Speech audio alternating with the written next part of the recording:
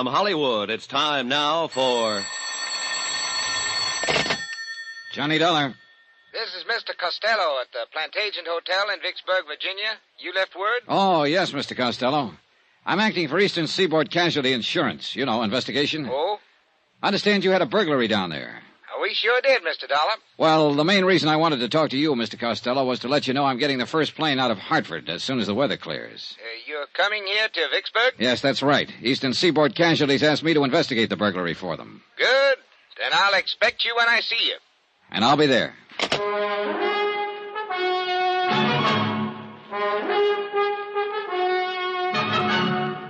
Tonight and every weekday night, Bob Bailey in the transcribed adventures of the man with the action-packed expense account, America's fabulous freelance insurance investigator. Yours truly, Johnny Dollar.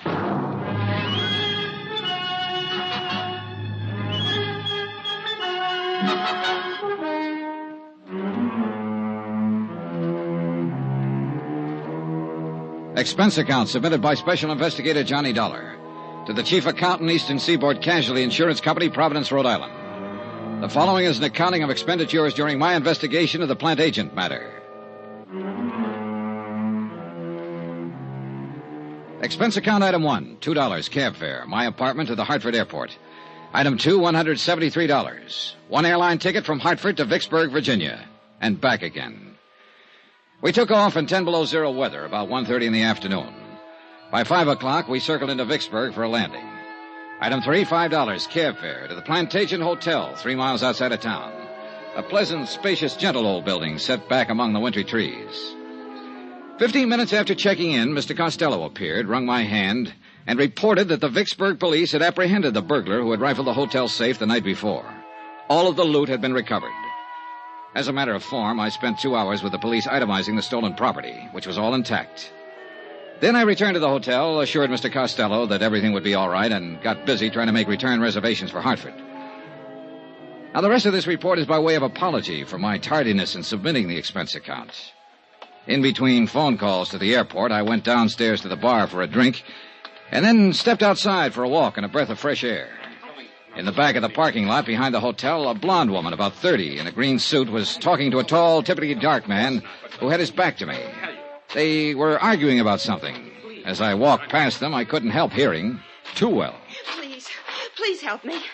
Were you talking to me? Yes, please. On your way, mister. This is private. You hear me? Hey, just keep your hands to yourself, bud. Well, keep rolling, then. We're having a little argument, private. Please, I don't know who you are, but I'm... Shut up. She's had a little too much to drink, mister, that's all. Oh, that's so? Well, it doesn't look that way to me. Now, what's this all about? I just told you, Nosy, she's had a little too much to drink. Now, go on, bud. Get on your way. Wait a minute. I told you to keep your hands to yourself. Yeah. Honey, you want to keep it up? You hear me? Yes. I hear you. And I'll let it go this time, mister.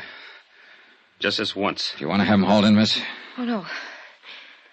No, that's all right. It's all right. Okay, then, okay.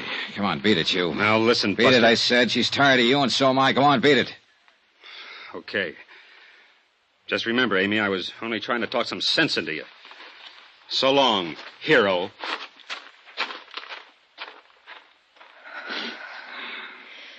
Thanks. Thank you very much. That was awfully kind of you. Okay, did he hurt you? Yes. Where it hurts the most, I guess. I'll never get accustomed to being disappointed in people. Oh, well, he didn't look like your type anyhow. So why don't you just... Oh, I'm sorry. Hey, look now. This is just the end of everything. Everything. Yeah, I know. Well, maybe it looks that way, but maybe it isn't. I'm sorry. I'm very sorry to have caused you all this trouble. Oh, that's okay. It must look rather cheap and dingy. I mean, I don't know what I mean. Well, look, let me ask you something. Did you really have too much to drink tonight? No. No, I only had one drink with him. All right, then maybe you'll let me buy you one. How about it? You're very kind. You look like you should be with someone for a little while right now. So what do you say? How about it? You're a very kind man.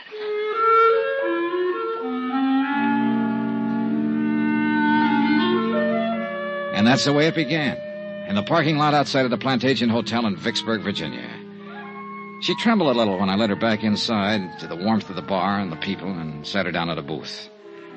Looking back on it now, I guess we had a rather strained, one-sided conversation. She did all the listening and seemed preoccupied with her problems, whatever they were.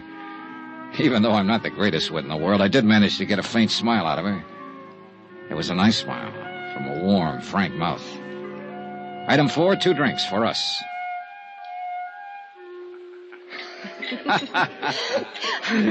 That's cute. Hey, see there? Next thing you know, you'll be telling me a joke. Oh, that reminds me. Of another one. It's one of the oldest and most respected jokes in the country. You probably heard it 1,000 times. It seems 10 men were standing in the rain under an umbrella, and none of them got wet. Well, just about then, a fellow walked up. You've been very, very kind to me. Thank you again. Well, I'm glad you feel better. Miss, Are you, from here in Vicksburg? No, my home's in Hartford, Connecticut. I flew down here this afternoon on business. I'm waiting for a flight out. Oh. What's your name? Johnny Dollar. Thank you again, Johnny Dollar. Hmm? Thank you for not asking me my name. For not asking me about the man in the parking lot. For not asking me to explain what my trouble is. Thank you, Mr. Dollar. And thank you for sitting here with me this little while and trying to make me laugh. You really feel all right now, huh? Yes, I think so. Good, that's swell. Because I wouldn't want to let you go if I thought you were going to step outside and start crying again. No, I won't do that, I promise. You sure? Positive. Okay. Ah, you want one more for the road? Oh, thank you, but I'd better not, Mr. Dollar. I really should be getting home. Well, will everything be all right at home? What? Oh, yes. He wasn't my husband, or my boyfriend, even. He won't bother me. Okay, then. Here, let me help you on with your coat. Thank you. There you are. Do you have a car? No, I'll get a cab. There's always one out in front. Good, I'll help you. Thank you. Say, look, I'm going to tell you something. I'm staying here in Vicksburg at the Plantation, and I doubt if I'll be able to get a plane out tonight. Probably not until tomorrow sometime.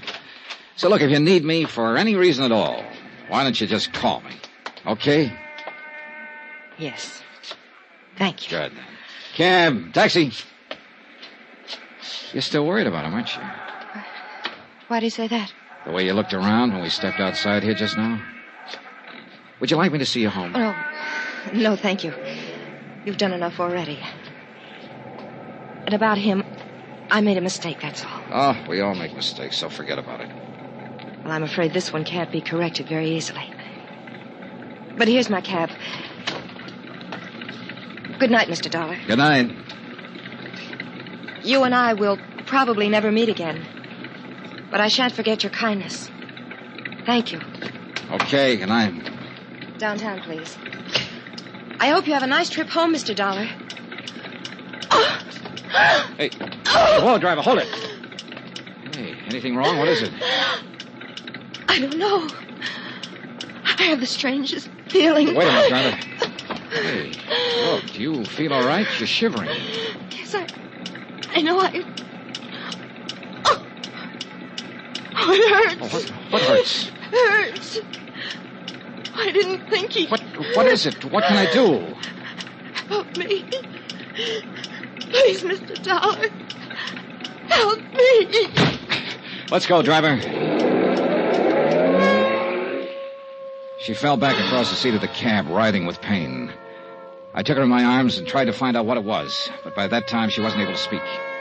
In another 10 seconds, she was unconscious. The cab driver delivered us to an emergency hospital 5 minutes later. They carried her in through the ambulance entrance. I let the driver go and waited around the desk to see if I could learn what happened. Just waited. Vicksburg emergency. Waited. One moment, please. Go ahead, please. Vicksburg emergency. Not at this time of the night, sir. You'll have to call first thing in the morning. I'd suggest any time after 7:30. Yes, sir. Yes? Hey, look, would it be all right to go back and talk to the doctor now? I'm afraid not, sir. Well, Could you bring him out here? I've been waiting for quite... I'm sure he'll be out in a very short while. He knows you're waiting to talk with him. I thought maybe he forgot me. No, sir. I just want to make sure she's all right. The doctor will be out. Vicksburg Emergency.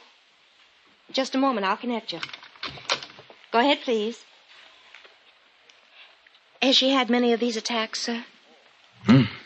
Oh, I don't know. I just met her. Oh. Well, if you'd like, we could call you at home and let you know how she is. This isn't my home. I'm on my way out of town as soon as I can get a plane. I'll wait. Certainly. Excuse me. Yes, Doctor?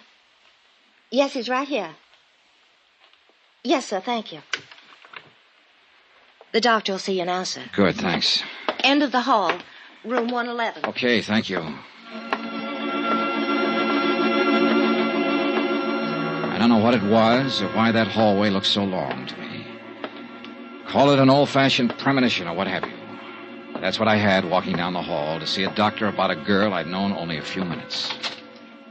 There were 3 people in the room, 2 doctors in their white clothes and a nurse. I can still see the light burning above their heads, the way they looked tired, exhausted. All 3 of them had been working very hard. Doctor? Yes? Oh, you're the man who was with her. Yeah, that's right. How is she? When did this happen? About a half hour ago. I put her in a cab at the Plantation Hotel, and she complained of feeling sick.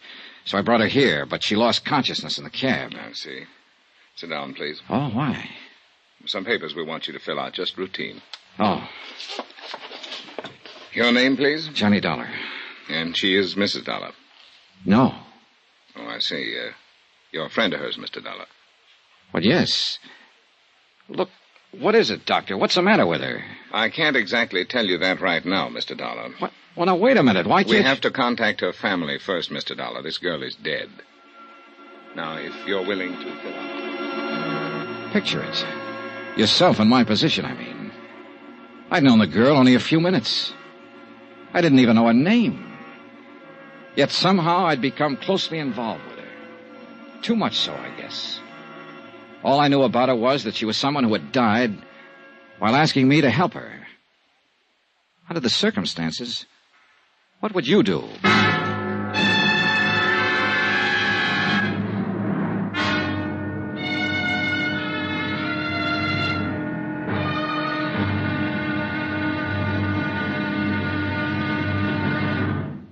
Now, here's our star to tell you about tomorrow's exciting episode of this week's story. Tomorrow, how can you help a dead girl? Somebody had to help her. And guess who? Join us, won't you? Yours truly, Johnny Dollar.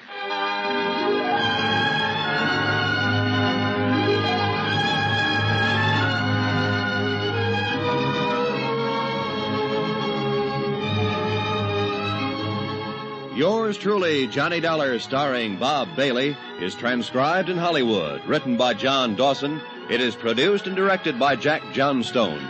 Be sure to join us tomorrow night, same time and station, for the next exciting episode of Yours truly, Johnny Dollar. Roy Rowan speaking.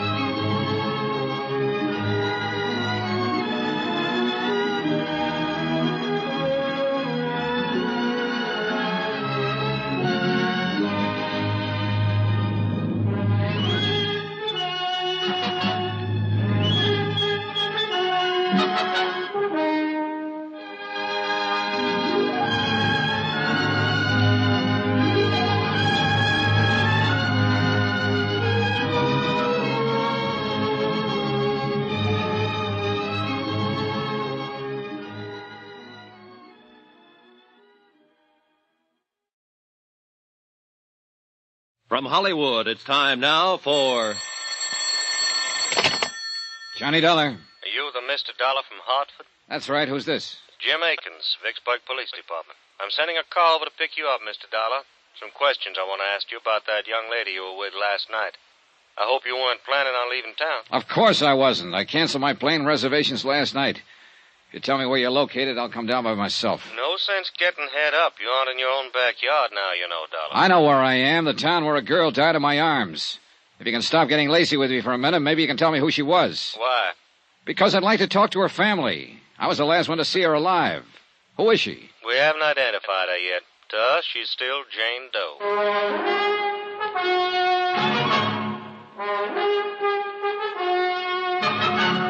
Tonight and every weekday night, Bob Bailey in the transcribed adventures of the man with the action-packed expense account, America's fabulous freelance insurance investigator. Yours truly, Johnny Dollar.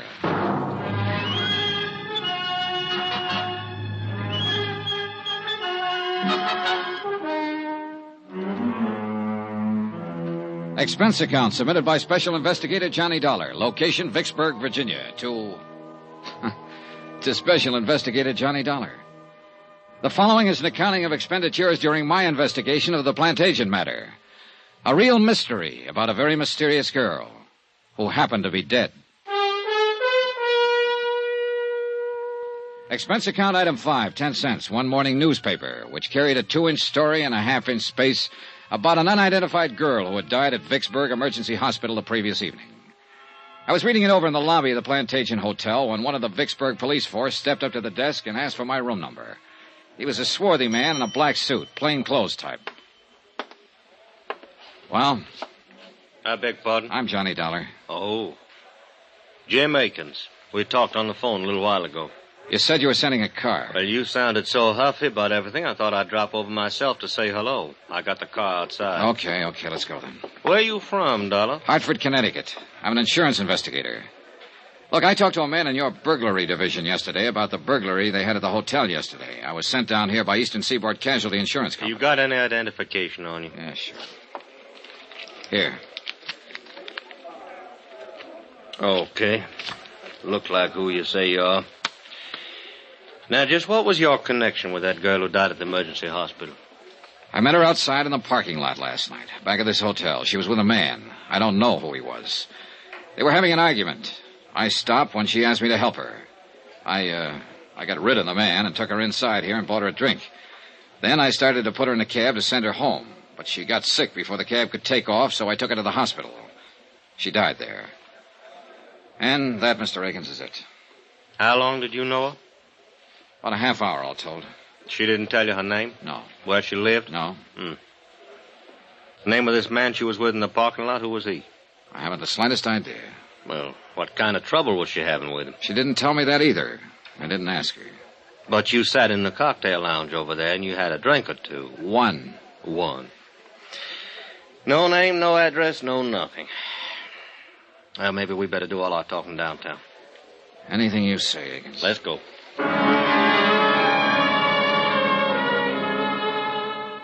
Akins turned out to be a lieutenant, and it took him the whole ride downtown to thaw out and make up his mind that I was just as concerned about what had happened to the unidentified girl as he was. He rephrased, but asked me the same questions in front of a stenographer when we got down to his office. He was still asking me questions when he led me and the police stenographer to the basement of the building, the morgue. And she didn't say anything to you about herself before she collapsed, huh? No. All I know is what I've told you. You're sure? Positive.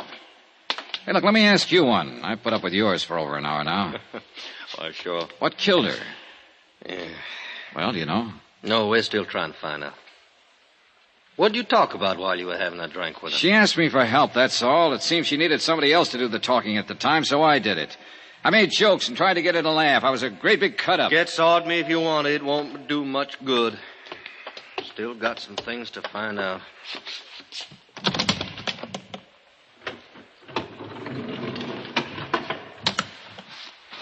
Yeah. Lousy, ain't it? It sure is. This is the girl you were with last night. Yes. You're positive? I'm positive. Okay, Dolly, you want to sign this for the records? Well, That's good. All right, Sam, you can send this on upstairs. We'll be up pretty soon. Now, Dollar, did anyone there at the hotel bar seem to know her?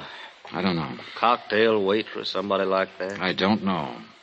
Well, I do. We asked around. No one there had ever seen her in the Plantagen Hotel before.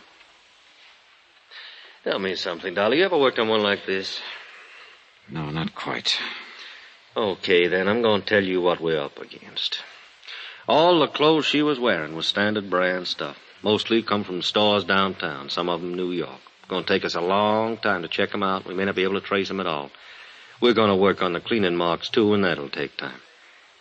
And from what you say and from what she said, and that wasn't much, she's probably a local girl. Somebody's wondering about her, but nobody come in and make out a report asking for her. I hate to do it. I might have to take a picture, run it in tonight's paper, just to find out who she is. That could be pretty lousy for somebody. It's a lousy business. I thought you could help me, Dollar. How? Well, two things. One, that bird she was with. He was arguing with out in the parking lot, you say. That meant he must have had a car out there. But you didn't bother to take a look at it. No, I didn't. And another thing now, where's her purse? I don't know. Well, she must have powdered her nose when she sat down to have that drink with you. Every woman does. She must have reached for a cigarette or something in that purse. So where's that purse? I don't know. Well, now, you see? You see how much help you are to me? Oh, just a second.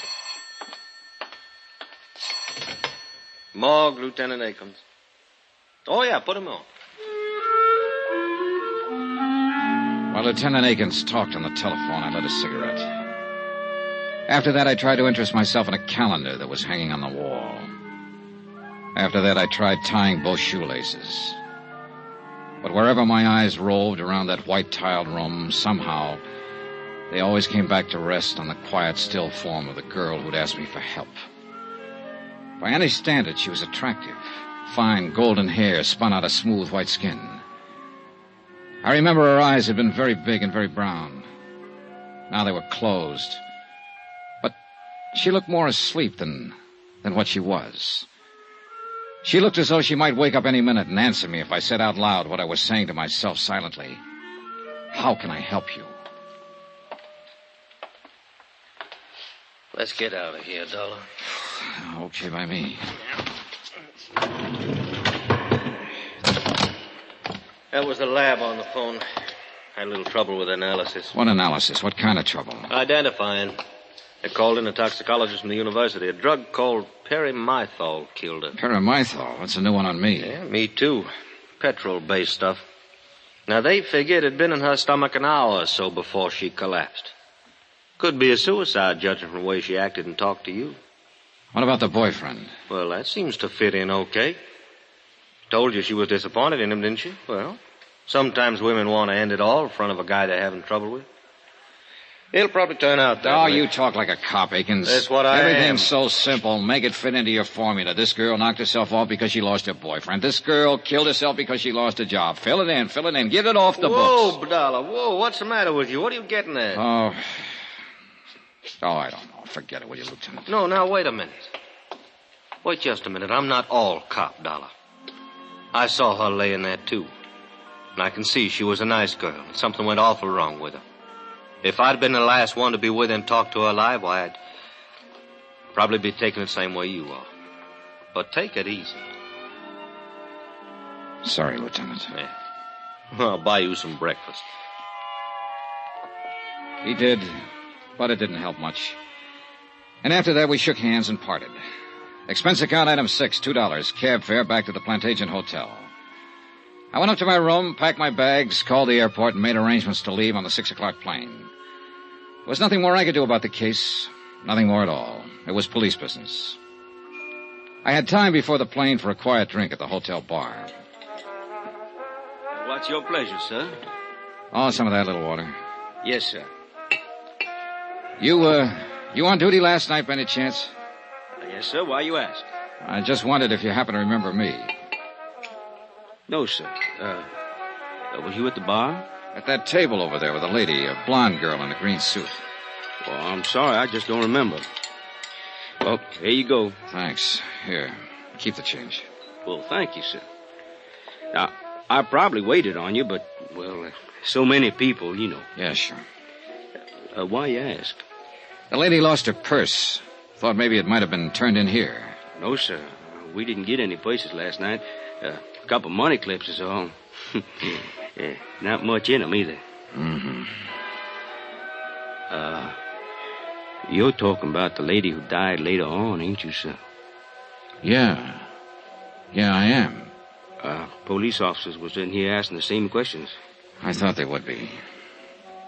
You, policeman, too? No, I was a friend of hers. Oh. Well, then you should call the police. They're still trying to find out her name. So am I. Well, I thought you said she was a friend of yours. I didn't happen to know her name. It didn't seem important to ask it last night. I just don't understand. I can tell you one thing. I might have saved her life if I'd asked her name. And some other things. Yes, sure.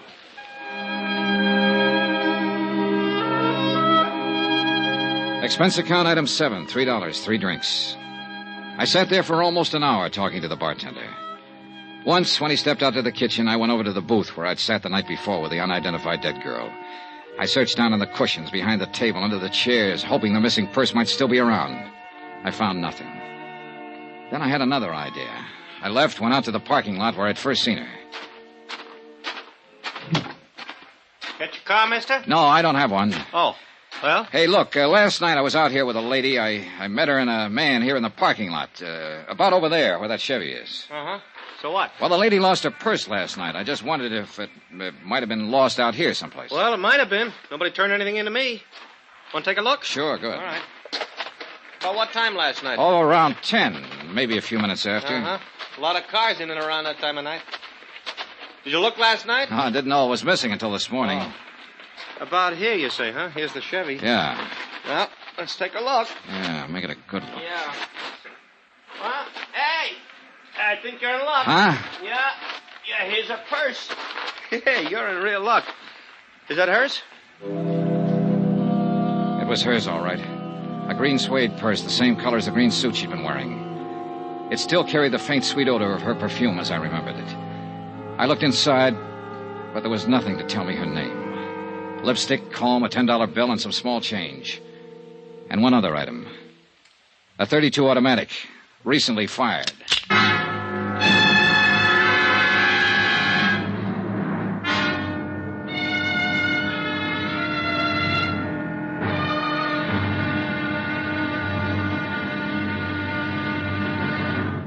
Now, here's our star to tell you about tomorrow's intriguing episode of this week's story. Tomorrow, a dead girl's .38 automatic comes to life. Join us, won't you? Yours truly, Johnny Dollar.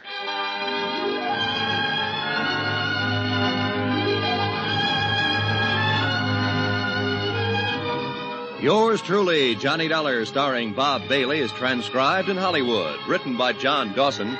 It is produced and directed by Jack Johnstone. Be sure and join us tomorrow night, same time and station, for the next exciting episode of Yours truly, Johnny Dollar. Roy Rowan speaking.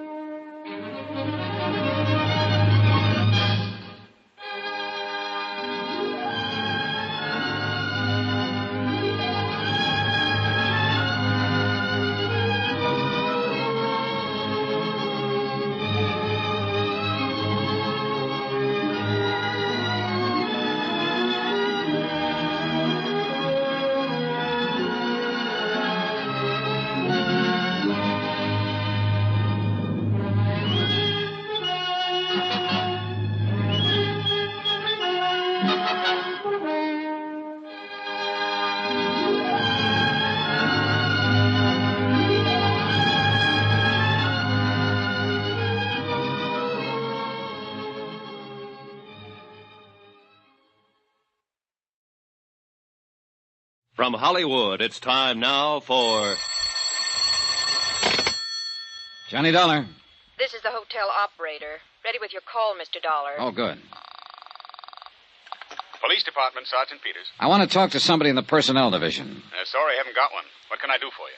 I want to get some information about a gun, find out who it was licensed to and so on. Come down to licensing division. I think we can help you there. Where's that? 220 City Hall. Do you have the weapon? Yes. Be sure and bring it along with you.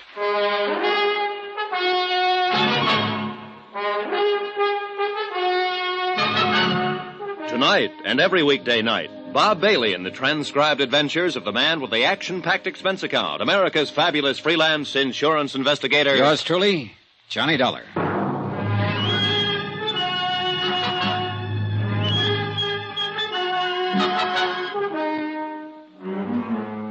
Expense account submitted by Special Investigator Johnny Dollar to Special Investigator Johnny Dollar for personal reasons. Location, Vicksburg, Virginia. Purpose? Well, it all started as an investigation of a burglary at the Plantation Hotel. Once that was out of the way, I happened to run across a girl having an argument with a man in the hotel parking lot. She asked me to help her. I did. Girl suddenly gets sick and dies. Poison. I stay around to help find out who she is. I don't know that. But I do know that she had a .38 in her purse. 3 bullets recently fired. Expense account item 8, $2 cab fare from the Plantation Hotel, the 2 miles into Vicksburg City Hall, and room 220 as per instructions of Sergeant Peters. I felt more than a little guilty bypassing Lieutenant Jim Akins, who had questioned me earlier about the case. Yes? Sergeant Peters? That's right. Can I help you, sir? I hope so. I'd like to know if this gun's been registered with you people. Let's have a look. You just buy it? Yeah. Got your bill of sale with you? Well, do you have to have one? You should. Who'd you buy it from? Oh, a fellow I met in a bar. Have you a permit to carry this weapon? Well, no, I haven't. Are you going to carry it? Oh, no. Then why'd you buy it? Oh, I just wanted it, that's all. Is there a law against that? No. But there's a law against practically every other thing about a gun. You want to read those numbers off to me? Sure. JJJ-4769-992. And then there's an X. Okay. Make, Colt, caliber, .38, automatic, 7-shot. Yeah. Here, you'll have to fill this out. Pencil's over there. This will take a minute for me to check. It took 15 minutes. In the meantime, I filled out the form which notified the Vicksburg police that I was in possession of the above-described weapon, that I did not wish to apply for a permit to carry it, and so forth and so forth. After that, I stood around and smoked a cigarette and wondered if I should step downstairs and tell Lieutenant Jim Akins that I had found Jane Doe's purse and the gun. But before I had time to make up my mind... Here we go. The gun was purchased in 1950 by the Piedmont Banking Service. That's a local armored truck outfit over on Maple Street. The gun was permitted for carrying to Raymond W. O'Connell, 232 Polk Street, this city. Thanks. Raymond O'Connell? Yeah. Anything else? Well, that's all. Thanks.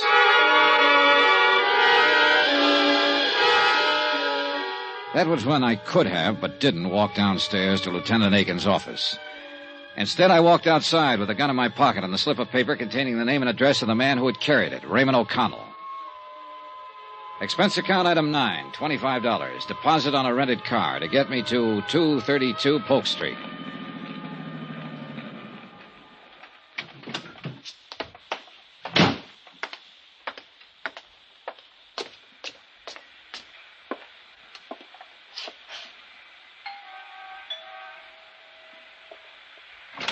Oh, Paul, darling, you're early. I'm hardly ready.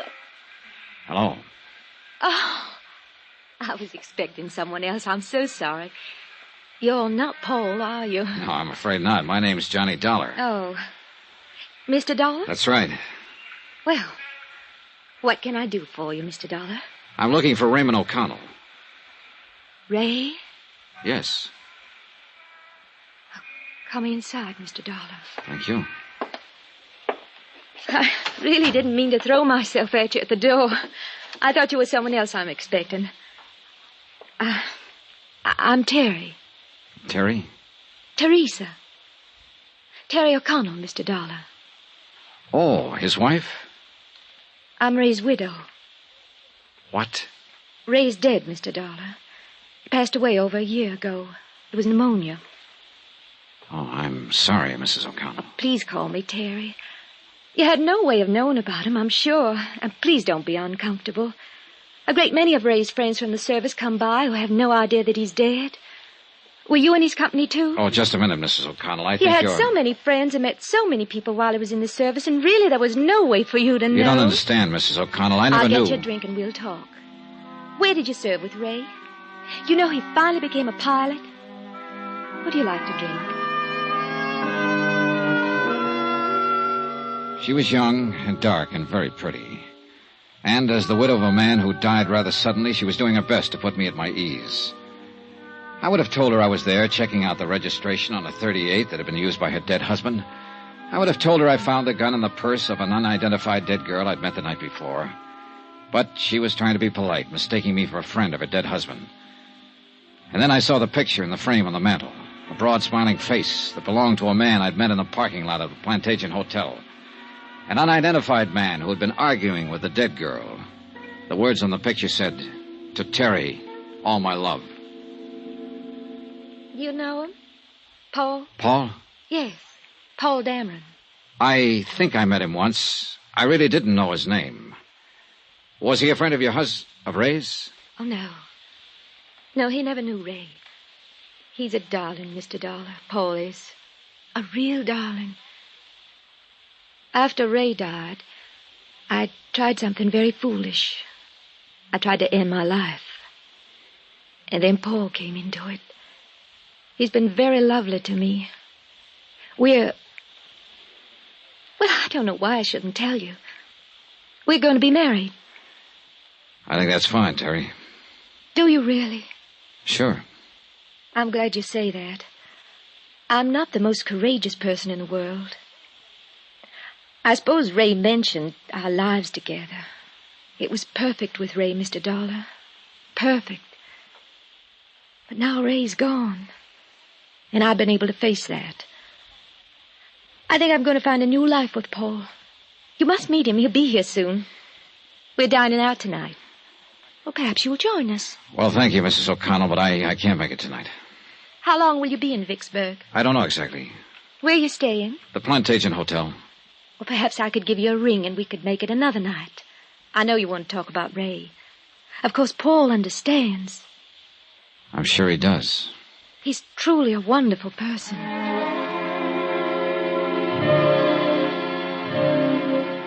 He hadn't looked very wonderful the night before, standing in the parking lot arguing with a girl who had died. But then there was my side of the picture, and it wasn't complete.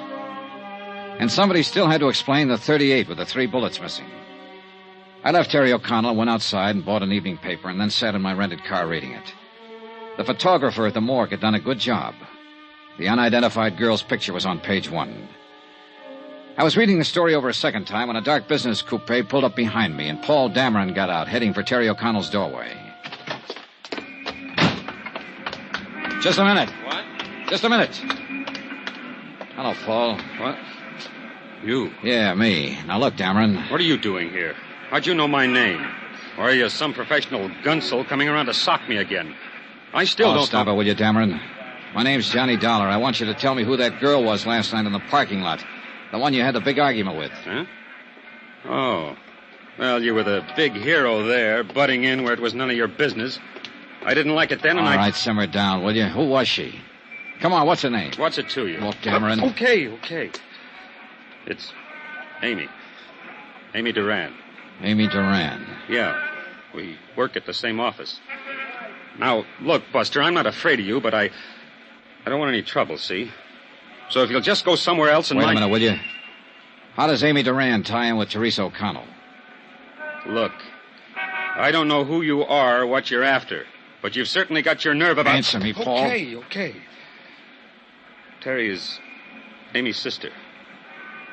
Satisfied? I don't know. Who are you, anyhow? A policeman or something? My name is Johnny Dollar. I'm here because Because of if you aren't, I want to know what right you have to ask me all these questions. Cool off, will you? I've been trying to find out who she is. Because last night, after you went off, we had a drink together. Then she got sick, and I took her to a hospital. She died there. What? She died. She's lying in the morgue right now, unidentified. It was some kind of poison that killed her. Amy... dead? No, I don't believe it. Here. It's in the paper tonight. The police are trying to identify her right now. I can't believe it. Poison. Oh, Dollar, I didn't think Amy was that desperate. There was a way out. She could have solved it without this. Way out of what? There was no need for her to do this. I told her I'd help her. I had no idea she... Poison. Does Terry know? Not yet. I've got to tell her before she sees it like this. in the newspaper. It'll be awful for $1, awful. Look, I apologize for the way I've acted, the way I was last night. I was upset. I can see now you're trying to help. Now, let me go in and break this to Terry. Call me later. Here, my card. Call me.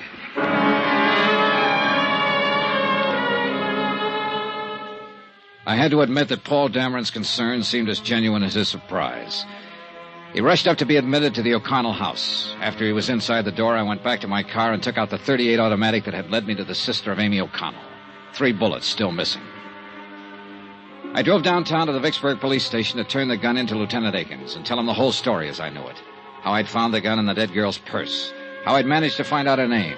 The 3 missing bullets and other unanswered questions were up to the police. Lieutenant Akins? Downstairs in the car. Yeah, well, Oh, hi, Dollar. Thought you'd left town. Joe? All right, Joe. As soon as they clear that place up, you notify the lab. Hi, Lieutenant. I'm trying to get to you. I think I have something that better be looked into. Oh, really? Oh, excuse me. Lieutenant Akins? Yeah. On the south side of town. Yeah? All right. Wait a minute. Yeah, well, in about 15 minutes. Right. I'm sorry, Dollar. What was it you were saying? Why all the hustle? Something big? Oh, homicide. Happened yesterday sometime. Yeah? Who got it? Guy named Belden. Somebody shot him 3 times with a .38.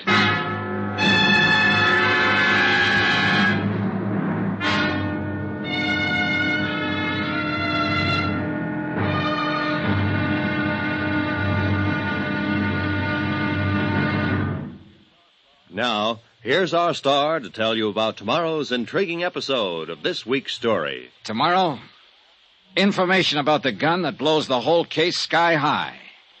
Join us, won't you? Yours truly, Johnny Dollar.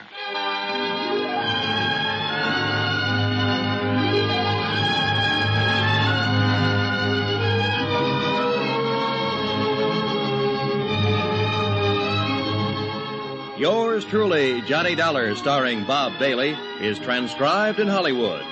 Written by John Dawson, it is produced and directed by Jack Johnstone. Be sure to join us tomorrow night, same time and station, for the next exciting episode of Yours truly, Johnny Dollar. Roy Rowan speaking.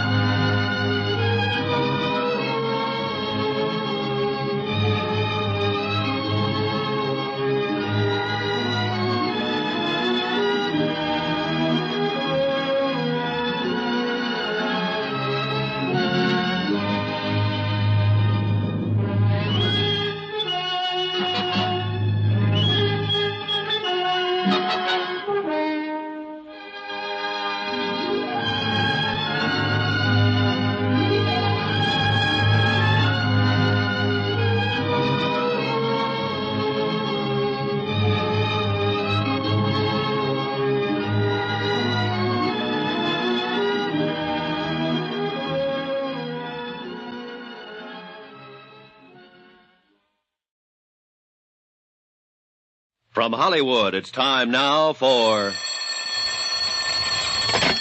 Johnny Dollar. This is Mr. Oldfield calling, sir. You left word at my office, Mr. Dollar? That's right, Mr. Oldfield. I think I'm going to need an attorney. Divorce, civil suit, what, Mr. Dollar? Withholding evidence. Murder. Let's take the murder first.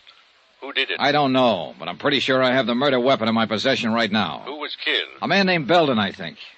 What do you want me to do, sir? Take my statement, notarize it, give me some legal advice. Where are you? Police station in the pay booth down the hall from homicide. I'll meet you there in 5 minutes.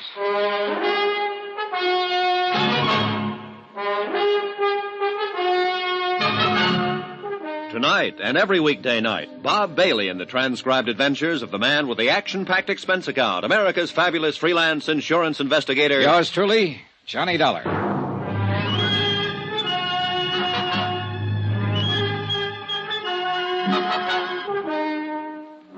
Expense account submitted by Special Investigator Johnny Dollar. Location, Vicksburg, Virginia.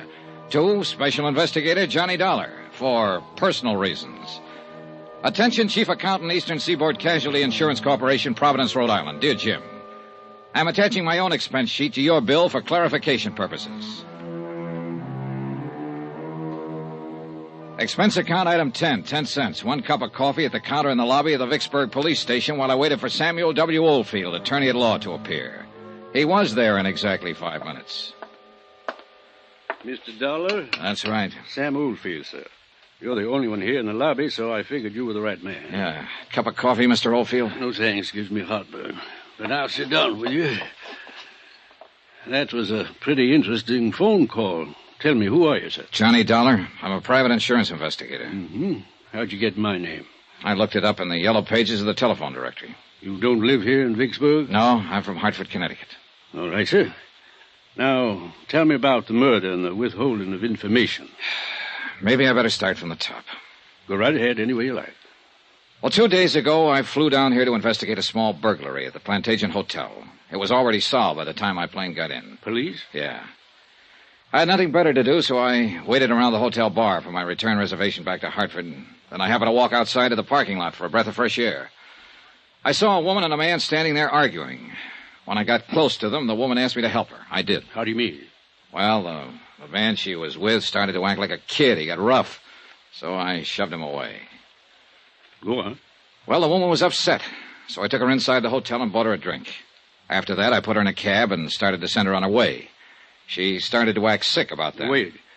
Is this the woman whose picture was in the paper tonight? The one who died of poisoning and the police don't know who she is? Yeah. I don't know who she is, Mr. Oldfield. Except that her name's Amy Duran. I found out her name because I found her purse and there was a gun in it. A .38 Colt registered to a man named O'Connell. I checked on the gun here at headquarters, went out to the address and found out O'Connell was a bank guard and had died about a year ago.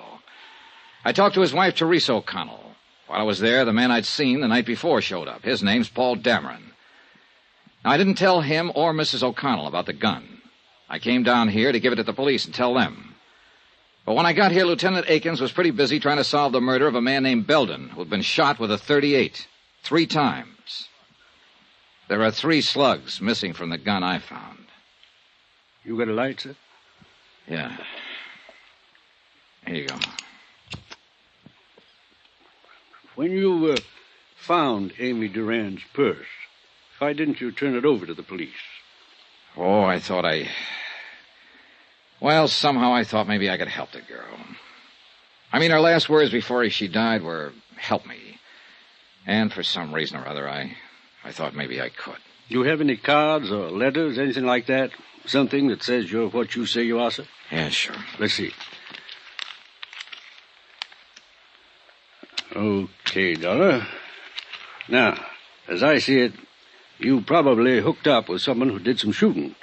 And that's what worries you. I want you to take my statement and notarize it before I turn the gun in. That'll protect you some. If they want to get nasty, they can, though. You know that. Yeah, I know. Well, as I see it, the main job here is to try to keep you out of trouble. And a statement explaining your motive for participation in the whole affair might help. That's why I called you. All right, then. Now, Dollar. Yeah? You didn't shoot anybody, did you? No. Okay, then, sir. Let's go over to my office.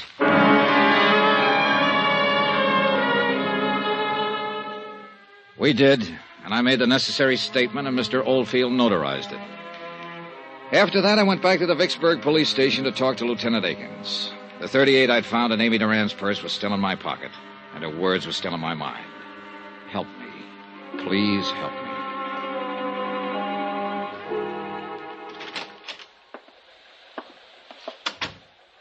Thought you was going back to Hartford, Dollar.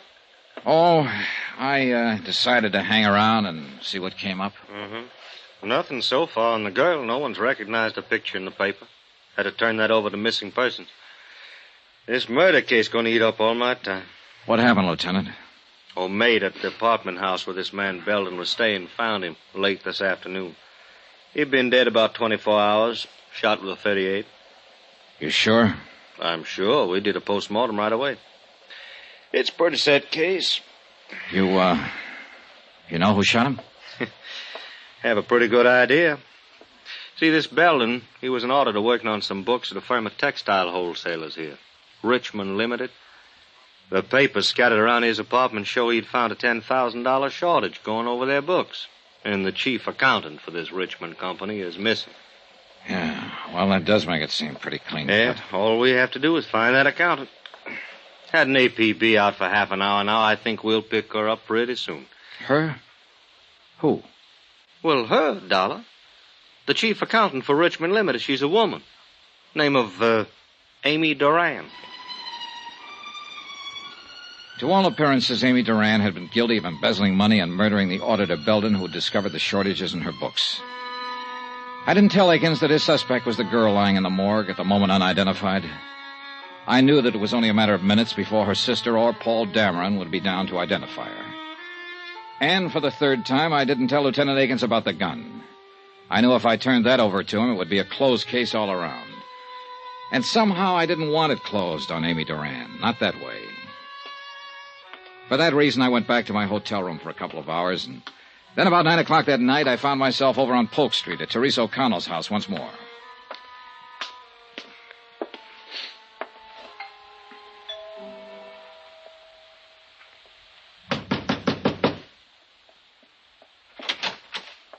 Oh. Hello, Mrs. O'Connell.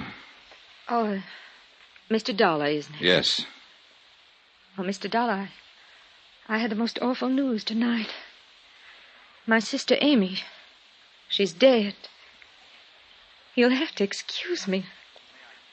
Oh, I'm sorry. May I come in? I'd like to talk to you about your sister, Mrs. O'Connell. Well, Paul came in with tonight's paper and showed me Amy's picture. He went down in the morgue to identify her. I couldn't bear to. Sure.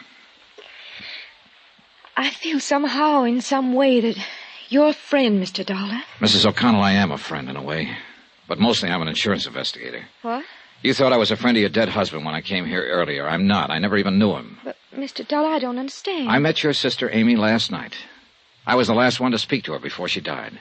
I took her to the emergency hospital last night. Oh, wait. This is all very confusing. You say you're an insurance investigator? Yes. Now, Well, I got your address from a gun I found in your sister's purse.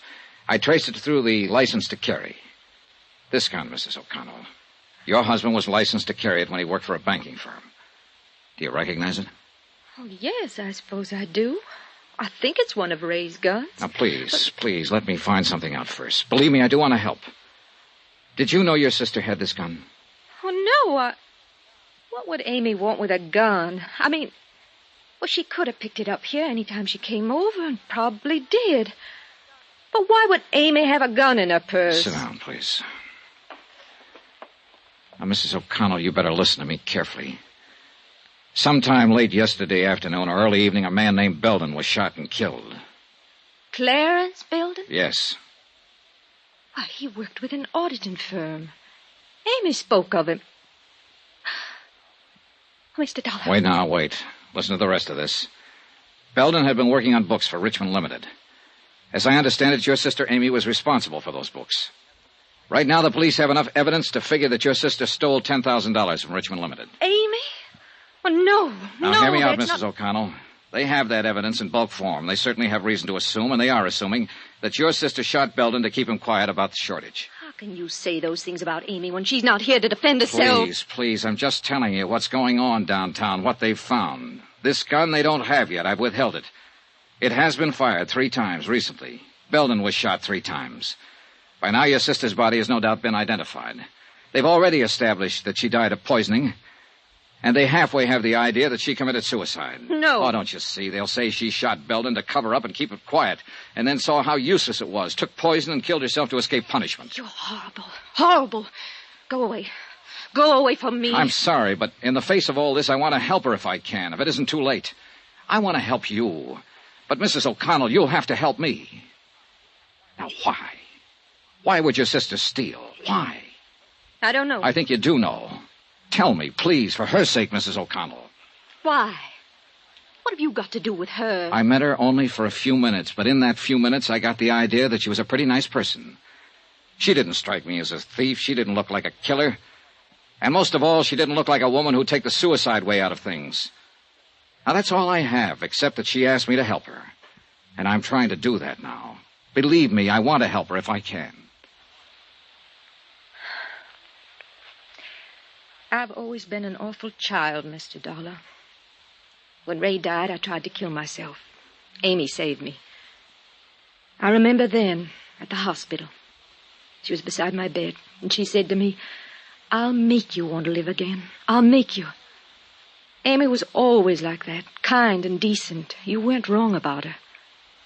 She was decent, thoughtful, good. She did everything for me. She gave me these clothes and a car, introduced me to nice people from her office like Paul Dameron. Yes. That must be where all the money went to. Not on herself, but on me, for me. I'm the only reason I can think of that she'd take money from the firm. Yeah. I didn't know she was stealing from me. I didn't know. I wouldn't have let her do it. She didn't have to pamper me that much. I'm not that much of a child. She didn't have to do it. She didn't have to do it. Wait a minute. She didn't kill herself. She didn't steal. She didn't murder that man. I did all those things because it was all for me.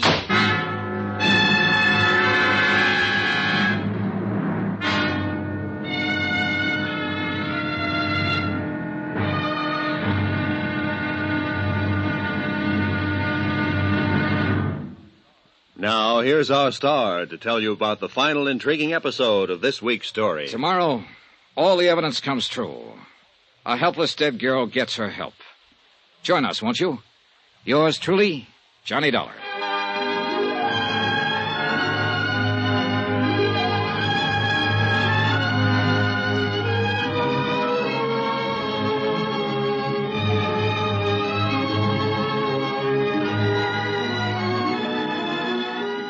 Yours truly, Johnny Dollar, starring Bob Bailey, is transcribed in Hollywood. Written by John Dawson, it is produced and directed by Jack Johnstone. Be sure to join us tomorrow night, same time and station, for the next exciting episode of Yours truly, Johnny Dollar. Roy Rowan speaking.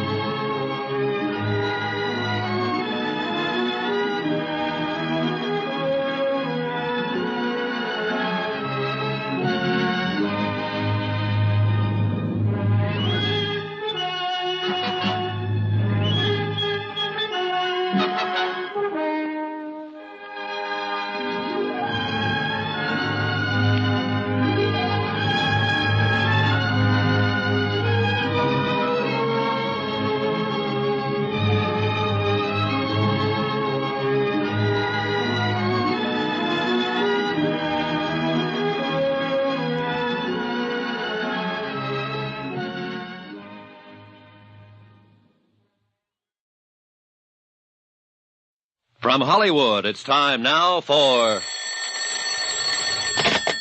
Johnny Dollar. This is Paul Dameron, Mr. Dollar.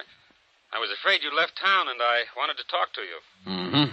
I wanted to thank you for your kindness about Amy and the way you handled Terry. It was darn decent of you. And, of course, I want to apologize for my attitude again.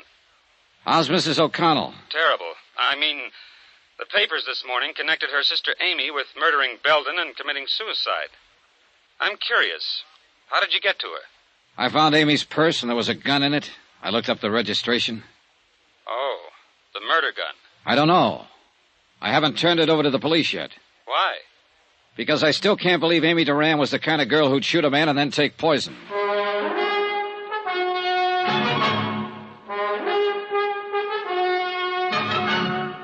Tonight, and every weekday night, Bob Bailey in the transcribed adventures of the man with the action-packed expense account, America's fabulous freelance insurance investigator. Yours truly, Johnny Dollar.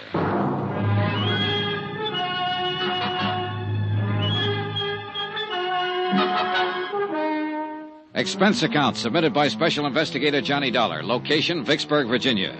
To Special Investigator Johnny Dollar for personal reasons in connection with the plant agent matter. Expense account item 11, $15, legal fees for services rendered by lawyer Sam Oldfield. Now sign here, Dollar. And here, sir. Okay, I guess that's it. What now, Mr. Oldfield? This statement you've made to me clearly states your intentions in this matter, your motives. You attempted to help a girl who died in your company.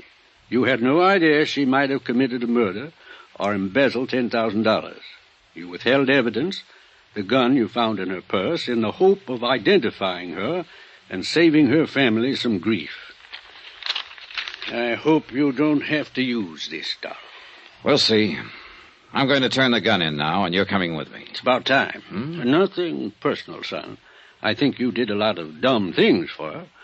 From what they're saying in the papers about her, I don't think she deserved it. But then we all make wrong guesses sometimes, I suppose. Let's get this over with.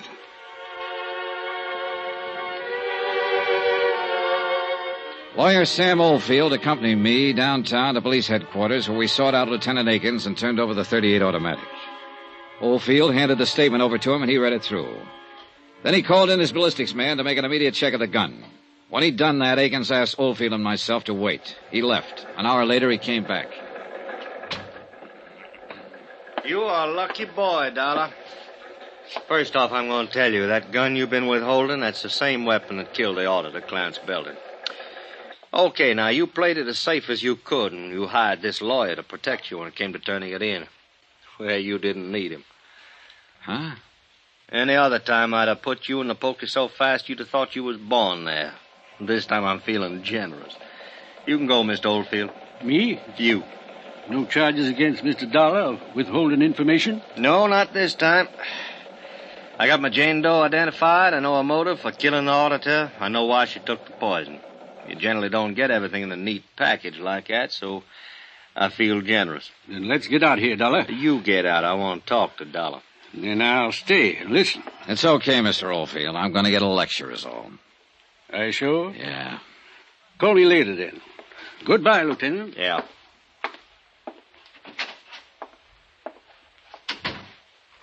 One thing more, Dollar. We found an empty bottle of paramythol in Amy Duran's medicine cabinet, and that cinches that suicide part, in case you had any doubts. It's a closed case. Uh-huh. But you didn't help me close it, Dollar, and you could have. You worked with the police for years. You were an officer yourself once. What makes you think you can come down here and run around doing all these things you've done and get away with them? Why didn't you turn that gun in with the purse as soon as you found it? All right, I'll tell you, because I... Oh, it doesn't make any difference now, Lieutenant. You've got your case. And you're lucky, darn lucky boy I don't have you, too. Because you know just as well as I do that... Oh. Lieutenant Akins. Okay, right away. Dollar, I got business to take care of. Next time you're in my town, you take it easy. I will. But I don't think I'll ever come to your town again.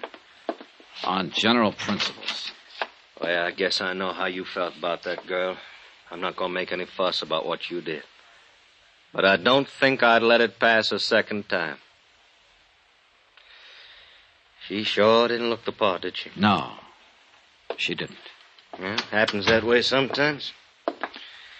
What you told me about that kid sister of hers trying suicide and so forth after she lost her husband. Well, Amy Duran had a good motive for stealing that money. If motive can ever be good. Dollar, Lieutenant? Huh? I was just on my way to see you, Lieutenant. I'll be back in my office in a couple of minutes. You can go on in and wait, Mr. Dameron. I'm glad I saw you, Mr. Dollar. I think there's something I should explain to you. You'd be interested in this, too, Lieutenant.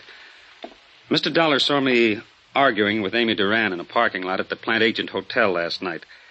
She just told me about the shortage in accounts. She hadn't told me about killing the auditor. I want you to know that I was racking my brain trying to find a way to get hold of some money to make up the shortage. I was always very fond of Amy. I wonder, Mr. Dollar, if I could give you a check. Huh? Something for your kindness. Nothing, thanks. Well, I'd like to. You did something very decent. No. Oh. Well, I suppose you'll be leaving soon. Goodbye, and thanks again. I'll be in your office, Lieutenant. Right. Got to him, too, if it's any comfort.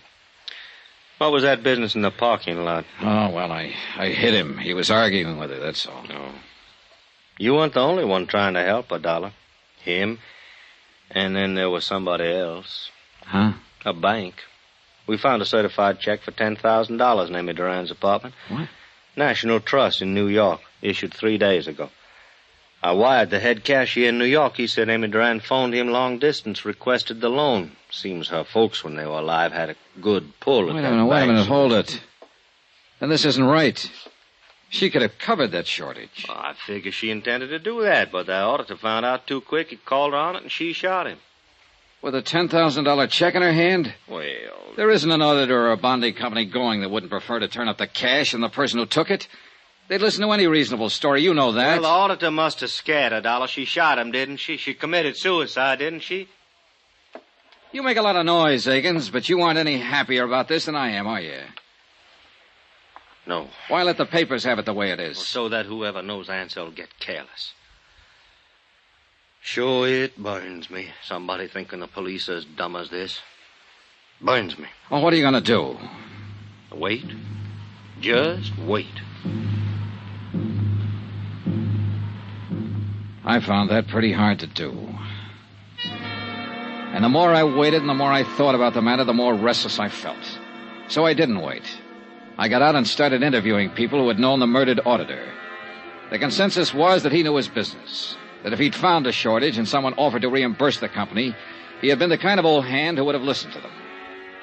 Why, I asked myself, if Amy Duran had a $10,000 check to cover her shortages, why did she shoot the auditor and then commit suicide? Why? It didn't make sense.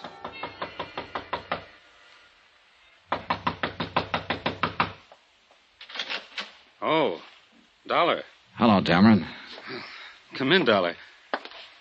I'm glad you dropped by. I thought you'd left town, gone back to Hartford. Well, I've stayed over so long waiting for all this to get cleared up, I thought I might as well stick around a while longer. Sure.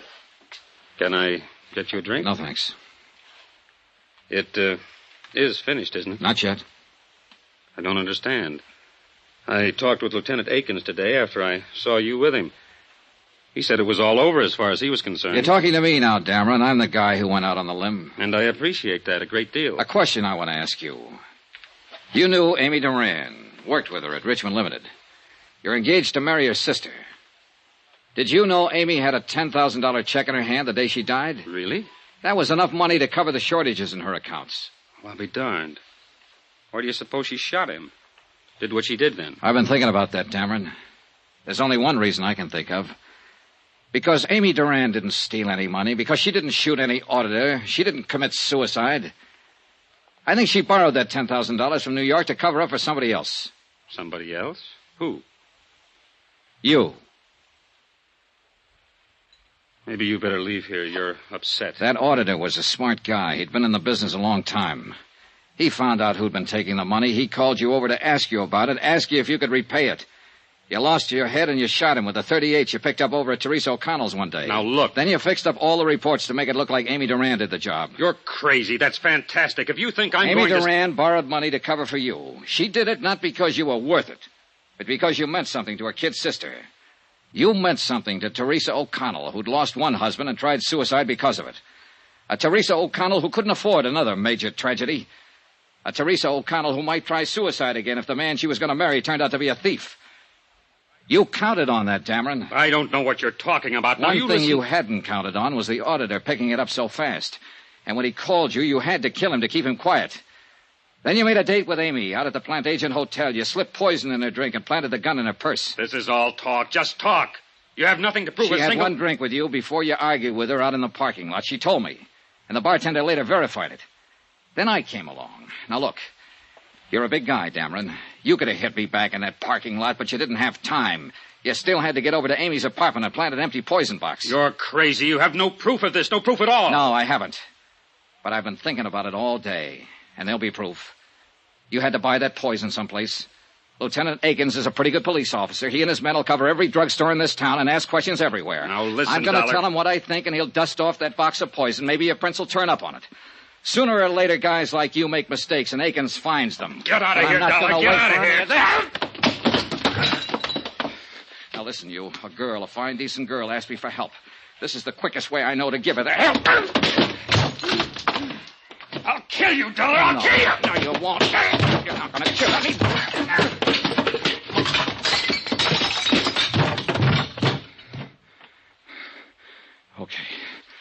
Okay, come on. Get up. Get up. I've had enough. I want you to tell it now, right now. Over there. Pick it up. Go on, pick it up. Okay, here. And you know who to call.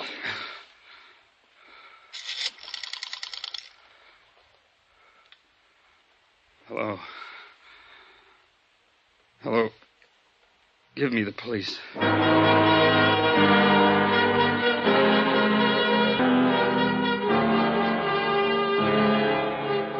Expense account item 12, $55, room and board. Item 13, $55 airfare and miscellaneous getting me back to Hartford. Total expense account, $702.13. Yours truly, Johnny Dollar.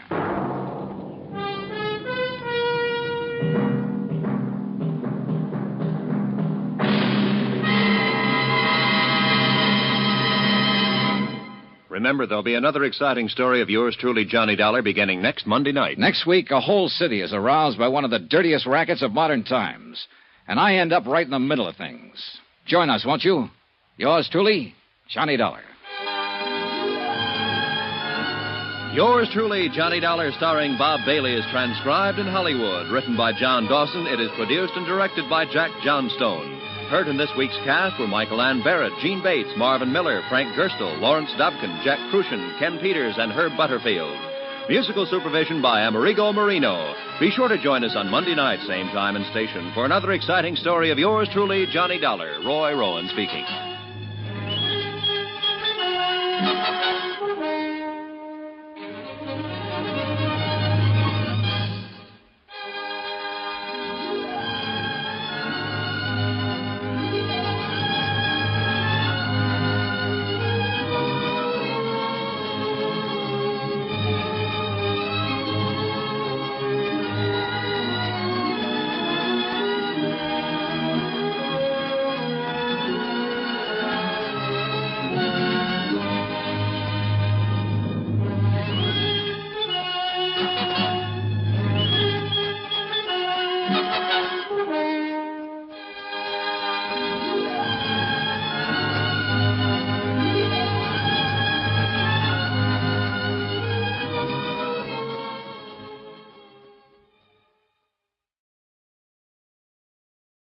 From Hollywood, it's time now for... Johnny Dollar. Mr. John Dollar? Yes? Western Union, I have a message for you from New York. Oh? Please proceed Northern Hotel, Clinton, Colorado, as soon as possible. Yeah? Building irregularities suspected affecting several insurance companies. Will advise. Regards. Signed, Albert Davies, Chief Investigator, United Adjustment Bureau, New York, New York. Uh-huh. Would you like that mailed to you, Mr. Dollar? No, don't bother. Can you take an answer? Go ahead. To Albert Davies, Chief Investigator, United Adjustment Bureau. You have the address. Confirming.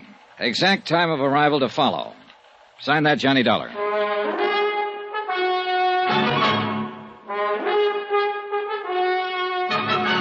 Tonight, and every weekday night, Bob Bailey in the transcribed adventures of the man with the action-packed expense account, America's fabulous freelance insurance investigator. Yours truly, Johnny Dollar.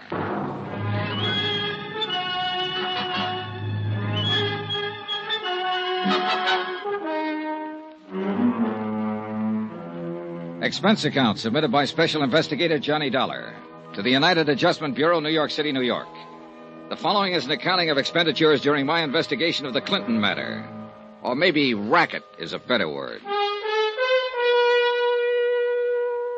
Expense account, first item, $105.63. Transportation by air, Hartford to Denver. Item 2, $28.50, Denver to Grand Junction.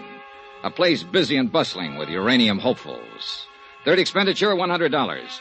Deposit and rental on a car, which I used to drive the 105 miles through the rugged mountains due north of Grand Junction to Clinton, Colorado. A place that the rental agents had described as a sleepy little mountain town. When I got there, everybody was running in the direction of what was very shortly not going to be the new school building. Like everybody else in Clinton, Colorado, I spent the next 3 hours or so helping to try and get the fire under control.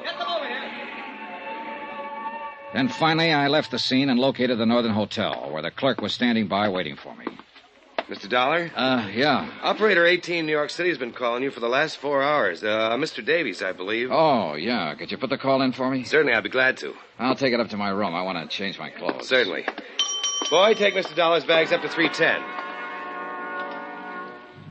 I shaved and showered, changed clothes, and unpacked.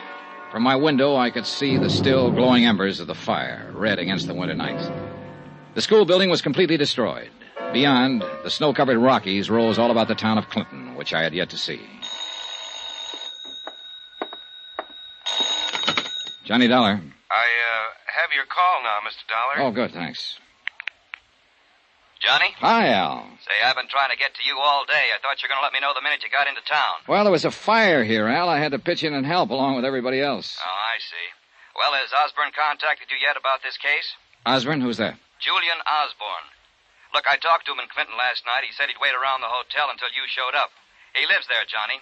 He drove into Denver 2 days ago and told the insurance broker he thought a building that Great Eastern Fidelity covered was in real bad shape. Now, what building? Well, a new school that they just put up there, Johnny. Al, it was in bad shape. Worse shape now. It fell down about 4 hours ago. That was the fire, Al. Oh. Well, Great Eastern's in for $200,000. Look, Johnny, contact Julian Osborne and see what he has to say. Right. And call me back when you find out what's what. So long.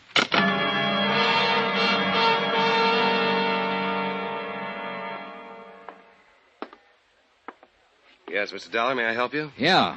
Do you have a city directory here in Clinton? We aren't that small. Here it is, right here. Good. After all, we have 14,263 people. Okay, thanks. I know most of them, Mr. Dollar. Who do you want to get in touch with? A man named Julian Osborne. Julian Osborne? Yeah. Know him? I didn't know him, but it came over the radio a little while ago. They found his body in the fire. He burned to death.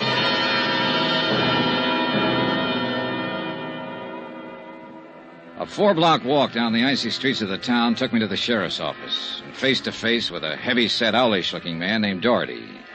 Sheriff Paul Doherty. He smiled professionally until I got around to inquiring about Julian Osborne. Oh. Well, you his family? No. I made the trip here to Clinton to see him especially, though. I just heard he was killed in the fire. Yes. Yes, too bad about Mr. Osborne. I don't quite understand about it, though. He was school janitor. Oh. What was your business with him, Mr. Dollar? Insurance investigation. Oh? Yeah, Osborne reported the possibility of something wrong with the new school. He did? To who? To our brokers in Denver. That's why they sent me out here. Well, your trip was for nothing, then. Maybe. Well, you'd think if he had anything like that on his mind, he'd have come to me, wouldn't you? Yes. Did he? No, used to pass him on the street. Never said a word. Uh-huh. Where's the body? Morgue. I wouldn't go over there, son. I want to contact some of his family's friends. Well, that might be hard to do. No family here, no close friends. Used to prospect for a living until he got kind of old. Then he took the job janitoring. Lived right there in the basement of the school. City'll bury him. I see. How long had he worked at the school? 6 months since the place was built. Mm-hmm. Who hired him? Principal, Florrie Hawkins. Florrie Hawkins. Where can I find her? Lives on Pearson Street. That's 1 block over and 2 blocks to your left. Number 326. 326 Pearson, huh? That's right. And son. Bad night to go calling on her.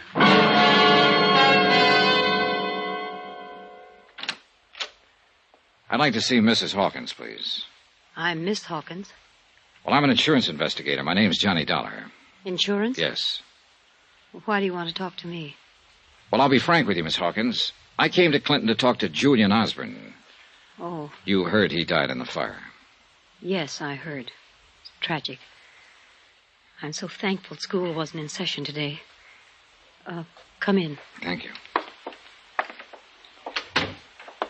I know this has been a pretty grueling day for you, for everyone in this town, Miss Hawkins, losing your school and all. I wouldn't call on you except I feel it's important. Excuse me, please. Sure. Hello? Who? Yes, Sheriff. Yes, he is right now. Yes.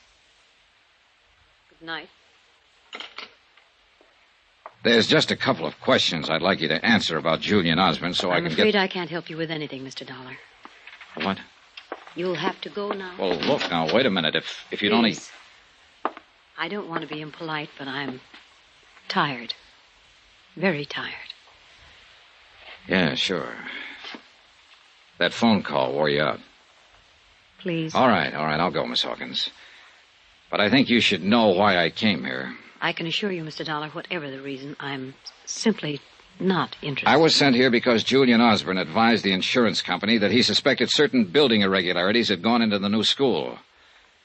Miss Hawkins, did Mr. Osborne ever mention anything like this to you? No. Now, will you Do you have an idea to whom he might have confided such information here in Clinton? No. I rather think he was imagining things. You noticed nothing irregular yourself? No, of course not. Mm-hmm. Would that call you just had from Sheriff Doherty cause you not to notice anything? Is that all? I'm dreadfully tired. Thanks for your time. Oh, Miss Hawkins. Yes? If Sheriff Doherty calls again, tell him I'm at the Northern Hotel. Northern Hotel. Good night, Mr. Dollar. Expense account item 4, $10.80. One long-distance call to New York. I got Al Davies out of bed and told him the fate of Julian Osborne. Davies requested me to stay on in Clinton to see the matter through. About 11 o'clock that night, I walked over to the site where the new school had once stood. A few firemen and policemen were still around, searching the ashes by the light of lanterns and spotlights. One of them told me the cause of the fire had not yet been determined. I started back to my hotel. Turning a corner by an alley, 2 men in dark clothes were holding a third man in a sheepskin. A fourth man was giving him the works. Hey, just a minute here. Come on, let's get out of here, boy. There, easy now. You need some help, mister. Everybody needs help. But let me tell you who I am before you help me. Maybe you won't want to. Easy, just take it easy now. I'm David Baines. You're from out of town, aren't you? Yes. I thought so.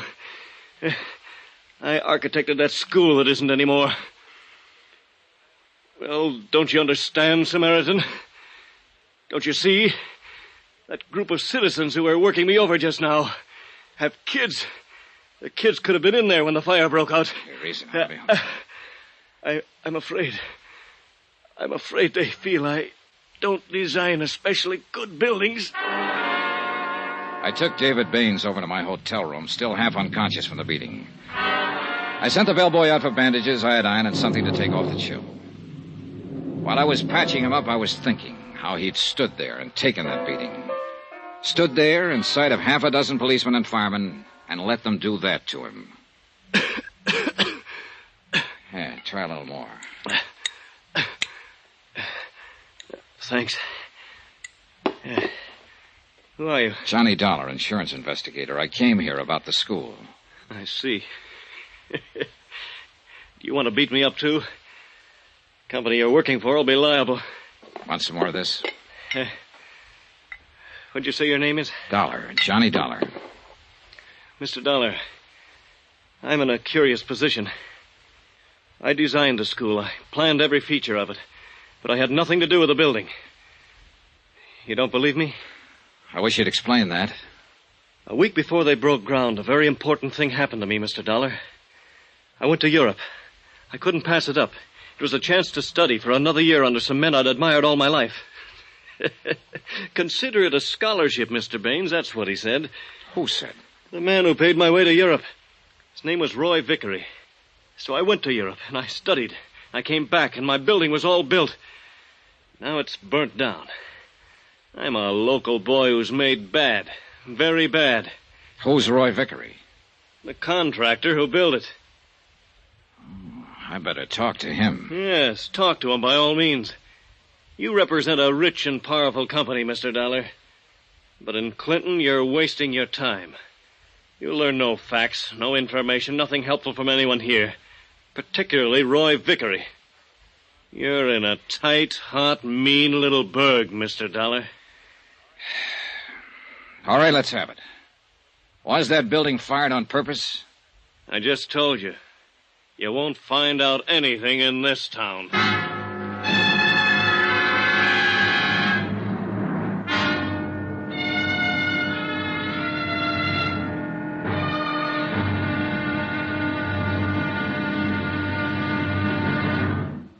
Now, here's our star to tell you about tomorrow's intriguing episode of this week's story. Tomorrow? Well, there's a lot of information to be had in a town that won't talk. And there are times when the silence screams all over the place. Join us, won't you? Yours truly, Johnny Dollar.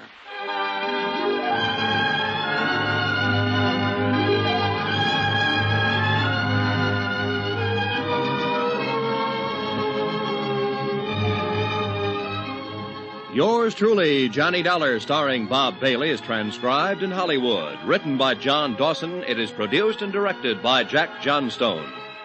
Be sure to join us tomorrow night, same time and station, for the next exciting episode of Yours truly, Johnny Dollar. Roy Rowan speaking.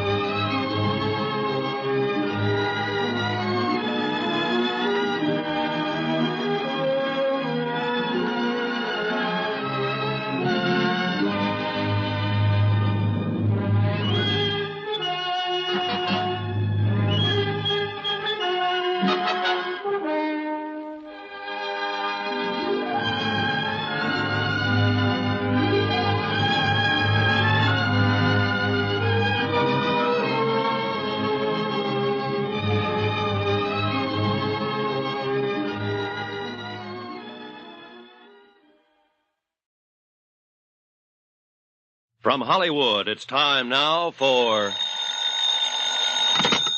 Johnny Dollar. David Baines. Hi. How's it going this morning? I'm staying off the streets. I don't want to be beat up again. I'd advise you to do the same. I can't very well do that. The city of Clinton has filed claim for their school building. I have to make an investigation. You're bucking a rough crowd, Mr. Dollar. Wait till you meet 'em all. I intend to. I admire you, but I think you're foolish. Good luck. Just a minute. What? Not only did a school building burn down yesterday, but a man died in that fire. If there was something wrong with it, I want to get to the bottom of it. I expect help from you, too. I'll stay here until I hear from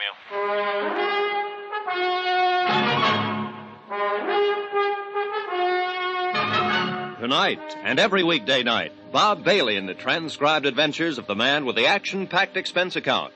America's fabulous freelance insurance investigator. Yours truly, Johnny Dollar.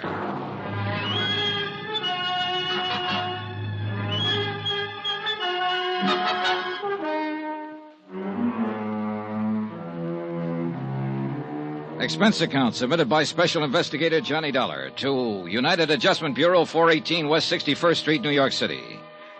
The following is an accounting of expenditures during my investigation of the Clinton matter. That's Clinton, Colorado. Expense account item 5, 80 cents, telegram to Dodd and Company, Denver insurance brokers, who would handle the policies covering the new school building in Clinton. I requested them to forward copies of the policies. Item 6, 10 cents, one copy of the Clinton Times and the full story on the fire. It was believed by Fire Chief Hanley that the fire had started because of overheated boilers in the heating system. Dollar, is it? Yeah, that's right. I'm an insurance investigator. Yep. Well, what can I do for you? Tell me about the fire yesterday. You sound like you're carrying a chip on your shoulder, Mr. Dollar. We had word that building irregularities were suspected in that school, Chief. The word came from the janitor, Julian Osborne. He burned to death in that fire yesterday, and the building's gone now. You get as head up as you want to, boy. I got my own troubles. I'll tell you what we think, and you can take it, whether you like it or not. We think old Julian Osborne might have passed out, got drunk, or had a heart attack in that building. We think something like that happened, and the boilers kept right on going and built up the pressure. We think the boilers exploded, the fire started, and that was that. And why do you think the whole place went down? Because it spread so fast. Why did it spread? I didn't build the building. I just took care of the fire. You're going to have to change your attitude around here if you want anybody to cooperate with you. All right, then tell me this. Why, on a day when school wasn't in session, would those boilers be fired up at all? I don't know. Chief, last night I talked to Sheriff Doherty, trying to get information about Julian Osborne. He didn't know anything either. I also talked to Florrie Hawkins, the school principal. She didn't know. Now you don't know anything. Who does? I've done my job, boy. I've determined cause. You've also given me a chance to look at you, which was about the only reason I came here. I'll get information elsewhere, Chief. There's some people in this town who want to talk and tell me things. You and your sheriff and whoever else is involved can't keep every mouth in this town shut. And I'll tell you like I told Miss Hawkins. I'm at the Northern Hotel, in case you remember anything. I can't hear you, boy. Not one word.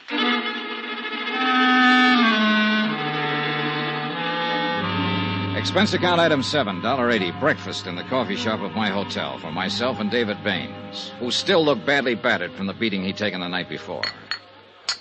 You're taking a chance sitting here with me. Hope you realize that. Am I? I'm public enemy number 1 in this town. I'm the man who built the school that didn't stay up. Look, Baines, I want you to tell me all about it. If you have any information or knowledge that would be helpful in this investigation, then you better give out with it right now. What specifically do you want to know? First, the town. Do you know what this place is? It's a backyard. And only the rich kids can play here. Vickery, Hanley, Doherty, those are the rich kids, Mr. Dollar. The rest of us are, well, we live across the tracks. Let's start with Vickery. He's a builder. Not only here, all over these mountains. Grand Junction, Rifle Mesa, all over. He's got $1 million and a million angles. He's the one who sent me to Europe to study for a year after I completed my plans for the new building. Got me out of the way. Okay. Fire Chief Hanley. A friend of Vickery's. And any friend of Vickery's is going to get rich, one way or another. Sheriff Doherty. He keeps the law orderly for Vickery. Very necessary. Okay, then. The fire itself. Chief Hanley says the school boilers blew up and caused the fire. There was no reason for those boilers to be fired up. No reason. If they were fired to blow up. They had automatic shut-off equipment. What about Julian Osborne? You say he notified the broker in Denver that something was wrong with the building, and that's how you got here. I don't know. They might have fired it for money, too. I told you I was in Europe until they constructed it. I got back in Clinton 4 days ago. I went over to see my building. They used my outside drawing, Dollar. Wooden beams where I indicated steel girders. Only half the plumbing and heating system, other things. It looked like they'd made it up as they went along. Did you talk to anybody about it? Oh, sure. The contractor. Vickery. He told me to keep my mouth shut and be a good boy. Do you think he got you out of town during the construction so you wouldn't interfere? I think so. I'm not important, but it was the easiest way. I understand Mr. Vickery is a little unpopular today. What? A delegation went out to his house to hang him or something. Baines was partially right. A delegation had gone out to see Roy Vickery in his polished pine domain at the end of town. They were still there when I drove up in my rented car. 20 or 30 irate citizens demanding an explanation for the lost school. 10 uniformed men from Sheriff Doherty's office formed a half-moon circle in front of the main entrance, their holsters unbuckled. The sheriff himself was directing the operation. All right, just a minute there. Hello, Sheriff. Huh? Johnny Dollar. I talked to you last night. Oh, yeah. Chief Hanley called me about you. The chief called you, and last night you called Florrie Hawkins. That was nice. Keep the wires burning. Chief said you came over to see him. Used abusive language. Tried to cause trouble. The chief was mistaken. I wasn't trying to cause trouble, Sheriff. There's enough of that in this town. I was just trying to find out how the fire started yesterday. The chief told you how it started. I didn't believe him. Now, what do you think of that? You better watch your step around here, Mr. Dollar. You seem to be looking for arguments all the time. Not at all, Sheriff. I'm misunderstood. We understand you all right. How's Mr. Vickery? He's all right, and he's going to stay all right. I'm sure he will. But these people don't like their school burning down. It's expensive. Also, their kids could have been in it. I want to see Mr. Vickery about that. He isn't seeing anyone, Mr. Dollar. And we aren't letting anybody in to see him. Really? Did any of you people hear that? Now, look here. Hey, listen, folks. Listen to me, will you? Look. Now, listen. I'm an insurance investigator. I'm worried about what happened to your school yesterday. Keep quiet. They tell me Mr. Vickery built that school. The architect who designed it said it wasn't built to his specifications. Now, I want to go in and ask Mr. Vickery about that. The sheriff here doesn't want me to do that. I'll get you for this, Dollar. Wait a minute. The sheriff just said I'll get you for this. All right, hold it. Hold it, please. Please, now listen to me. Listen. I'll put it to the sheriff again so you can all hear. Sheriff, I want to go in and see Mr. Vickery on business. Well? Go ahead. Thank you.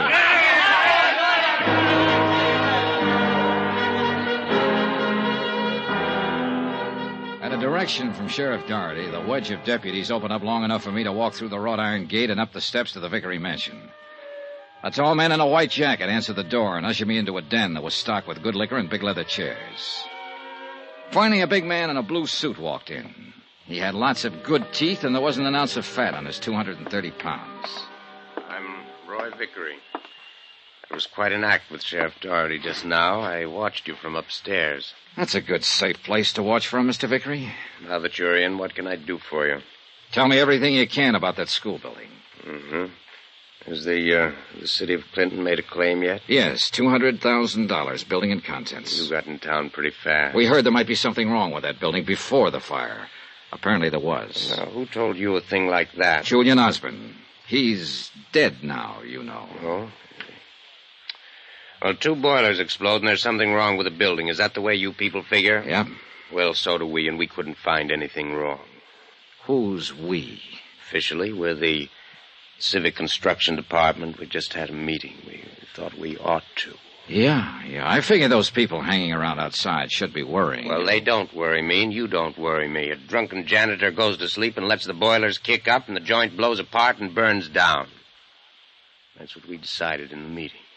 It was a terrible accident. We'll have to use an old garage or something for a school, but then we'll get around to building another school with the insurance money we have coming. And that's that? That's that. Mr. Vickery, I'd like a copy of the specifications that went into that building. Sure, anything at all. There you are. Okay? That'll do for now. Good. Now, you can get out of my house, Dollar. You smell smoky. There were 50 pages of specifications on the building materials used in the construction of that school. They looked all right. They also looked as though they could have been forgeries. Expense account item 8, $6, 1 bottle of whiskey for David Baines and myself in my hotel room. Baines went over the specifications page by page. Okay, what do you think? These are my specifications, more or less. This is what's on paper that went into the building. How about what actually went into it? Well, the little I saw, they cut corners everywhere. The outside was just a shell of this stuff. You sure? These are my notes. I can remember this much. Can you remember it in front of a notary? I want a sworn statement. I don't know. You what? Well, don't look at me that way. You can get my statement and possibly a half a dozen other statements. On paper, you'd have a case. Then what would you do? Go to the district attorney? We haven't got a district attorney. We got a county attorney who's elected for a 4-year term. All right, I'll go to him. Vickery? Then I'll go to somebody else, the insurance commission. You try to go any farther, they'll kill you, Dollar. Well, let me worry about that. Now, will you make a statement? Sorry. That'd kill me, too.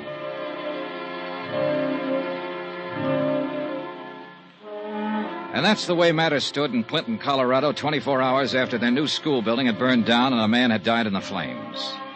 Everyone seemed to know it was all wrong, but no one was willing to do anything about it. Johnny Dollar. Hello, Dollar. Roy Vickery. Well. You go over those specifications? Yes, I did. Very thoroughly. Well? I think they're fakes, Mr. Vickery. I didn't ask you your opinion, Dollar. But you've got it. Well, I'm sure you're entitled to it. When are you leaving town? Not for a while. I was kind of hoping you'd be leaving like in about an hour. You'd make good connections then. Sorry. I haven't really gotten around as much as I want to yet. You saw me. I can tell you anything. Well, I'll get around to you again. Get out of town, Dollar. Now. Vickery, there are times when I don't hear good.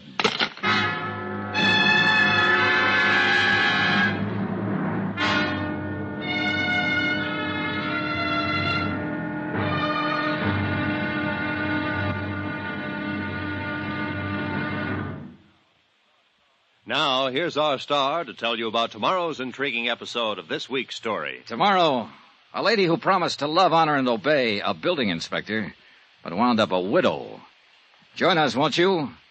Yours truly, Johnny Dollar.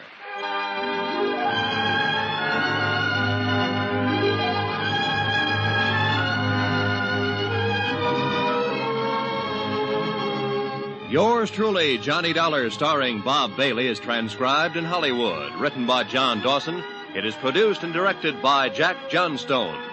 Be sure to join us tomorrow night, same time and station, for the next exciting episode of Yours truly, Johnny Dollar. Roy Rowan speaking.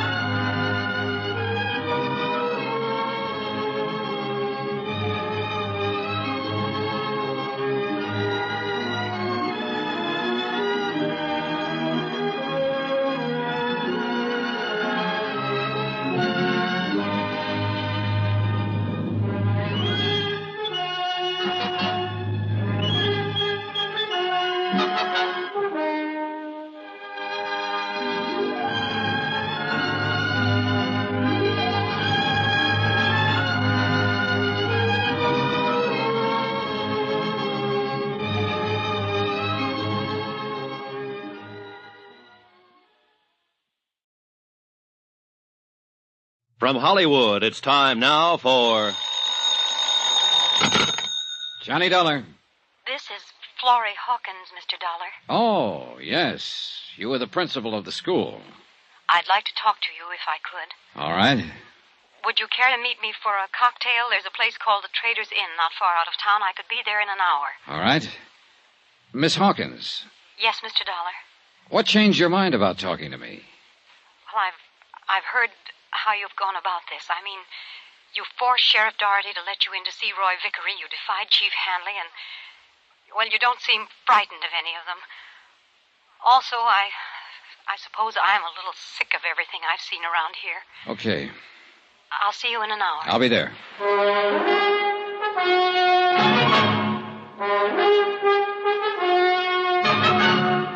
Tonight and every weekday night, Bob Bailey in the transcribed adventures of the man with the action-packed expense account, America's fabulous freelance insurance investigator. Yours truly, Johnny Dollar.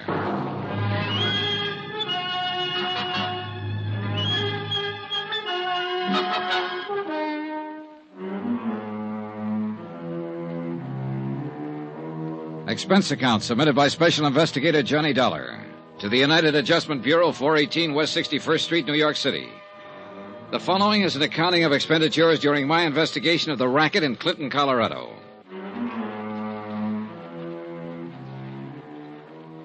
Expense account item 9, $10, 1 dinner and 4 drinks for myself at the Trader's Inn, 5 miles outside of Clinton, where I waited for Florrie Hawkins to appear. I'm sorry I'm late. Oh, well, that's all right, Miss Hawkins. Sit down, please.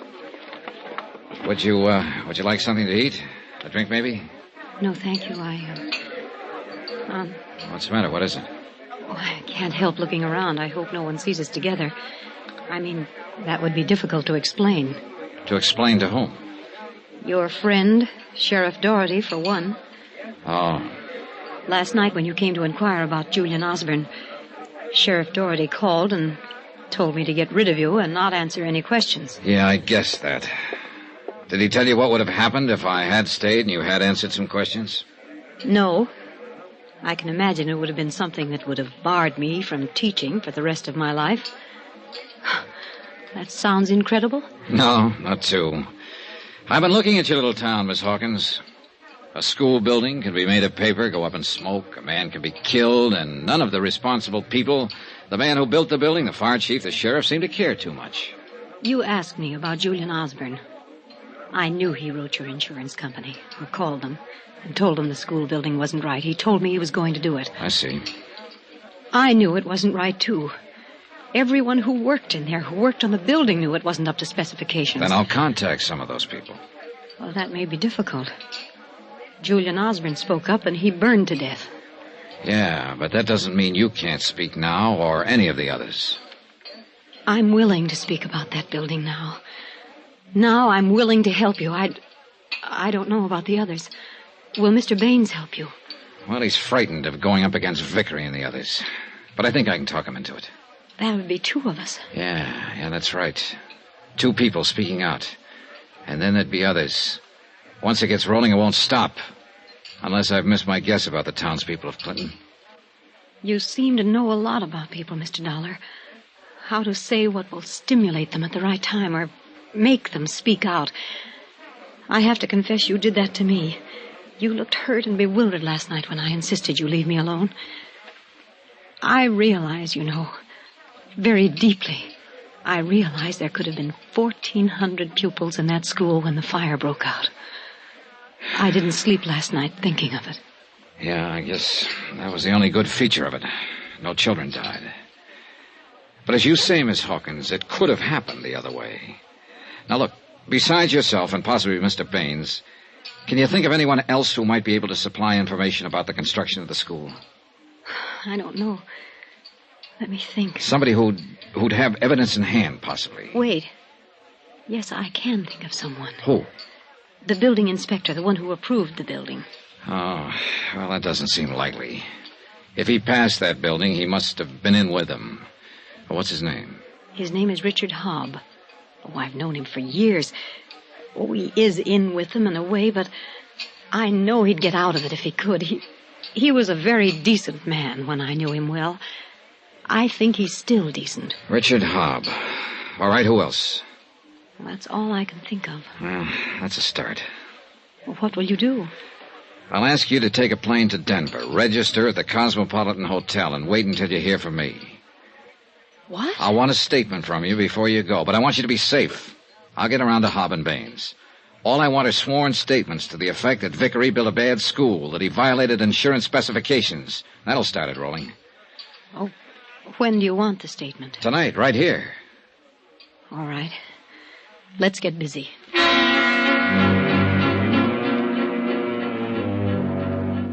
It took an hour to get the statement. After that, I drove her to Grand Junction to catch a plane. Expense account item 10, $1.50, telegram to a friend of mine in the private detective business in Denver. I asked him to meet Florrie Hawkins' plane, see that she was safe and comfortable, and keep an eye on her during her stay in Denver. Then I drove back to Clinton. Item 11, 10 cents, another phone call. This one to David Baines. Yeah, Dollar? Baines, Florrie Hawkins made a statement about the school building and the fire. She's tired of being scared and shoved around. Now, how about you? You want a statement from me? Yes, comparing your specifications with what you saw that actually went into the building. Will you make it out and take it before a notary? All right. If she can, I can. Then what? Then go down to Denver and wait to hear from me. I'll make the statement, but I won't leave town. You'll help me a lot if you do. Sorry. You'll be in danger here. I feel brave. If you're going to play it so broad, I'll do it too. I took his statement directly to the post office and mailed it to myself at the Northern Hotel. Expense account item 12, 40 cents phone calls. I telephoned Sheriff Doherty, Fire Chief Hanley, and County Attorney Contractor Roy Vickery and told them that I had a sworn statement regarding building irregularities. Sheriff Doherty snorted and hung up. Chief Hanley yawned and told me not to bother him. And Roy Vickery just laughed. About 8 o'clock that night, I was at the home of Building Inspector Richard Hobb, a nice home in a nice part of town. The woman standing in the doorway was tall and blonde, holding a drink and smoking a cigarette. Yes? I'd like to see Mr. Richard Hobb. I'm Johnny Dollar. I'm Lucille Hobb. He isn't home right now. But you can come in and wait for him and talk to me. I'm not bad company. Would a drink help? Help what? Whatever's wrong with you. You look tired, Mr. Dollar. It might, but I'd rather not. I just came by to talk to your husband. You said that. What do you want to talk to him about? Business? This time of night? Let's stop talking about him. What do you say? Look, you probably missed your dinner tonight, and you've been getting all of your nourishment out of a bottle, so I'll come back later. You're afraid Dick will walk in. No. I'm not afraid of that, Mrs. Hobb. He's already walked out, and you're feeling sorry for yourself. What? Well, a man, if he lives in a place, has an ashtray or a picture or yesterday's sports section lying around the front room. I don't see anything like that in this room. If I walked over to that closet 10 to 1, I wouldn't find any of his clothes. And if I tried the drawers, I'll lay odds there wouldn't be a shirt around either. When did he leave? You're crazy. When did he leave? Yesterday. After the fire? During the fire. Where did he go? I don't know. Did he go alone? I don't know. Did Vickery tell him to get out of town? No. I'll ask that again. Did Vickery tell your husband to get out of town? I don't know. You said no the first time I asked. Vickery a pal of your husband's? Well, they know each other, naturally. Look, Mrs. Hobb, I don't know how much you've had to drink, but if I'm reading your eyes right, you're scared. You're scared about what's happened here and what could happen here. And you know your husband's involved. Mrs. Hobb, I want your husband to help me. If he helps me, I can help this town get rid of people like Vickery and Doherty and Hanley. If you see him, if he contacts you, tell him that. Tell him I won't let anything happen to him. Tell him I have statements from 2 people already, and they're being protected. I'll protect your husband. You got all that? I don't know what you're talking about. Good night, Mrs. Hobb. I left her standing in the middle of the living room, drink in hand, staring vacantly at I don't know what. Outside in the crisp mountain air, I took stock of the situation. Richard Hobb, building inspector, who had passed the school building, would be the most important witness I could find to make a statement. The others, from Florrie Hawkins and David Baines, would help. But Hobb's information would be essential to an investigation. I was just coming into my rented car when a sleek dark limousine pulled up, and Roy Vickery leaned out the window. Come here. Why not? Pretty cold weather to be out so late at night. Yeah, but then I've got a lot to do. You've been in to see Mr. Hobb? Yeah. How's Richard these days? I wouldn't know. I only spoke to Mrs. Hobb. I see. Lovely girl, isn't she? Well, she's a little sad right now. Her husband's missing. He left town during the fire yesterday. Do tell. Yeah, I have a feeling he might have been ordered out of town. Sooner or later, people will be asking the building inspector embarrassing questions about their school. Uh-huh. Were you going to ask him some embarrassing questions, that is? Yeah, sure I was. I was going to ask him why he passed it. I was going to ask him how much he was paid to pass it. I was going to ask who paid him to pass it. And then I was going to ask him to make a statement. I figured you might have had something like that in mind. Well, it's been nice talking to you, Mr. Vickery. I hope I see you real soon. In jail. Hey, Dollar. What? I know you're trying to earn your money and you're working very hard. But I'd stop it if I were you. I admire a man like you, someone who calls a spade a spade. Or a liar a liar. Or a liar a liar. But, Dollar, it just won't do you any good here in Clinton, you see. Tell you what, you worry about your problems and I'll worry about mine. Have it your way.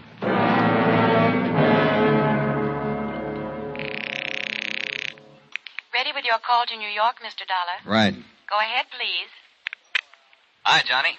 Hello, Al. Hey, look, Al, it's a mess here. I've made a little headway. I mean, I'll have a couple of statements coming in, but no concrete evidence yet. Well, what do you think? The school building was a fix or something or other. Money somewhere. I haven't been able to find out. The town's sewed up tight, civically and politically. I can't expect any help from the law or the fire department here. They're in it, too. Oh, that kind of thing, huh? Afraid so. I need help. We'll be there in 24 hours. If they want to play it that way, we'll play it that way. 20 minutes after I hung up the phone and was in bed, I found out how much of a mess it really was. That's when my hotel door opened and a man lurched across the room toward me. Dollar, I've got to tell you, I wanted to get to you yesterday. He stood in front of me, swaying back and forth, his hands clutching the front of his coat. He fell before I could get to him.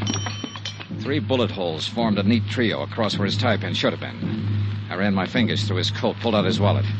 The license read, Richard Hobb, age 39, occupation, building inspector.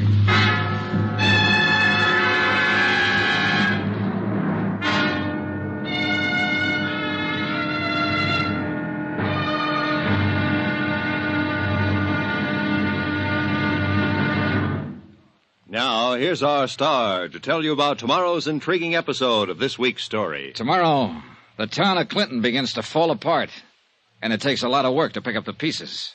Join us, won't you? Yours truly, Johnny Dollar.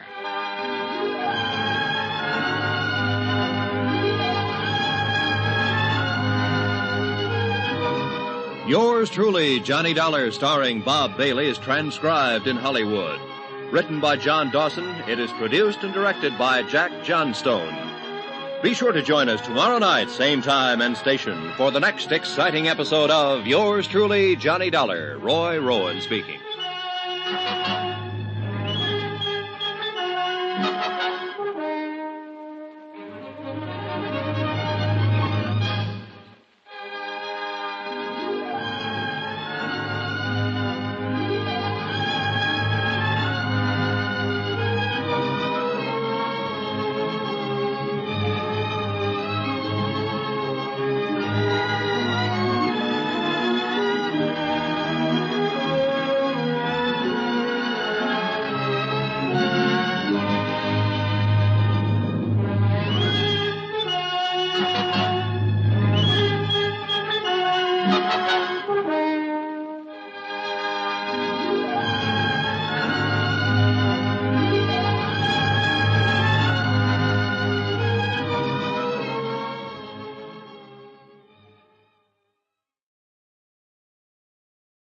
From Hollywood, it's time now for...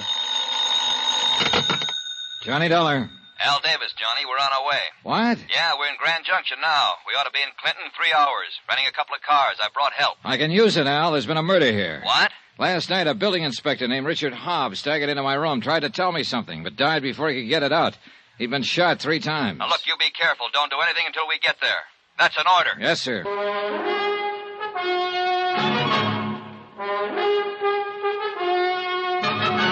Tonight and every weekday night, Bob Bailey in the transcribed adventures of the man with the action-packed expense account, America's fabulous freelance insurance investigator. Yours truly, Johnny Dollar.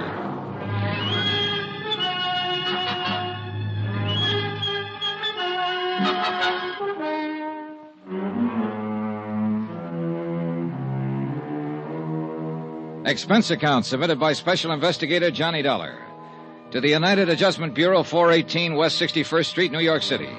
The following is an accounting of expenditures during my investigation of the Clinton matter. Expense account item 13, 60 cents breakfast. I had it sent up to my room.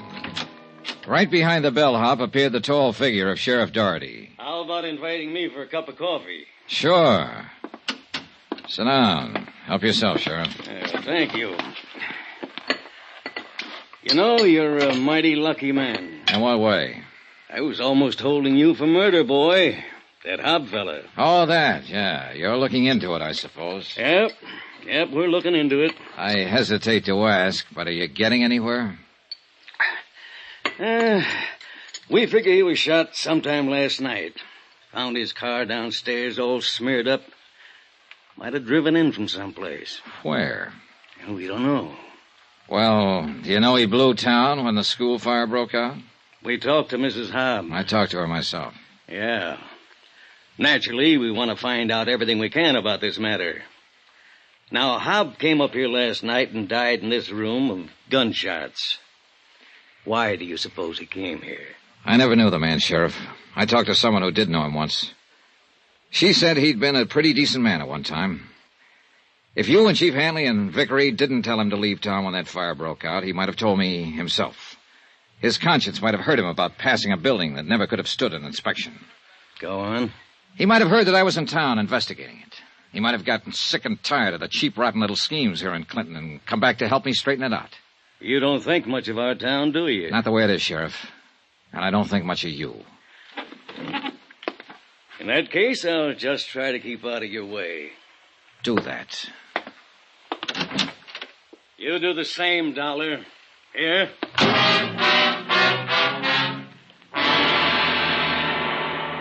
2 hours later, Al Davies and a contingent of special operatives arrived in Clinton. Toby O'Brien from Continental States Insurance. Rob Schwartz and the Minx twins from Columbia Adjustment, giving us a friendly hand. Todd Weaver, who just finished a case with the Canadian Adjusters Limited. Lou Doniger and Thad Thomas from Chicago. A pretty imposing group of expert investigators. Well, Johnny, you look okay. Yeah, still in one piece. Hi, Thad, Lou. Fine.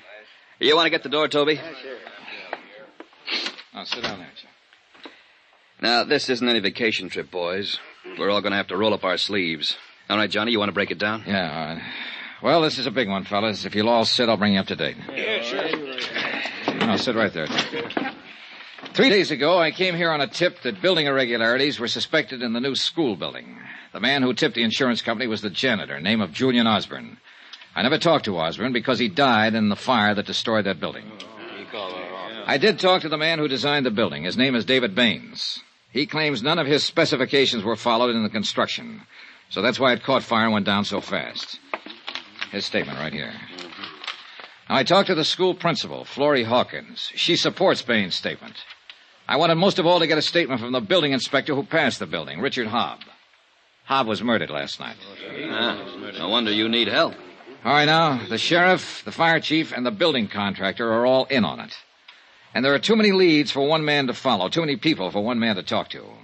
The sheriff is making an investigation of Hobbs' murder, but we'd better make our own. Now, you, Toby, and you, Thad, Hobbs, your job. Find out everything about him, his bank account, his friends, his troubles, everything. Especially who killed him. His widow's Lucille Hobb. I met her last night. Leave it to him to find the woman. Okay, now. Rob? Yeah? Your man is the building contractor, Roy Vickery. He's big and tough and shrewd, and he talks softly. He owns and runs the whole show, if I'm guessing right. Now take Toby and run Vickery down. Bank accounts, purchase orders, what kind of money he spends, and so on. Jim and Al Minks? All right, you two, find out everything you can about Julian Osborne, the janitor who was burned to death. I want Lou Doniger to stick close to Fire Chief Hanley. Same thing. Everything and anything you can get on him. Al, you can handle Sheriff Doherty. The rest of you spread out. Start talking with anybody in town who might know anything. When you find one who's sick and tired of watching their town being run by a pack of hoodlums, send them up here to the room. We'll try to get statements from them making specific charges, Al? Yeah. I want to guarantee every one of them security. So take them down to Denver, give them protection until it's safe to walk the streets here. If that's necessary, I'll arrange it. It's necessary. All right, now report back to me anytime you want. Don't push anybody around. Don't let anybody push you around. Okay, let's get to work.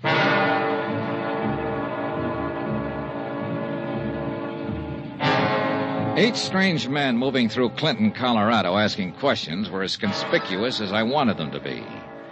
I knew everybody in the little town would be hearing about them and watching them. And sooner or later, I hoped that would pay off. An hour went by before I got any action. Johnny Dollar. You the fellow with the insurance company? Yeah, that's right. Who's this? Never mind. You're taking a lot of chances around here. We're going to take lots more. Do you have anything to say? Yeah. My name's Earl Kennedy. I'd like to talk to you. Name the place. You go down and stand in front of your hotel. I'll drive by and pick you up. I went down and stood in front of the Northern Hotel. 5 minutes passed. 10 minutes. And then a car drove up. 2 men in the front seat, 3 in the back. One of them leaned out. Dollar? Yeah. Come on, get in.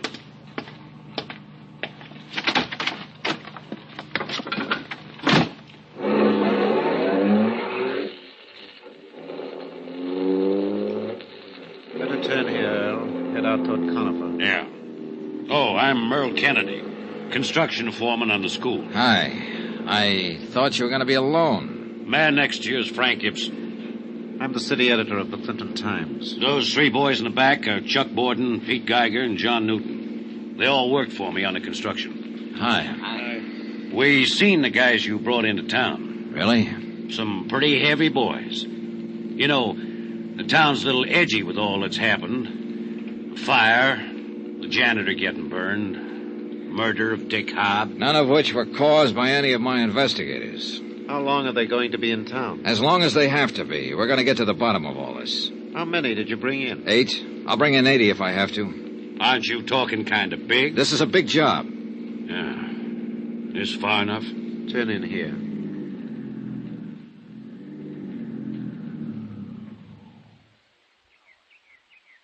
Now what? Just want to talk to you. Earl? Yeah. We're all willing to make statements, Dollar. I can charge Vickery with shortchanging the city on materials. These guys in the back seat will tell you the same thing. They came to me to ask my advice. I told them to talk to you, see what kind of man you were. I'll print anything that's the truth. Well, that'd help a lot, Mr. Ibsen. The paper's at your disposal, provided it's the truth. Fair enough. All of you be willing to testify? I am. Okay. Now, a couple of other things. First, about Richard Hobb. You tell him, Frank. Hobb had big ideas, and he played ball with Vickery and the rest of them. It also looks like he was murdered because he was going to try to make it right. Now, about Roy Vickery. He was born here in Clinton, brought up here. He's built about 1/3 of the structures in this town. Every one of them standing today. Every one except the school. Any angle on that? Your insurance. $200,000. Okay. Where can I get a copy of the actual purchase orders used in the building? From Vickery, but I don't think he'd let you have them, if he's still got them. Well, he gave me specifications that look like forgeries. I want the real thing. I'll have to have the real thing. Now, let me look around. Now, when and where do we make the statements? Let's go over to my hotel room and do it right now. Better use the newspaper office. You're probably being watched by now, Mr. Dollar.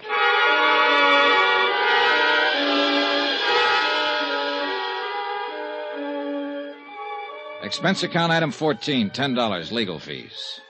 2 hours later, I hired a notary to attest the sworn statements of Earl Kennedy, Frank Ibsen, Charles Borden, Peter Geiger, and John Newton. They were damaging statements that would bear considerable weight in a courtroom, but they were not enough to bring the matter before a court. Al Davies was waiting for me when I got back to my hotel room. Hi. Hi. Come here. What is it? We've got friends. Yeah. 1, 2, 3, 7. Mm-hmm. They've been gathering around the hotel now for the last hour or two. Any of the boys run into trouble yet? No, none they couldn't handle. This could be ticklish, though, Johnny. Huh? Well, if those down there provoked an open showdown. Yeah, that might be the idea. We aren't ready for anything like that yet. We're getting there. Come in. Well, hello, Sheriff. This is Mr. Davies, our chief inspector. Davies? Are you the man who brought these troublemakers into town? I brought 8 assistants with me, Sheriff. They're troublemakers. They've been going around asking questions, upsetting folks, getting in the way. I'd hate to see any of them get hurt.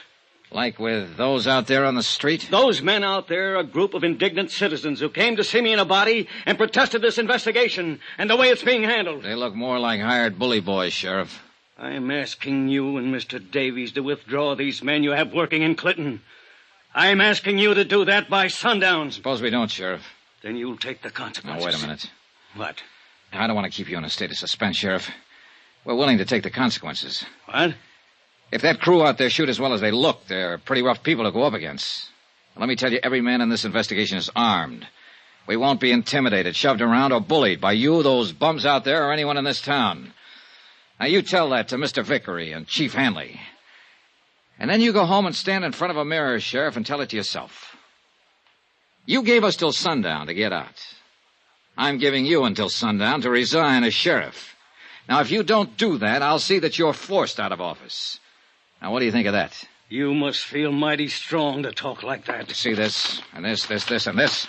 These are all sworn statements from people in this town who aren't afraid of you and Vickery and the others. You'd be surprised how many other people around here are on the verge of making statements, on the verge of not being scared of you anymore. So where are we, Sheriff? I'm going to kill you. Not now, you aren't. Go on, get out of here.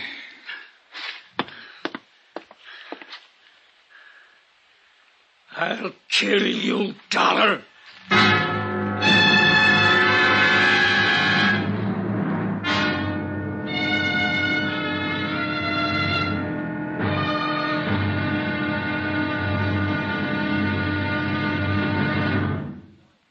Now, here's our star to tell you about the final exciting episode of this week's story. Tomorrow, the end and the beginning of Clinton, Colorado. It all happens when the smoke clears. Join us, won't you? Yours truly, Johnny Dollar.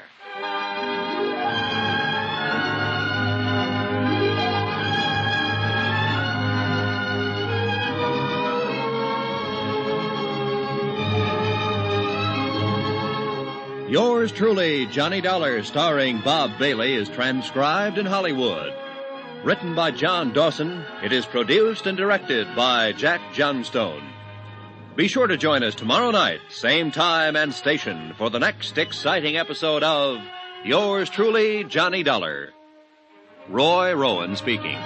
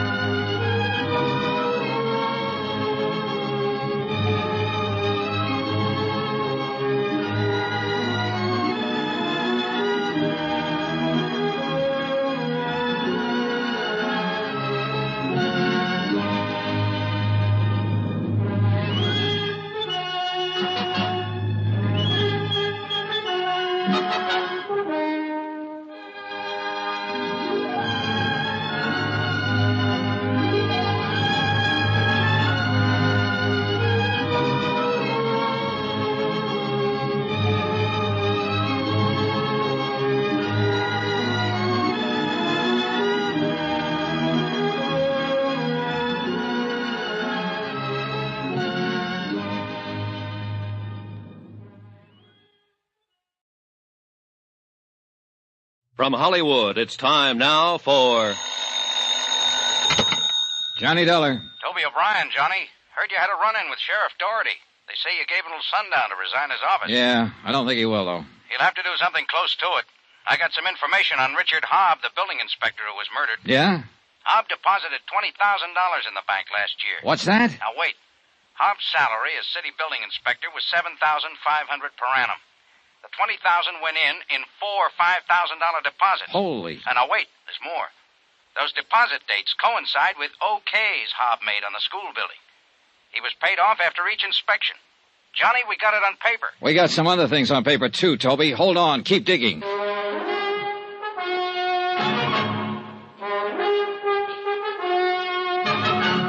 Tonight and every weekday night, Bob Bailey in the transcribed adventures of the man with the action-packed expense account, America's fabulous freelance insurance investigator. Yours truly, Johnny Dollar.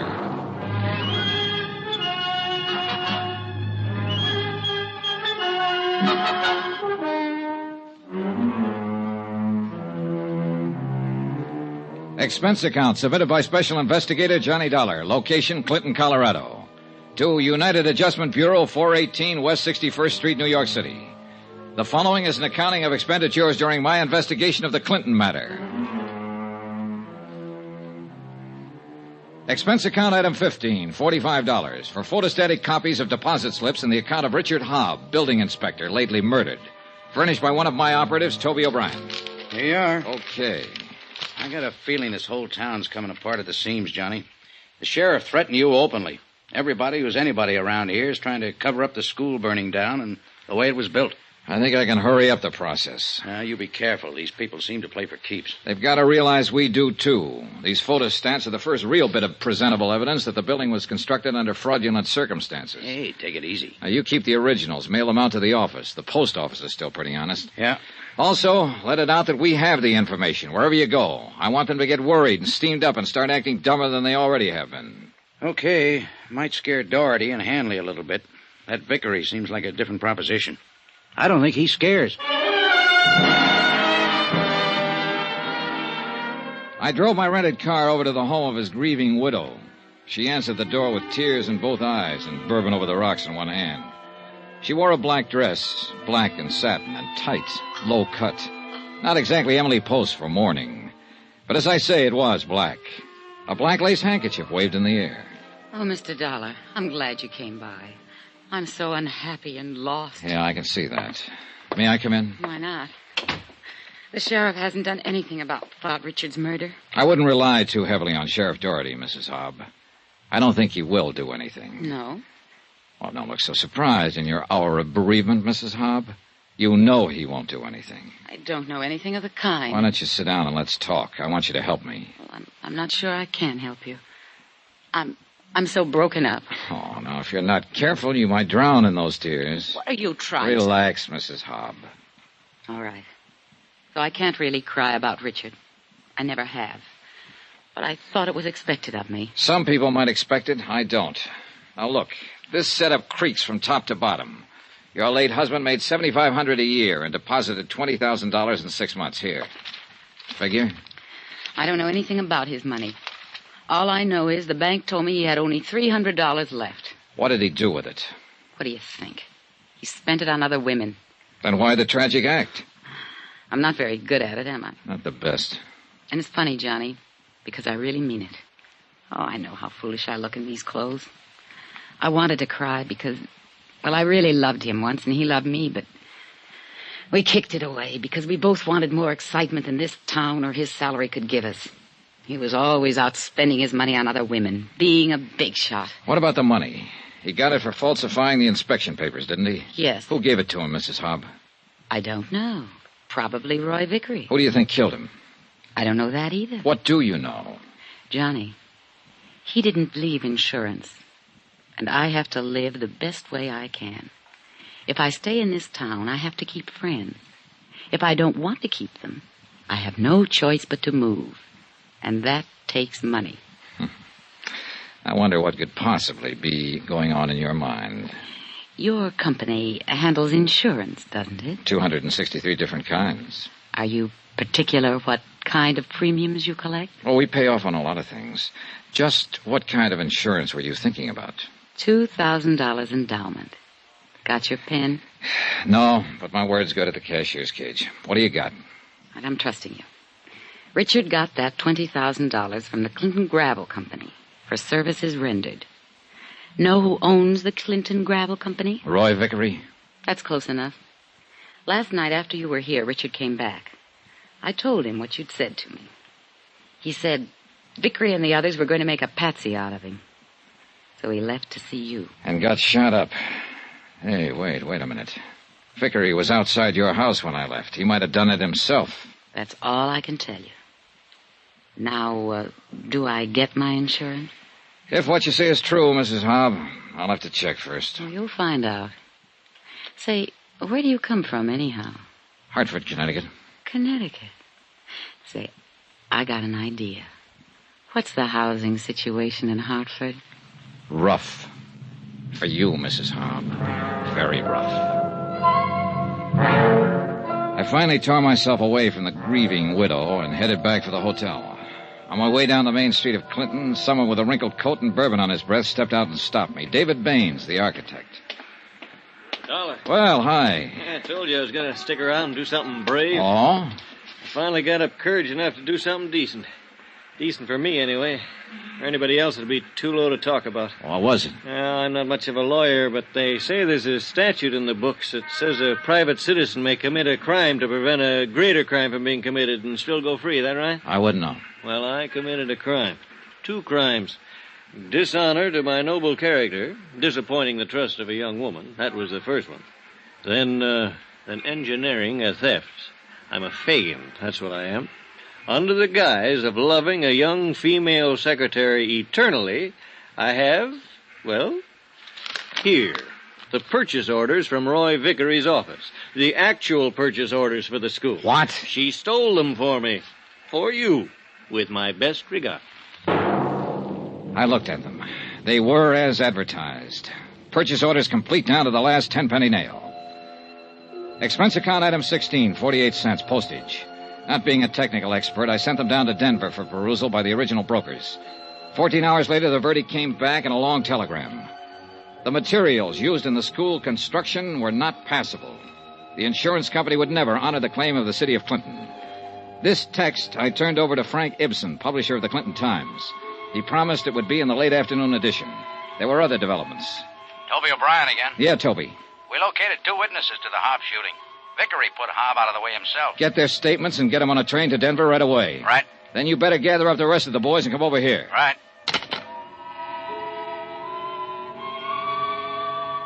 Expense account item 17, 10 cents, 1 newspaper. The afternoon edition of the Times, which carried a complete story of the insurance investigation up to date, naming Vickery as the perpetrator of the school fire and involving Sheriff Doherty and Chief Hanley. I phoned Frank Ibsen and explained his next edition could carry the story of Hobbs' murder by Vickery. Ibsen said he'd make up an extra for that. I'd no sooner hung up the phone than I had visitors. Want to come with us, Dollar? Not particularly. Who are you? Deputy Egan. Sheriff Doherty wants to talk to you. I've already said all I want to say to him. Get out. Guys? No. Take him out of here. There was strictly no contest. I walked out of the room with a deputy on each side of me and Egan behind me. We were in front of the hotel when I saw Toby O'Brien, Al Davis, and John Newton coming toward the entrance. I kicked out at the nearest man and yelled for help. A few of the local citizens joined in the fight, and Sheriff Doherty's 3 deputies got the worst of it. We took them all back up to my room. Now, sit down. All right, Egan. You're going to be arrested for this, Dollar. Where were you going to take me? Where? Place on the edge of town. Clinton Gravel Works. Why? Doherty said to bring you back. He wanted to see you. Who's there with him? I don't know. The Clinton Gravel Works was a large building and tall shaft set on the edge of a frozen lake. Parked near the entrance was a long black limousine, such as a well-to-do contractor might drive. A white supercharged sedan, such as a fancy western sheriff might use, and a red sedan, unmistakably belonging to the fire chief. We covered all the exits, and Toby O'Brien and I went in the front way. We were halfway up the steps when things began to happen. You all right? Yeah, come on.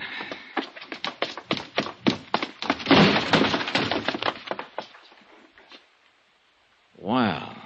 Hello, Dollar. All right, lie still, Vickery. I stayed still for you too long.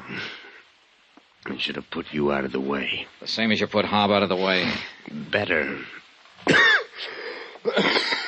This one's gone. Who is he? Fire Chief Hanley. Vickery, where's Doherty? He's out shooting his gun some more, Dollar. I hope he gets you, too. I hope. He's backstairs, Johnny. Yeah. Stay away from me, Dollar. The place is surrounded. Throw down the gun and walk out with your hands behind your head. Toby, I'll get down the front way. Get the guys to step around through the shaft. Right. You coming out? Doherty, you coming out? No. Doherty. You ought to go over a place good before you think you got a man trapped, Dollar. You're trapped, Sheriff. The men are waiting for you. I'm up here with you, and you're the one I want. I told you I'd kill you. I've still got my gun in my hand. Vickery had his gun, and so did Hanley. Look at them. Yeah, you did pretty well. Made it look like they shot each other. And now it's your turn, Dollar. No! Get back!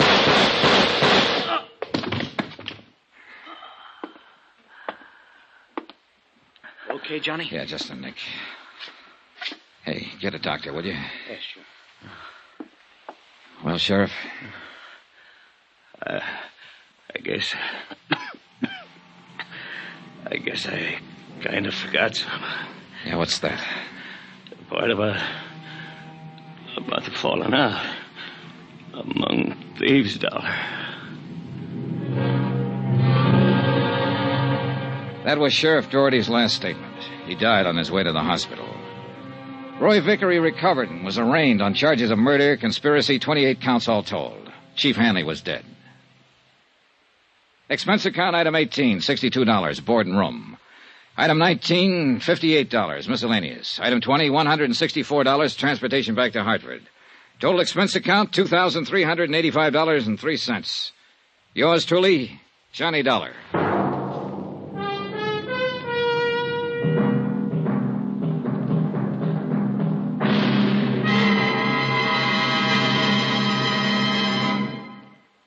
Now, here's our star to tell you about next week's exciting story. Next week, the Jolly Roger fraud matter. And, that means piracy. Of a kind that would have made Captain Kidd look like a bungling amateur. Join us, won't you? Yours truly, Johnny Dollar.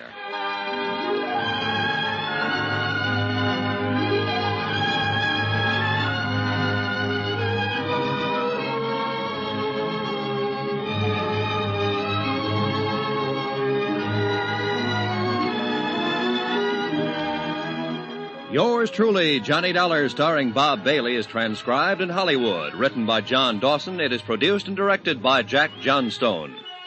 Heard in this week's cast were Jeanette Nolan, Lucille Meredith, Carlton Young, Herb Ellis, Jack Petruzzi, Bob Bruce, Herb Butterfield, Paul Richards, Edgar Barrier, Russell Thorson, Jack Moyles, and Frank Gerstle. Musical supervision by Amerigo Marino.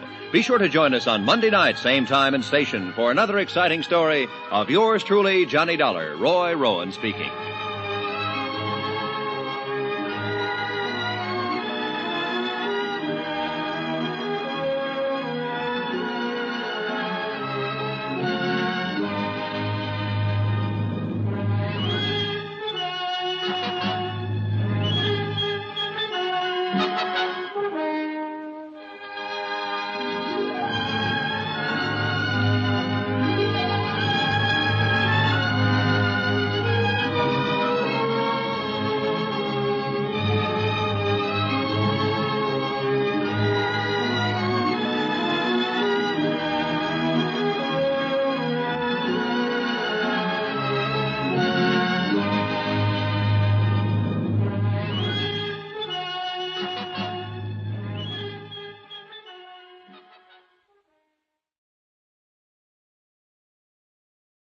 From Hollywood, it's time now for...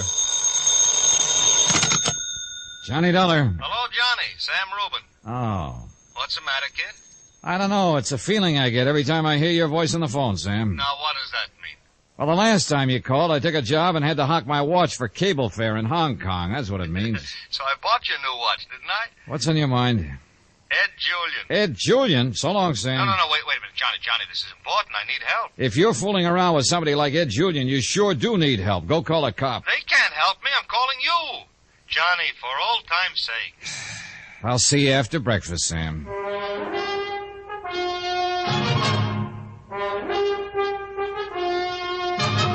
Tonight and every weekday night, Bob Bailey in the transcribed adventures of the man with the action-packed expense account. America's fabulous freelance insurance investigator. Yours truly, Johnny Dollar.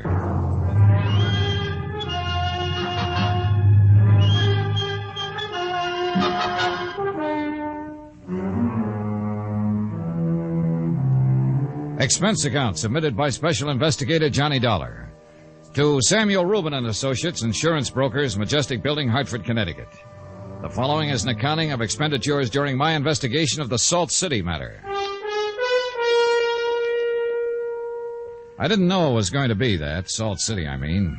But I did know the name Ed Julian. Every policeman in the country knew that name. My first impulse was to hang up the phone on Sam, but I didn't. Instead, I spent 85 cents, that's my first item, on cab fare to get me to Sam's office. Welcome, Johnny. Long time no see. Come on in, sit down, have a smoke. Sam Rubin looked about the same as I remembered him, and he acted about the same. He shook my hand, pushed a cigar at me, held up a $160 lighter, and smiled. Oh, Johnny, I'd like to have you on my permanent payroll. Well, now that'd be something. Are you making me an offer or just talking? No, I suppose I'm just talking. But you're good to look at, you know. It gives me confidence. No, a little outfit like I got here, I can't afford high-priced talent like yourself for a steady diet. Why don't you sit down, kid? You'll pardon me, Sam, but I don't feel sorry for you. You're right about every kind of insurance that's ever been issued. Oh, well, yeah, sure, but nothing like those big operations that you're used to. This is all little bitty companies. So I make a living.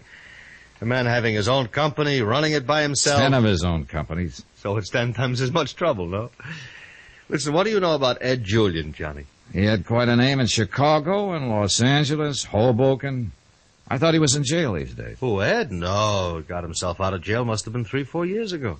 Sure, went into enterprises in Florida, California. Very legitimate fella. Oh, I'm sure he is. Let's get to the point, Sam. Well, you're working for me, aren't you? I don't know whether I am or not. I haven't heard what it's all about. About? It's about Ed Julian, that's what it's about. All right, I'll lay it right out for you. Here, look at this. $50,000. $50,000 I gotta pay his widow if something happens to him. You'll pardon me again, Sam, but when you collected that first premium on him, and I take it you sold him $50,000 worth of life insurance, you should have thought of this part of it. What, has something happened to him? No, nothing's happened to him. I'm afraid something's gonna happen to him. I'd have to get this money up. I'm just gonna listen to you talk because it doesn't seem to do much good asking you questions. So go ahead, Sam. Talk. Maybe something will come out. All right, but Johnny, don't be shrewd with me, huh? Now, the policy was issued maybe a month ago. I personally, I wouldn't sell a man like Ed Julian life insurance, any kind of insurance. He's not a calculated risk. He's a lousy, long-sighted bet. Man like that, the enemies he makes, he's a bad fellow all the way around. But here it is. It's on paper. I'm stuck if anything happens to him. Now, Johnny, the man's living in San Francisco now, and all I want is you go to him and ask him to cancel the policy, okay? Sam, how did you ever get in the insurance business? No, Johnny, please. Why don't you go to San Francisco? Handle it yourself. Johnny, I'll tell you why. Because you know and I know there's no way for me or you or anybody else to approach Ed Julian and ask him to cancel out this policy. What it amounts to is that you want me to go there and keep an eye on him until you can break the policy. Isn't that it? Not necessarily, Johnny. What do you mean, not necessarily? All right, so you're right. Listen, I heard through the grapevine there's a large collection of Ed's old friends visiting in and around San Francisco just a few days ago. It makes me very nervous. I have already a blood pressure condition. Friends who might want to shoot him down? Yeah, that's the kind of people, yes. $50,000 payoff would hit me very hard this week. All right, next week maybe not so hot, but this week, oh, boy, the market. Are you playing with company funds again, No, it's Sam? a calculated risk I'm entitled to take with company funds. They entrust me. All right. Now, will you please sit down and study this thing out with me? I'm always asking you to sit down. You never do. I also never study anything with you. Sam, how much? Well, expenses, $500 bonus. Bye, Sam. No, wait. Johnny, you're so impatient. I'll make it $1,000 bonus. Take care of yourself. No, See ya. Listen, Johnny, look, Johnny, all you have to do is keep him alive till I break the policy responsibility. My lawyers can do that. They told me it'll take a couple of days. I don't have to do anything, Sam. Now, how'd you get that policy? It was in a bundle of stuff came in from the coast. Ed Julian took this out under his real name, Eduardo Sarcavetti. Now, who knows it's Ed Julian? Skip the gestures and tell me how you do know. Well, my broker out in San Francisco. Her name is, I don't know, Straub Street or something like that. She sold it to him. Later on, she found out who he really was. She sent me a wire. So, $1,000's okay, huh? No. So how much? $2,500 in You're expenses. crucifying me! That watch you gave me never kept time. All right. Never. $2,500. Expense account item 2, $168.73. Airfare and incidentals, Hartford to San Francisco. I arrived at 8 in the morning. On the way in from the airport, the fog began to roll in from the bay. From my hotel room at the Fairmount, I looked out in time to see the provision barge moving out toward Alcatraz before the fog closed in completely. Somebody said the storm warnings were up all along the coast, and somebody was right. By 11 o'clock, a light rain had begun to patter over the fog-bound Bay City. Item 3, $23, one trench coat. I was wearing it when I spent another buck. Item 4, cab fare. This time to get me from San Francisco's Fairmount Hotel to Ed Julian's address on another part of San Francisco's Nob Hill. There in the drizzling rain, I interviewed not Ed Julian, but one of San Francisco's older but more stable residents. The uniform said he was a member of the property police. Hey, you! Just a minute there. Just a minute. Nobody lives there. And I hope for your sake, boy, you ain't no Jimmy artist, 'cause I got me a gun under this raincoat. I'm no Jimmy artist. I'm just trying to locate a man named Julian. Ed Julian? That's right. Mr. Sarcavetti lived here. Well, according to my records, Mr. Sarcavetti and Mr. Julian are the same man. Well, he ain't here now. Moved out bag and baggage a week, 10 days ago. Whatever name he used. Uh-huh. Don't suppose you have any idea where he went, do you? Nope. You happen to see him move? Yep. Him and his wife and their clothes. Left all their furniture, huh? Didn't have any to leave. This place was furnished for them. They're the kind of people who never own more than they can carry. That's the way I figured them. Fast traveling and short acquaintances. Now, I once knew a feller up in King City. You see, King City's about 45 miles north of here. That's how the Ed Julian matter stood on a rainy morning in San Francisco. Nothing out of the ordinary for Ed Julian. Yet, all around me there seemed to be some sort of a dark, threatening undertone that I couldn't quite put my finger on. Whatever it was, it troubled me, standing out in the rain, talking to that old man. It still troubled me when I made my way back down the hill and found, to my surprise, that the San Francisco classified telephone directory listed Edward Julian Enterprises. Expense account item 5, 10 cents, one phone call. Hello? Hello. I'd like to talk to Mr. Julian, please. He's not in. Secretary's out. Would you like to leave a message? Well, this is Johnny Dollar calling. He doesn't know me, I'll but leave the message for him. When do you expect him back? Never.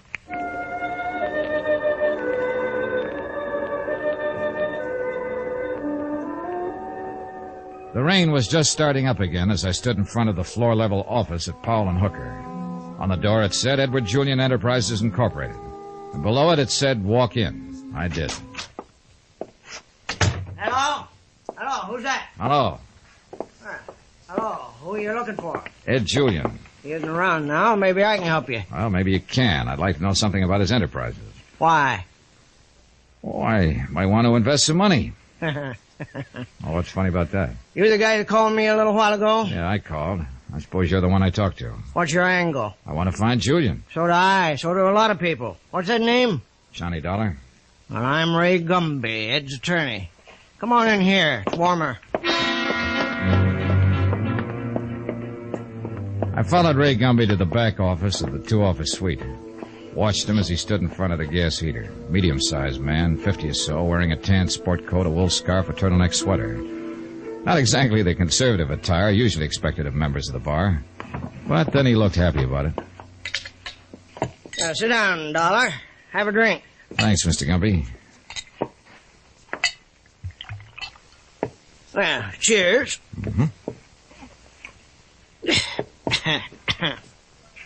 Now, you ask about Ed's Enterprises. Well, I'll tell you right now, they aren't much. He has an oil field, a piece of a gambling casino, a piece of a racetrack, and a part of a ship, and part of a smelter works. What does he do a couple of weeks ago? He up and unloads it all.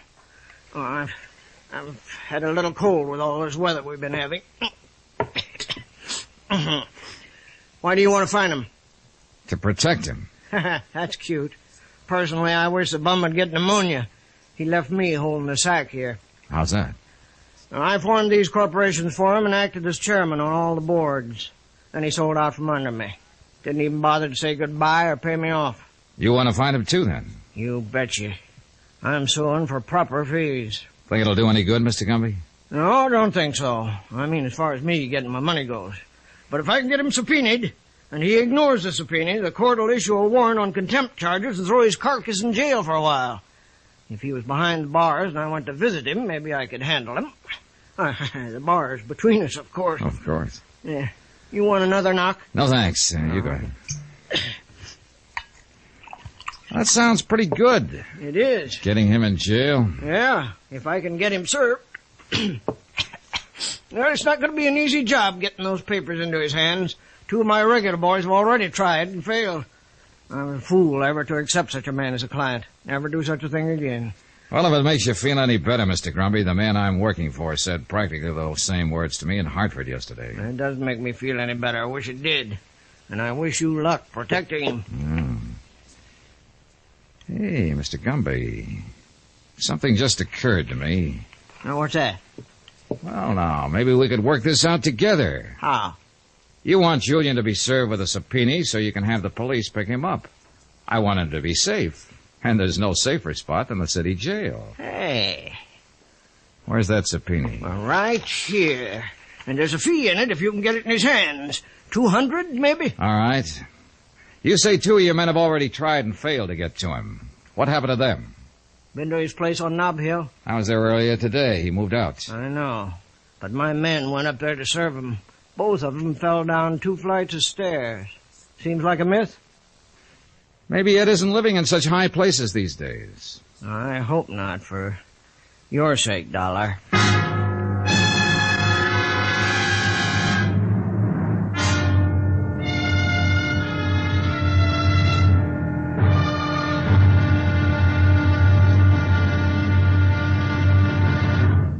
Now, here's our star to tell you about tomorrow's intriguing episode of this week's story. Tomorrow? That's when I begin to find a myth can be stranger than fiction. Join us, won't you? Yours truly, Johnny Dollar.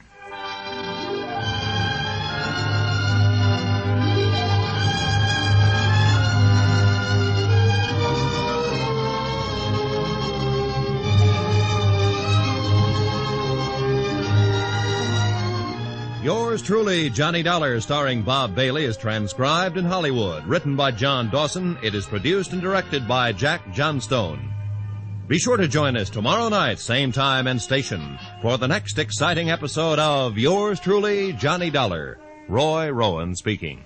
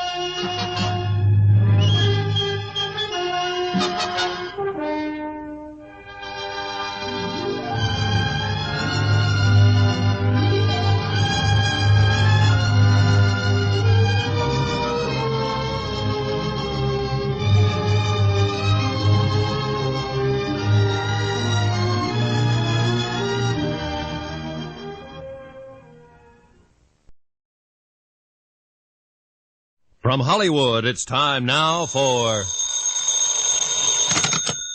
Johnny Dollar. Yes? Skyline Apartments. Clerk speaking. Johnny Dollar speaking. What? Maybe you don't remember me, but I remember you. I was there last night and got banged on the head by a pair of hoodlums. I know nothing about it, and I can't talk now. Well, then you can listen. I'm coming over there in about an hour. I hope your two hoods are there when I show up. Would you tell them that for me? I'll deliver the message, if you wish. Do that.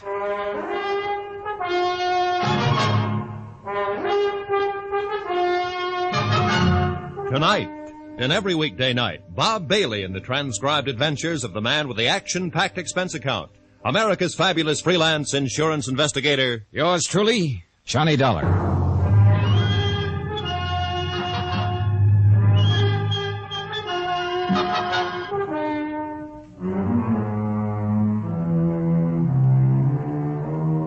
Expense account submitted by Special Investigator Johnny Dollar. To Sam Rubin and Associates, Insurance Brokers, Majestic Building, Hartford, Connecticut. The following is an accounting of expenditures during my investigation of the Salt City matter. Expense account item 8, $10. Medical bill for 2 stitches in my scalp. Item 9, 10 cents. One more phone call. To the prettiest insurance broker in San Francisco. You said you'd buy me lunch. Something's come up. I don't care what you say. You said you'd meet me. Meet me. Item 10, $2. More of that ever-loving cab fare. This time I kept the cabbie waiting outside Eleanor Stover's apartment. Johnny. Hi, Angel. I didn't want to be a witch, but I did want to see you, if only for a minute. Come in. Can't. My cab's waiting downstairs. But I want... What happened to you? Oh, I argued a little bit with 2 of Ed Julian's hired hands. He has a little muscle around him these days. Don't want to worry. Johnny, I feel responsible. Why? Well, like a big dope, I was the one who sold him that insurance policy. Now you have to mix into it and try to keep him alive. You look like the one who needs protection. Well, don't look at it that way. If you hadn't sold him the policy, I'd never have come to San Francisco, and I'd never have met you. And you wouldn't be here right now. I'll call you later. Ellie. Yes, Johnny? I didn't tell you this part. I'm going to serve a subpoena on him and try to get him to appear in court. I don't expect you to pay any attention to it, and then they'll issue a warrant for his arrest for contempt of court. I figured he'd be as safe in jail as anywhere else. What subpoena? An attorney who worked on a few deals with him, a man named Ray Gumby. Oh. Take care.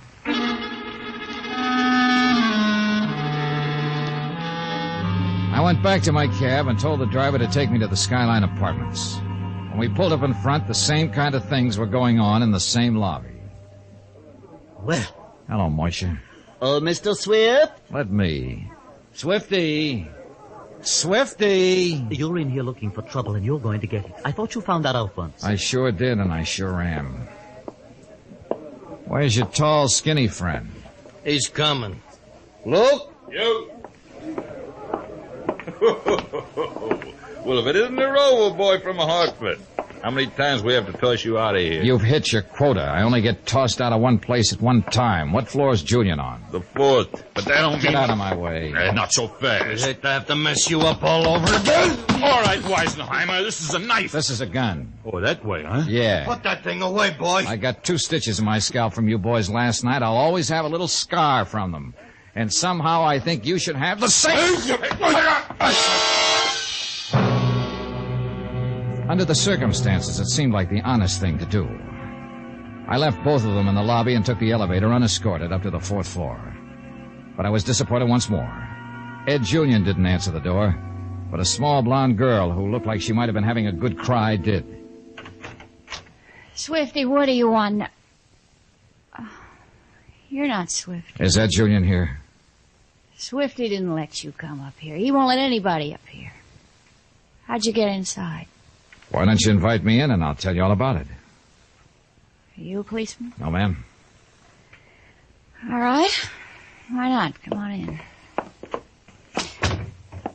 Whoever you are, mister, you're taking some awful chances. Well, let's say I'm a friend of Ed's. Ed hasn't got any friends, and I know all of them.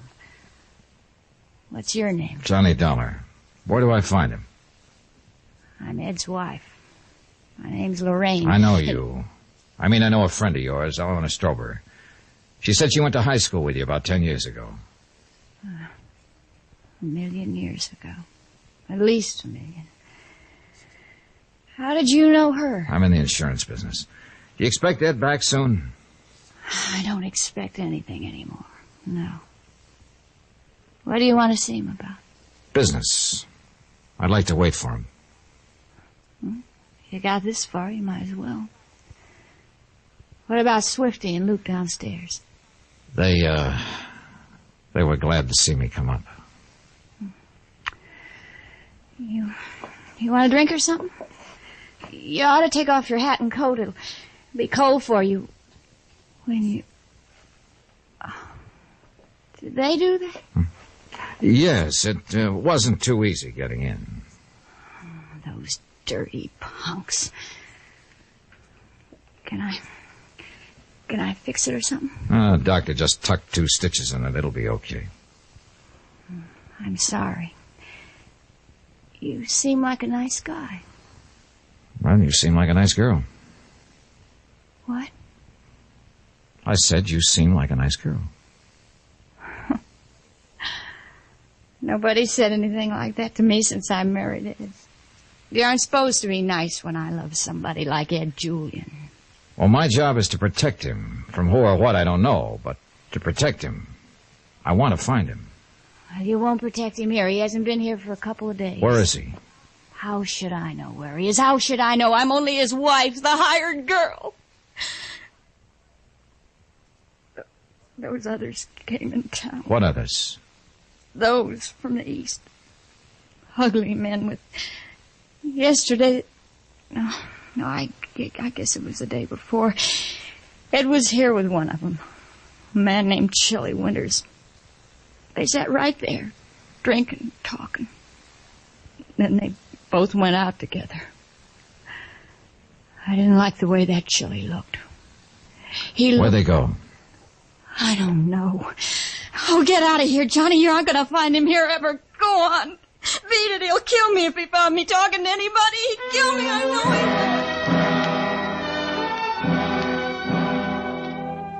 would. I didn't want that to happen, so I left. No one was in the lobby to say hello, fire a bullet, or use a blackjack. I spent another hour downtown at the Hall of Justice looking up the record of Chili Winters, a list of felonies ranging from armed robbery to assault with a deadly weapon.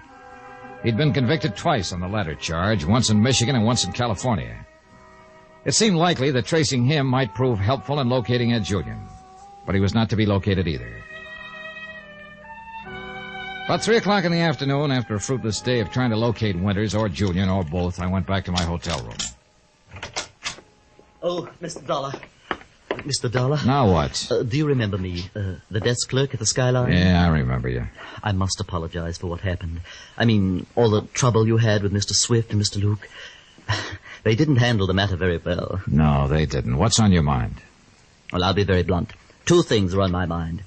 Ed Julian and your problem in locating him. I'm just a desk clerk. I need every penny, you know. I hope you're sawing it away. I took an awful chance coming here. You asked for Mr. Julian twice yesterday. You found him neither time. Come on, get to it, will you? Well, I know you aren't a thug like those others. I mean, I didn't know until Mrs. Julian told me you were an insurance man. Well, anyway, I know where Mr. Julian can be found. Where? And I'd hoped you'd be able to, Here. This is all I'm able to. Now, where is he? Oh, thank you, Mr. Dollar. Now, I just happened to overhear this morning when I was working the switchboard. Mr. Julian, well, he's in Salt City, California. The Salt City Smelter Company, I believe one of his enterprises. It seems he went there with a Mr. Winters because there's going to be a kind of a big meeting of all of them there. Mr. Reno and others. Sometime this week. Does that make sense to you, Mr. Dollar? It might. Yeah. All right, you've got your money. Oh, yes, thank you, Mr. Dollar. Oh, and please don't mention to anyone that I was here, that I disclosed this to you. I'd lose my job if it got out, and I needed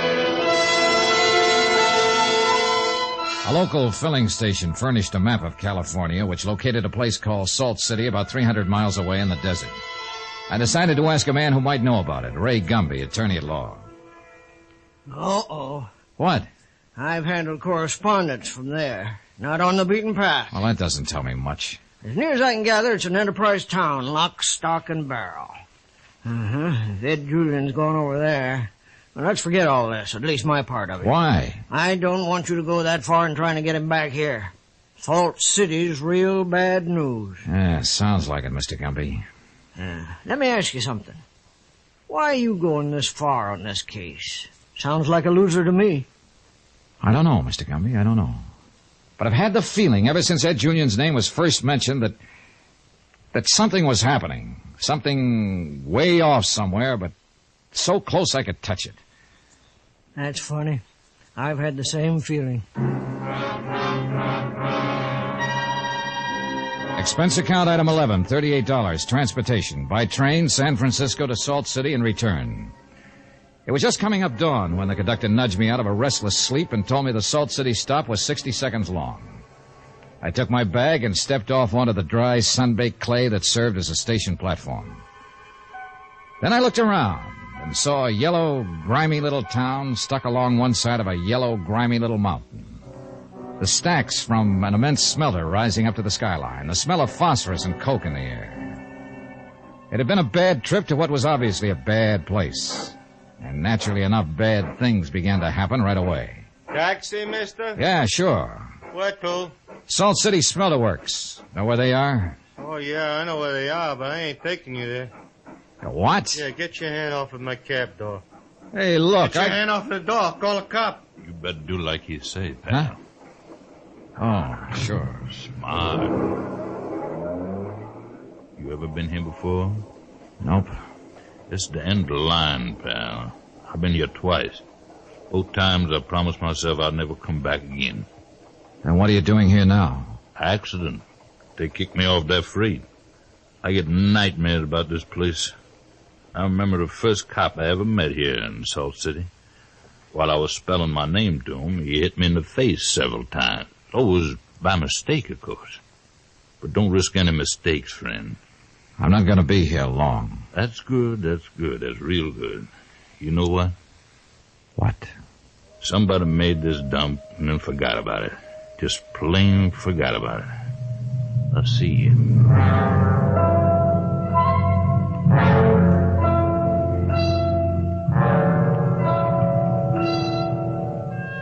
No bird sang. No dog barked. No cock crowed. Nothing. Nothing but that feeling inside of me and something saying, it's going to happen here. It's going to happen here.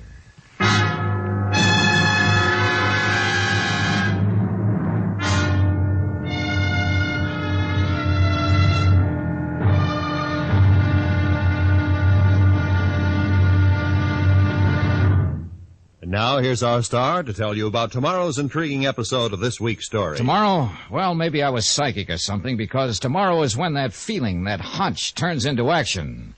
Join us, won't you? Yours truly, Johnny Dollar.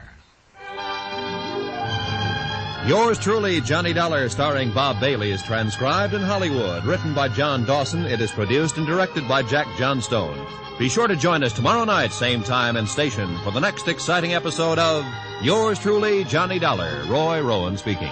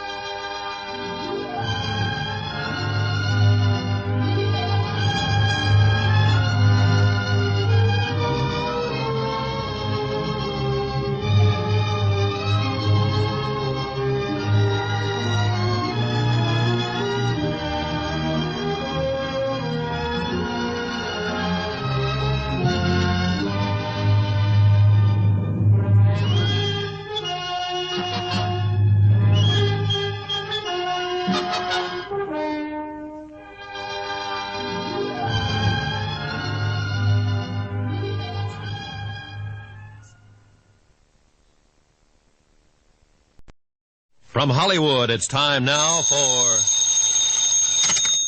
Johnny Dollar. Ready with your call to San Francisco. Go ahead, please. Hello. That you, Johnny? Yeah, I'm in Salt City. I'm surprised they have phones there.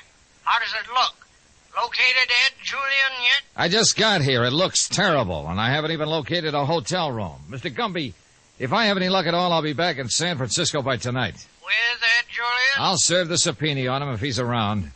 From what I've been able to pick up, there isn't much of a law enforcement agency here. You get that subpoena in his hands and he'll have to answer to it. He's still in this county, even if they have to use state police to grab him. Okay. Anything I can do for you here? Yeah. Find out how a town like this ever got built.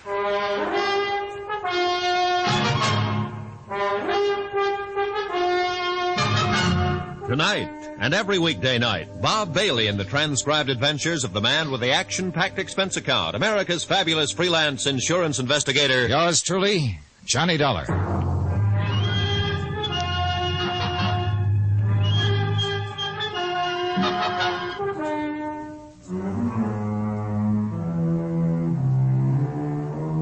Expense account submitted by Special Investigator Johnny Dollar to Samuel Rubin and Associates, Insurance Brokers, Majestic Building, Hartford, Connecticut. The following is an accounting of expenditures during my investigation of the Salt City matter. It all started when Sam Rubin asked me to bodyguard Ed Julian. Julian was supposed to be in San Francisco, but I never saw him there. I saw his wife and his lawyer and the insurance agent who had sold him the policy, but no Ed Julian. And then a clerk at his apartment told me about Salt City. He didn't tell me much else. I found the rest out for myself. I checked my bag in the station locker and walked over to the Salt City Bar and Grill. Expense account item 12, 10 cents, coffee. Just getting on the train? Yeah, a few minutes ago. Everybody calls me Connie. Everybody calls me Johnny. That's nice. Never seen you around here before. Well, I've never been around here before. Gonna stay long? I hope not. No fault of yours. I can't blame you. As soon as I get a steak for myself, I'm pulling out too. All kinds of funny things going on around here. Now, for instance, last week hello, Mr. Reno. I recognized him from the Landry killing that he'd stood trial for in Baltimore in 1950. He still looked like his pictures, tall, thin, quiet. I'd always wondered where he disappeared to after his lawyer got him off with a bought jury. My name is Jim Reno. I run this restaurant. Everything all right? Everything's fine. Oh, that's good. Good. You ought to have some of our stew. This time of morning? Sure, just the thing. Connie, why don't you go back in the kitchen and put some stew on the fire, huh? Well, Mr. Reno, I don't cook. You know that. Learn. Yes, sir. Yes, sir. You wouldn't be connected with the Salt City Smelter Works, would you, Mr. Reno? I own them. With some other friends. Then you might know Ed Julian. I understand he owns... Yes, I know Ed. He's out there at the Smelter Works, staying in a cottage right by the office. I'll call your taxi if you like. Well, the last taxi driver I asked to drive me out there threatened to call a cop. Well, in this town, it's better if I call. You know, small town. Sure. Finish your coffee, Mr. Dollar. What? I'll call the cab for you. I own the taxi company, too. Expense account item 12, 10 more cents, more coffee. While I waited for the cab to appear. Somehow I wasn't surprised that Jim Reno had been able to read my name in the coffee grounds. But by that time, I'd learned not to be surprised by anything in Salt City. Item 13, 50 cents tip. The cab ride out to the Smelter Works was on Mr. Reno. The chimneys and stacks were dark and sullen against a gray storm-gathering sky. The only sound was a gasoline generator somewhere. Lights were on at intervals across the smoky area. One dim light burning in a little yellow cottage just inside the main gate caught my eye. No one seemed around to ask questions of me, so I walked in. Ed Julian and another man I didn't recognize were sitting in chairs opposite each other. Neither of them moved or flicked an eyelash. They just sat there, propped up, staring at each other. I got closer and decided one could get surprised in Salt City. They weren't dead. Dead men don't perspire. Dead men don't have pulses. Dead men don't breathe. They were just kind of in between. If you ever walk into a house in Salt City and find two men just sitting in a room, quietly staring at each other, and they aren't dead, turn around and walk out Johnny Dollar, don't fall down on your hands and knees and crawl around the floor like I did. Don't start to laugh to yourself about nothing at all. Don't get weepy and perspire. And don't prop yourself up against the wall and wait for something to happen. Then I could see somebody standing beside me looking down. I couldn't move my arms or my legs, and that seemed pretty funny. Somebody laughed about it. Then it came to me I was doing the laughing. The noise was coming out of me.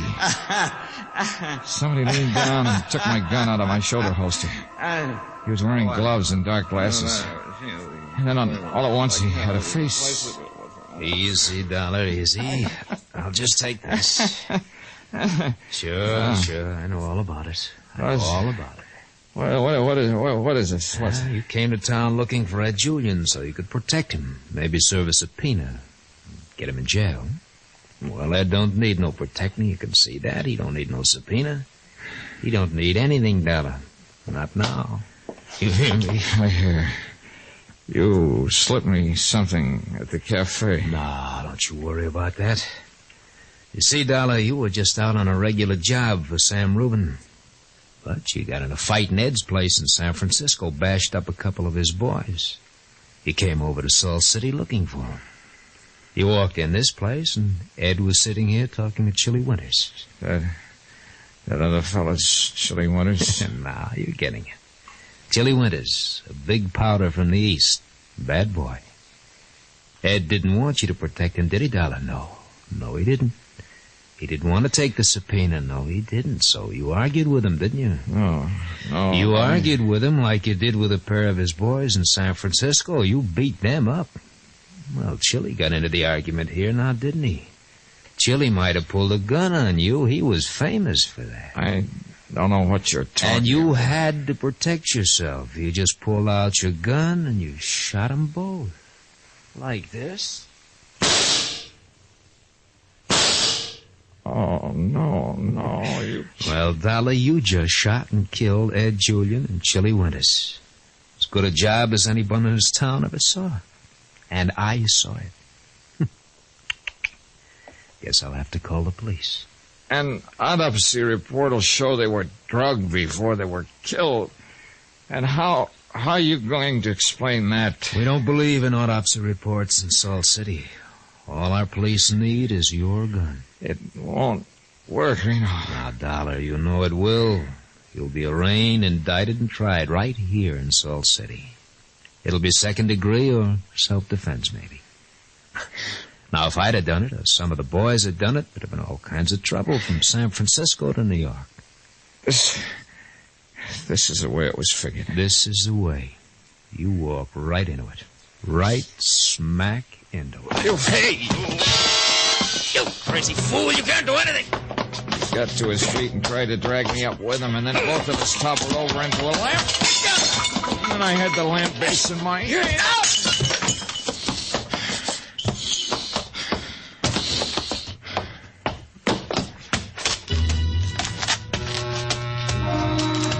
In any other place, the next move would have been to run to the nearest police station. But from what I'd heard of the brand of law and order practiced in Salt City, that wouldn't have been much help to me. Instead, I walked the 3 miles back to town, making my way over the crusted arroyos and cactus lands that seemed to surround it. My first stop, the Reno Bar and Grill. Oh, my, what happened to you? That's about the longest story in history. Anybody around? Just you and me, Johnny. My full name's Johnny Dollar. I'm an insurance investigator. I came here to see Ed Julian. I saw him shot to death. What? Now listen to me. I saw him shot to death along with a man named Chili Winters about half an hour ago. Jim Reno did the shooting with my gun. I better call a police. Wait, now listen to me. Remember, I came in here from the station. I made a phone call from that booth outside there. Yeah. I sat down, had some coffee, 2 cups. We talked, I remember. Do you remember putting anything in my coffee? Me? What are you talking about? Somebody did. Probably Reno when he came up. Now look, you said something about wanting to get out of Salt City. Well, sure, but... Now's your chance. I'll get you out of here. How? You got a car? No. All right. Can you buy one for this? $3.50? I think so. Go do it. I'll wait here for you. Well, you better not wait here. My room's across the street, 2nd floor. Use the back stairway. I'll be there in a half hour. Expense account item 14, $350. One automobile, 1948 vintage. The waitress returned with it in exactly 1/2 hour. In another 10 minutes, the time it took her to pack 2 suitcases, we were on the road to San Francisco. Item 15, $18.30, gas and oil. It took us 7 hours and 20 minutes to make it. Item 17, $50. I gave the waitress the car and the money, then went back to my hotel, showered, shaved, and changed clothes and made a phone call. Who? Johnny Dollar, Inspector. You're wanted for murder in Salt City. Police all over the state are looking for you. Yeah, I thought they might be. Inspector, I'll be glad to explain all of it, but I need some time. Come on down and explain it, and then we'll see if you can have any time. Now listen to me. I was sent to Salt City to be a patsy. Reno wanted to get rid of Ed Julian and Chili Winters. Where are you? Never mind. Well, you've got 5 minutes to get down here and turn yourself in. Otherwise, you'll go out on an APB. I got out of the hotel in about 20 seconds. A cab picked me up, and I spent item 15, $3, transportation getting to Ray Gumby's office at 8 Julian's Enterprises. No Ray Gumby. Item 16, $8, more cab fare. This time locating Ray Gumby's home address, an apartment over in Berkeley. He took a long time to answer. Dollar. I don't know how he ever made it with the 2 holes in his neck. He lurched forward and I caught him. Who did it, Mr. Gumby? Swifty and Luke. You met him at Ed's apartment house. Came by about an hour ago. What's all about? Why, Johnny? Why?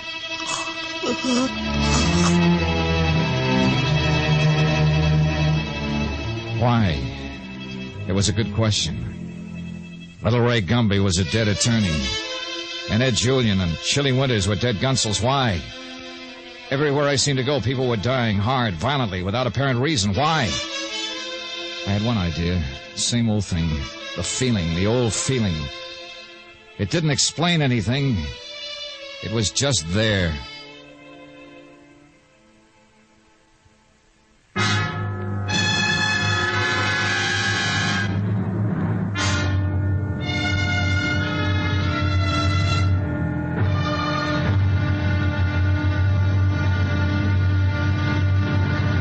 Now here's our star to tell you about tomorrow's intriguing episode of this week's story. It winds up tomorrow. The whys and the wherefores. Love and hate, the usual ingredients for big explosions. Join us, won't you? Yours truly, Johnny Dollar.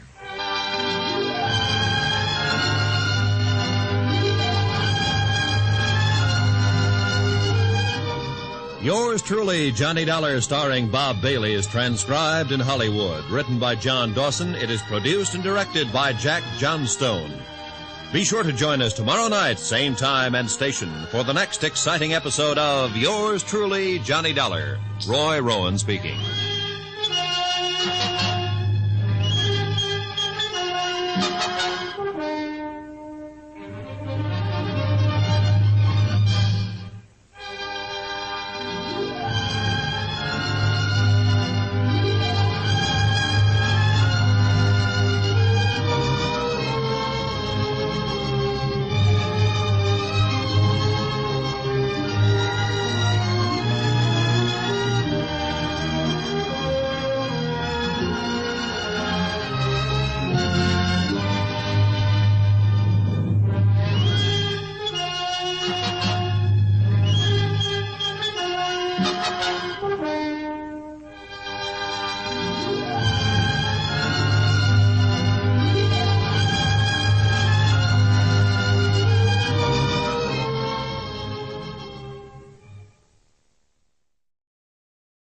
From Hollywood, it's time now for...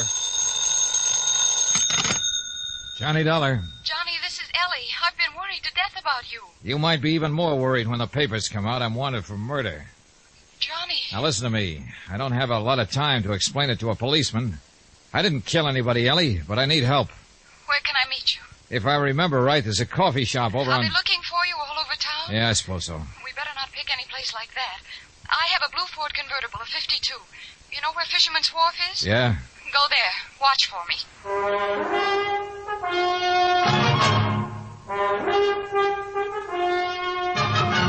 Tonight, And every weekday night, Bob Bailey in the transcribed adventures of the man with the action-packed expense account, America's fabulous freelance insurance investigator. Yours truly, Johnny Dollar.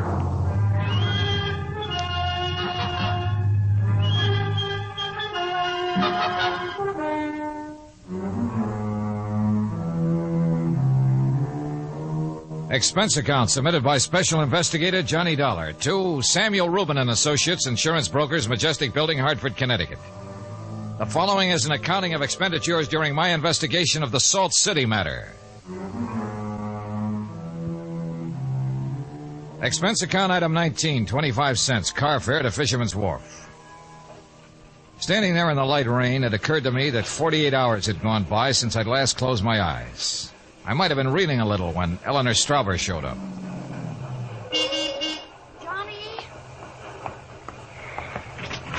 Johnny. Yeah. Johnny. Same old sport.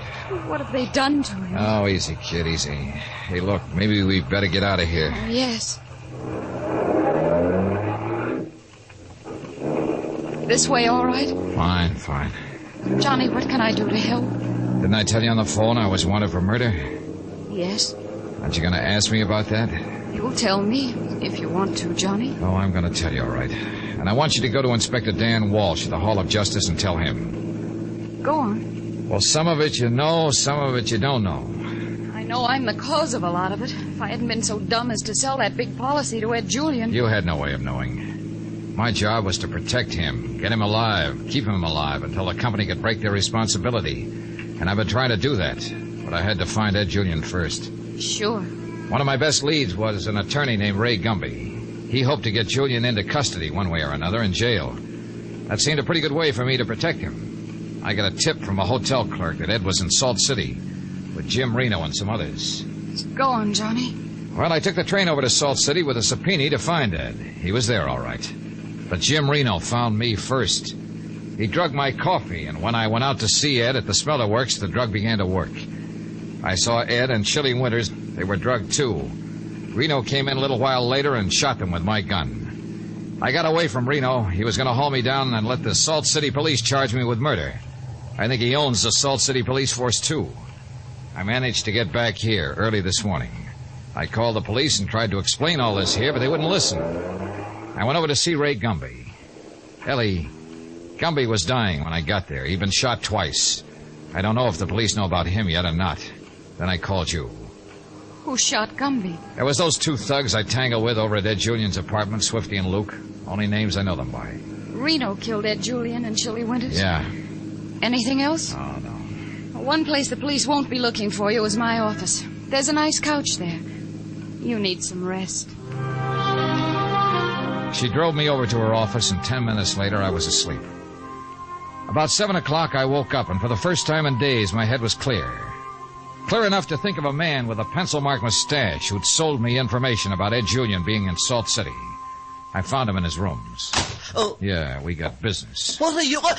Hey, please, my lapel. You worry about them good and hard. I'm worried about the two men I saw murdered in cold blood in Salt City yesterday. I'm worried about the man who died in my arms early this morning. Most of all, I'm worried about myself. Please! Now, look.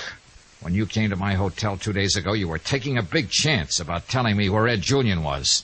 But it didn't make sense, because your kind don't take chances. What do you mean? I mean somebody paid you to look at me and tell me Julian was in Salt City. Oh, no, Mr. Dollar. Oh, Ed's wife didn't know he was there. The police didn't know he was there. No one but you.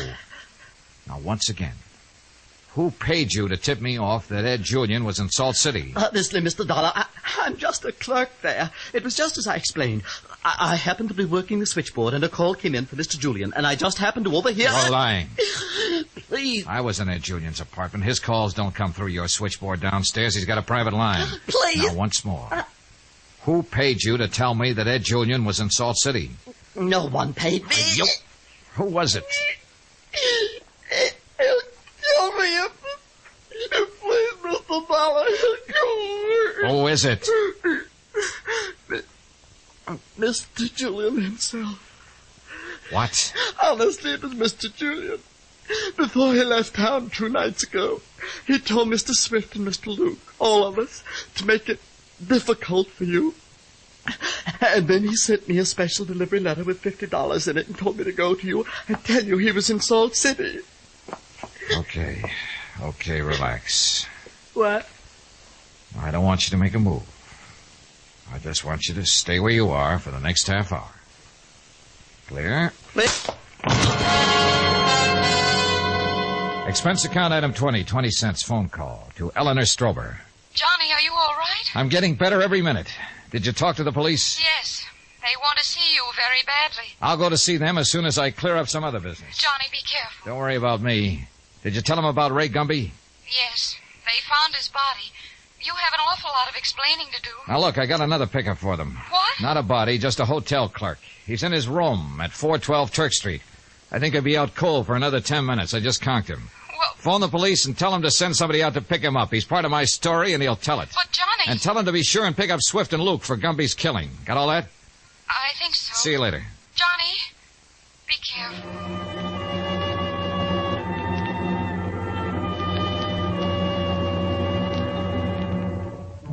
It was dark by the time I arrived at the Skyline Apartments and took the elevator to the 4th floor.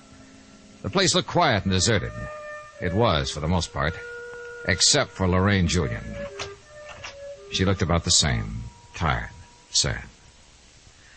Johnny Dollar. Isn't that your name? Yeah. What are you doing here? Didn't you ever expect to see me again? No. You better go. Wait. You shouldn't be in here. Ed, walk in here. Ed isn't going to walk in, Mrs. Julian. What do you mean? I dropped by to tell you you've been double-crossed. Where's Ed? Chili Winters was gunned in Salt City. Ed Julian was shot to death, too. You're lying. I saw it happen, Mrs. Julian.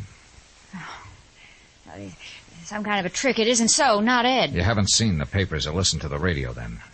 They all have the story by now. It is true. Yeah, all of it. Ed told you to keep me guessing when I came around looking for him, right? Yeah, sure. Maybe you didn't know, but you were helping Jim Reno put the finger on him. I don't believe you. Ed can't be dead. Neither can Chili Winters, then, huh? It was Chili they wanted out of the way. They wanted Chili out of the way. Uh-huh. Well, Chili and Ed are out of the way now, and Jim Reno's in command. What a fool. What a fool I've been. I'd have done anything for him. He asked me to get you to go over to Salt City. I loved him. There's no way to bring him back, Lorraine. But you can help me get Jim Reno. How? Will you sign a statement? Anything. Get some paper.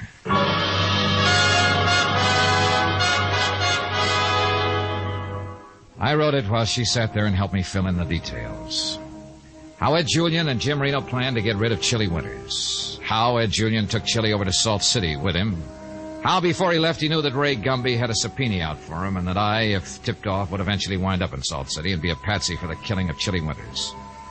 Only Jim Reno decided he'd be better off if Ed and Chili were both out of the way. Do you think this'll do any good? Can we get Reno for killing Ed? In a Salt City court, no. But it stands a good chance in this town. How about Gumby? Luke. And Swift. I know. Why? Mr. Gumby knew all about the enterprises. If there'd been any kind of investigation... So they just put him out of the way. Yeah. Nice people. That's one trouble. You never usually ask about the people you fall in love with. You just go ahead and do it. We better find a notary public. I have to turn myself into the police. A lot of things have to be explained to them. I think you better get over to Salt City and explain some things there, Donna.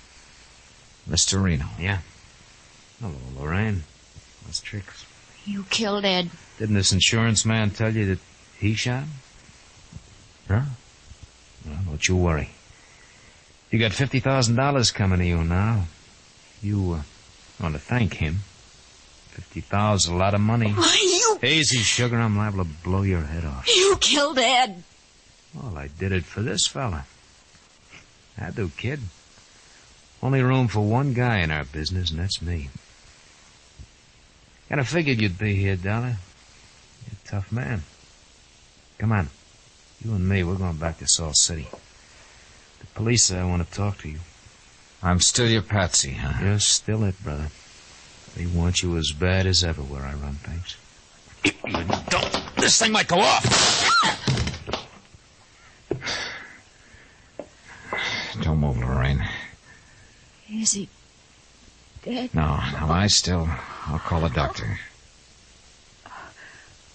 Once you said I looked like a nice girl. Tell me that again. Oh, please. Tell me.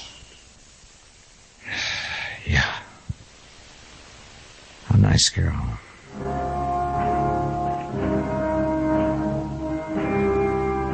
Expense account item 21, $1,000, legal fees. To get a lawyer to explain formally what had happened. Item 22, $130, room and board. 23, $135, plane fare to Hartford, and, Johnny? Bye, Johnny. Bye, Ellie. The next time I sell an insurance policy, I'm going to ask for character recommendations. Then I won't get a nice fellow like you in...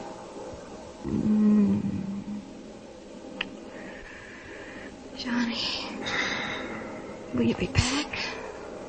Well, I'll have to appear as witness against Jim Reno when his case comes up.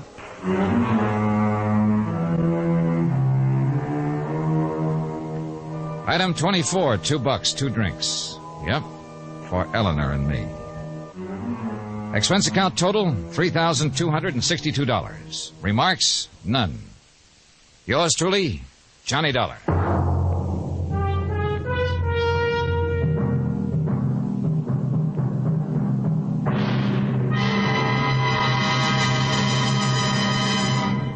Remember, there'll be another exciting story of yours truly, Johnny Dollar, beginning next Monday night. Next week, proof that a dog's life sometimes isn't so bad. A case that starts out like a lark, just one big joke, but isn't funny for long. Join us, won't you? Yours truly, Johnny Dollar.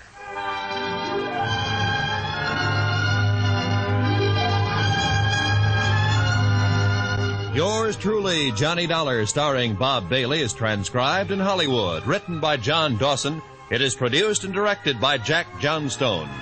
Heard in this week's cast were Barbara Fuller, Gene Tatum, Barbara Eiler, Lawrence Dobkin, Dick Ryan, Jack Edwards, Barney Phillips, Junius Matthews, and Tony Barrett.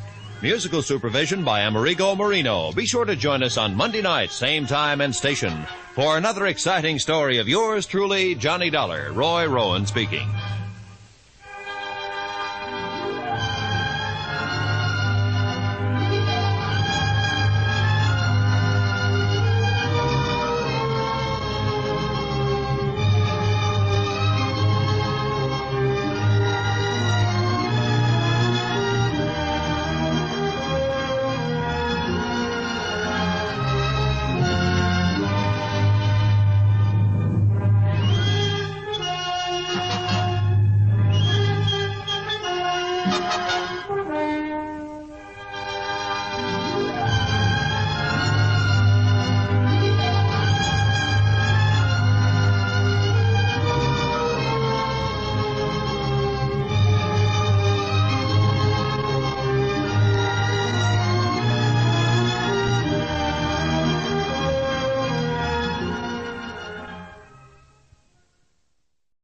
From Hollywood, it's time now for...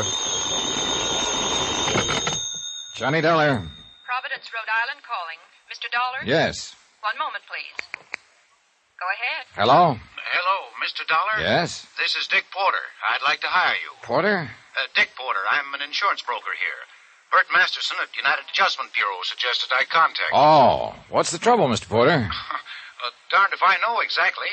I just have a client who's taking out all the insurance he can get.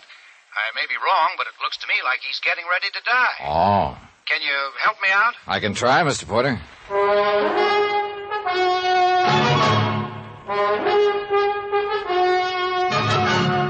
Tonight, and every weekday night, Bob Bailey in the transcribed adventures of the man with the action-packed expense account, America's fabulous freelance insurance investigator. Yours truly, Johnny Dollar.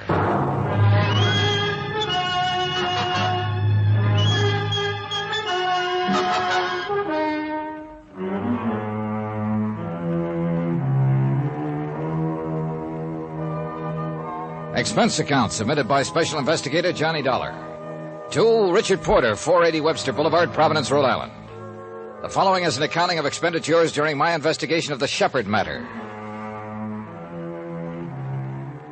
Expense account item 1, $15. Airfare and incidentals, Hartford to Providence. I arrived at 2:30 in the afternoon and was in my hotel room by 3:15. At 5 o'clock, I was having a quiet drink with Porter, who turned out to be a 24-year man in the insurance brokerage business and seemed to know what he was about. I've never had anything like this happen to me, and I didn't quite know what to do about it. I'm glad I can get some expert advice from you. Well, I don't know how expert the advice will be, but I'll do what I can for you, Mr. Porter. Want another one of these? No, I'm fine for now, thank you. I'll try to explain this matter as far as I know. 2 days ago, Dr. Shepard called me up and inquired about rates on straight life insurance. Mm-hmm. He's carried about $20,000 worth of policies, 10 years or better. I have the figures in my office. Mm-hmm. I gave him the prices for coverage, and he said he'd take $80,000, which would bring him up to an even $100,000. Now, Shepard's a single man. The beneficiary on his other policies is his mother, Claire Shepard. She lives over in Pawtucket. His only dependent. He wants to name her beneficiary again. I see. Now, where do matters stand with Dr. Shepard right now?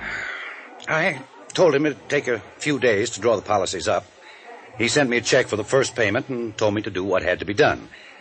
I don't want to act on his application until I know it's okay. Yeah, sure. Well, what can you tell me about Dr. Shepard? Very little. He seems to have a good practice here in town and does his share of charity work and so on. As far as I know, he's above question.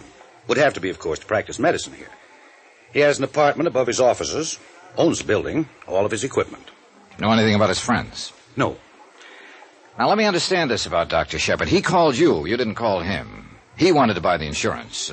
You didn't try to sell it. That's about it, yes. And that's why I'm worried. Give me 100 people, and I'll show you 99 out of that 100 who will never call up an insurance broker and say, I want to buy some life insurance. Yeah. People have to be sold life insurance. They'll go out and shop around for fire, theft coverage, automobile insurance, health, almost any kind. But straight life insurance, that has to be sold. On the other hand, suppose Shepard is that 1 in 100. Yeah, it may be a perfectly legitimate situation. Yeah, Shepard may have looked into his mirror one night and said to himself, I gotta have $100,000 worth of insurance or I won't sleep a wink. Oh, yeah, it could have happened that way, Mr. Porter. But, I have to think of those 99 people in that 100. Sure, so do I. Well, here's to caution. Cheers. Expense account item 2, $25. Deposit on a rented car, which I used the following day driving from place to place collecting data on Dr. Charles Shepard, M.D. At his bank, I was able to learn that he enjoyed what might be called a lucrative practice, and that, like most people, he spent slightly more than he made. He belonged to a golf club where he was seldom seen. He belonged to a tennis club which he managed to make 3 or 4 times a week. Questioning the pharmacist who had the prescription counter a half block from Dr. Shepard's building and the manager of a cafeteria across the street from same, I was unable to learn who Dr. Shepard's steady companions were or gain any information that would justify his puzzling application for life insurance. Hello?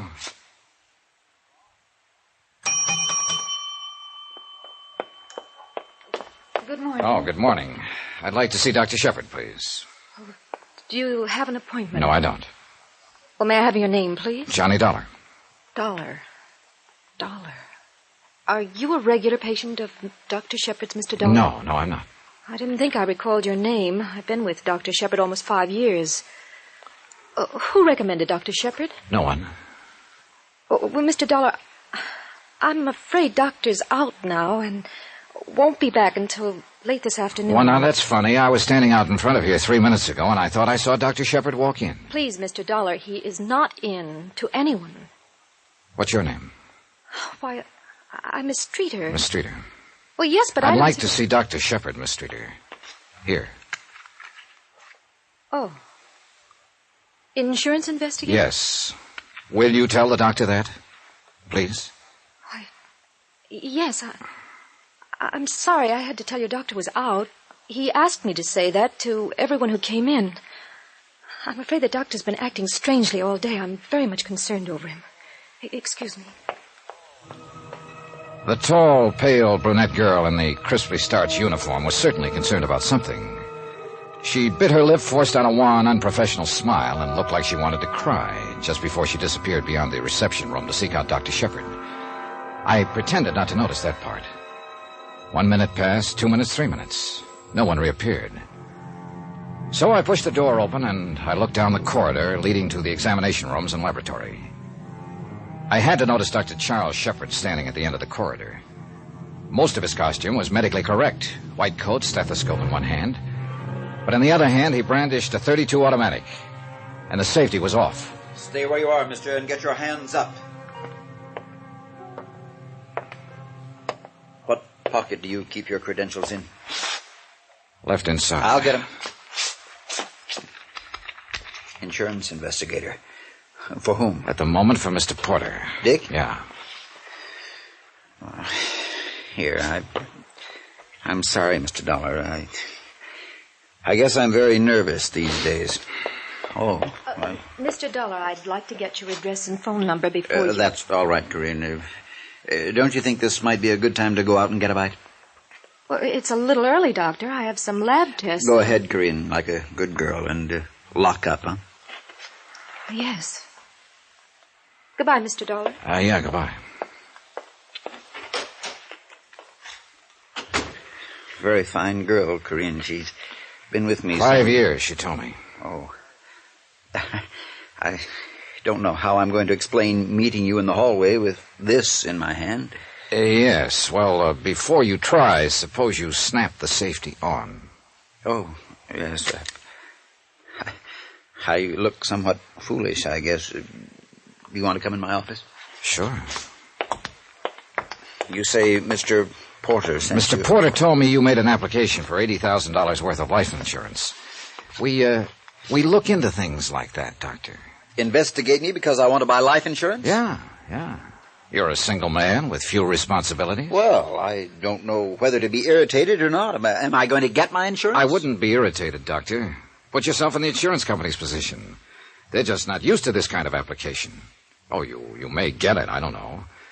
But obviously you're in some kind of trouble, gun and all. Well, the whole thing is a ridiculous mess. Mr. Dollar, my life has been threatened by a man who has definite homicidal tendencies. I suppose I've been acting very strangely lately. I don't know whether to leave town or give up my practice. All you have to do is pick up that telephone and call the police and tell them about it. A threat in your life comes under police business, Doctor. I know that, and I would go to the police, only... Well, it's a very delicate matter. I have a patient's welfare to think of. You can't very well treat any patient if you're dead. I suppose you sit down and tell me all about it. All right. Several months ago, I treated a woman named Forbes. A thorough examination and consultation disclosed that her poor physical condition was not based on any organic disorder, but rather upon her own emotional instability. Not an uncommon diagnosis this hectic day and age.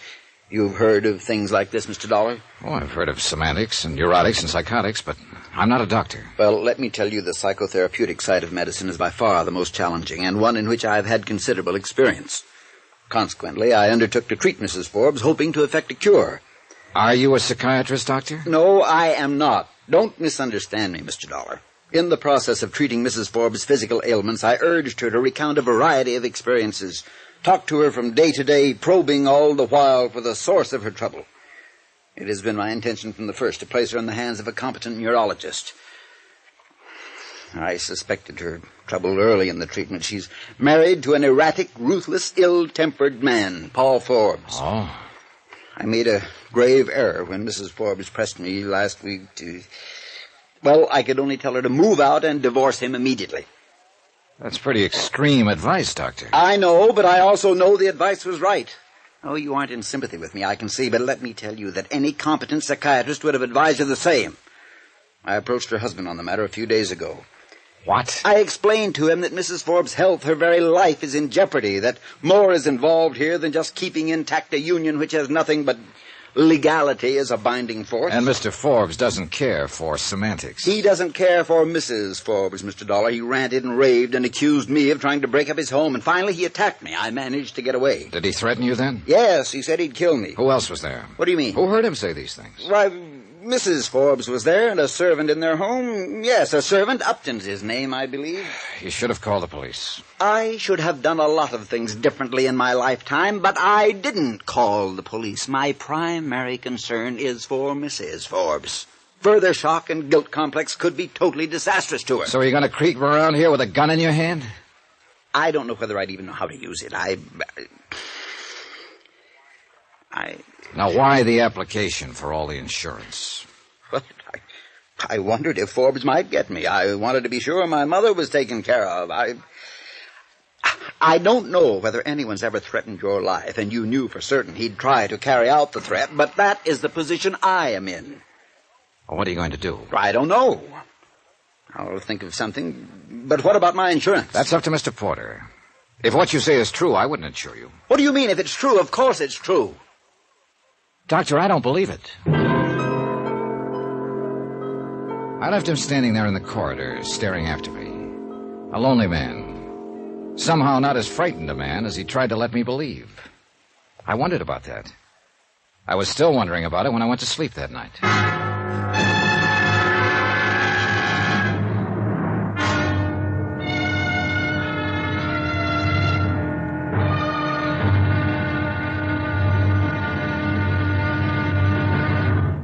Now, here's our star to tell you about tomorrow's intriguing episode of this week's story. Tomorrow, the Shepherd matter becomes a matter even the police can't handle.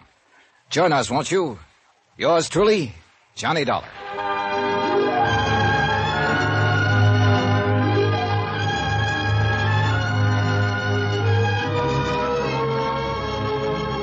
Yours truly, Johnny Dollar, starring Bob Bailey, is transcribed in Hollywood.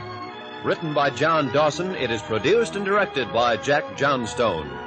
Be sure to join us tomorrow night, same time and station, for the next exciting episode of Yours truly, Johnny Dollar. Roy Rowan speaking.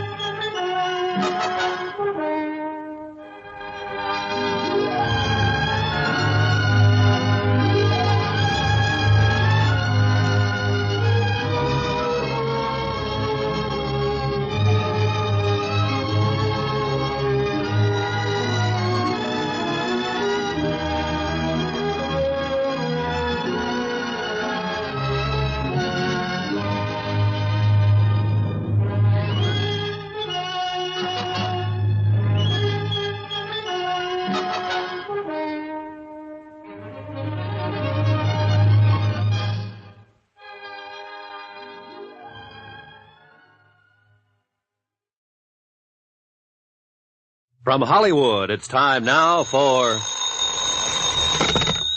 Johnny Dollar. Dick Porter, Mr. Dollar. Hi. Did you check on Dr. Shepard? Yeah. Do I write up his policies? Well, that's up to you, Mr. Porter. Dr. Shepard's life has been threatened. What? That's according to him. And the man who threatened his life has definite homicidal tendencies, also according to Dr. Shepard. Well, well, what do you think? Porter, I think Dr. Shepard's a liar.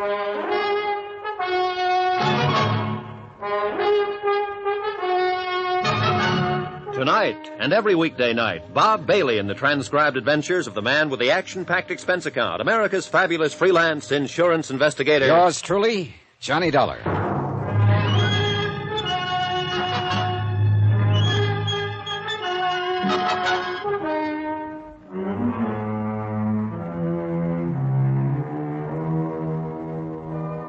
Expense account submitted by Special Investigator Johnny Dollar to Richard Porter, 480 Webster Boulevard, Providence, Rhode Island. The following is an accounting of expenditures during my investigation of the Shepard matter. More expenses. Item 3, 26 cents. 1 bottle of aspirin for Mr. Porter. I felt he was going to need it. I hope you aren't trying to be funny, Mr. Dollar. I'm not, Mr. Porter. I think you've got a tough decision to make. I I know that the commission on $80,000 worth of insurance would be high. Sit down. Oh, thanks. Mr. Porter, Dr. Shepard told me he bought, or tried to buy, all that insurance because he thought a man named Forbes was going to kill him. He bought it, he said, to make certain his mother is well provided for. He was carrying a .32 Colt. Now, he spoke of treating Forbes' wife and of advising her that divorce would settle her health problem. Mr. Forbes didn't like that and accused Shepard of trying to wreck his home, and, well, that's about it. Now, what have we got? Well, your Dr. Shepard is either nuts or an idiot or the cleverest man alive. I don't know. I do know I believed about one half of what he told me, maybe less. Well, what reason would he have to lie? Beats me. If someone threatened your life or mine, we'd turn to the police for help. Now, Shepard won't do that. Insists that it would probably be hazardous in the case of his patient, Mrs. Forbes. Well, I don't want to write up this policy if what he says is true. But I don't want to pass up the commission if it isn't true. Can you stick around town for another day or two and find out about it? I'll do what I can, Mr. Porter. Go ahead. Have an aspirin. He had an aspirin, and I had a car ride. Once again, out to the offices of Dr. Shepard. The same things were more or less going on in the same way. His nurse, Miss Streeter, appeared as distraught as ever when she recognized me. There was a quick dabbing at the eyes, a straightening of the hair before she spoke. Good morning, Mr. Dollar. Hello. Like to see the doctor again. He was calling Mr. Porter's office trying to locate you. I'll buzz him. Mr. Dollar, do you have anything to do with why Doctor's been carrying a gun? No. That's his business. In other words, I should mind my business. Well, I'm being honest. I've advised him what to do in the matter. What matter? He'll have to explain that to you, Miss Streeter. It doesn't make much sense to me. You can go back now. Okay, thanks. Hello, Mr. Dollar. Hello, Doctor. You were pretty insulting yesterday. I'm sorry about that, but we both have a problem to solve. And I get paid sometimes for deliberately insulting people. You're a strange one. Do you want to change your story about all this? I wish I could change it. It's still a mess, a bad mess. I thought it all out last night, and I still must hold to my original thinking. I have to place my concern for my patient, Mrs. Forbes, before anything else. In other words, you won't call the police and tell them your life's been threatened. No, and you're very stubborn about that part. I don't think you comprehend the situation at all. Look, wait a minute. Let's understand each other, Doctor. If this man Forbes is all you say he is, and you say you're the expert on homicidal tendencies, then the best thing for you to do is to prefer charges against him for threatening your life and have him locked up. Now, you could do that, according to what you've told me about Mrs. Forbes and a servant in their home witnessing his threats. I will try to explain again. I can't do that for Mrs. Forbes' sake. I just can't. She's been through a shattering ordeal. I must attempt to resolve this quietly. Now, true, I can generally anticipate a man's actions inside my office under clinical conditions, but well, Forbes is different. That's why I tried to contact you today. Someone like you could approach Forbes and possibly persuade him to discard his ideas of violence. Probably do it in a quiet way, too. What does Mr. Porter pay you? Well, what's that got to do with it? I'm willing to pay you. I mean, you and I don't seem to get along very well, but I phoned Porter, and he tells me you're one of the best men in your line of business. I'll pay you to go to Paul Forbes and talk to him as I've described. I can't figure you, Doctor. Now, let's you and I not get into any personality arguments. Will you do this for me for your regular fee? I was going to do it anyhow, for Mr. Porter and the fee he pays me. I just wanted to check you first. I'll do it, but I still think it's a matter for the police. All right, let's leave it this way. You go talk to Forbes. If you think he means to kill me, then I'll call the police and prefer charges against him, patient or no patient. How's that? That sounds a little more sensible, Doctor.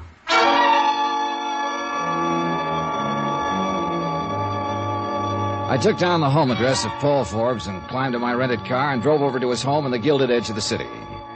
A story-and-a-half colonial with all the trimmings. Lawns, trees, Plymouth convertible, a push-button station wagon in the garage. It was a nice warm spring day, and some flowers were blooming and smelling up the area in a very nice way. Flies buzzed, bees droned, birds sang. And I went up and pressed the doorbell. I should have gone butterfly catching or taken a plane to Spokane. Yeah? I'm looking for Paul Forbes. Does he live here? Yeah, he sure does. I'm Forbes. Mr. Forbes, my name is Johnny Dollar. Dollar? Yeah, and I came over to talk to you. You get out of my way! The front of his gun slapped against the side of my head, and I went down to my knees. A door slammed somewhere, and someone ran away. I twisted around, trying to see what it was all about. And then I managed to get to my feet in time to see Paul Forbes plunging the Plymouth out the driveway and heading I don't know where. Goodness, my goodness. What happened here? Where's Mr. Forbes? You hurt? Yeah, I'll be... Oh, Miss Forbes! Miss Forbes! Oh, let me help you, sir. Yeah, give me your arm. Yeah. We better sit you down over here. Okay, thanks. Oh, my goodness gracious, sir. How did this happen? Mr. Forbes swung a gun at me. Oh, no, sir, no, sir. Oh, no, sir. No, easy, sir. Easy. Thanks, Now, let's sit down here. What happened here? I'm afraid Mr. Forbes attacked this gentleman, Miss Forbes. Call the doctor up and then go to my medicine chest and get some swabs and a pan of cold water. Right away, ma'am. Wait, the doctor isn't necessary. It just made me dizzy. Your cut, it might be deep. Well, get the first aid things and some brandy, Upton. Right away, ma'am. This is unforgivable, just unforgivable conduct. Please, I don't know who you are. Are you a friend of Paul's? No, I'm Johnny Dollar. I wanted to discuss with your husband something. I take it you're Mrs. Forbes. Yes. Oh, Upton, set them right here. Yes, ma'am. Yes, ma'am. You feeling a little better, sir? I don't know yet. Hey, let me try some of that. Yes, certainly, sir, certainly. Here we go, sir. Easy now. Easy. Thanks. How does it look to you, Upton? Well, I believe it's not too deep, Mrs. Forbes. How's it feel, Mr. Dollar? No, I don't think it's very deep. I'll be all right in a minute. Upton, go telephone Dr. Shepard and tell him to come over here immediately. Yes, ma'am. Mr. Dollar, I can't tell you how sorry I am for this. You can bring suit against us. You can do anything you want to, Mr. Dollar. Paul's temper is just ungovernable these days. He could have killed you. He took the car and ran. Yeah. I don't know what's gotten into him. 2 nights ago, he attacked my personal physician, threatened to kill him. And now he's attacked you for no reason at all. Any idea of where he might have gone? Heaven only knows. Mad. That's what he is, Mr. Dollar. He's mad.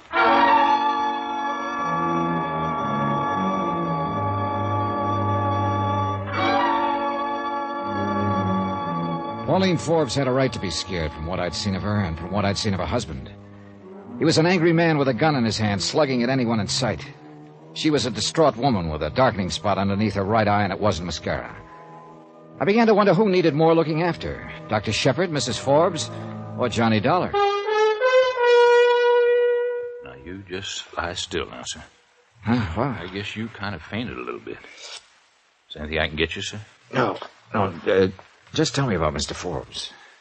I beg your pardon, sir? Look, I'm an insurance investigator. I came here today to talk to Mr. Forbes about threatening Dr. Shepard's life. Oh, well, I wouldn't want to talk out of turn, sir. You better discuss that with Miss Forbes. Now, just one question. Did Mr. Forbes threaten Dr. Shepard's life? Yes, sir. You heard him? I did, sir. He attacked Dr. Shepard here 2 nights ago. Did he also attack Mrs. Forbes? Mr. Dollar, this is an unhappy house. Things have gone all wrong here these last few months. Mr. Forbes changed. Mr. Forbes, I don't know. But please don't ask me to speak up against anyone. I'm just trying to find out the best thing to do for everybody concerned. What can you do, sir? Well, I didn't think anything like this had happened. Terrible, Doctor. Terrible. This about settles it. Now, I want you to go up to your room and lie down. There's no sense in your getting any more excited. I want to see about Mr. Dollar first. Oh, good morning, Doctor. Hello, Upton. Let's have a look at this, Dollar. Get that light. Yes, sir. Mm-hmm. How is it? Well, I don't think it's anything worse than a cut. How do you feel, Dollar? Oh, an aspirin might straighten me out. I hope so. Captain? Yes, I'll get some, sir. Dollar, I should have taken your advice yesterday. I'm going to take it now. I'm going to call the police and have this man arrested. He might kill somebody next time. Yeah, am I all right? Sit up. Dizzy? Yeah, a little. That'll wear off. What'll they do to Paul? Well, they'll take him into custody and probably talk some sense to him. Oh, this is awful. You go up to your room now, Mrs. Forbes. We'll handle this. Oh, Upton, take Mrs. Forbes upstairs. Yes, sir. You just come along, Miss Forbes. Thank you.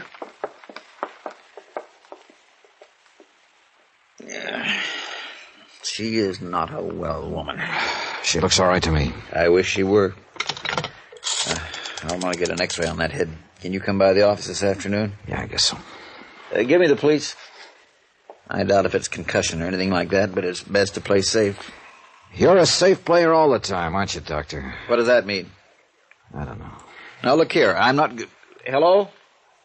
Yes. I want to talk to somebody about a threat on my life. My name is Shepard. Dr. Charles Shepard. When I left him, he was reporting Paul Forbes to the police. He gave them Forbes' description and the license number of the Plymouth Forbes was driving. I didn't stay beyond that. Maybe I should have. Maybe I should never have left that house. I'm not sure, but if I hadn't left, I might have saved a life.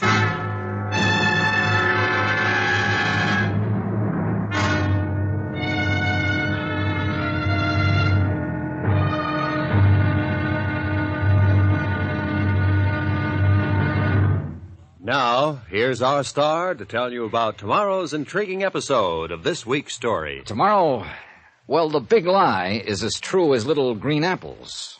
Join us, won't you, when I bite into one and spit out a bullet. Yours truly, Johnny Dollar.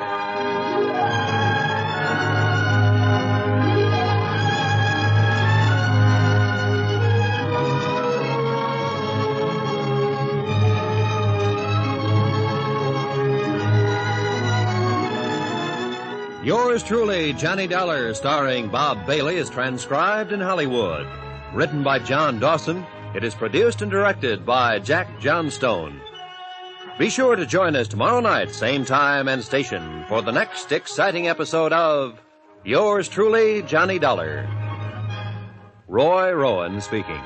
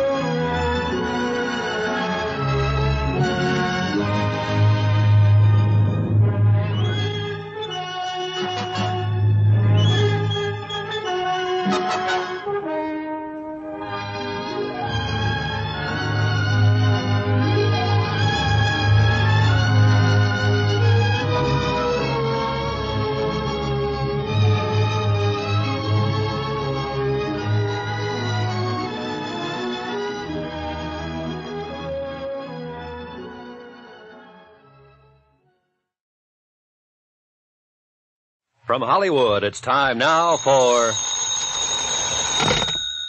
Johnny Dollar. This is Miss Streeter at Dr. Shepard's office. Yes? Dr. Shepard gave me your hotel number. He said you were to come in for a head x-ray. Let me talk to the doctor about that. Well, he's out on house calls right now, Mr. Dollar. He'll be back late this afternoon. He seemed very concerned over He ought to be. A friend of his banged me on the head with a gun this morning. That's why the x-ray. Well, could you possibly come in and have it made? Doctor was most insistent. All right, Miss Streeter, I'll be right over.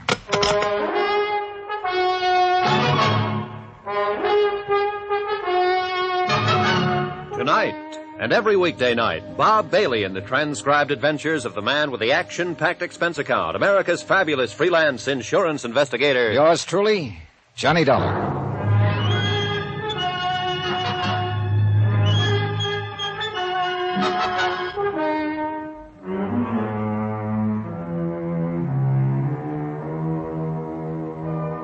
Expense account submitted by Special Investigator Johnny Dollar to Richard Porter, 480 Webster Boulevard, Providence, Rhode Island. The following is an accounting of expenditures during my investigation of the Shepard matter. Expense account item 4, $1 cab fare from my hotel to Richard Porter's office. Porter was sympathetic. You know, I feel very responsible for this, Mr. Dollar. I hired you to look into all Oh, this. It'll go away. I've been hit on the head before. Hey, do you have anything to drink in here? Oh, sure. You never can tell when a snake will come up and bite you. Yeah, here you are. Mm-hmm. Thanks. I suppose you came in to give me your expense sheet now that it's all settled. Not exactly, Mr. Porter. It isn't settled for me. Certainly, you know I'll assume any medical expenses involved here. No, I'm not talking about that, Mr. Porter. Sit down. Now, look, there's something going on here, and we might as well have it out. You hired me to investigate a client who wanted to buy $80,000 worth of straight life insurance, right? Yes. Now, that client explained why he called for that insurance. Not to my satisfaction, but he explained it. He said a man named Paul Forbes had threatened his life. Threatened it because Dr. Shepard had advised Forbes' wife to get a divorce. I know you didn't believe this, but the facts now seem to bear it out. I went over to see Forbes this morning to talk to him about his threats. I managed to get my name out, and Forbes attacked me, so I got this. Then Forbes ran out. Mrs. Forbes and a servant in the house gave me first aid. All the time they were doing it, they were apologizing for Forbes and his violence. Finally, Dr. Shepard came in, called the police, and told them to pick up Forbes. And the police will pick him up if they haven't already, and Dr. Shepard will prefer charges. And that won't be that, Mr. Porter. Not as far as I'm concerned. Dr. Shepard's story is still leaky. I'm sorry, but I think it has more credence than ever in view of what's happened. You told me yourself his wife and the servant admitted Forbes had threatened Dr. Shepard's life. Oh, I believe that part. But Shepard lies so much you can get to believing him. What lies, for heaven's sake? Oh, for one thing, his reason for not calling the police right away. I mean about how delicate Mrs. Forbes' condition was. She looked pretty healthy to me this morning. Another thing, he described Forbes as a man with homicidal tendencies. And Dr. Shepard's supposed to be an expert on behavior.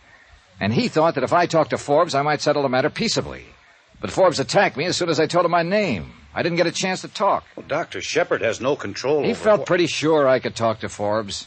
If you don't like that, let me go on. What reason did Forbes have to hit me? He didn't know me from a load of coal. Somebody put him up to it. Who? Now, who do you think? Shepard, for some reason? Shepard was the only one who knew I was going right over there. But why? I don't know. What would he gain? My business for an x-ray. You're joking now. I suppose I am, but I got a headache. I feel off. Oh, here. How about Mrs. Forbes? Oh, here.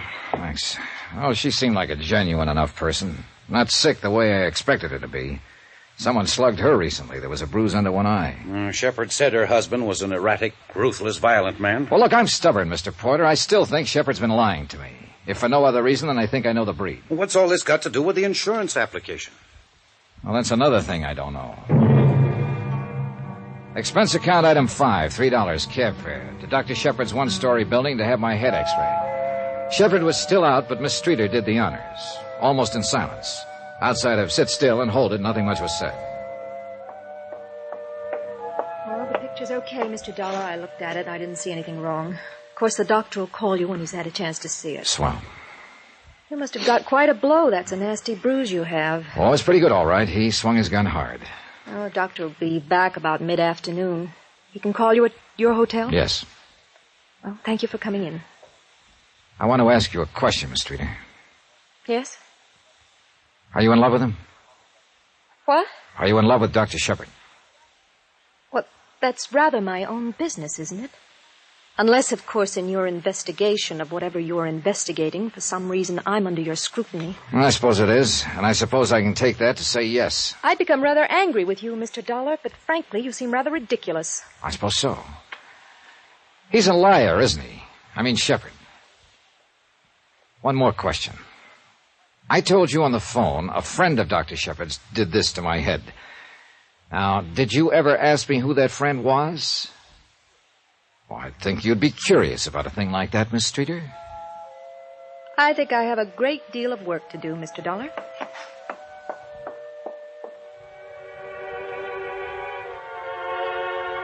Expense account item 6, another $3, some more cab fare. This time back to my hotel where I picked up my rented car, filled it with gasoline, item 7, $5.30, and drove out to Pawtucket. At the home of Mrs. Clara Shepard, I explained my name and business to an elderly man who answered the door. He asked me to wait a moment, then returned and said Mrs. Shepard would see me. She was a bright-looking, gray-haired woman in her mid-60s, elegantly groomed and obviously well cared for. We went through the politenesses, then got down to business.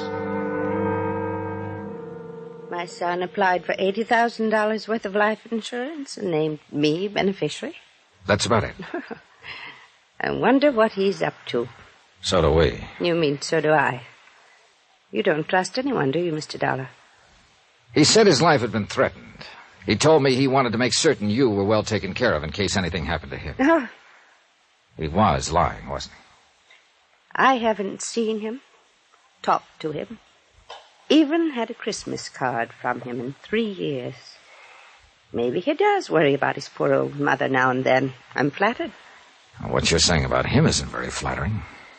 Oh, I don't think Charles ever thought much of me as a mother. Still doesn't, I'm sorry to admit. But then I don't think too much of him as a son. So there we are. Is it too early for a cocktail, Mr. Dollar? How do you explain him already having a $20,000 policy on himself and wanting to kick it up to $100,000? You the beneficiary. No explanation. That's why I suggested a cocktail. To my friends here, Charles is a successful doctor in Providence who calls me faithfully every day, sends me gifts, and is always assured that I am well and happy and occupied in my old age. I guess I like you, Mr. Dollar, perhaps because, with all your gruffness, you might be nice to your mother. No, Charles and I aren't close. Never have been. I can tell you this. I don't need his closeness, at least not in a financial way. If Charles were to die and I received $100,000, it would mean a rather difficult tax problem. If he were to die, part of me would die too. I'd like you to have just one martini with me. And then you may go, Mr. Dollar. I had the one martini with the tall, stately woman who struggled against tears. It was an old struggle with her, increasingly difficult, I guessed, as the years kept on. We talked no more of his son, or the insurance, or the threat on his life. I left there about 4 o'clock in the afternoon.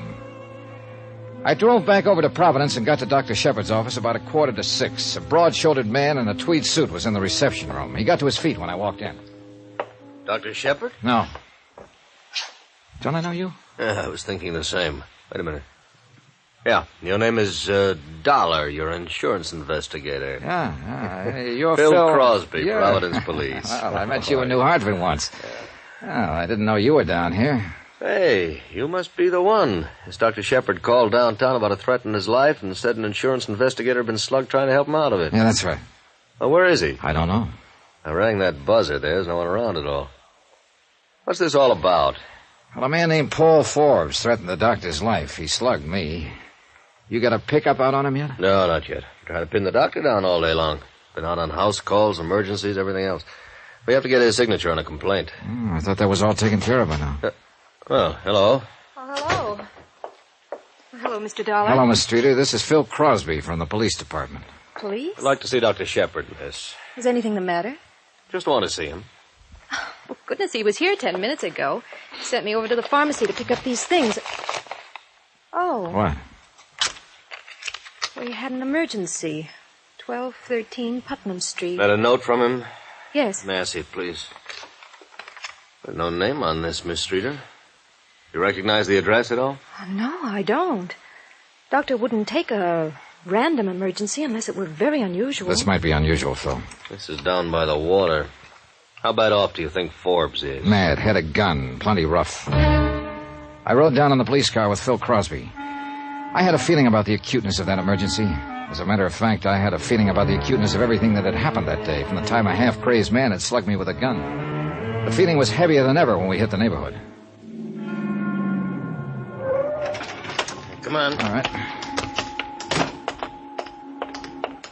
Wait. What?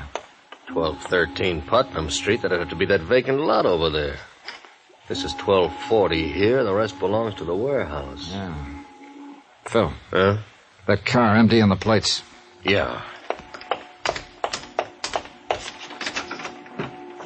Yeah, that's Dr. Shepard's car. Motor's still warm. Must be around here somewhere looking for the address. That's a dead end there. I better call in for some help. Fog's coming in if he's wandering around here. Yeah. Phil Crosby went off to find a telephone and request help. I stood by Dr. Shepard's car, waiting and listening and smoking. Nothing happened. No one cried out. No guns went off. Then Crosby drove up in the police car. Come on, reports in.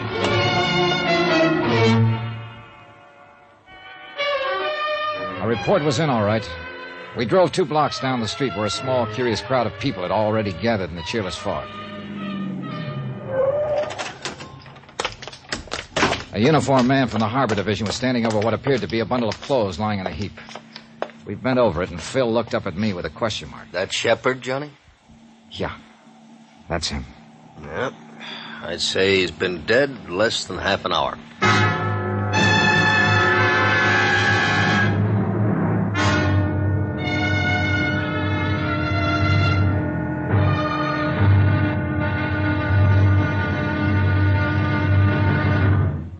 Now, here's our star to tell you about tomorrow's intriguing episode of this week's story. Tomorrow, a liar's still lying, even though he's dead. Join us, won't you? And I'll tell you all about it. Yours truly, Johnny Dollar.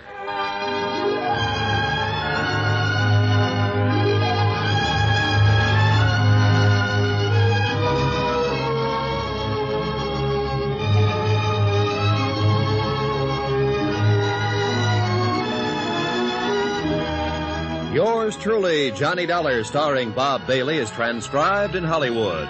Written by John Dawson, it is produced and directed by Jack Johnstone.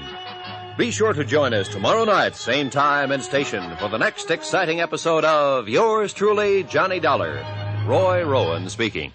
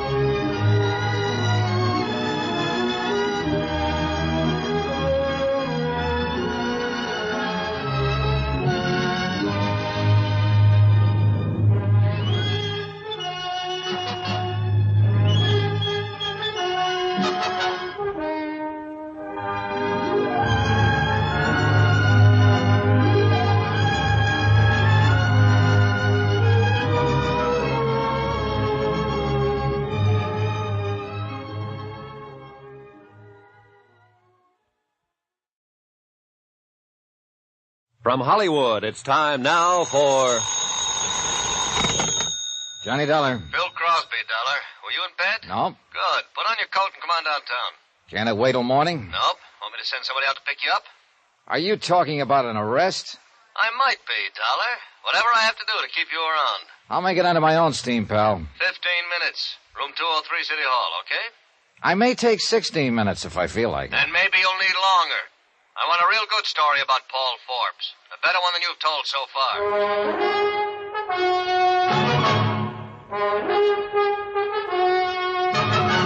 Tonight, and every weekday night, Bob Bailey in the transcribed adventures of the man with the action-packed expense account, America's fabulous freelance insurance investigator. Yours truly, Johnny Dollar.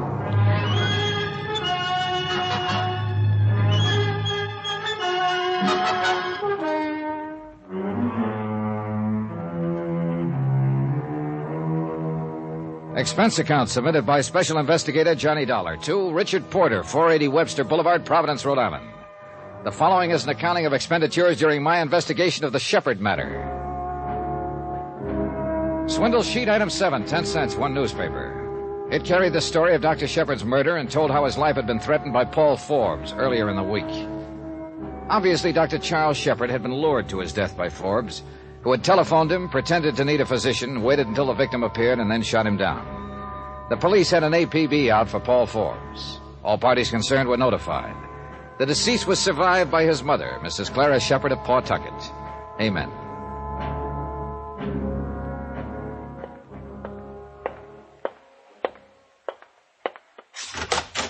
Come right in, Dollar. Sit down. There were about 6 people in Crosby's office, among them Richard Porter, who had hired me to investigate Shepard because of a suspicious insurance application. a uniformed officer from the Harbor Patrol who had discovered Shepard's body, and 2 other men from Crosby's staff. I told them how I had been hired, that I didn't believe all of Shepard's story about the threat on his life. I told them about Forbes slugging me for no apparent reason. I also mentioned the insurance matter had never been satisfactorily explained. Well, it's never going to be explained as far as I can see, Dollar. Oh, I'll find an explanation, Phil. You solve your murder, and I'll do what I have to do. We've got it solved. All we have to do is pick up Forbes. You know that. I don't know anything. You get huffy with me on the phone, and you start talking about arrest, and I don't know anything. You said that when you went to see Shepard yesterday morning, he waved a gun at you, a .32. That's right. It wasn't on his body. He knew Forbes hadn't been picked up. His life was in as much danger as ever. Why didn't he carry the gun? You know, that's a pretty good question, Phil. Yeah. What else? He allegedly went out on an emergency call tonight. No little black bag in his car. No little black bag by his body. What doctor goes out on any call without his bag? Oh, I wouldn't let that worry me so much. I'd find out if it was an emergency, or he knew who was going to meet him when he went out. I thought you might have some ideas.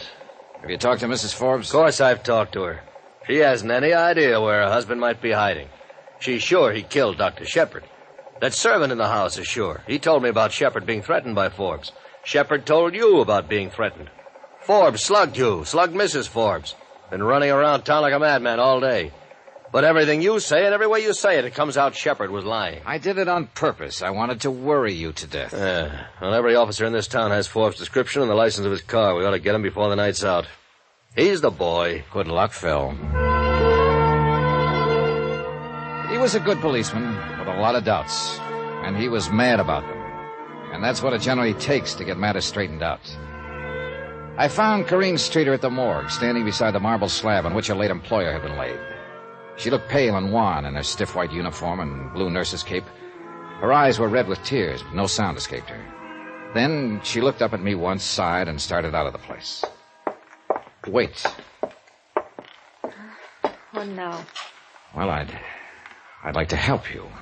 Can you help him? No. No, you can't. No one can. I tried. Who did it? Well, the police say Paul Forbes shot him. It looks that way from all they can gather. Over Mrs. Forbes? Yes. Oh. They're looking for him, I suppose. Yes. Well, you're something of a policeman, Mr. Dollar. Why aren't you out helping them or something? Please, Miss Streeter, I know we've had words. I'll answer that question you asked me earlier today. What? You asked me if I loved Dr. Shepard. Yes, Mr. Dollar, I loved him. I loved him more than my whole life. When she said that, and for some reason I don't know, I had a feeling that I was hearing the first bit of unembroidered truth I'd heard in 2 days. It didn't make me feel any better, but it did clear up something that had been in the back of my mind, working its way to the front. Expense account item 8, $6.70. A steak, 3 martinis, and an order of sliced tomatoes. I finished eating at 2:30 in the morning. I really didn't want it, but I did want to sit down and do some thinking. After that, I climbed into my rented car and drove out to Dr. Shepard's office building. Expense account item 9, $5 even. Bribe for watchman. I shouldn't be doing this, you know. Might lose my job over it. But since you're from the insurance company, I guess you're all right. I sure appreciate it. Too bad about Dr. Shepard. Nice fella. Yeah, very nice. What is it you think you'll find? Police been here till almost an hour ago, poking around. Do you know if they found anything? Oh, sure. Doctor's emergency kit. Heard him say he didn't take it with him when he went out in that last emergency. Uh-huh. Well, I won't be long. Oh, I'm going to come right in and watch you. Shepard had been a thorough man, and from all evidence, he and Miss Streeter kept and operated an efficient file system in the office. However, he had kept no medical history of his prime patient, Pauline Forbes. As a matter of fact, in checking over both the patient's files and the card files, there was no evidence to indicate that Mrs. Forbes had ever been a patient of Shepard's, which seemed strange in view of the fact that he told me he treated her for 14 months or better and ended the treatment by advising her to divorce her husband. What's more, he had never mentioned that Paul Forbes had been one of his patients. But an entry dated some 2 years before disclosed the fact that Dr. Shepard had examined, treated, and discharged Paul Forbes as a patient. These 2 developments supplied me with all of the curiosity I'd need for a while.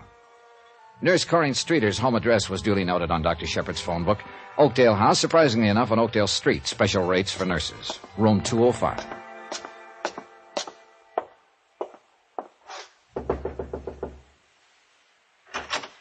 Yes? Oh, Mr. Dollar. How do you feel? Not too good, Mr. Dollar. I only got home about 15 minutes ago. They kept me down there pretty long. Then Dr. Shepard's mother came. Do you want to come in? Yes, thanks. It isn't much of a place, is it? I mean, I haven't straight... Well, things like tonight aren't easy, I know, but... Look, Miss Streeter, I wish you'd help me and tell me who Dr. Shepard was intending to marry. Mary? Why, I had no idea. I was in the office a half an hour ago. He'd already made arrangements for a honeymoon, reservations on the Ile de France for next June. Any ideas? Please go. I can't. Look, I'm not here to hurt you. I'm here to help. I mean, was it Mrs. Forbes? What? Look, Miss Streeter, things are all wrong about your doctor's death, about what happened before it. It'll all come out sooner or later. Oh, I suppose it will. It's awful to say this, Mr. Dollar, but Mrs. Forbes was the only person doctors saw socially this last year. And she, of course, is married. How'd they meet? When her husband was Dr. Shepard's patient? Yes, that's right. They became quite friendly. Mrs. Forbes was never a patient, but Mr. Forbes was. Now, what can you tell me about Mr. Forbes? Well, he came to see Dr. Shepard a year or two ago, then stopped coming in. I believe he requested a copy of his medical history to be sent to another doctor in Baltimore, I think it was. Uh-huh. But Dr. Shepard kept right on seeing Mrs. Forbes. Yes. Huh? All right. Do you have any idea why I was called in by the insurance broker? At first I didn't. But I don't understand what you're trying to do. The police want Mr. Forbes. What does it all mean? It'll sicken you, Miss Streeter. Oh, tell me if you know. Tell me, please. It means the wrong man was killed tonight. I was pretty sure of what I meant when I said that. And I was also pretty sure that Phil Crosby in the police department had recognized the setup. It so happened I had a head start in the way of information. And though it was 6 o'clock in the morning by that time, I decided to use it. Mr. Dollar? Hello, Mrs. Forbes. I'd like to come in. What is it? I should have tumbled to it right away, but your husband fit the part too well. Look here. I've been through quite enough today with the police and all out looking for Paul and Dr. Shepard being killed. Stop looking pained and tired. I'm the guy that's tired. I'm the one who was going to be the star witness when the state tried Shepard for killing your husband. What? Why not get a star witness for free? Why not make a suspicious insurance move so an investigator would be called in? An investigator who'd back up a self-defense plea for your doctor and get him off on justifiable homicide. Get out of here. Get out of here. I'll call the police. And you and the doctor sail to France in June and live happily ever after? What's the matter? Wouldn't your husband give you a divorce? Go ahead. If you say it's that way, Mr. Dollar, and you know everything, then it must have been that way. Only it got fouled up. Your husband did shoot your boyfriend after all, just as he threatened to. Get out of here. You can't prove any of it. Not one word of it. Oh, you're right about that, Mrs. Forbes. I can't prove anything, not a thing. Shepard's dead, and they want your husband for it. He threatened Shepard, and they'll get him for it, and that's that. But you have something to live with for the rest of your life. Your doctor's gone. He'll never come back. Or maybe you can just have a cup of coffee and forget all about it. Get out! Get out! Leave me alone! Leave me alone!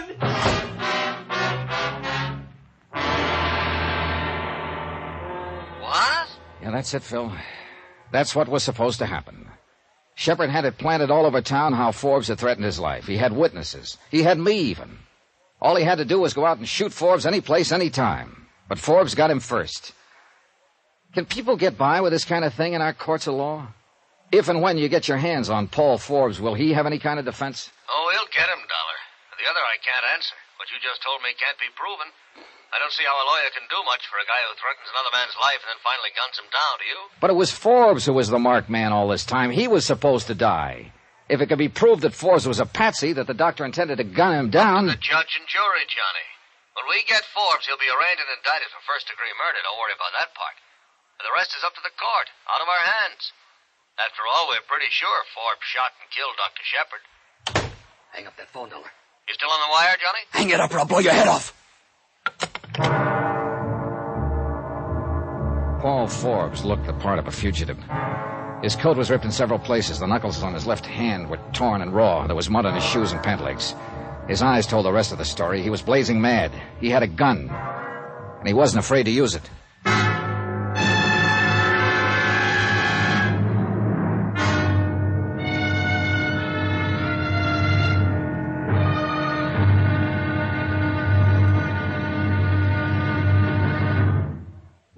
here's our star to tell you about tomorrow's intriguing episode of this week's story. Tomorrow I find out how hard it is to kill a lie.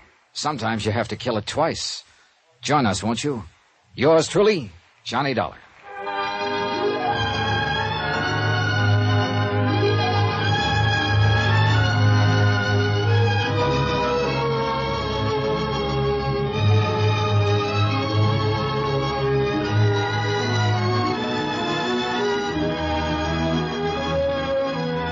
Yours truly, Johnny Dollar, starring Bob Bailey, is transcribed in Hollywood. Written by John Dawson, it is produced and directed by Jack Johnstone. Be sure to join us tomorrow night, same time and station, for the next exciting episode of Yours truly, Johnny Dollar. Roy Rowan speaking.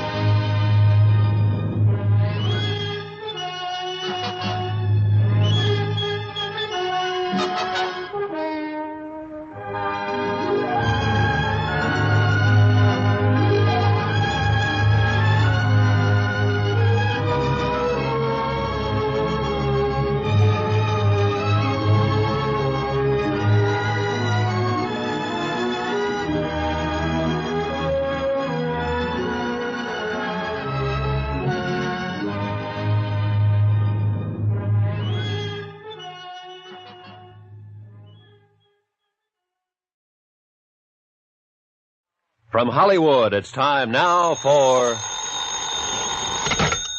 Johnny Dollar. This is the hotel operator, Mr. Dollar. Were you cut off?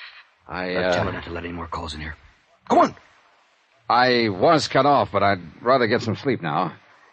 Anybody phones, just take a message. All right, Mr. Dollar. Over there. Sit down. Put your hands on your knees. Now, just so as you and I understand each other, you make one move. Wiggle a finger, I'll empty this gun right in your stomach. You understand me? I understand you, Forbes. You're crazy.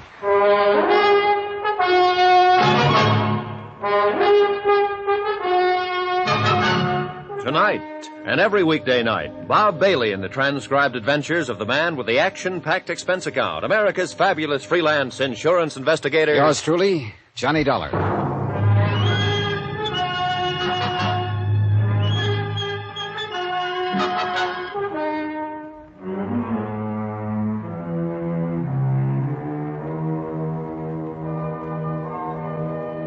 Expense account submitted by Special Investigator Johnny Dollar. To Richard Porter, 480 Webster Boulevard, Providence, Rhode Island. The following is an accounting of expenditures during my investigation of the Shepard matter. I was pretty sick of it and with it when I had Paul Forbes visit me in my hotel room about 7 o'clock in the morning. He'd used a gun in front of me once before to crack my skull. I decided I'd try to avoid that again. So I sat down and I played good. It didn't seem to please him a bit. You were out to my house about an hour ago, weren't you? Yeah, I went out to talk to your wife. Yeah, I saw you. I was across the street watching. I followed you here. Fixing up another deal, huh? I don't know what you're talking about, Forbes. I followed you here so we could have a little talk. And we're going to have it, you and I. You ought to put that gun away and let them take you, Forbes. Where do you live? In Hartford, Connecticut. I mean, where do you live in town here in Providence? I don't. I live in Hartford. Where do you practice? Practice what? Are you trying to get funny with me? I don't practice anything here in Providence. I don't live here. I'm just here for a few days. Doing what? Working on an insurance matter. Insurance matter? You're licensed to practice law in Rhode Island? Oh, you've got something all wrong, Forbes. I don't practice law. I'm not a lawyer. I'm an insurance investigator. I tried to tell you that yesterday morning when you cracked me with that gun. I was called in by Dr. Shepard. He said you threatened his life. You're lying to me. Shepard called me yesterday morning and said a lawyer named Dollar was on his way over to talk to me about getting Pauline a divorce. You're a lawyer. I'm what I say I am. If you hadn't started swinging that gun butt around, I'd have told you why I was there yesterday. You got a billfold or something? My coat pocket inside on the back of that chair there. I think I know why Shepard called you and told you I was a lawyer. I think he wanted you to attack me and make me Shut up! You and Shepard are trying to pull something to take my wife away from me. I know that much. And now you're trying to pull something to get out of this jam. You're wrong, Forbes. I don't know anything about trying to take your wife away from you. You know I didn't kill Shepard. How do I know you didn't kill him? You threatened him. Half a dozen people have attested to that. I know you had a reason to kill him. I know every time I've seen you, you had a gun in your hands and you've been swinging it at somebody, particularly me. You know who did it. You're in on it somewhere. You know who killed Shepard, and you're going to clear me. You're going to tell me, Dollar. I'm going to whip it out of you. You're going to crazy.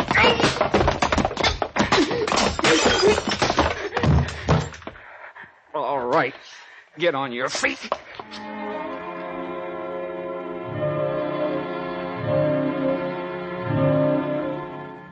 He sat in the chair just the way I propped him there. His eyes looked dull and lifeless, as though he were already dead. I couldn't think of anything brilliant to say or do, so I rummaged around my suitcase and pulled out a bottle. Then I found a pair of glasses in the bathroom and poured a couple of drinks. When I came on out, he hadn't moved from the chair. He looked crumpled, like a worn-out suit of clothes. He made no effort to look at me when I tucked the glass in his hand. Here, try this. Go on, drink it.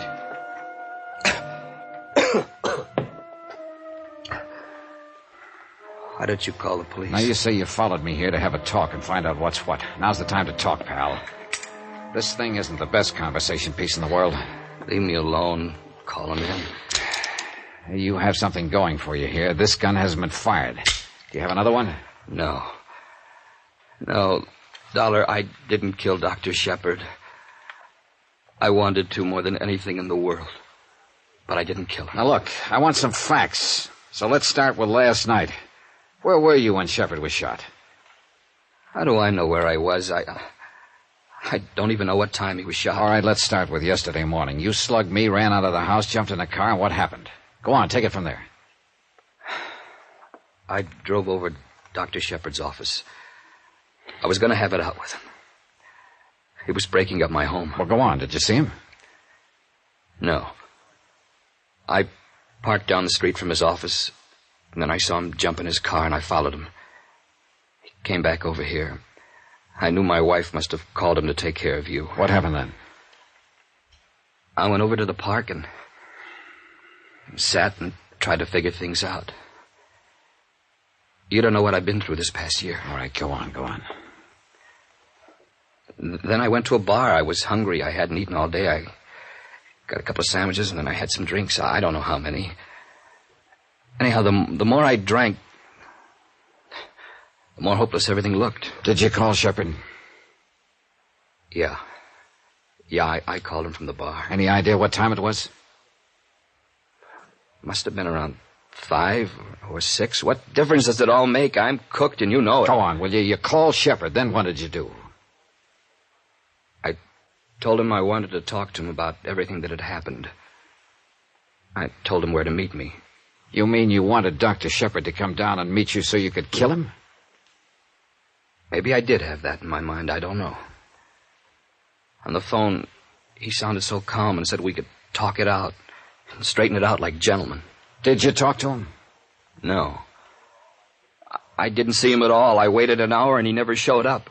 I called his office back and the answering service said everyone had gone out for the day and I didn't know what to do. I got back in my car and turned on the radio, and that's where I heard I was wanted for murder. Dollar, I didn't do it. I swear I didn't. I had reason enough, but I didn't.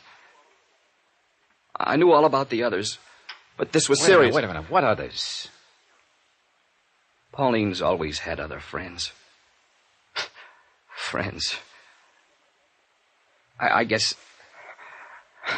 I don't know. I don't guess I love her anymore. I don't know. I don't think she ever loved me. But I needed her. I needed her more than anything this last year or so. And at times I did love her the way it once was. And I found out what was going on between her and Shepard. She wanted a divorce. I wouldn't give her a divorce. If I had let her and Shepard get away with it, would have been too much to take, to ask. Oh, this doesn't make sense. Even though you didn't love her and she didn't love you, you wouldn't stand still for a divorce action? It sounds stupid. I just told you. I needed her so much this last year or so. So much. Still doesn't make any sense, Forbes. Why didn't you let her go? She knew she didn't have to divorce me. She knew it wouldn't be too long. What? Shepard gave me a year. Another doctor in Baltimore, 18 months. Leukemia. Don't you see? She would have been free. They could have waited until I was dead at least. Just that, until I was dead. Couldn't they? Well, couldn't they?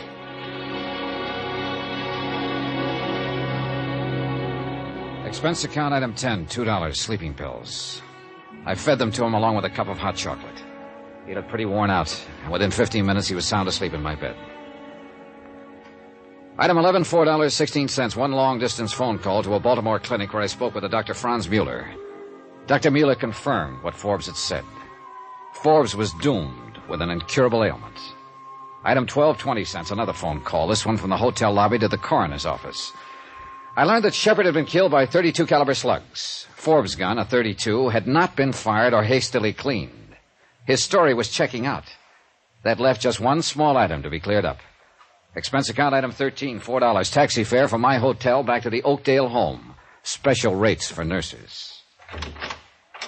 Hello. I thought you'd be back to see me. Somehow I'm glad it's you, Mr. Dollar. Go ahead. It's an old story. Terribly old and corny. I applied for a job as Dr. Shepard's nurse 5 years ago, and I fell in love with him that very day. I've loved him every day from that time on. 5 years. Go on. I don't know when it was when he started up with Mrs. Forbes. I knew she was trying to get a divorce. I knew Mr. Forbes wouldn't stand for it. Then one day, last week I guess it was, I heard Doctor talking to her on the phone. He said, there's a way to get rid of him. I knew he was talking about getting rid of Mr. Forbes. Did they discuss the part about Shepard getting Forbes to threaten his life in front of witnesses so he could shoot him down when the time came? No, I didn't know that until yesterday morning. So long ago, it seems. You came to see Doctor, and then you left. I overheard him on the phone again. He called up Mr. Forbes and said Mr. Dollar was coming over to talk about the divorce action. And he knew Forbes would be upset enough to attack me. Doctor was very good about anticipating what people would do in given situations. Even me. I was in the office when Mr. Forbes called last night. I saw Doctor put the gun in his coat. I knew he was going down to meet Mr. Forbes and shoot him, so I followed him. He was walking around in the dark looking for Mr. Forbes with a gun in his hand. I ran up to him and pleaded with him not to be crazy, that Mrs. Forbes wasn't worth it. Then he said he was going to kill me, too. We struggled. The gun went off. I don't know how many times. I can help you, Corinne. You didn't mean to kill him. He meant to shoot you. When all these other details come out, the most they can charge you with is second-degree justifiable or manslaughter. No, you're nice. But I can't get off. Huh? I guess the police haven't found her yet. I went over and killed Mrs. Forbes an hour ago.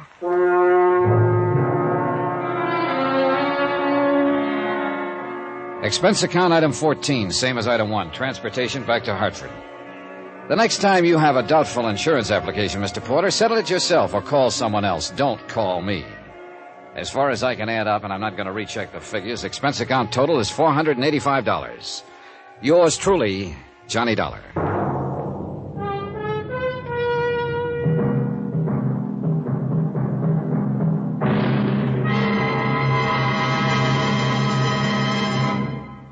Now, here's our star to tell you about next week's intriguing story. Next week, the case of a lonely heart that found plenty of company in the nearest morgue. Join us, won't you? Yours truly, Johnny Dollar. Yours truly, Johnny Dollar, starring Bob Bailey, is transcribed in Hollywood. Written by John Dawson, it is produced and directed by Jack Johnstone. Heard in this week's cast were Gene Bates, Virginia Gregg, Russell Thorson, Parley Bear, Herb Ellis, Barney Phillips, and Lawrence Dobkin.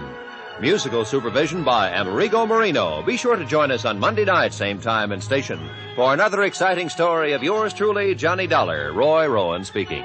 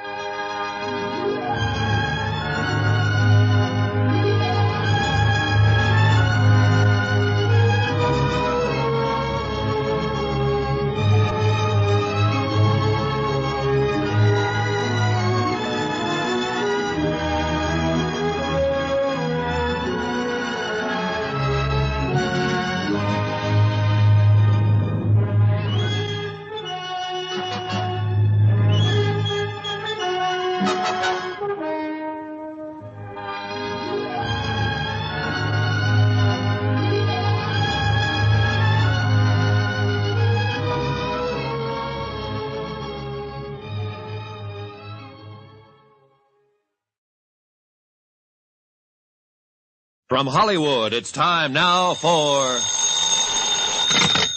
Johnny Dollar. Dave Elwood, Johnny, Northwest Surety. Oh, hiya, Dave. How's the family? Oh, growing like weeds. You wouldn't even recognize I guess not. It's been a long time. Say, you free at the moment, Johnny? Well, there's nothing going on here except the rent. What's on your mind? I don't know exactly. Maybe smoke, maybe a fire. I got a girl here in You the office. executives really live. Well, she's pretty enough to...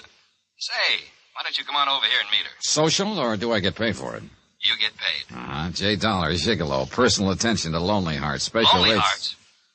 Why'd you say that? Say what? Lonely Hearts. I don't know. Why? Is it a code of some kind? Well, you could call it that, I guess. What's it mean? Johnny, if this girl is telling the truth, it means murder.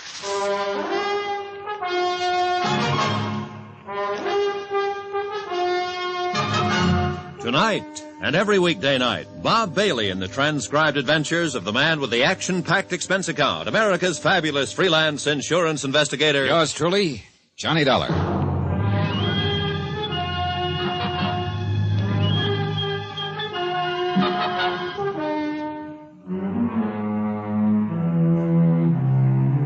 From Special Investigator Johnny Dollar to the Home Office, Northwest Surety Company, Hartford, Connecticut. The following is an accounting of expenditures during my investigation of the Lonely Hearts matter. Item 1, $1.60 taxi fare from my apartment to the Northwest Surety Building in the office of Dave Elwood, Executive Claims Adjuster. A hard-working little man with thinning hair who, even after 20 years in the game, still couldn't help making every claim a personal matter. He met me in the outer office and led me off to one side. She's waiting inside there, Johnny. I wanted to brief you before you met her. Who is she, Dave? Her name is Norma Wells. She's from Chicago. She flew in from there this morning. Hasn't had any sleep, and she's pretty upset. Mm-hmm. What about it? Her father died 3 days ago. Suddenly, unexpectedly. What did he die of? Acute enteritis, supposedly. Well, the death certificate hasn't been signed yet. Is that what you meant by murder? Well, his daughter thinks so. Uh-huh. Was he insured with you? $50,000, term life, written 5 months ago. Who's the beneficiary? This daughter? No, his wife. His second wife, that is. The girl's mother died years ago. Wells remarried a month before the policy was issued.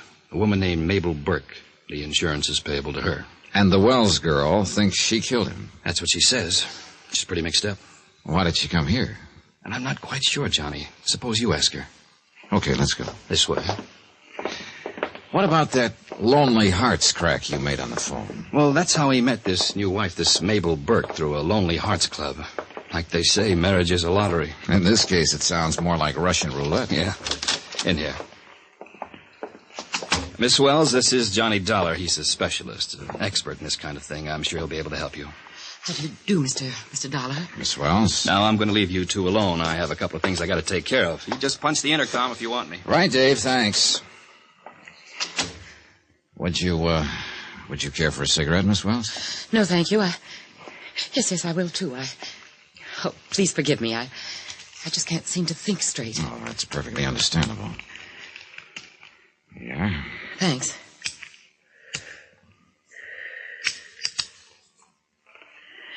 Thank you, Mr. Dollar. Sure. Forgive me for being so blunt, but when was the last time you had something to eat? Why, yesterday morning, I guess. Uh-huh. Dave. Yes, Johnny? Suppose you could send out for a glass of orange juice, a hot roll, a pot of coffee? Oh, sure. I'll have one of the girls go get it. Good, thanks. No, please. I really couldn't. You're really going to, though. You're shaking so hard you can hardly hold on to that cigarette. I know. It's so stupid of me. You and your father were pretty close, I imagine. Yes. Until he married her. What kind of a woman is she? Well, she's strange. It's hard to explain. She's sort of vague. Fuzzy around the edges, if that makes any sense. It's like she isn't even there sometimes, but away off somewhere in time or space. A little batty? Is that what you're implying? No, not really. She could be as sharp as a tack when she wanted to. But something about her, well, I was scared of her, Mr. Dollar. And I don't actually know why. I see. My father and I could never be alone. Somehow she always managed to be there, separating us, driving us apart. Did she ever say anything that would lead you to believe that? She didn't have to. Just being there was enough to... All right. I know what you're thinking.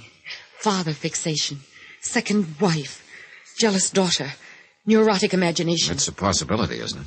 No. Don't you suppose I thought of that? Made allowances for it? You think I'm a fool? I don't know what to think, Miss Wells. You told Dave Elwood you believed your stepmother had murdered your father. And so far, the only reason you've given is the fact that she was around all the time. Maybe he wanted her around. Maybe that's why he married her. Of course he wanted her around. That's not what made me suspicious. Then what did? The fact that he took out life insurance, named her as beneficiary? Not at the time. I wasn't suspicious at all, Mr. Dollar. Not until the night he died. Oh, I was hurt, yes, and I felt out of place, so... Well, I moved out of the house 3 months ago and took an apartment off the Loop. But I didn't have the slightest idea she might be planning to kill him. Did he carry any insurance before they were married? Some protection for you in case of... Oh, no, he didn't feel that it was necessary. He'd set up a trust fund, and there are some bonds and so on that I suppose will come to me. I see. No, the policy was entirely her idea. Thinking back, it seems to me she started talking about insurance the first week after they were married. And he finally gave in. If he hadn't, I think he'd still be alive. Mm-hmm. Just what were the circumstances of his death? I don't know. I wasn't there. She saw to that. What do you mean? Well, he was taken ill suddenly, in the middle of the night. He wanted her to call me, but she wouldn't do it. Why not? She claimed she didn't think it was anything serious, so there was no need of it. Instead, she called the doctor, her doctor. A few minutes after he arrived, my father died. Then they called me, after it was all over. This doctor, is he the one who has refused so far to sign a death certificate? Oh, he was going to sign it all right, until I got there and kicked up a scene. An obvious case of acute enteritis, he called it. Then he backed down, decided maybe he should have another opinion. I went to Father's doctor, but he said there was nothing he could do because he hadn't been called in at the time. He's the one who suggested I come here. Why so? He said the insurance company would help me. Since they were involved, too, they'd advise me what to do. Well, what did he think about that diagnosis, acute enteritis? He said it was possible, but extremely doubtful. He knew Father's physical condition. He treated him for years. Mm. How long had your father known this Mabel Burke before they were married? Less than a month. He'd answered a Lonely Hearts ad in the paper. So I found out later by accident. I see. Both seemed embarrassed by the way they'd met. Was it a private ad or an organization? A club of some sort. The Rendezvous Club.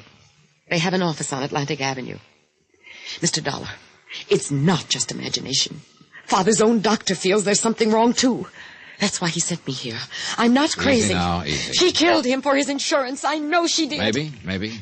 But there's not much to go on. Not at the moment, anyway. Think it's about time for a coffee break? Yeah, I imagine it's a little past time for Miss Wells. I couldn't. Really. Oh, yes, you could. Go ahead now, dig in. I'll be back in a few minutes. Have a word with you, Dave? Right, Johnny. Well, what do you think? I think it needs some looking into. How soon can you get Miss Wells and me on a plane for Chicago? Hour and a half. I've already checked. Good. I'll have her get a court order for an autopsy in case the coroner hasn't already asked for one, and we'll take it from there. Then you think the girl is telling the truth? I wouldn't bet on it. Expense account item 2, $96.40. Transportation from Hartford and taxi, tips and incidentals in Chicago. I dropped Norma Wells at her apartment, checked in at a hotel, and phoned the coroner's office. I learned that an autopsy request had been filed, but was being delayed pending a court order. I informed them that the daughter was available and willing now to cooperate with them. I left my name and asked the office to keep in touch with me. Item 3, $2.10. Taxi to the offices of the Rendezvous Club. Introductions arranged, mail forwarded, lonely hearts mended, and possibly murders planned. Well, hello. I must be in the wrong place. What do you mean? I can't see you as the lonely type. Oh, I'm not. I'm not a client. I work here. Really? For some reason, I'd always had the idea that these clubs were run by sweet old ladies of 75 or so. Oh, well, I don't exactly run it. Or at least I don't own it, if that's what you mean. Hey, you're not a client, for gosh sake. Any rules against it? Well, no. Well, how do I go about it? Becoming a client. Well, you either write in or come in like you are now. Then you fill out a form, tell all about yourself, and attach a photograph. And look, Buster, there's no use trying to kid you. Huh? We don't have a woman in our files under 45 years old. Well, maybe I got a mother complex. What? So I fill out a form. What do you do with it then? We'll keep it on file. Then we send out bulletins to the active members and forward letters back and forth. Or you can come in here and be introduced. And... Look, are you serious? Don't I act serious? Well, I don't get it. A young guy with your looks, and I bet you're selling something. No. As a matter of fact, I just got in town, and I'm trying to locate a certain fellow. I was told he's a member of your club. Oh, well, why didn't you say so? What's his name? Jonathan Wells. You probably got his address. Jonathan Wells? Yeah. Have you got a file on him? Who are you? You're with the police. Police? Now, what gives you that idea? Well, I don't know anything about the man you're looking for. No? Well, suppose we check through the file. It's not here. We don't keep the files here. Where do you keep them? They're not here. Well, maybe they're in the next office.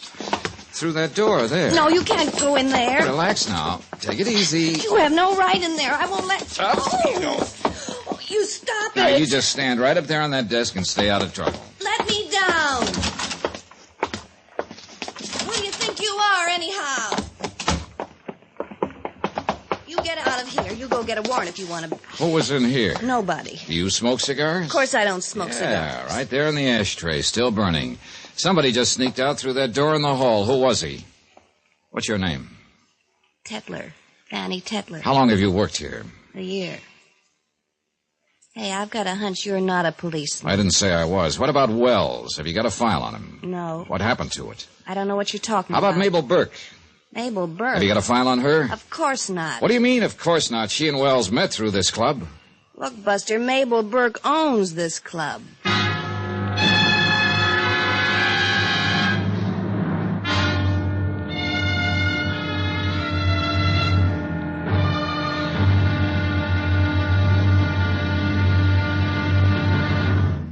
Now, here's our star to tell you about tomorrow's intriguing episode of this week's story. Tomorrow, another day, another husband, another death, and a sweet little old lady rocks and smiles. Join us, won't you? Yours truly, Johnny Dollar.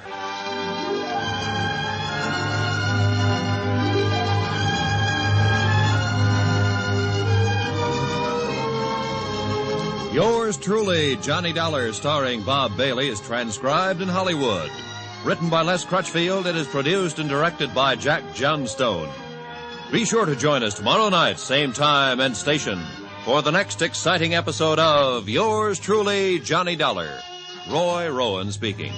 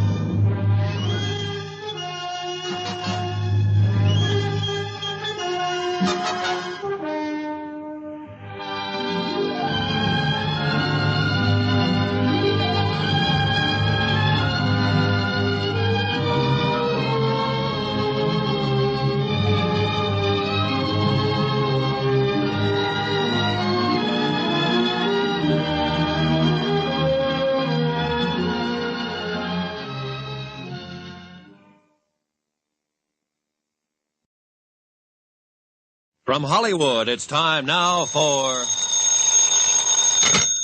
Johnny Dollar.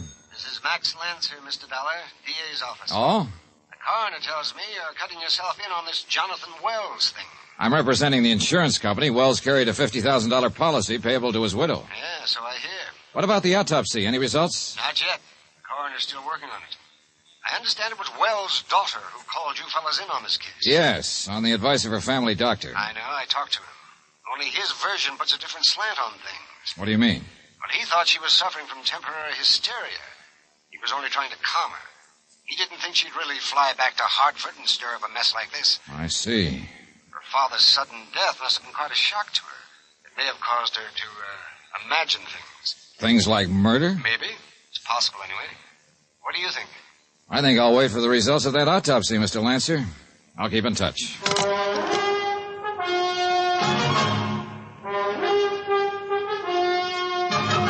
Tonight, and every weekday night, Bob Bailey in the transcribed adventures of the man with the action-packed expense account, America's fabulous freelance insurance investigator. Yours truly, Johnny Dollar.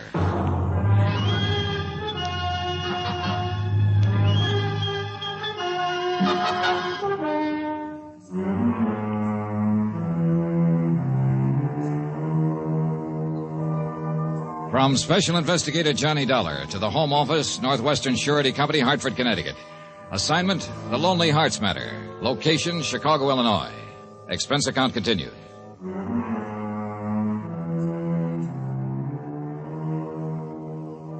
Item 6, $2.10 for a late lunch at my hotel. I finished it, went up to my room, and started trying to fit the few facts I had into some kind of a pattern that made sense. Max Lancer at the DA's office might be right. Maybe it was nothing more than just hysterical suspicion. And she'd admitted herself that she was hurt and jealous when he married Mabel Burke.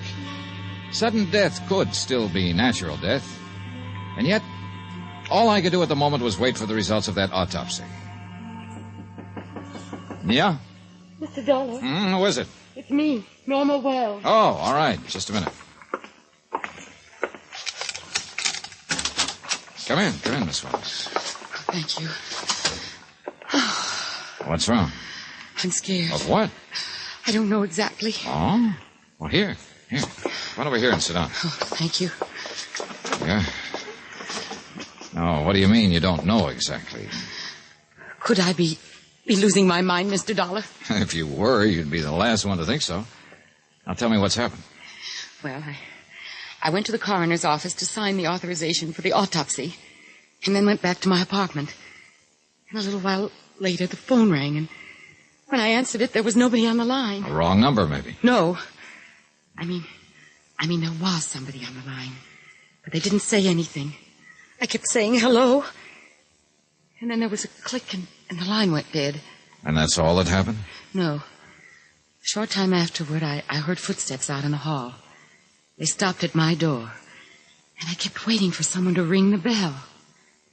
When they didn't, I finally got up enough courage to open the door. There was nobody there. I see. A few minutes after that, the phone rang again. The same thing as before. I couldn't stay there any longer. I ran out and got a taxi and came here. Well, who do you think might be doing a thing like that, Miss Wells? I don't know. But somebody is.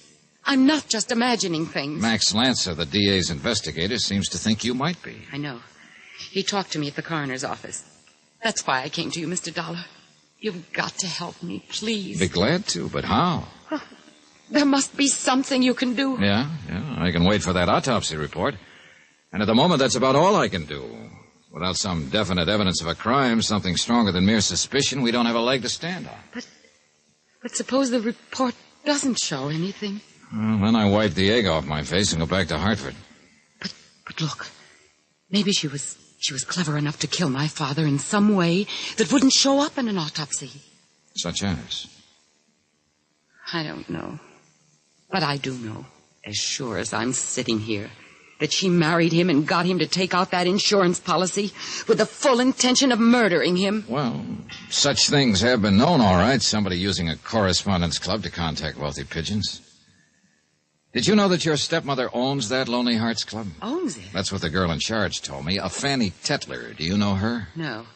I've never heard of her. And neither Mabel nor my father ever mentioned that she owned the place. She apparently has somebody running it for her. A man, I think. Any idea who he might be? No. He slipped out before I got a chance to see him. Smoked cigars. He left one burning in the ashtray. Wait. Maybe it's Burton. Burton? Burton Creeley, her nephew. He smokes cigars. Well, that's the first I've heard of him. Oh, he's detestable. He moved in on us right after Mabel and my father were married. He's the main reason why I left the house. I couldn't stand him. He was always after me, bothering me. Is he still living there? I guess so. Was he in the house the night your father died? Yes. At least he was when I got there. That was an hour afterward, as I told you. Does he have a job, work anywhere? I don't think he's ever worked. He lives off of her. Uh-huh. He and your father get along all right? Oh, my father could get along with anyone. He always managed to see the best in people. And then Burton was careful to act different around him. I see. I suppose you think that's some more of my imagination. Well, frankly, Miss Wells, I don't know what to think. If there was only some way to prove what I'm sure of. Well, let's wait for that autopsy report. Meantime, I think I'll go out and talk to your stepmother. What about me? Stay right where you are. Don't go out of this room. When I get back, we'll pick up some things from your apartment, and you can check in here at this hotel for a few days. Expense account item 7, taxi to Lakeshore Drive and the beachfront residence of the late Jonathan Wells.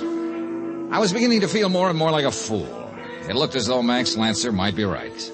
Apparently, a jealous, hysterical girl had lost her head and stirred up a nasty mess, all without one single fact to back up her suspicions. I had a hunch the autopsy report was going to show death from natural causes. For 2 cents, I'd have thrown the case over. In fact, I didn't even see where I had a case.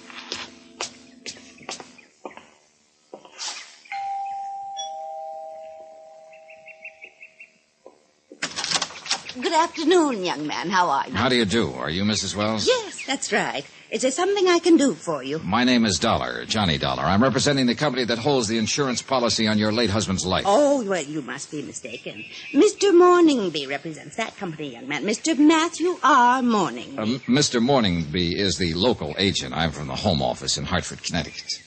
Oh, I see. Yes, I have my credentials right here if you'd like to see. Oh, no, that isn't necessary. I always judge people by their faces. And you have an honest face, Mr. Dollar. Thank you. I wonder if I could ask you a few questions, Mrs. Wells. Well, I suppose so. I know this must be painful for you, and I'll try to be as brief as possible. Oh, well, now, don't you worry about me. I'm all right. Of course, I miss Jonathan and all that. He was a terribly nice man, terribly. But I think of death as just being a doorway to a greater and more glorious life. Well, that's one way of looking at it. You just come right in, young man, and ask all the questions you're a mind to. Thank you. You come right in here, and we'll sit down and have a nice chat. Well, this is a very attractive house, Mrs. Wells. Oh, yes, I think so, too. Jonathan built it years ago. He and his first wife lived here, you know. Of course, I've changed the drapes and things. Just some of the little things sit right down there now. Thank you. And his daughter, too. She lived here the first month we were married, and then she moved into town. Oh, a strange little thing, really. Sort of nervous and irritable. I've met her, Mrs. Wells. Oh, well, then you know what she's like. Oh, it's too bad, too. Would you like some tea and cookies, Mr. Dollar? No, thanks. That's one thing Jonathan wouldn't miss for the world. His tea and cookies at 4 o'clock every afternoon. Every afternoon. Oh? The house just doesn't seem the same without him. No, I imagine it doesn't. That's how I won his heart, you know. With my cookies and cakes. Oh, he really did adore them. And it was such a pleasure baking things for a person who appreciated them so much. Yes. It makes you feel lonesome and lost not having anybody to cook for. Do you ever feel lonesome, Mr. Dollar? Well, I guess everybody does at times. Why, at the time I met Jonathan, I was feeling so lonesome I could just cry. Mr. Burke had died 2 years before. Mr. Burke? Yes, he was my husband before Jonathan. That was in St. Louis, of course. I see. He was a fine man, too. Walter Mabley Burke. Tall and handsome and impressive looking. Just like his name sounds. And a perfect picture of health. Right up to the day he died. His death was sudden, unexpected? Oh, yes. A complete surprise. Acute indigestion, the doctor called it. Of course, I don't think he was quite as thoughtful as Jonathan. Jonathan was always so considerate. And he was a... Oh, my gracious, here I go, just rambling on and on. You didn't come here to listen to my silly little affairs. No, they're very interesting. Well, I've always tried to keep busy and keep my mind occupied. That's why I started in business. The Lonely Hearts Club. Oh, well, you've heard about it. Well, I admit I felt kind of foolish at first about starting it. I mean, you know how people josh about those kinds of clubs. It was Burton's idea, really. He's my nephew, you know. Oh, dear, I wish he were here this afternoon so you could meet him. So do I. He's such a nice boy. He thought I'd do real well at that kind of business, and he was right, too. Absolutely right. Oh, not money, you understand, but it was loads of fun meeting all those nice people, especially men, yes. I see. That's how I met Jonathan. So I was told. That's the way it happened. He wrote into the club, and I sent him my picture, and that's what started it. I remember when Burton showed me the letter, he said, Aunt Mabel, this one sounds like your kind of man. And he certainly was, too. Does Burton help you with the club? Oh, well, he runs it, really. He's such a sweet boy, and he works so hard. I just don't know what I'd do without Burton. I don't know what I'd do. Yes, I imagine he's a great comfort to you. Oh, you have no idea, Mr. Dollar. I suppose not. Well, I guess I'd better run along, Mrs. Wells. It's been such a pleasure talking with you. It seems like young folks nowadays don't often have the gift for conversation the way they did in my time. Well, things move faster today. Well, I certainly hope that company of yours moves fast, young man. Well, I have to start house hunting, you know. The estate and everything goes to Jonathan's daughter, and all I have is the insurance. Yes. Oh, it's such a bother, Mr. Dollar. The funeral and moving and all the details. Seems like I just have the worst luck with my husbands.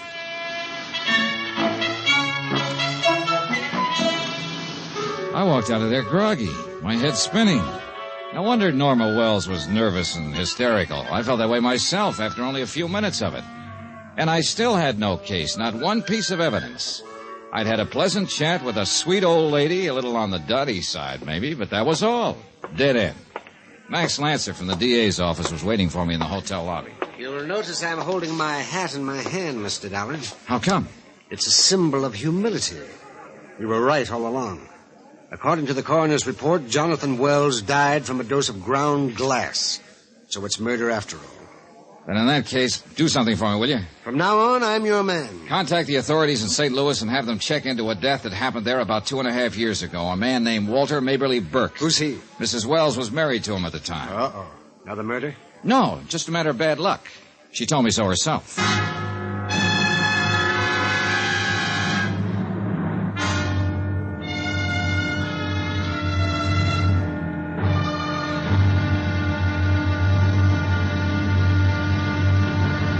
Now here's our star to tell you about tomorrow's intriguing episode of this week's story. Tomorrow, a strange attack, a scared girl, a hunt in the dark, and 13 knots make a noose. Join us, won't you? Yours truly, Johnny Dollar.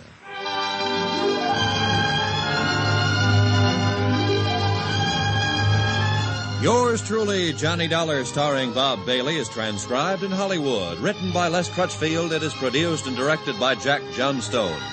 Be sure to join us tomorrow night, same time and station, for the next exciting episode of Yours truly, Johnny Dollar. Roy Rowan speaking.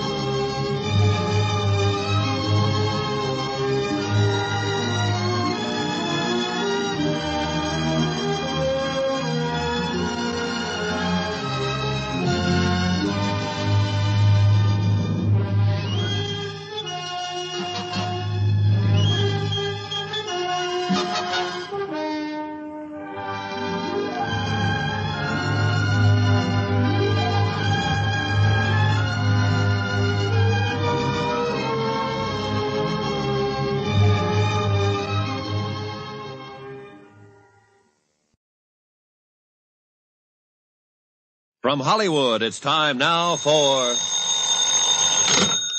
Johnny Dollar. Ready with your call to Hartford, Mr. Dollar. Go ahead, please. Johnny, what's up? Plenty, Dave. The Wells girl was right. Her father was murdered. We just got the autopsy report. He died from a dose of ground glass. Then I'll put a stop order on the insurance claim. It was filed this afternoon. And something else, Dave. A man died in St. Louis about 2.5 years ago. I wonder if you'd have Mutual Records Service check and see if he was insured. His name was Walter Maberly Burke. Burke? Well, Johnny, Yeah, I know. Jonathan Wells' widow was previously married to Burke. They were married at the time of his death, and he also died suddenly and mysteriously. Holy smoke. Just call her Murdering Mabel. Oh, you haven't met her, Dave. She's just a sweet old lady who's had a little bad luck now and then. And she regards death as the doorway to a greater and more glorious life. Oh? Well, that sounds very noble. It would, if she didn't keep slamming the door.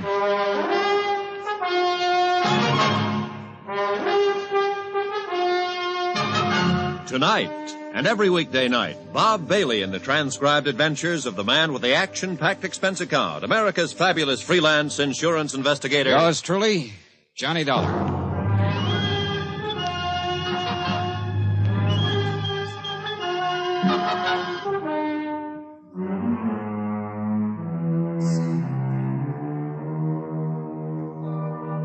From Special Investigator Johnny Dollar, location Chicago, to the Home Office, Northwestern Surety Company, Hartford, Connecticut.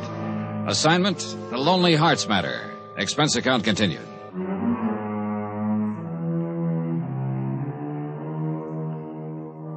Item 8, $7.65. Dinner for Norma Wells and myself. It was brought up by room service, and we ate alone in my suite. Norma didn't feel like facing the dining room. I was still trying to figure her out. When she'd come to me with a claim that her father had been poisoned by her stepmother for his insurance, I'd tagged her for a jealous, hysterical kid, and that still went. But now, with the autopsy report in, it was more than that. She was right. Jonathan Wells had been poisoned. And again, when she told me someone was hanging around her apartment, I only half believed her. But by now, I was about ready to believe anything. I'd have sworn I couldn't eat a bite. Well, you needed it. You've been going on nothing but nerve. And I'll still be. Until this is all over. Well, it shouldn't take long now. That autopsy report gives us the green light. The police will move in now, and we can put the pressure on. It's such a terrible thing. Why, 6 months ago, when she married him, she was planning this right then. It looks that way, all right. Father was always so good to her. And yes, and to that worthless nephew of hers, Burton Creeley. What kind of a mind does a person have, Mr. Dollar? To do a thing like she did. Well, it hasn't been proved yet that she's the one who did it, Miss Wells. No, but Who else could have? I don't know. More coffee? No, thanks. Well, whenever you're finished, we'll take a taxi over to your apartment and pick up whatever you need and then get you a room here at the hotel. I don't think you're in danger, but I imagine you'll feel a lot less nervous here. Oh, I will. And I do appreciate your help and kindness, Mr. Dollar. Forget it. It's part of my job. Only this time, when you check in, you go to your room and stay put. What do you mean?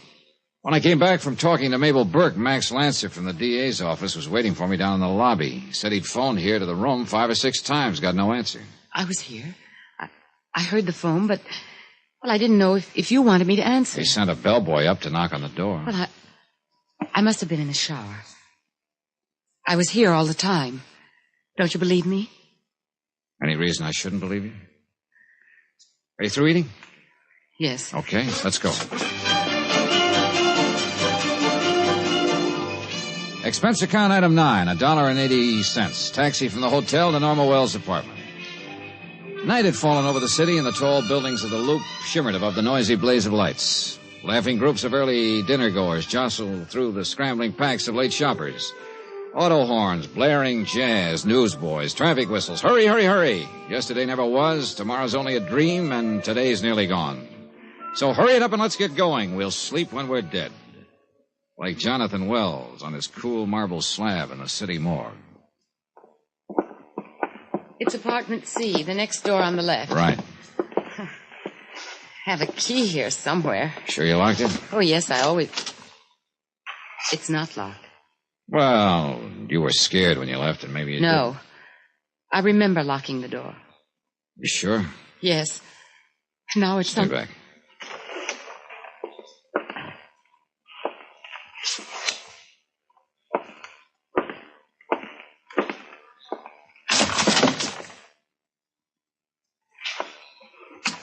What is it, Mr. Dollar? Come on in. Oh, no. It looks as though you've had visitors, Miss Wells. The whole place turned upside down. Why would anyone want to do that? Looking for something, probably. For what? I don't know. Suppose you look around, see if you notice anything missing.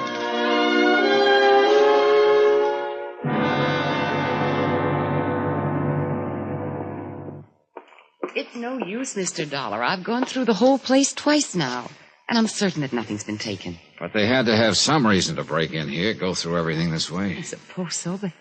Well, I'm positive there's nothing missing. All right. If there isn't, there isn't. Well, do you suppose that coffee's ready now? Oh, I think so. Come on in the kitchen. I guess you'll believe me now. Somebody was hanging around here earlier today. Just wish I could figure what they're after. Looks plenty strong. There's sugar there on the table. I'll get some cream from the refrigerator. Don't bother on my account. I drink it black. Well, not me. I use plenty of both. Lots and lots of cream and 2 heaping spoons of sugar. They must have had a reason to break in here. If it wasn't to steal something, then what was the reason? The sugar looks funny. Doesn't make sense at all. Guess I ought to keep it covered. The sugar. I was saying it looked funny. Well... Wait a minute. Maybe they broke in to leave something. Leave something? Yeah. Here. Give me that cup. And the spoon. What are you doing? Look. Oh, that's funny. It didn't even dissolve. The sugar dissolved, all right. Well, then what's that in the spoon? Ground glass. I phoned Max Lancer and had him send over a policewoman to accompany Norma Wells back to the hotel, get her checked in, and stay with her overnight. Then I called the Wells residence. The old lady answered the phone herself, and I asked for her nephew, Burton Creeley. She said he wasn't in. So on an off chance, I took a taxi to the office of the Rendezvous Club, Lonely Hearts Unlimited. There was no light showing behind the transom over the door.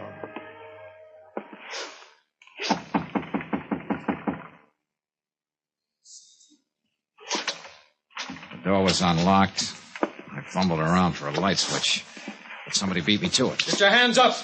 Well, at least I found you in this time. What are you doing here? Who are you? Put that gun away, Creeley. Or if you're going to use it, you'd better take the safety off first. Safety? What are you doing? All right, let go of it, Creeley. Thanks. You think you'll get away with this, mister. You're crazy. My mistake. The safety was off. Sorry to rough you up, but I don't like people who go around pointing guns at people without any reason for it. You broke in here. That's illegal entry. I'll have you arrested. Why not? Why not? The phone's right behind you. Who are you, anyway? Johnny Dollar. I'm a special investigator for the Northwestern Surety Company. What? I imagine the name is familiar to you, since they're holding a $50,000 life insurance policy on the late Jonathan Wells, with your Aunt Mabel named as beneficiary. What are you doing here? Looking for you, as a matter of fact. What for? I wanted to ask you why you sneaked out through the door there the other day in the office when I was here earlier. I don't know what you're talking about. Oh, knock it off, Creeley. You got in such a hurry, you left your cigar burning there in the ashtray, the same brand you're smoking right now. I thought you were a bill collector. You knew who I was. You were listening there at the door while I talked to your secretary. Now, why'd you run out? Oh, all right. I did know who you were, Mr. Dollar, but, well, you're misinterpreting things. No kidding. In what way? I was late for an appointment. I didn't want to get tied up. I figured you could find out anything you wanted to know from my aunt. I saw no necessity for talking to you. I see. Where have you been since then? Right here, most of the time. And the rest of the time? Well, what difference does it make? You weren't over at Norma Wells' apartment by any chance? Are you kidding? I detest that girl. Why so? Because she's a smug, self-satisfied little phony. She's too big for her britches. What makes you think I'd be hanging around her? Somebody was. I don't get it. Somebody broke into her apartment this afternoon or this evening and turned it upside down. She hasn't got anything I want. They didn't take anything. They broke in to leave something. I found some ground glass planted in her sugar bowl. Ground glass? Sound familiar? What are you getting at? You mean you haven't heard about the coroner's report on Jonathan Wells? No, why?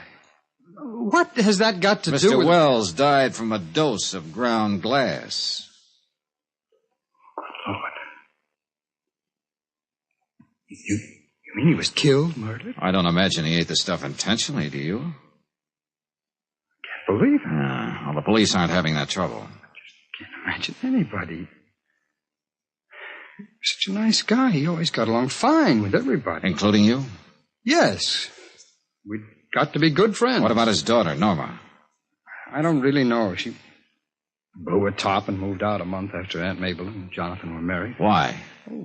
Jealous, I guess. She couldn't stand it to see her father pay any attention to anybody but her. Did they quarrel much? Jonathan never quarreled with anybody. No, she just seemed to go around with a mad on most of the time. She's a rare one, that girl. What do you mean? Oh, she seems to think of herself as a princess or something. I understand you made quite a play for it first. I suppose she told you that. Did you? I tried to be friendly to her, that's all. I don't know what she chose to call it. Mr. Dollar, I'm engaged to Miss Tetler, the girl that works here in the office. Mm-hmm. What do you do for a living, Mr. Creeley? All right. Take care of this correspondence club for Aunt Mabel. I've got sort of a heart condition. I can't work too hard. I see. You know, it might be a good idea if you checked in with the police. They'll probably want to talk to you. Well, who do they think did it? Well, they haven't arrested anybody yet, but there are a lot of straws pointing in one direction. What direction? Toward your Aunt Mabel, I'm afraid. But that's ridiculous. Now, she may be a little vague, not quite all with it maybe, but she wouldn't do a thing like that. They're out to frame her, that's what they're doing. Who else had a motive, Mr. Creeley? But what about his daughter? She stands to gain by all this. She inherits the estate.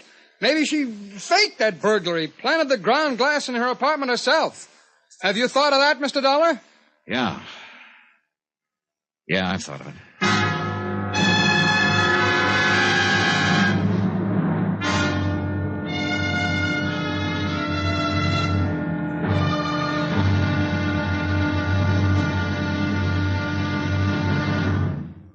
Now, here's our star to tell you about tomorrow's intriguing episode of this week's story. Tomorrow, another murder comes to light, another link in a long chain, and an old lady weeps for the wasted years. Join us, won't you? Yours truly, Johnny Dollar.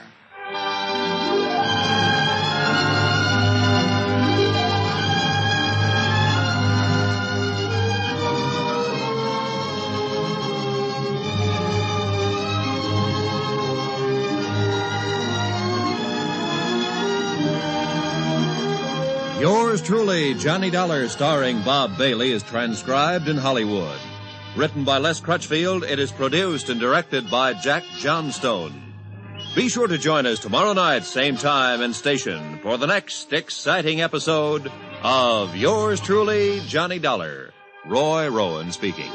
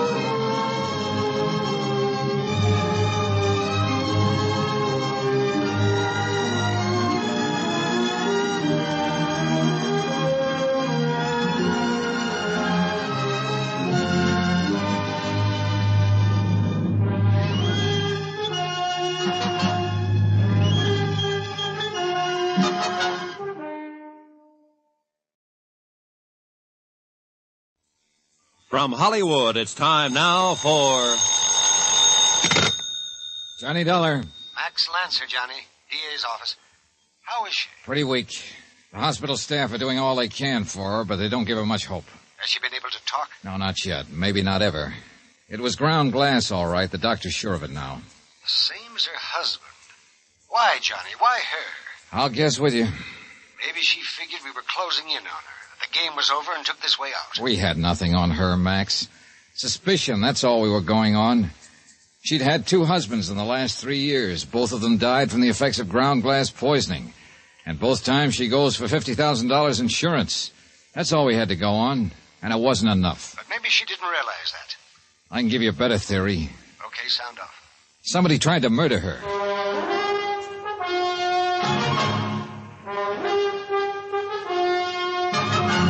Tonight and every weekday night, Bob Bailey in the transcribed adventures of the man with the action-packed expense account, America's fabulous freelance insurance investigator. Yours truly, Johnny Dollar.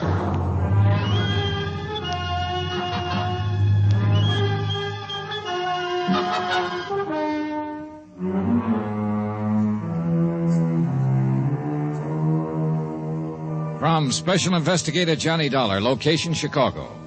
To the Home Office, Northwestern Surety Company, Hartford, Connecticut. Assignment, The Lonely Hearts Matter. Expense account, final page. Item 15, $2.60. Sandwiches, cigarettes, and incidentals, which I had sent up from a lunchroom across the street from the hospital. It was evening again now. I'd spent the whole day in the lounge down the hall from the room where Mabel Burke Wells was fighting for her life. Fighting and slowly losing. I'd tagged her as a murderess, responsible for the deaths of 2 of her husbands. But then she herself had been struck down by the same poison. And now only she had the key to the puzzle. A key she might never give up.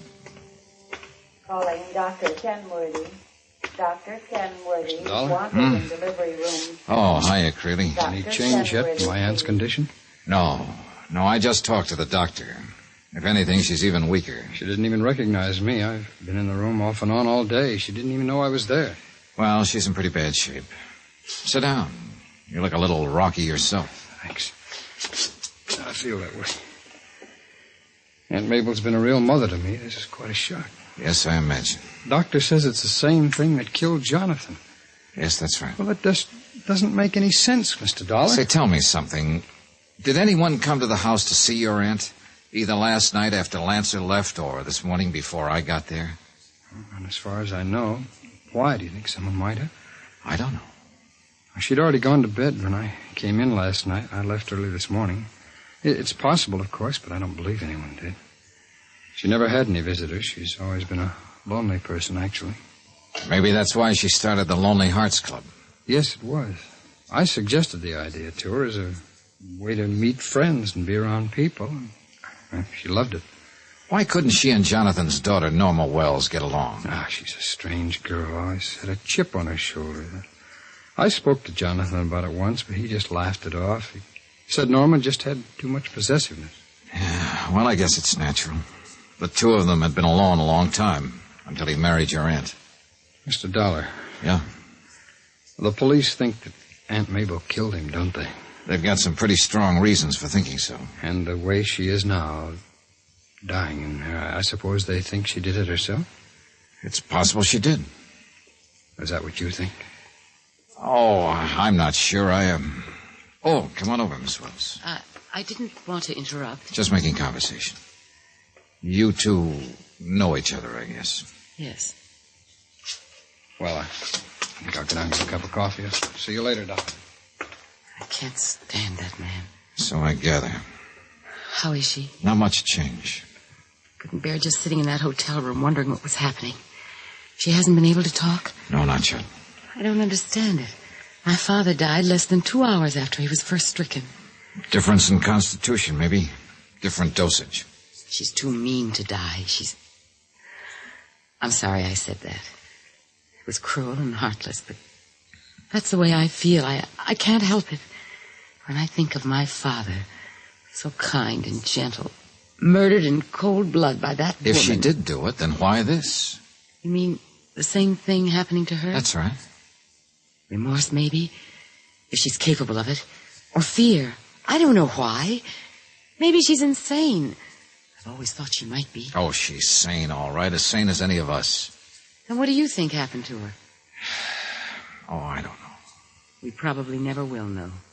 She'll die without talking, and there'll never be any proof. That's a possibility. That worthless nephew of hers will collect the insurance, I suppose. That's not my department. But under the circumstances, I think he'd have a legal claim. It's horrible. Mr. Dollar. What is it, nurse? She's conscious, and she wants to see you. She was a dying woman. I could see it the moment Norma Wells and I walked into the room. I sent the nurse to find her nephew, Burton Creeley, and he slipped in quietly a few seconds later. The old lady lay back on her pillows, smiling to herself as usual, bright-eyed with a last burst of false vitality. Death was only minutes away. All of us knew it, and she knew it too. My gracious. All of you look so serious. But it was nice of you to come. It keeps a body from feeling lonesome. You save your strength now, Mrs. Wells. What on earth for? Body can't enjoy the last few breaths. Might as well not be living. Please, Aunt Mabel, Don't you please me, Burton Creeley. Straighten your tie. You look a fright. My, certainly nice to see you here, Norma. I just always said to Jonathan, it's just a crying shame that Norma and me can't hit it off better. He just laughed and Mrs. Wells. Be quiet, young man. I know what you're after. All in due time. As a matter of fact, that's why I wanted to see you. I've been in my senses for the last hour, but I just didn't let on. I wanted a chance to think. I'm about to die, you know. Aunt Mabel, don't talk that way. Oh, simmer down, Burton. Death is only the doorway to a more glorious life. You remember that. Mr. Dollar, I didn't do it. I know. I finally came to that conclusion myself, too late. You mean you're not surprised? No. Well, at least it's a help that I don't have to convince you. I'm afraid I won't have that much time. What are you saying? You heard me, Norma. I said I didn't kill Jonathan. Why, I was much too fond of him to do a thing like that. Who did kill him, Mrs. Wells? That's what I was puzzling over for the last hour. Then, when I figured it out, I had to decide whether to let sleeping dogs lie Oh, see that justice took its course. And Easy now. But I remembered how kind Jonathan had been and decided to... Aunt Mabel, don't try to talk anymore. Those chocolates, Beckton, that you gave me this morning. Oh, that was an awful naughty thing to do, Burton. And now you'll have to be punished for it. Wait a minute, Mrs. Wells. Jonathan. Walter, too. They were always so nice to you. I just can't understand why you did it. Mr. Dollar. Yes? You take Burton in hand. Give him a good talking to. Explain to him Mrs. Wells. that he mustn't go around. Is she... Yeah. Well, Creeley. Get your hands up, Dollar. Huh? One move from you and Norma gets a bullet right in the back. Let go of me. Into the closet, Dollar. Don't Go be on. a fool, Creeley. Hurry up. Go on. Now remember one thing, Dollar. I'm taking Miss High and Mighty here along. If they get me, then she goes too. The door was solid, built to last. It took me several minutes to smash it open. The nurse in the corridor said Creeley and Norma Wells had gone down in the elevator. I grabbed the floor phone and called the main desk in the lobby. They said some man and a girl had just stolen an ambulance from the emergency driveway and headed west onto the Lakeshore Parkway. And at that moment, Max Lancer stepped off the elevator. Johnny, what's going on? Back to your car, Max. Come on. We could hear the ambulance siren for a while somewhere up ahead of us, then we lost it. Max kept the red light flashing and the accelerator on the floorboard. The speedometer needle edge past 85, touched 90, and hung there. We were 9 miles up the parkway when I saw it. Parked cars, a crowd gathering, and the ambulance rolled over against the bank. Where are they? A man and a girl got out of it. They ran into the brush there. He's carrying a gun. Take the east side, Johnny. I'll go around the other way. Right, Max. And watch yourself. The undergrowth was heavy. A mass of dark shadows slashed here and there by beams of light from the headlamps of the cars on the road above. Max disappeared into the night, and I moved on alone. Minutes passed. Then a car light shifted slightly, and I saw them, only a few yards away, crouched against a tree. He was holding the gun pressed against his side. Hold it, Dollar.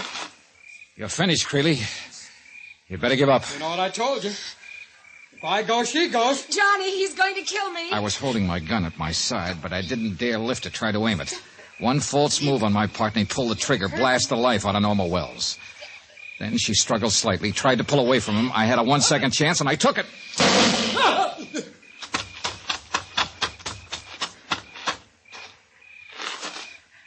Are you all right? Yes. Yes, I'm all right. I didn't have time to call the shot. I had to get it off fast. Yeah. Looks like it caught him in the heart.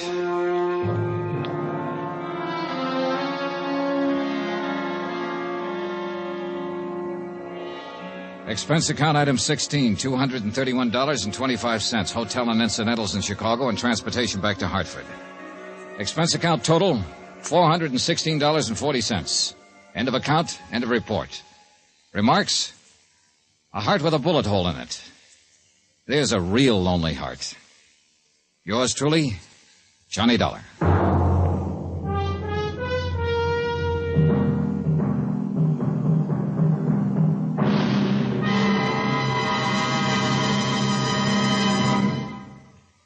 Now, here's our star to tell you about next week's intriguing story. Next week, the Callicles matter, which is just another way of saying the Greeks had a word for it. Join us, won't you? Yours truly, Johnny Dollar.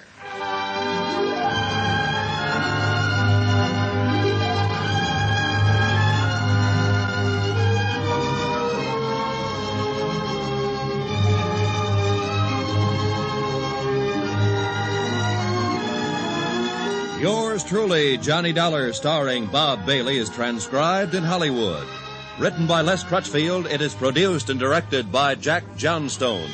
Heard in this week's cast were Lucille Meredith, Mary Jane Croft, Virginia Gregg, Herb Ellis, Howard McNear, and Stacey Harris. Musical supervision by Amerigo Marino. Be sure to join us on Monday night, same time and station, for another exciting story of yours truly, Johnny Dollar. Roy Rowan speaking.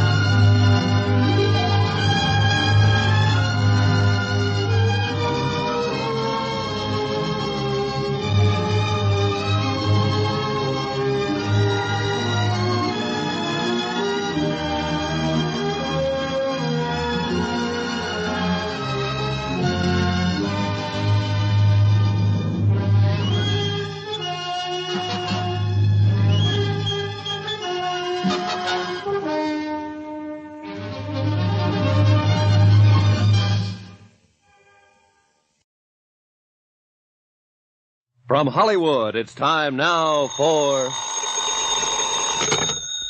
Johnny Dollar. Ralph Dean, Johnny, mono guarantee. Oh, hiya, Ralph. How are things? Rough. My wife could kill me, Johnny. For the insurance? No, just for kicks, because she's mad, because she wanted a mink coat. In short, she's a woman. I couldn't buy her a mink. I don't make that kind of money. You know how it is in the insurance game. Oh, sure, I know, Ralph. You're down to your last yatch. So what happens yesterday? I lose 80 mink coats, silver blue, worth $100,000. Gone, snatched, disappeared. Warehouse robbery? Check. Bandley Furriers out in Los Angeles. My wife's about to blow her stack. She says if I can't afford one fur coat for her, then how come I can pay for 80 of them that I haven't even got?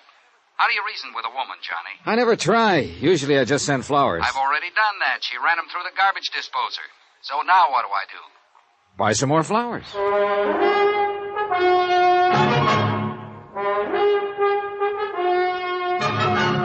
Tonight and every weekday night, Bob Bailey in the transcribed adventures of the man with the action-packed expense account, America's fabulous freelance insurance investigator. Yours truly, Johnny Dollar.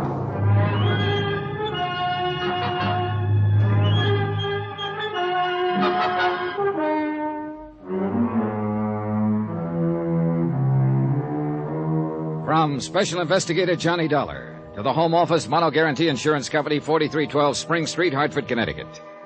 The following is an accounting of expenditures during my investigation of the Silver Blue matter. Item 1, $152.40, telephone and incidentals and transportation to Los Angeles. I called the Mono Guarantee agent out there before I left and got a brief rundown on the case. Among other things, I learned that a man I'd known and worked with before, Detective Lieutenant Raymond Garcia, had been put in charge. And with Garcia on hand, I knew I could count on cooperation by the police. But I still wasn't expecting quite as much as I got. Flight 12 for Las Vegas, Salt Lake, Minneapolis, and Chicago, now loading. I knocked over the fur joint myself, Johnny. Garcia. Only way we get to see you. How have you been? Overworked, underpaid, frustrated, disillusioned, unappreciated. In other words, fine. Got your luggage yet? It's coming right there. Good. We ought to get moving. I've got a squad car outside. What's all the rush? We've got a guy downtown in the hospital I figured you'd want to talk to. Well, he'll wait, won't he? He'd probably like to, if he had any choice. He's dying? Kind of looks that way. He's one of the 2 night watchmen the gang slugged when they broke into the warehouse. And he's our big one, Johnny. He's all we've got. Has he been able to talk? A couple of sentences during the night. He's got to talk. What do you mean? He's the only one who got a look at them. When he did talk, what did he say? Gibberish, mostly. He did say one thing, though. They were kids. Just a gang of kids. Oh, that's going to make it rougher. Yeah, in a lot of ways. What do you mean? You'll find out later, Johnny. Come on, let's go.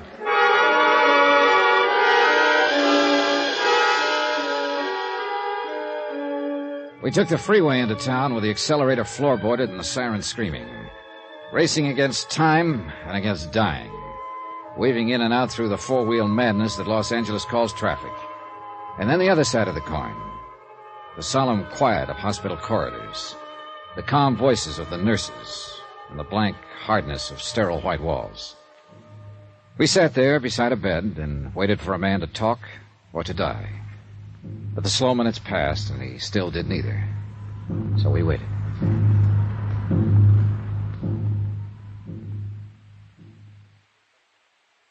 Guess that shot the doctor gave him is not going to have any effect. Apparently not. It's a crazy world, Johnny. No, just the people in it. I mean, yesterday, we'd never even heard of this guy. I still don't know his name. And 24 hours later, here we are. A couple of strangers, sitting around watching him die. It's here on his chart at the head of the bed. Albert Christman. Strangers. Not even family or friends. He didn't have any family or friends. He lived alone in a furnished room. Worked alone, too, except for one partner. So, a gang of punks jump him and bust his head open. I'm a bad cop, Johnny. I get sentimental about things like this. How'd they work it, Garcia? It's a warehouse district. The streets are practically deserted at night. A police prowl car checks the street once about every 40 minutes, and they hit at 1:10 a.m., 3 minutes after the police had passed. Sounds professional. No, just a smart bunch of kids. The only fur they seemed to know was mink. They passed up a dozen or so chinchillas worth twice as much. How'd they get in? I don't know. Chrisman hasn't been able to tell us. They must have tricked him into opening the door. What about Chrisman's partner? He was making his rounds. They slipped up behind him, slugged him. He didn't see them. He didn't know what hit him. And nobody outside in the street saw anything? Saw them leave with the furs or anything? Nope. Or if they did, they're not saying anything. Oh, it's a rough one, Johnny. We haven't got a thing to go on. Except Chrisman here. The shape he's in, that's only a straw. If he recognized any of them, if he lives long enough to identify... At least the poor devil can groan. I don't know. I think he's closer to being conscious right now than he's been in the last hour. Maybe you're right. Chrisman? Order? He wants a drink. Here you go. That enough? You want some more? Who are you? This is Johnny Dollar, insurance investigator from Hartford. I'm Lieutenant Garcia, L.A. Police. Warehouse. The kid. It's all right now. You're in the hospital now. It's going to be all right.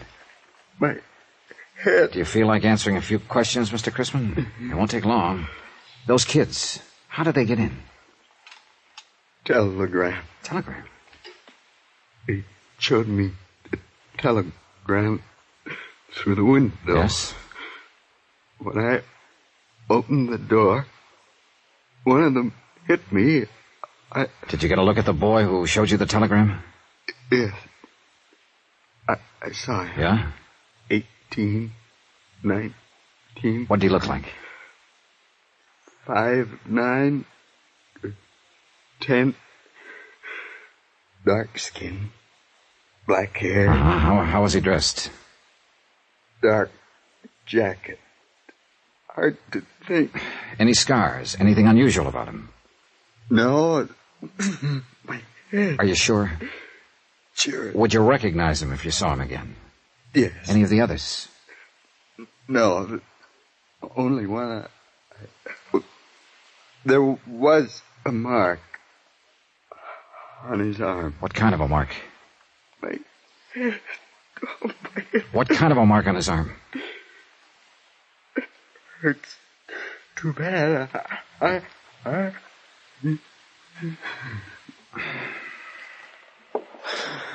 Well, that's that. Yeah, he's passed out again. Well, we got a description. Only one thing wrong with it. What? Right in that area, there are about 50,000 kids who fit it.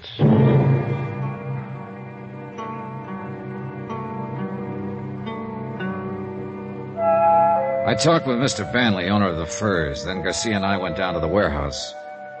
It stood on the fringe of the river bottom section, fronting the railroad yards and backed up by block after block of weather-beaten slum shacks. We looked through the warehouse, at the racks where the furs had hung, watchman's office where the gang had entered, but knew while we did it that we were only going through the motions. The police technicians had already been over the place inch by inch, and they'd found exactly nothing. Finally, we stepped out the door into the street. A drab gray street, cluttered with things cast off and discarded. Dusty and hollow. There's the story of this whole district down here, Johnny. Right there in that street. Yeah. It's a backwash, a service yard. It's something you need but don't like to look at, so you shove it out of sight. People you need but don't want around. It's the same with them. You grew up down here, didn't you, Garcia? Yeah, I grew up down here. That's why they gave me this case. I know this section inside out. And that's why I told you this one was going to be tough. I think I get the general idea. Those kids came from that slum there to the east. One gets you 9 on that. The people who live there aren't on our side, Johnny. If they do know anything, they won't talk, is that it? They wouldn't tell a cop the time of day. I don't mean they're criminals. Most of them aren't. It's just that they always put themselves on the other side. What about juvenile gangs? Do they operate around here? Oh, dozens of them. And there's another thing. A few of these gangs are pretty rough, and people who might talk don't because they're scared to. Oh, it's a great setup, Johnny. A fine place to look for $100 grand in furs. You know, I've been thinking about the fact that they knew exactly the time to hit. They must have staked out here somewhere. Sure, and probably right in the place you're thinking. Hey, that lunchroom across the street? No, they had to be inside, or the prowl car would have seen them. That's the only place open at night. Did you shake it down? Like I told you, Johnny, they won't give us the time of day. Uh-huh. What about me having a go at it? Yeah, maybe they wouldn't smell cop on you quite so strong. The owner's name is Red Wellers. He was on that night. See what you can get out of him if you want. I think I will. By the way, Johnny, I know you insurance guys make deals sometimes, no questions asked, just to get the loot back. Sometimes, yeah. Well, before you make any deal on this one, you better remember one thing. Chrisman may die.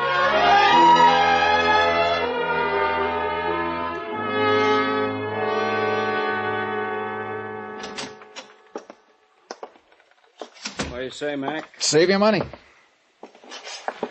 What do you want? Coffee? Yeah, I guess so.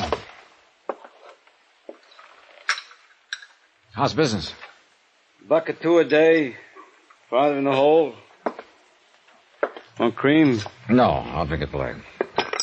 Want a sinker with it? No, thanks. Are you Red Wellers? So that's it. What do you mean? You're in that fur case, ain't you? Maybe. I thought you was the same one, but I couldn't be sure seeing you across the street. You come up with that cop Garcia a while ago, didn't you? That's right. I'm an insurance investigator. Well, you come to the wrong address, mister. I don't know nothing about nothing. Who was in the lunchroom here just before the robbery? I don't remember. Any young kids here? No, it was all old men with long beards. I see. 10 cents for the coffee. Yeah, they got you real scared, haven't they? Haven't they? I don't know any days. All right, look. You know Chrisman, the watchman over at the warehouse. He comes in. He didn't know any days either. What about it? Nothing. Except he's dying. I'm at the Wilkins Hotel if you change your mind. Room 312, Johnny Dollar. Sorry, I don't see no use of me dying, too. Follow me, Mac?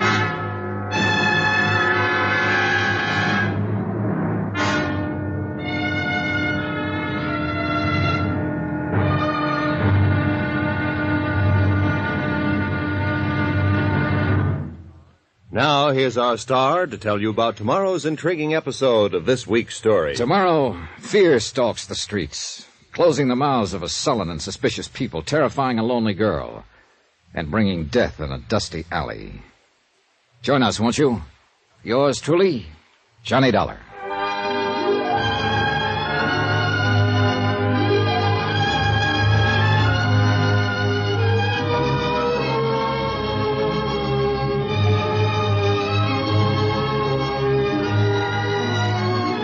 Yours truly, Johnny Dollar, starring Bob Bailey, is transcribed in Hollywood. Written by Les Crutchfield, it is produced and directed by Jack Johnstone. Be sure to join us tomorrow night, same time and station, for the next exciting episode of Yours truly, Johnny Dollar. Roy Rowan speaking.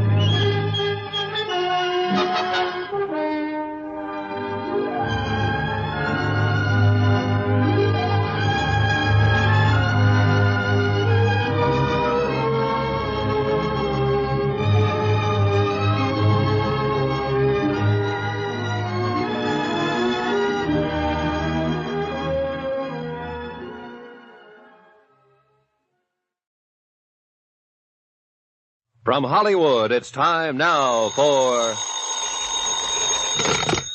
Johnny Dollar. This is Red. Red Wallace, remember? Sure. You run that lunchroom across the street from the warehouse that was robbed last night. Yeah, that's right. Now look, Dollar, supposing I tell you what I know about it. What's going to happen to me? Nothing. As long as you weren't mixed up in it yourself. No. I mean the papers and the cops.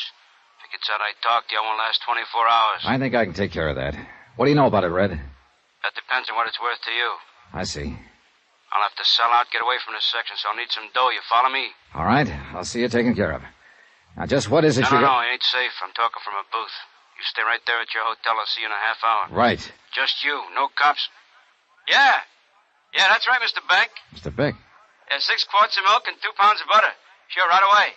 Thanks, Mr. Beck. Goodbye. Hello.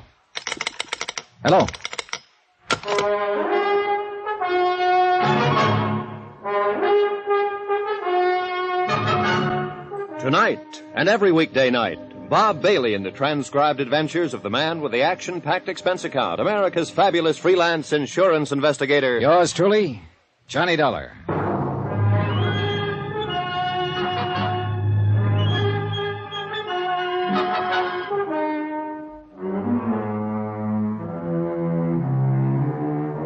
From Special Investigator Johnny Dollar, location Los Angeles, California, to the Home Office, Mono Guarantee Insurance Company, Hartford, Connecticut. Assignment, the Silver Blue Matter. Expense account continued. Item 4, 20 cents, a phone call to my friend Lieutenant Garcia of the L.A. Police, and a call to Queen of the Angels Hospital. Albert Chrisman, the night watchman who was slugged by the gang of teenage hoodlums during the warehouse robbery, was still unconscious. And Chrisman, unless Red Weller was ready to talk now, was the only lead I had toward finding $100,000 worth of silver blue mink coats. I waited 2 hours and a half for Red Weller, but he didn't show.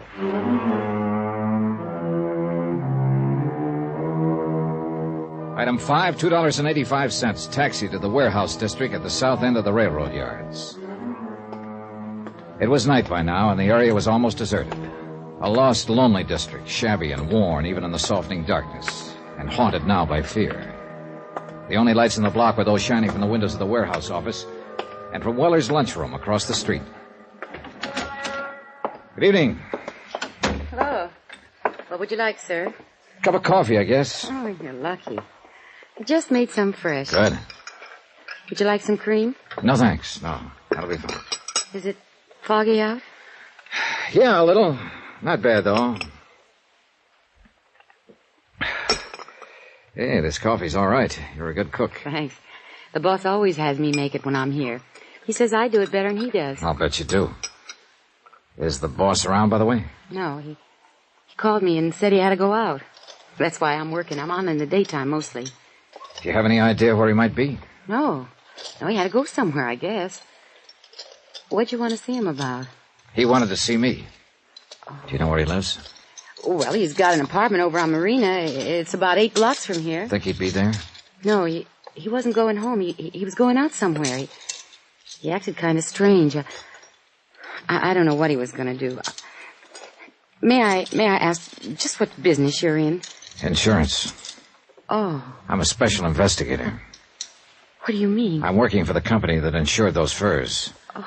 The furs that were stolen the night before last from the warehouse across the street.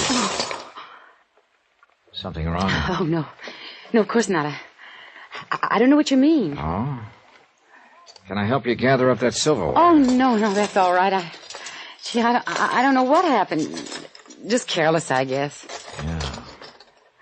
Do you live around here somewhere? Well, yes, on Dalton, 3 blocks up. What's your name? Carla Monte. Why are you asking? How long have you worked here, Carla? About a year. Do many teenagers hang out here? What do you mean? Kids, 17, 18, 19. Do many of them come in here for coffee, hamburgers? Well, sometimes, yeah. I've never noticed much. Know any of them? No. I don't know any of their names. Are you sure? I don't ask them their names. Did I ask you your name? It's Dollar, Johnny Dollar. Well, I still didn't ask you. If you want to tell me you're... What are you scared of, Carla? Nothing. I'm not scared. You're not? Of course not. Why would I be scared? For the same reason your boss is, Red Weller. He was scared when he talked to me this afternoon and when he phoned me later. I don't know what you're talking about. Oh, yes, you do. That's why he didn't come to my hotel. He was afraid to. And why did you drop that silverware when I told you who I am? Because you're scared half to death. No. What's the matter with you people down here? What are you doing, crawling into a hole because a half-grown gang of hoodlums starts throwing their weight around? You don't understand. Then suppose you tell me about it. Do you think that's any kind of an answer in the long run? To pull the covers up over your eyes and let them do as they please and just keep hoping they'll leave you alone? All you're doing is making things worse. Oh, you don't know how it is. You don't have to live here. No, I don't have to live here, but I know how it is. Because I've seen it in other places where the mobs manage to take over. And if you let it happen here, then you'll really have something to be scared of. Maybe they've already taken over. Oh, a bunch of kids with a gripe on running in packs so they feel safe? Is that the kind of mob you mean, Carla? No. They're not a mob yet, but they will be if they're not stopped. It seems to me you'd have some sense of responsibility to them, if nobody else. Maybe if other people had a sense of responsibility, kids wouldn't have to grow up in a place like this. Have you ever thought of that, Mr. Dollar? Yeah, I've thought of it. But it doesn't hold water. You'd think so if you lived here. All right, so it's a slum district. And sure, these kids start out with a strike on them. But that's a pretty weak excuse for joining up at criminal bands and terrorizing a whole neighborhood. For slugging people and looting warehouses. Yes, I know. Most of them find other answers. It's only a small minority that turns to crime. But if you let them get away with it, others will join them and they'll grow until finally it's too late. Well, Carla? Still nothing to tell me? I can't. I just can't. I see. Well, there's $25 for the coffee. Keep the change. Good night, Carla. Wait. Yeah? Mr. Dollar, suppose I knew someone who might be able to help you. I mean, who might know something about the robbery. Innocently, of course. If you talk to this person and they agreed to help you, could you keep them out of it? Depends on the circumstances. I'd do all I could, that much I promise. I don't know. I'm not sure. You're not sure of what? Of you. Oh, I know better when I stop and think, but I've lived in this neighborhood too long. Lived with these people and... I'm bound by the law like any other citizen, and I won't break it to help somebody cover up a criminal act. But I figure it's up to me sometimes to decide whether a thing is a criminal act. And if a person seems to deserve it, well, I can be pretty lenient. You promise? What you just said? Yes, I promise. I've got to trust you. I've got to trust someone. Do you know such a person, Carla? Yes. Do you know where to find them? I think so. Well, I'm sure they'll be at one of 2 or 3 places. Not very far from here. And who is this person? Someone who grew up around here. A boy. 19. What boy? My brother.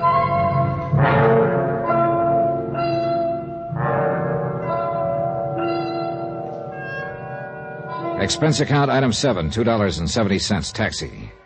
We went first to Carla's apartment where she lived with her brother, but there was no one there. Then we checked out a drive-in a few blocks away, a teenage hangout. No luck. Finally, we tried a pool hall down south of the yards, just off Alameda Street. It was our last hope. I know he comes here. It's not a good place for him, but a lot of the other kids do, too. And he wants to belong. Yeah, sure. Everybody does, in one way or another. Oh, gosh, it'd have been different if our folks had lived, but our boy just won't take orders from his sister. Yeah, I know. Go ahead. Thanks. Let's see. Well, if he's not here, then I just don't know where he... Oh, wait. There he is. Down near the corner. The one with the dark curly hair. All right, come on. Take it easy. Just tell him I'm a friend of yours and you want to talk to him. We'll get him off to one side. Oh, whatever you say. Eddie. Yeah? What are you doing here, Carla? Eddie, this is Mr. Dollar, a friend of mine. I wonder if we could talk to you for a moment. What about? Well, You know better than to come in a joint like this. But I want to talk to you, Eddie. Talk to me at home. Now, go on, get her out of here, will you, mister? It might be a good idea if you listen to her first. I thought it was her that wanted to talk to me.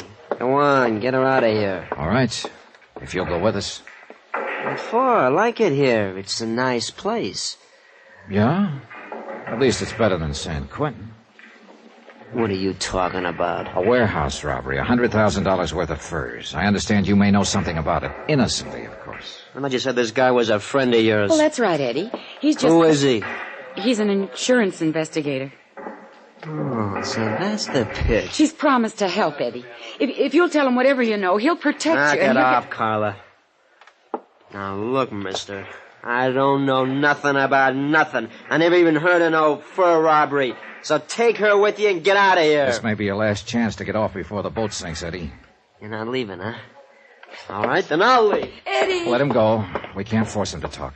Oh, no, Mr. Dollar. I don't understand him. I do.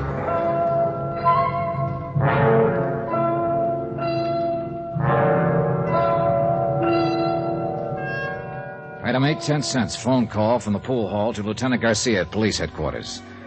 He said there was no change in Albert Chrisman's condition yet. He was still holding on, and he still hadn't talked. But there had been another new development, a big one. And when I joined Carla in the taxi outside, she knew it by the look on my face. What's wrong, Mr. Dollar? Now, look. How sure are you that your brother wasn't mixed up in that robbery? Well, I want the truth. I'm afraid he was mixed up in it. Then brace yourself, Carla. Your boss, Red Weller, who was going to tell me what he knew about it, was found murdered in an alley an hour ago.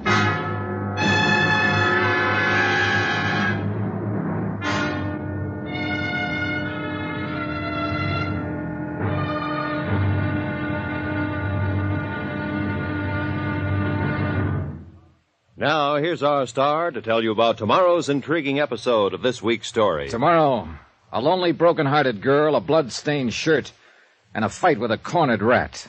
Join us, won't you? Yours truly, Johnny Dollar.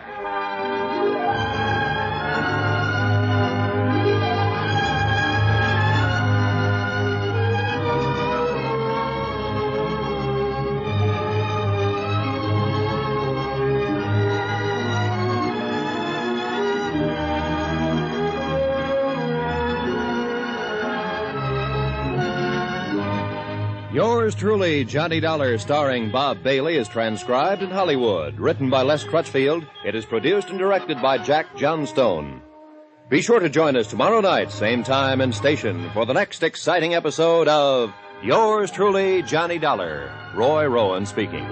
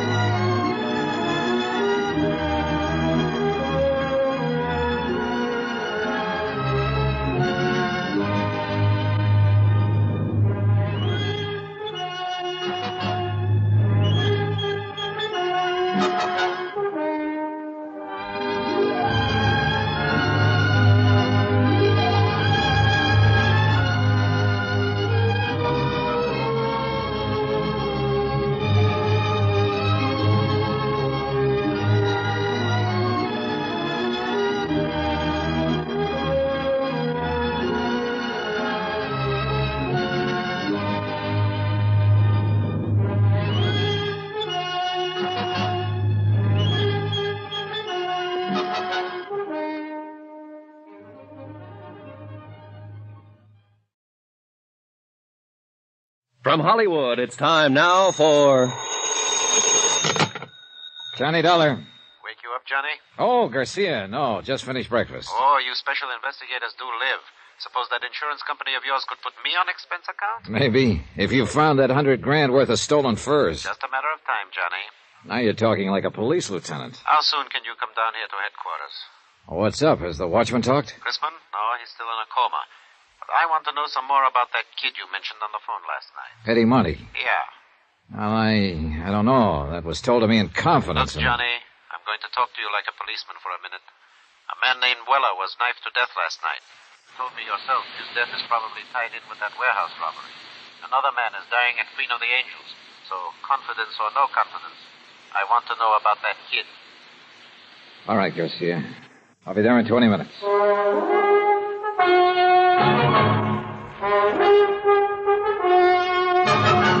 Tonight and every weekday night, Bob Bailey in the transcribed adventures of the man with the action-packed expense account, America's fabulous freelance insurance investigator. Yours truly, Johnny Dollar.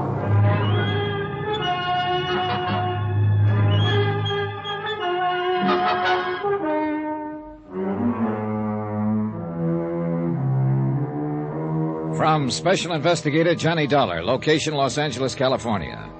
To the Home Office Mono Guarantee Insurance Company, Hartford, Connecticut. Assignment, the Silver Blue Matter. Expense account continued. Item 10, $1.45. Taxi from my hotel to the police headquarters office of Lieutenant Garcia. The early morning fog was starting to lift, and the city sprawled beneath a slate-gray sky. The filtered sun should have softened things, but didn't. Gray sun, gray world, drab and dreary. And a case to match. Teenagers, not a gang of hardened criminals. A bunch of wild kids who'd broken into a warehouse and stolen 80 fur coats, silver blue mink. A night watchman had been slugged and lay dying in the hospital. And a lunchroom owner named Red Weller had been stabbed to death the night before. So it couldn't be called kid stuff. That term doesn't apply to murder. Run those 4 cards through, Joe. See what you can make on them. Now, come on into the office, Johnny. This madhouse out here gets you frazzled before you know it. Oh, you police detectives have it pretty soft, Garcia. That's news to me. Teletypes, photo files, record cards, crime labs. How'd you like to try working alone? On your expense account, I could suffer the hardship. Now, let's go in here. Have a seat, Johnny. Thanks. Yeah. Did I put the fear of the Lord in you on the phone? You were real impressive. Well, the chief was breathing down my neck. Then I'll stop troubling. Kidding aside, Johnny, I've got to know just how that Monte boy figures in this. Did I say he even figured in it at all? No. You just wanted some information on him. But he figures all right. You didn't come out here from Hartford to look up the nephew of an old friend. Oh, I've done crazier things at times. He's got a record. You know that? No. Petty stuff. No convictions. Gang brawls, auto pilfering, vandalism, intoxication. Interrogative attitude, sullen, hostile, antisocial. Yeah, that's quite a nephew you've got, Johnny. Black sheep of the family. What's the story? How did you get onto this kid? Look, amigo, I made a promise on this. I hate to break it. It's murder, Johnny. This kid's sister worked for Red Weller in that lunchroom across the street from the warehouse. Her name is Carla Monty. She's 5 years older than he is. They live together. Their parents are dead. So? So I put some pressure on her, and she told me she thought her brother Eddie might know something about the robbery. She took me to a pool room to meet him. How was he supposed to have known about it? Hearsay? No. She admitted later that she suspected him of being mixed up in it himself. Things he'd said, the way he acted. She asked me to help her try to keep him out of trouble. I think he's already in trouble, Johnny. Yeah, so do I. And I think she does, too. What did he have to say when you talked to him in the pool hall? Several things, but they added up to 2 words, get out. When I wouldn't, he did. Why do you think Red Weller was killed, Johnny? Well, I think those kids used his lunchroom as a lookout post to spot the prowl car that was patrolling that area. As soon as it passed, they pulled the job. It figures all right. I think Red realized it when he thought back and knew who the kids were. I think that's what he was going to tell me. So they found out what he was up to and knocked him off to shut his mouth. Yeah, it adds up, Garcia. Oh. Now, tell me about her. Carla? What's to tell? She's just a girl, like millions of others. Decent, hardworking, and real sweet. But there's something about her, something special. I don't know what, I don't know the words to use, but... Well, it's there. You feel it. And she's kept it somehow. In spite of everything. I guess I know what you mean. Do you? I told you once, Johnny, I grew up in that district. I know how rough it is. Well, maybe it's even worse for a girl. It is. I know. I had a sister. Oh, I didn't know that. She was a lot like this girl Carla once. Then the district got to her, and she got to be more like Carla's brother. What happened to her? 1 to 5. Possession of narcotics. A couple of other pretty rough charges. She died in Tehachapi prison 7 years ago. I'm sorry, Garcia. Yeah. I don't want to see this girl Carla hurt any more than you do, Johnny. Maybe the hurt will break her, make her lose that something special.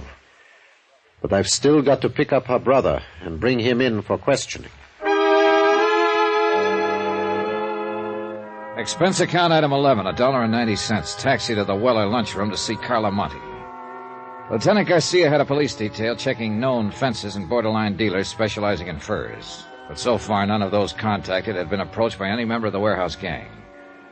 Albert Chrisman, the night watchman who had been slugged during the robbery, was still in a coma, unable to talk. So Carla remained my best, in fact, my only lead to the case. The lunchroom was closed. I paid off the taxi, walked 3 blocks to Carla's apartment and house, climbed the stairs, and knocked on her door.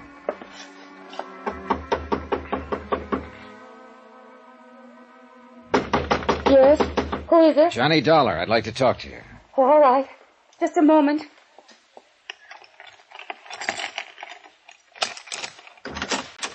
Come in, Johnny. What were you expecting? A major invasion? I don't know. I don't know what I'm expecting. Easy, Carla, easy. It's not the end of the world. Eddie didn't come home last night. Oh? I tried, Johnny. I tried to be a mother and father both to him. What did I do wrong? Well, that's the kind of question that doesn't always have an answer. Have you got a drink in the house? Have I what? Got anything to drink? Well, there's some brandy, I think. All right, get it. Well, I don't know if it's a good brand or It not. doesn't matter. Bring 2 glasses. Pour out a couple of stiff ones. No, I don't Go really. ahead and pour them, 2 of them. All right. Is this a snapshot of Eddie when he was younger? Yeah. He was in junior high school then. It was taken at summer camp when he won a medal for swimming. And that was the only year I could afford to send him. Here you are, John. Thanks. All right, here's a go. Oh, I don't think Now so. drink it, all of it. All right. Good. You needed that. Where do you think he is, Johnny? What's happened to him? Carla, you're going to have to face it sooner or later, and I kind of think now is the time. What do you mean? You've been worried sick for fear your brother would get into some kind of trouble. And you had reason to worry. It's finally happened. No. He's in trouble, all right. Plenty of trouble. You're not the only one looking for him. Who else is? Who do you mean, Johnny? The police. There's an APB out. They want him for questioning in connection with the robbery and with the murder of Red Weller. Oh, no. Eddie wouldn't kill anyone. Maybe not, but somebody did. Some member of the gang that robbed the warehouse. And it looks very much as if Eddie is a member. Yes. I suppose he is. Now, look, Carla. Is there anything you haven't told me about the robbery, I mean? No. I was just suspicious, that's all. Because if there is, let's have it. It's too late to protect him now. The sooner he's taken into custody, the less likelihood of his getting any even deeper. He was out that night. He didn't come home until almost morning. I was worried about it, but I knew it wouldn't do any good to ask him. Do you know who was with him that night? No. Who would be the most likely ones to go along on a deal like that? Any of them. Any of those he's been running around with lately. Any idea where they hang out mostly? Well, just those 2 places I took you to last night. That drive-in and the pool hall. Look, if they did pull that robbery, where do you suppose they take the furs? Well, I don't know. Does Eddie have a car? No, but some of the other boys do. Uh-huh. Carla, would you mind if I look through Eddie's room? No, I don't mind. It doesn't matter. I guess nothing much matters now. It's gone so far that... Wait. It's Eddie. He has his own key. All right, take it easy now. Be careful, Johnny. Sis, you're gonna have... What the devil are you doing here? Looking for you, Eddie. Yeah? What for? I think you know. Eddie, you've got to give yourself up. Shut up. Because I got you to thank for this jam. This insurance dick comes around, romances you up a little, and you sell me right down the river. That's not true. How'd you know you were in a jam, Eddie? I got friends in this neighborhood. They keep me posted. Did the same friends tell you Red Weller was about to make a deal to talk? You're whistling in the dark, Dollar. Maybe. I imagine Garcia will find out, though, when he gets you down to headquarters. Get your hand off that phone. Oh, so you've got a gun. Eddie, don't. Please. Keep out of this. Move back against that wall, Dollar. Put your hands flat against that wall. You keep them there. Give me some clothes, Carla. Come on, make it fast. What are you going to do, Eddie? I said get me some clothes. All right, Eddie. You're wrong, though. You're making a big mistake, Eddie. It's no use running. You'll only... Eddie. What's the matter? Down there in the street. A police car just pulled up. You're lying. Stay where you are, Dollar.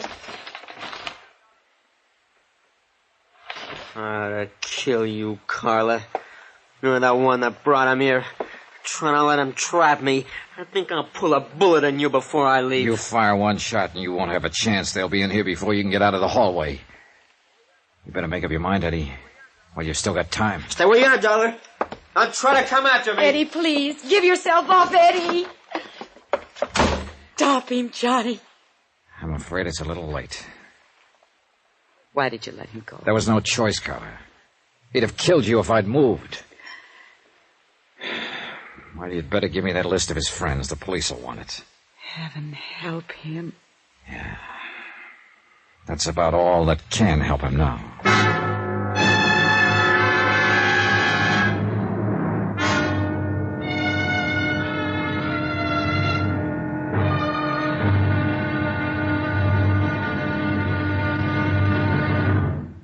Now, here's our star to tell you about tomorrow's intriguing episode of this week's story. Tomorrow, a police net tightens and traps a frightened rat.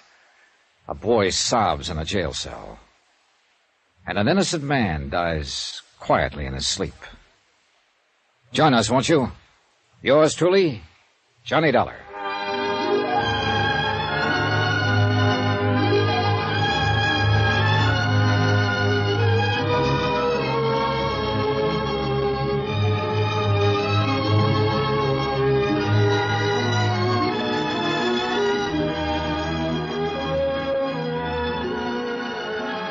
Yours truly, Johnny Dollar, starring Bob Bailey, is transcribed in Hollywood.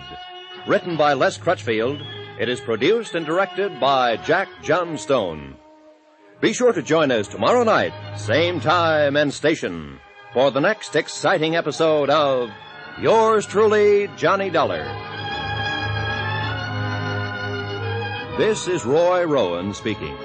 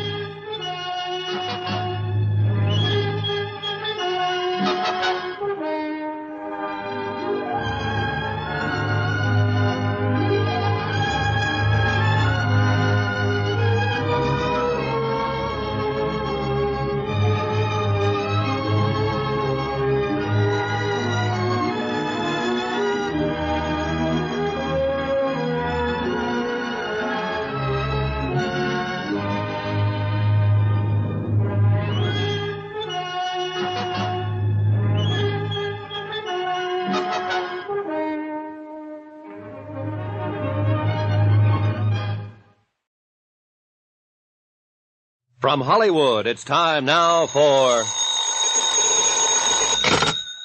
Johnny Dollar. Lieutenant Garcia, Johnny. Are the boys in the police car still there? There are 3 police cars here now. They've searched the apartment house from top to bottom. Any luck? No, Eddie got away. I didn't dare make a move to stop him. He was going to shoot his sister. Well, we'll get him, Johnny. Don't worry about it. I don't intend to. My job now is to locate $100,000 worth of stolen furs, not to go after Eddie Monty. It's the same job, isn't it? Probably. Did you see that list of his friends Carla gave me? I just put out an APB to bring them in. Good. They weren't all in on that warehouse robbery, but some of them were. If they were, we'll tag them. We've got an interrogation room down here to sort the sheep from the goats. Yeah, I know. But first you gotta catch your goats.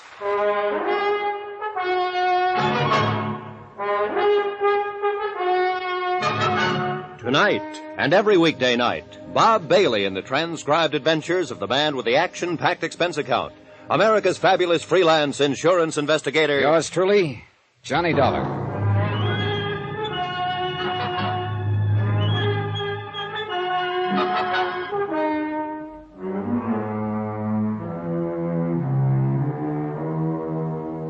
From Special Investigator Johnny Dollar, location Los Angeles, California. To the Home Office, Mono Guarantee Insurance Company, Hartford, Connecticut. Assignment, the Silver Blue matter. Expense account continued.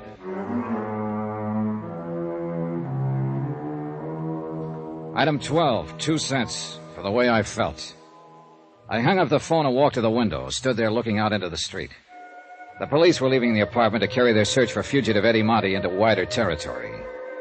And Eddie's sister, Carla, sat huddled in a corner, forlorn, beaten, broken-hearted. From the window, too, the view was anything but cheerful. Dirty, cluttered streets lined by row on row of sagging tenements, drab and gray in the weakening light of late afternoon. This was the slums that had spawned Eddie Monty, raised and nurtured him, made him into a member of a gang, and had now sent him fleeing from the police with a gun in his hand. And the same slum had bred the others of the gang who'd robbed a warehouse of 80 silver blue mink coats, slugged night watchman Albert Grisman into a near-death coma, and had murdered a man who'd tried to give them away. Why, Johnny? What got into him? Why is he ending up this way? I wish I could tell you, Carla. I did something wrong. That's it, of course, but what? Forget it. You did all you could. It wasn't enough. Well, sometimes nothing is enough. And nobody knows exactly why. I loved him. I never thought of him as just a nuisance of a kid brother, the way a lot of girls do. Now, look. You did more than anybody could expect. You were a pretty young kid when your folks died. Too young to have to take on the responsibility of raising a teenage brother. But I tried. I tried hard. And I thought I was doing all right until lately. But now there's... So it didn't work. And what's happened is breaking your heart. Well, that can't be changed. But just remember this one thing. You did the best you could. And that's all anybody could do. So don't blame yourself. Tell me something, Johnny. Yeah? You're wearing a gun. I don't think Eddie knew it when he ran from here. Maybe you couldn't have used it to disarm him. Not when he was on the verge of killing you. But you could have drawn it and killed him. He was careless. He gave you several chances. Why didn't you? I don't know. Thank you, Johnny. I'd like to look through Eddie's room, if you don't mind. All right. I'll go with you. This way. It's down the hall. Thanks. Oh, somehow I still can't believe it. Not the killing, at least. Eddie is just not that kind. Well, a kid gets under pressure sometimes and gets pushed overboard. Maybe we'll know more when they pick him up. What if he tries to resist arrest? You know the answer to that. Oh, I hope he doesn't. Well, here it is. This has been Eddie's room since he was 13. It ought to tell something. The main thing at the moment is to find something that tells where he might go to hide out. And I've also got $100,000 worth of furs to locate. You go ahead and look around. Whatever you want. Okay, thanks. I'll be in the living room. You call me if you want me.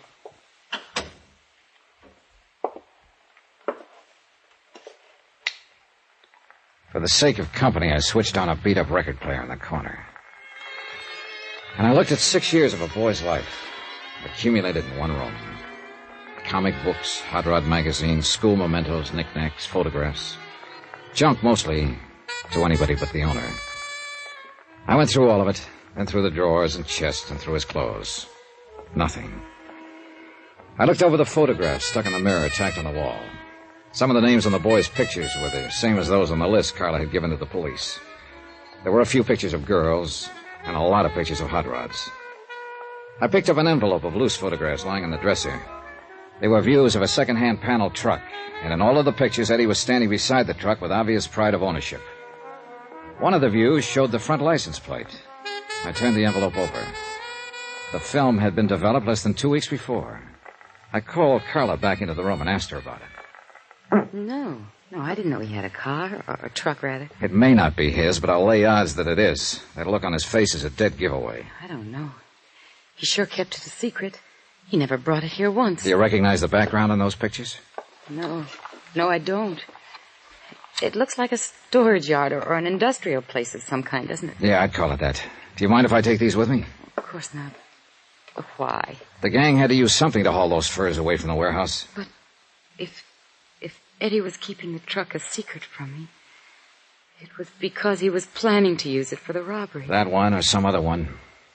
Johnny, he was in on it all along. Look, Carla, I've got a hunch Eddie is the leader of that gang. Oh, no. I think the truck was used in the robbery, and I think when we find it, we'll find the furs and we'll find Eddie. See you later, Carla.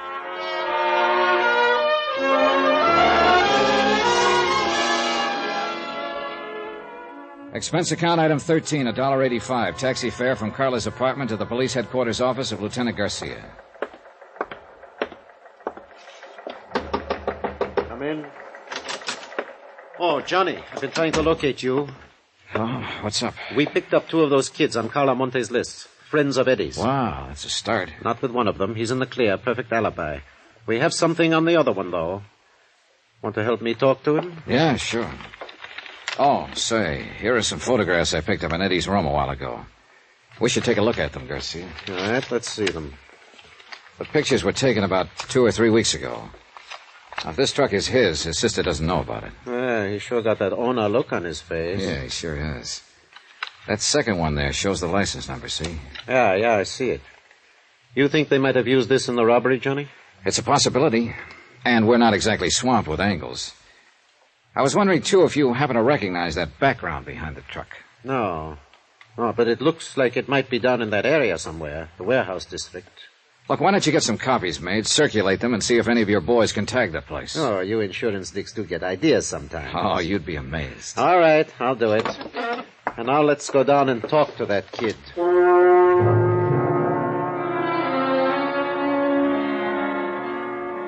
Interrogation room 519 was on the 5th floor. Bare walls painted gray, a businesslike room without a doorman or compromise. Furnished only with the necessary table, chairs, and lights. We stopped in the anteroom and looked in through the one-way glass window. The boy waited alone at the interrogation table, trying to put up a tough, defiant front, but failing by the tremble of a lip and the occasional flick of his eyes. Well, let's go in, get it over with. The kid stiffened when he heard the door open, but he didn't turn around. He just sat there at the table, braced and waiting. You can take that chair at the side, Johnny. Okay, thanks. What's your name? You already know it. I said, what's your name? Mario Santorres. That's your right name? Yeah. Where do you live? Roxman Place, my aunt. Ever been arrested before, Mario? No. Hey, you've got kind of a bad memory, haven't you? Why? September of last year. Arrest made by Officer C.J. Barton. Charge, possession of stolen articles. Hubcap, 2 autoradios, 1 camera. I wasn't convicted. I asked if you'd ever been arrested, not convicted. It was a frame-up. I didn't have any evidence. No, apparently not. Witnesses for the prosecution refused to testify. Case dismissed. Here, what are you going to claim this time, Mario? Another frame-up? I don't know why you brought me in here. I don't know anything about anything. That bad memory again, huh? I just don't know what you're talking about. It's lucky for us that Eddie Monty had such a good memory, isn't it? Yes. What about Eddie? Huh? What do you mean? Is he a friend of yours? I know him. He's got a fine memory, that boy. Too bad you can't remember things the way he does. What are you talking about? Oh, that's true, all right. Eddie remembers everything that happened. What he did, what Mario did. I don't know what you mean. Well, that's because of your bad memory, Mario. Why, Eddie remembers the name of every boy who was in on that job and just what each one of them did. What job? That warehouse robbery. Have you forgotten about that? I don't know anything about any robbery. Well, there's been a lot of talk. At least you've heard about it, haven't you? I don't know anything about it. Maybe you've just forgotten. I don't know what you're talking about. When did you see Eddie last? I don't remember. Have you seen him since the robbery? No. How can you be sure? You said you hadn't heard of any robbery. I haven't. Still, you haven't seen Eddie since the robbery. What? Come on, Mario. Tell us about it. I guess maybe I did hear about it. So? Well, why shouldn't I hear? It was in the papers. Everybody's been talking about it, so what if I did hear it? I don't prove anything. But you said you hadn't heard. So I forgot.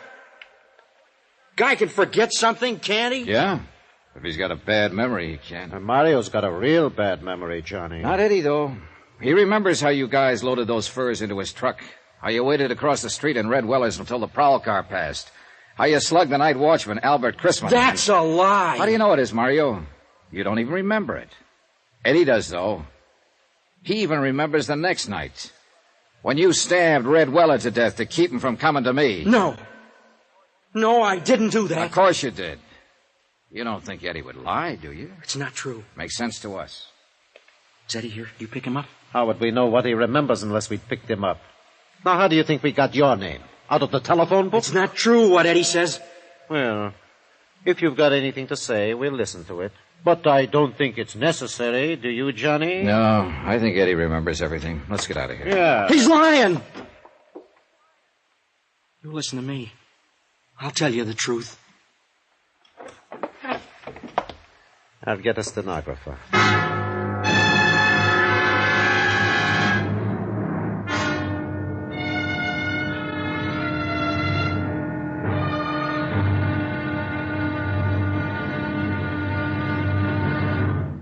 Now, here's our star to tell you about the final intriguing episode of this week's story. Tomorrow, a cautious search, an ambush, bullets and tears. And the end is violence. Join us, won't you? Yours truly, Johnny Dollar.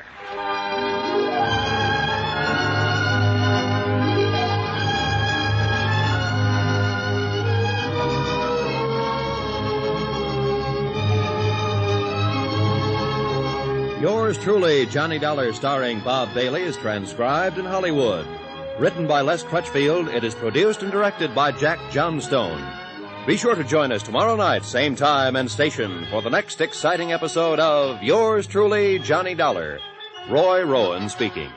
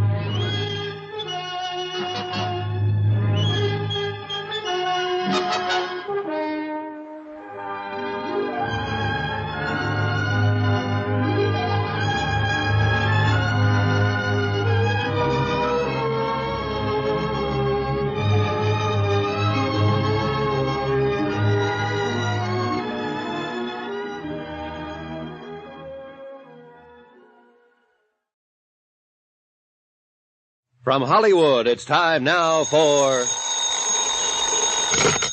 Johnny Dollar speaking, Lieutenant Garcia's office. Johnny, you're the one I was trying to reach.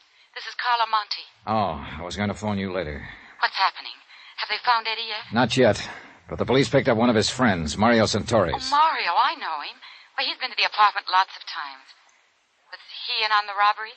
Yes, he just made a statement admitting it. And what did he say about my brother? He says Eddie is the one who planned the whole thing. He must be lying. No, Garcia and I are pretty sure he's telling the truth.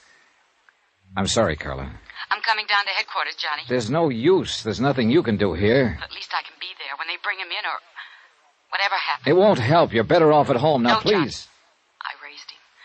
Some of the fault must be mine. I can't desert him. I'm going to be there if he needs me. Okay, Carla.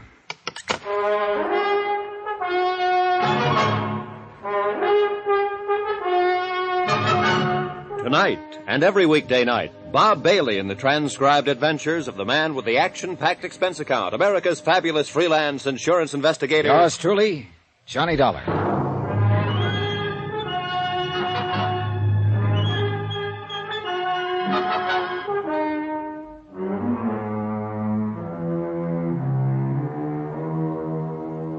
From Special Investigator Johnny Dollar, location Los Angeles, California, to the Home Office Moto Guarantee Insurance Company, Hartford, Connecticut. Assignment, the Silver Blue Matter. Expense account, final page. $100,000 worth of fur coats, silver blue mink, stolen in a warehouse robbery and still missing. A night watchman slugged during the robbery by one of the teenage gang, still lying in a coma, unable to speak. And Red Weller, a man who tried to speak, lay in the county morgue, stabbed to death in a dark alley. But now one of the gang had been arrested, a 17-year-old named Mario Santoris, and he'd finally talked. Sitting in Garcia's office, I read Mario's statement through for the second time. Well, what do you think, Johnny? I think the kid was telling the truth. Eddie Monte scraped up enough money to buy that second-hand panel truck and then talked the other kids into knocking over the warehouse. That ties in with what Eddie's sister said, that he'd kept the truck a secret, hadn't told her about it. And also the fact that Eddie seems to be a born leader type. They even mentioned it in one of his former records of arrest. Yeah, I think we can buy it that Eddie Monte is the leader of the gang. Yeah. All right, they picked their night. They cased the place from Red Weller's lunchroom across the street. And as soon as the prowl car passed, they made their move. They got the watchman, Albert Crisman, to open the door by showing him a fake telegram through the window. That's another thing that checks out Mario's story, Johnny. Mario claims he's the one who showed the telegram. That's right. Crisman kept saying, kid with a mark on his arm, and Mario's got a bad scar on his left wrist. That's what I mean. It checks out. Mario didn't know what Crisman had told us. All right, so they got inside, and then, according to Mario's version, it was Eddie Monte who slugged the watchman.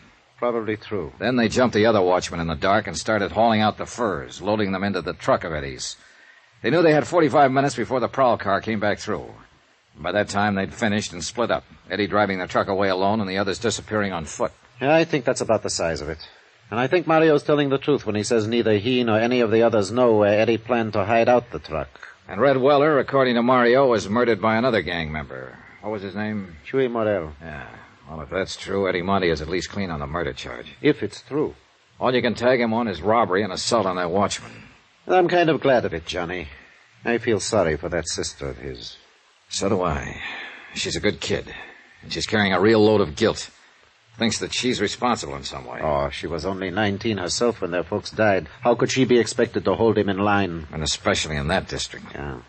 She's on her way down here, by the way. Carla Monte? Yeah. I tried to talk her out of it.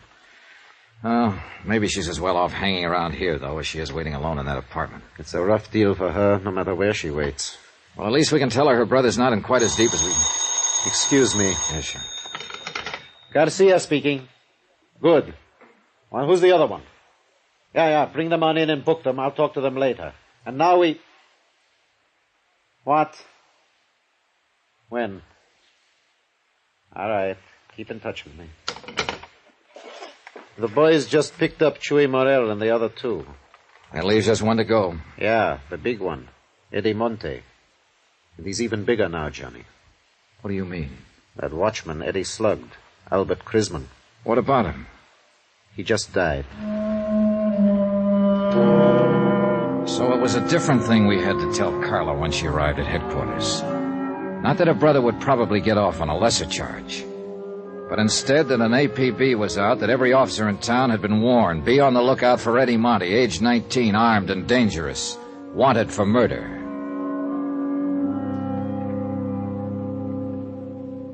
Expense account item 15, $12.50, rent on a hired car. One of Garcia's boys was certain that the background appearing in the photograph of Eddie's truck was somewhere in his district, but he couldn't tag the exact spot. So I decided to cruise that area street by street. Carla Monte, Eddie's sister, went along with me.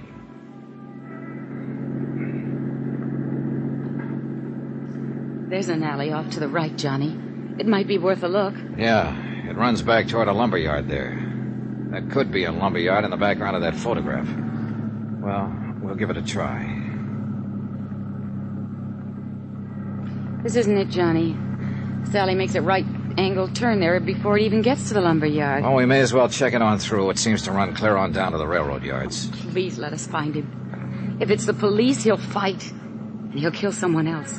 Be killed himself, maybe. It's out of your hands now, Carla. It's got to work itself out in its own way. And there's nothing much anybody can do to stop it or change it. I know, Johnny.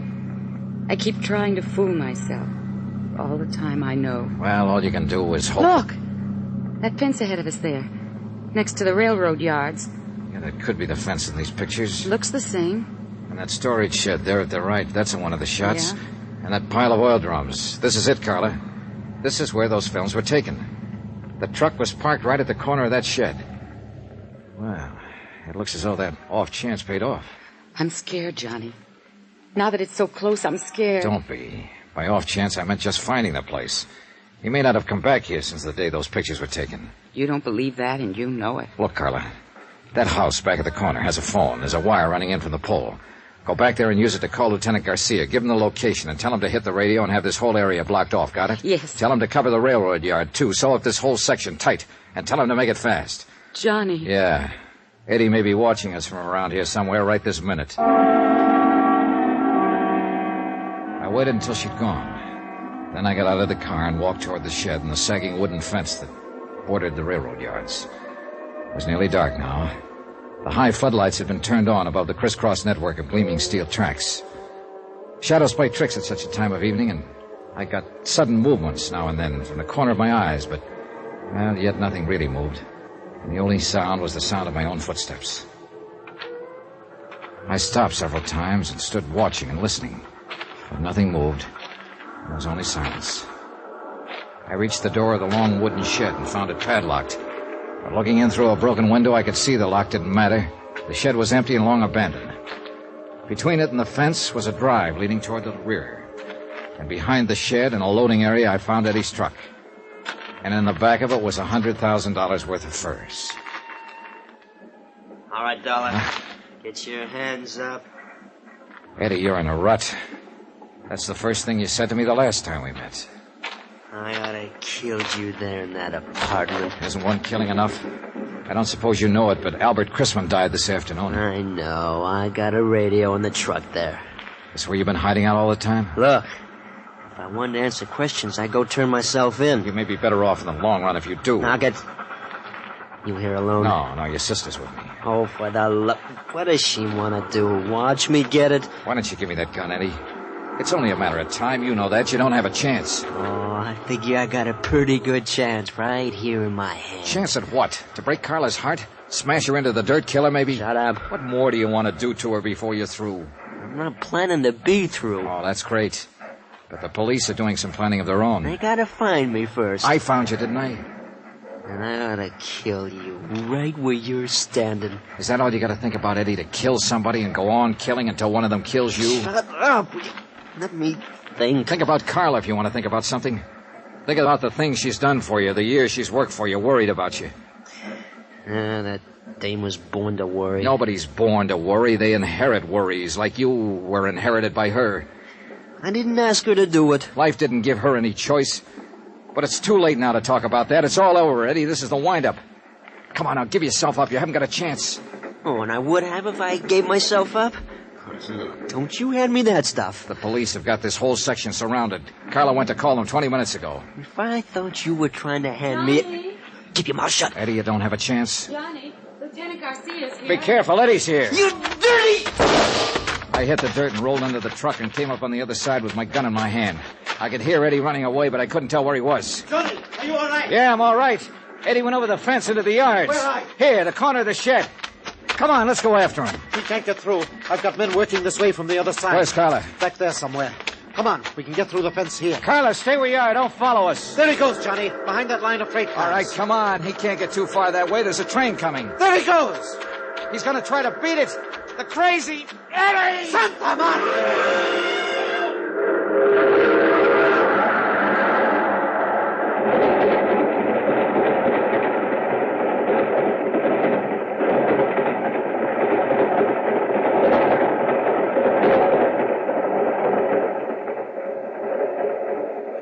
I don't know, Johnny.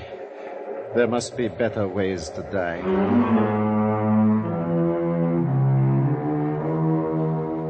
Expense account item 16, $300.60. Hotel and miscellaneous in Los Angeles and transportation back to Hartford. Expense account total, $541.25. End of account, end of report. Remarks? Well, I guess Carla made the remarks for me. I don't know, Johnny. Those 80 fur coats, they'll go back into stock now. They'll be sold to women who'll wear them to parties and dances and nightclubs. And they'll be happy in them.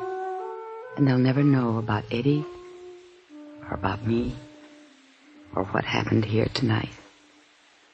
Yours truly, Johnny Dollar.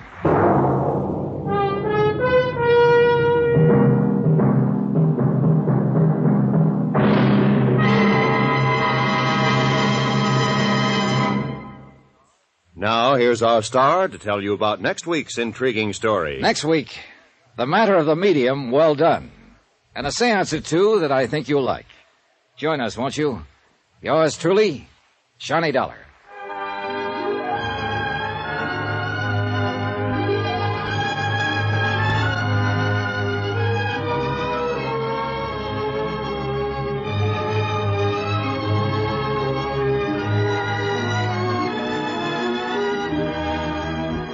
Yours truly, Johnny Dollar, starring Bob Bailey, is transcribed in Hollywood. Written by Les Crutchfield, it is produced and directed by Jack Johnstone. Heard in this week's cast were Lucille Meredith, Edgar Barrier, Victor Perrin, Jack Crucian, Tommy Cook, and Richard Crenna. Musical supervision by Amerigo Marino. Be sure to join us on Monday night, same time and station, for another exciting story of yours truly, Johnny Dollar. Roy Rowan speaking.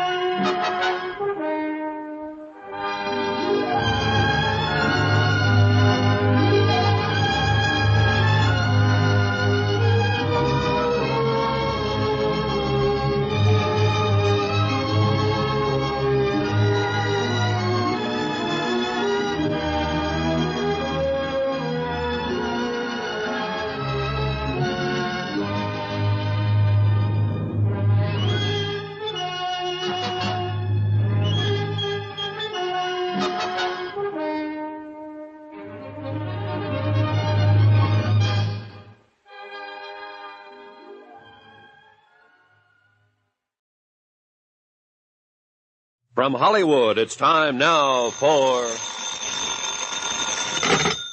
Johnny Dollar. Hi, Johnny. Pat McCracken at Universal Adjustment Bureau. Hiya, Patsy. What's on your mind? Had your fortune told lately? Nope, and I don't think I want to. The last time it came true. Oh, what was it? Well, this Madame Gaga went into a transom or whatever you call it, and... Trance boys, if you didn't know. Yeah, anyhow, she told me I was going to become an insurance investigator, and I've been stuck with it ever since. Sad.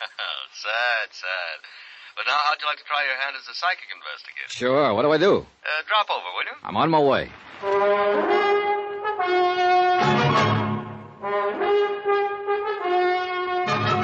Tonight, and every weekday night, Bob Bailey in the transcribed adventures of the man with the action-packed expense account, America's fabulous freelance insurance investigator. Yours truly, Johnny Dollar.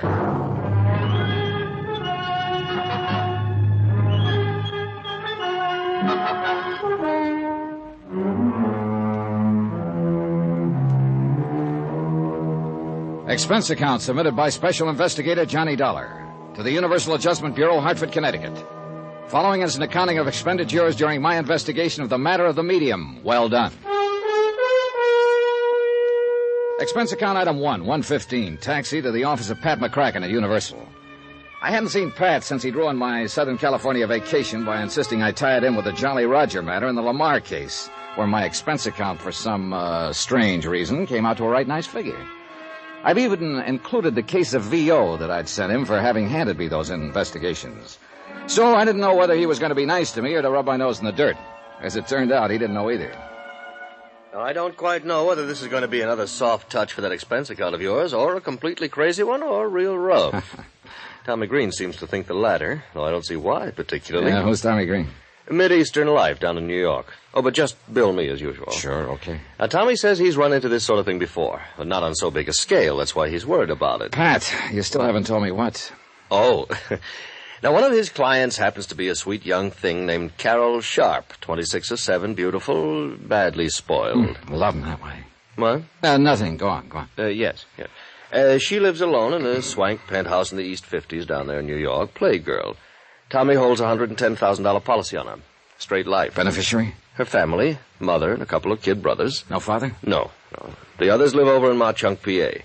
That's where her father made the dough that keeps her in the penthouse and keeps the others living well in the old family manse. So, what's the problem? Somebody threatening her life? I don't know, Johnny. It depends on what you mean by threatening. She's just requested Tommy to change beneficiaries. What's so unusual about that? Well, one of them is to be a man named Tony Ricardo for $30,000. Oh, so she's fallen for the guy and is making the nice gesture. Maybe. We don't know yet. The other is a so-called medium, Madame Celia something. I've heard it before. Turn the family fortune over to me and I'll get in touch with dear departed Papa. That's what it looks like from here. She's being took. But how can it be any of our business? Last time Tommy was requested to change a beneficiary to a medium, his hale and hearty young client suddenly turned up dead. And they pinned it on the medium? Mm-hmm. Apparently this sort of thing goes on quite a bit. So it has Tommy worried, so he asked for you. All right, just what's he want me to do? What do you want to do? Break out the old crystal ball, Pat, and we'll see. Expense account item 2, transportation, Hartford to New York, and the offices of Mid-Eastern, where Tommy Green turned out to be a mild-mannered, thoroughly likable, successful insurance broker. Come in, Mr. Dollar. Glad you could make it. How'd do, Mr. Green? Sit down, won't you? Thanks. I suppose Pat McCracken's told you what's on my mind. Only that you think one of your clients is being taken for the proverbial sleigh ride by some spiritualist. As you no doubt know, Mr. Dollar, spiritualism is a recognized, well-established religion. Sure, of course. However, as in any other, there are charlatans. And some of these mediums, as they call themselves, take literally millions of dollars every year from people by trickery, by producing weird manifestations that appear to be genuinely supernatural. Tommy, I know what you mean. My own mother took a beating from one of those phonies when I was just a kid. You know, promised messages from father after he died, and at $25 a try. Wow. No wonder you're suspicious of them. And especially of one Madame Celia Morgana. Have you seen this, madam? No, but I believe you'd better. Mm-hmm. Have you changed, what's her name, Carol Sharp's policy yet? No, but I'm afraid I can't stall her much longer. And you're afraid that once you do change it, Carol ain't going to be long for this world, huh? It's happened before, Dollar. Yeah. Well, I can't just barge in on this Madame Morgana, announce that I'm an insurance investigator, and then another... Hey, wait a minute. What's the name of this other beneficiary? Tony Ricardo. Yeah, who is he? All I know is what Carol's told me. Love affair? Yeah. He sounds like a playboy. They do a lot of nightclubbing together. Money? I don't know. Family? I don't know that either. But he's in for 30 of the 110,000 if anything happens to her. If we change the policy. How are you going to start? Well, if this Carol Sharp is all Pat McCracken says she is, this case could have a very pleasant beginning. I stuck around with Tommy Green long enough to listen to him verify what Pat had said about Carol's family, wealth, etc. Take a look at a snapshot of her and get her address. Item 3, 180, taxi to the Bell Towers at 614 East 52nd Street. A magnificent modern apartment hotel at the edge of the East River. Real swank. The place even had its own private docks with several well-kept cruisers tied up and even a small seaplane. Pat, I warn you, this expense account ain't going to be small. Yes, may I help you, sir? Yes, you can. I'd like a small apartment for a few days. Are you alone, sir? Yes.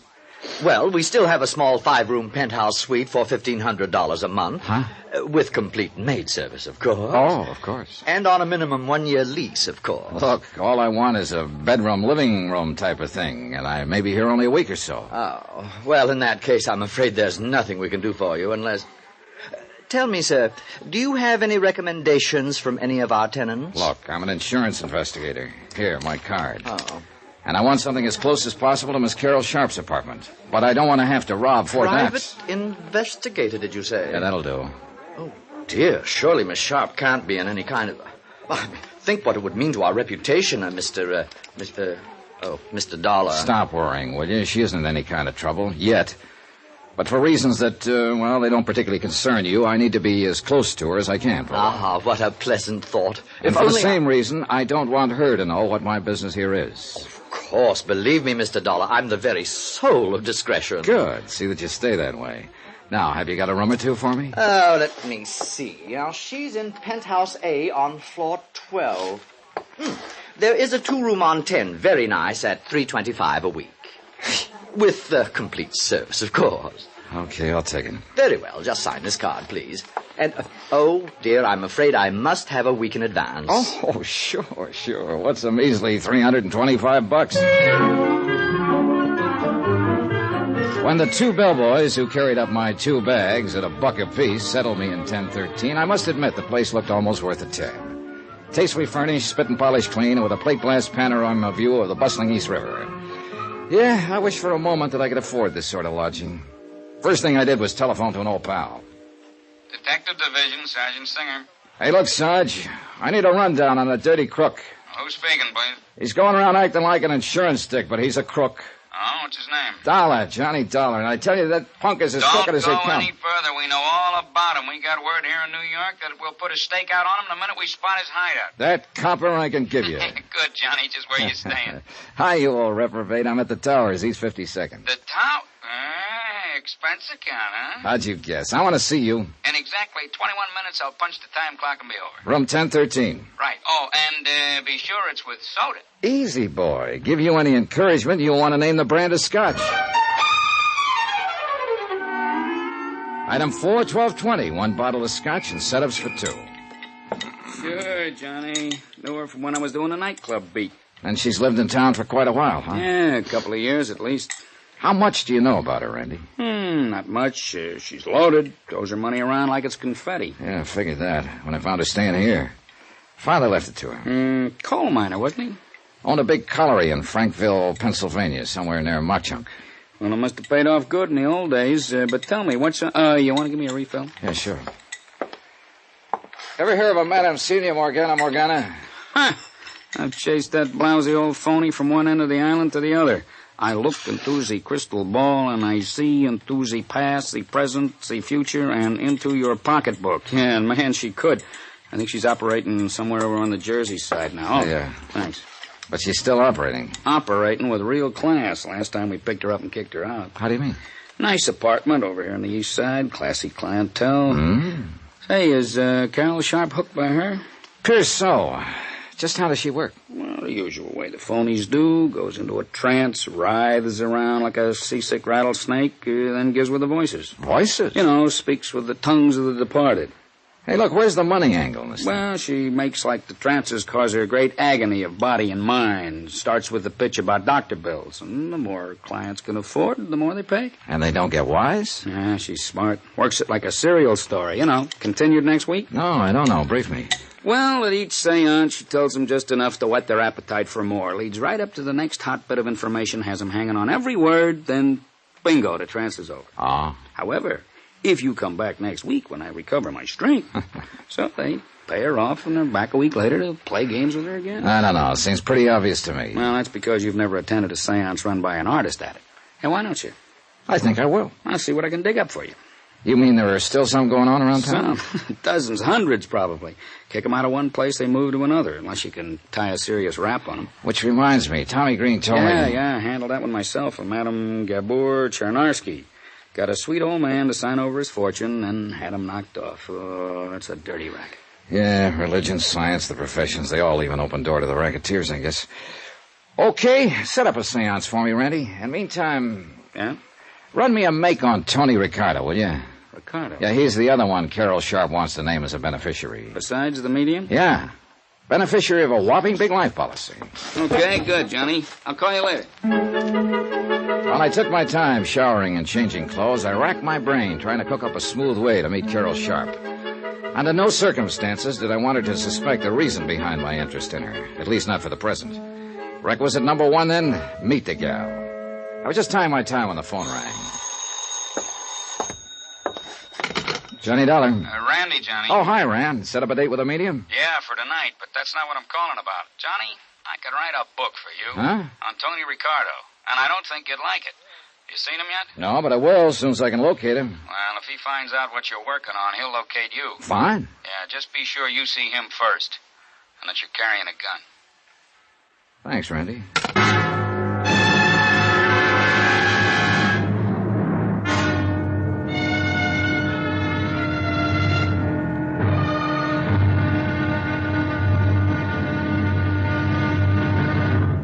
Now, here's our star to tell you about tomorrow's intriguing episode of this week's story. Tomorrow, well, sometimes the best laid plans can take a terrible beating when a lovely girl steps into the picture.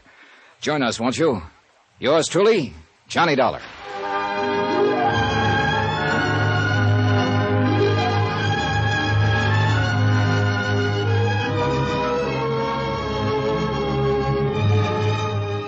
Yours truly, Johnny Dollar, starring Bob Bailey, is transcribed in Hollywood.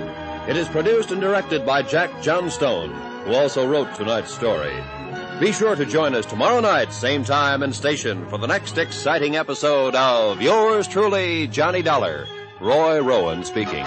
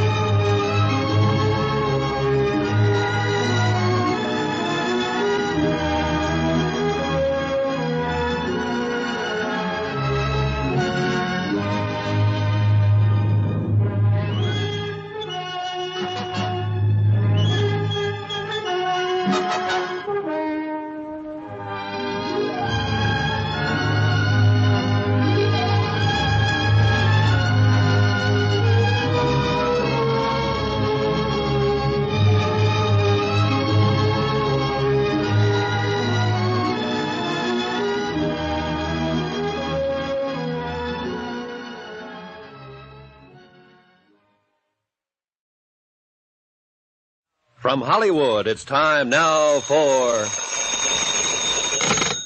Johnny Dollar. Randy Singer at headquarters, Johnny. Oh, hi. More information on Tony Ricardo? Only what I told you before. Look out for him. Randy, that doesn't sound like anybody that a gal like Carol Sharp would be associated with. Who knows? For a cut of her money, most anybody'd be willing to act like a nice old coot. Till he got his hands on it. Yeah, I know what you mean. But now I thought you were going to set up a seance for me. Or couldn't you find a crystal ball? I'm working on it. I'll call you. Yeah, do that.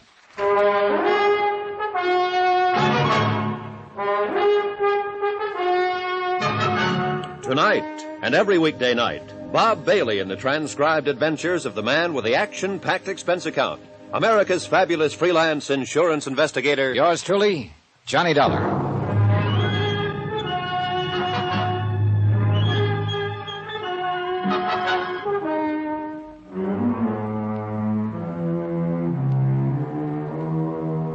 Expense account submitted by Special Investigator Johnny Dollar, location New York City, to the Universal Adjustment Bureau, Hartford, Connecticut. Following is an accounting of expenditures during my investigation of the matter of the medium. Well done.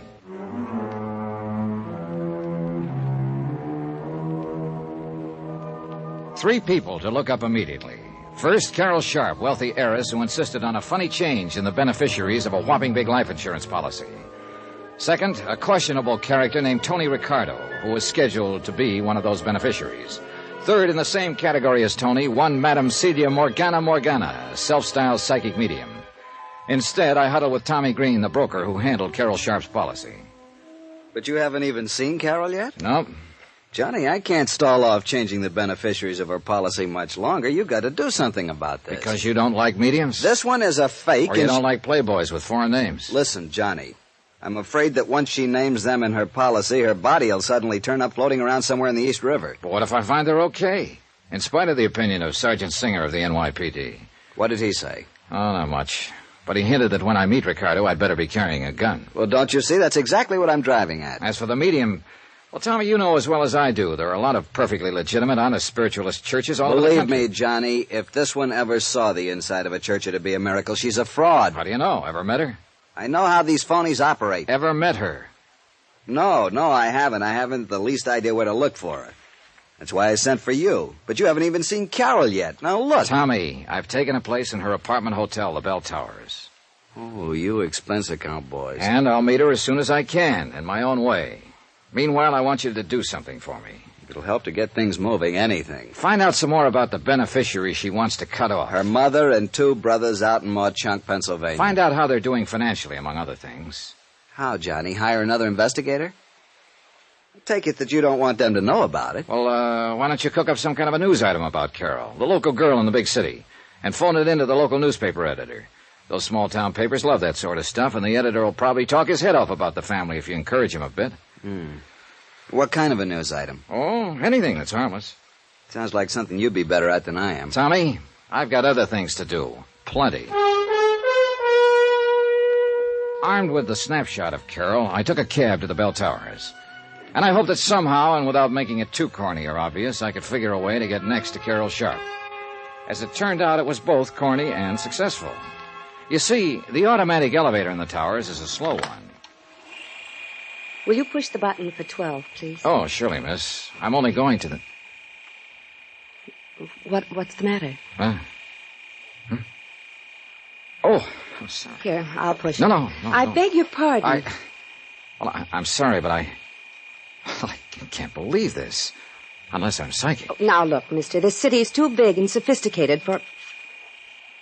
Is something wrong with you? You did want to get off on the 10th floor, didn't you? Yes, I did. Well, we're here. Floor 10, so... Mister, did somebody hypnotize you? Yes. No. Oh, please, miss, excuse me. It's just that I can't believe... Oh, I'm terribly sorry. Well, when I was a kid, I used to have a dream over and over again about a beautiful girl, and her name was Carol. What? The same dream over and over, and it startled me just now because you look just like she did. Oh, but it's all nonsense, and I know it, and I apologize. Carol, did you say? Yes, but it was just a dream, and probably I just imagined that you resemble her, and I'm terribly sorry. I know what this must look like to you. Yes. Like a veridical dream. What? A truth dream. It's a psychic phenomenon. Oh, that. Well, I'm sorry, but I don't believe in that sort of stuff. Oh? Well, it just happens that there are thousands of cases on record, and by people of reputation and responsibility. Oh, sure. But now, excuse me, and again, I want to apologize for this embarrassing moment. Goodbye. I could see over my shoulder that she left the elevator door open until I'd gone into my suite across the hall. I sat down next to the broad window overlooking the East River, crossed my fingers, and waited. 10 minutes. 15. Hello? Mr. Dollar? Yes, who's that? This is Carol. What? Your dream girl? Hello? Oh, I get it. I made a fool of myself in the elevator, and now you're rubbing it in. No, I didn't mean it that way. I hope you don't think I'm being forward, but I'd like to talk with you. About your dream, I mean. What's that mean? And I was afraid you thought I was trying to pull a fast one in the elevator. But, how did you know who I am? I just asked the desk clerk who was in 1013. My name is Carol Sharp. Then it really is Carol. Well, that's amazing. That's why I want to talk to you. Well, there's a nice cocktail lounge downstairs. In half an hour? In half an hour. Bye. Oh, Dollar, you are a fast one. Now, let me see. Johnny Dollar. Randy Singer. Yeah, I want to know. Well, what's the matter? After what I've been talking to, this is a come down. Now, what do you do? Oh, you met Carol Sharp. Sure huh? did. Uh-huh. Oh, look, I've set up the seance I promised you.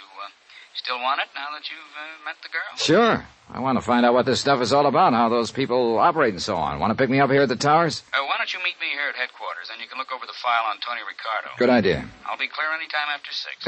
Better make it around 7. I've got a date for cocktails.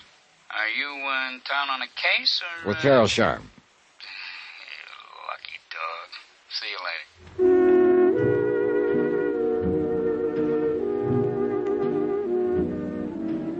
To say that Carol looked like a vision when she swept into the cocktail lounge would have been a gross understatement.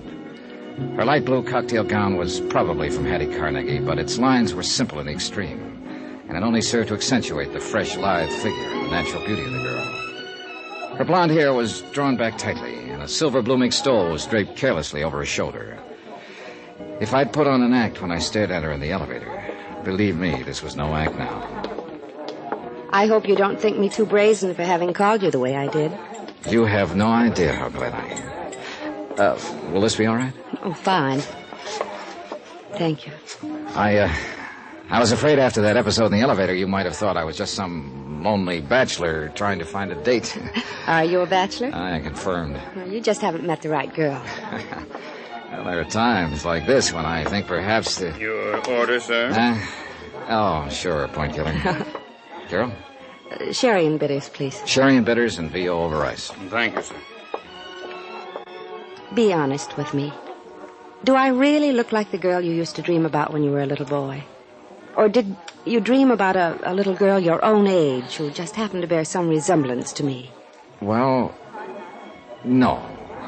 No, you see... That's very important. You see, if it really was a veridical dream... Well, you see, the phenomenon of precognition would be involved, too, so to speak. Precognition? Yes, you're now knowing me psychically before you could possibly know about me by any natural means. Where have you lived most of your life? Oh, all over. Here in New York, Hartford, Connecticut. Eastern Pennsylvania? Oh, never, except for an occasional trip to Philadelphia. But that wasn't until I was grown up. Well, then you couldn't possibly have ever actually seen me, because all my life I've lived in Pennsylvania, in the coal mining district. Well, So your dreams of me must have been due to some supernatural cause. There's Carol. no other explanation. Well, is there? Carol, Sherry and bitters for the lady, and... Yeah, thanks. I'll sign that. Saved by the bell, or rather by the waiter. I'm afraid I came awfully close to admitting to Carol that I'd trumped up the whole dream business just to meet her and talk with her. She was certainly hep on the subject of things psychic, and I'm afraid a natural sucker for anyone who wanted to capitalize on her gullibility. Beautiful, intelligent, well-educated, but, well, you'll see what I mean. And although it's a terrible strain on her, these deep trances, I've received messages through her, Johnny, from my father. Through this medium? Yes, Madame Morgana. And your father's dead? He died 3 years ago. Carol, are you sure about those messages? Oh, yes, Johnny, I'm sure. That's why I want you to go and see. See these things for yourself, will you? Will you go to her with me? Now, don't swing at me, but at this point, I think I'd go anywhere with you. Johnny, I'm serious. I want to tell her about you anyway, and the veridical dreams. Well, all right. When? I'll call her tonight, and perhaps we can see her tomorrow night, all right? Yeah. Carol, I don't want to seem suspicious, but, Yes? don't tell her anything about me, except that you're bringing me along. Oh, no. No, of course not. She wouldn't let me anyway. That's the way the fraudulent mediums work. Oh? There are frauds among them? Oh, plenty of them. You know, they get the information from some mutual friend, then pretend they're getting it from a supernatural source. And she doesn't. I'm sure of it. So far, so good. I'd met Carol Sharp. I'd convinced her in a snide sort of way that I was intrigued with this psychic phenomena business. I was well on the way to meeting the medium who had sparked this whole case. And later tonight, thanks to Sergeant Randy Singer of the NYPD, I'd attend a seance calculated to be my first step in finding out how the phonies in the racket impress their customers. There was just one more person to meet, Tony Ricardo, whom Carol wanted to name, along with the medium, as beneficiary of her big insurance policy. By the time Carol and I finished cocktails, I was sorry I'd made any plans for the evening. But I was already late for my meeting with Randy at headquarters. I took Carol back to her penthouse and then dropped into my own suite to pick up a topcoat. Somebody had shoved a note under my door. Mr. Johnny Dollar, if you value your life, you'll stay away from Carol Sharp. It was unsigned.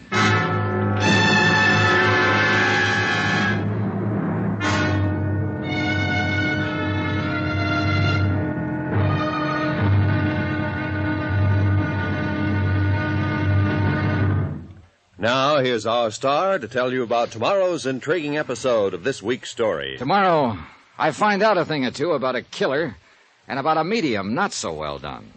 Join us, won't you? Yours truly, Johnny Dollar.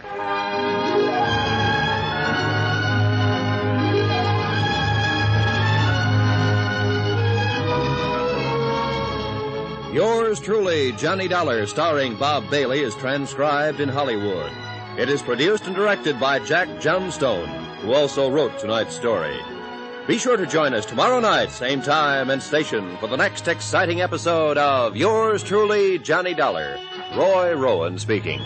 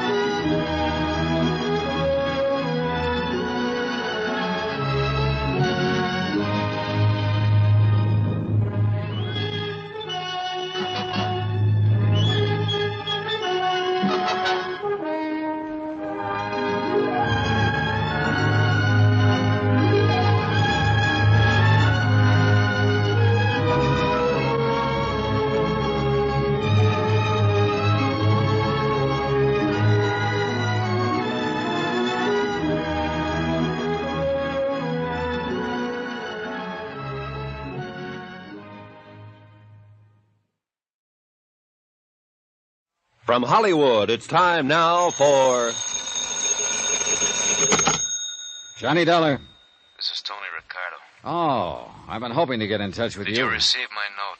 Was that your polite threat to kill me if I don't leave Carol Sharp alone? Yeah, I received it. And I have a sneaking suspicion the police department might be interested in No. it. Oh, please, I guess I acted a bit hastily. Perhaps you'll let me talk to you. You want to take the threat back? That still stands. Then you don't leave me much choice. Talk to me first. Believe me, you won't be sorry. But I might be dead. Is that it? I want to see you. Can't do it now, but where can I reach you? Sunrise 3, 9970. Okay. Meantime, don't get trigger happy.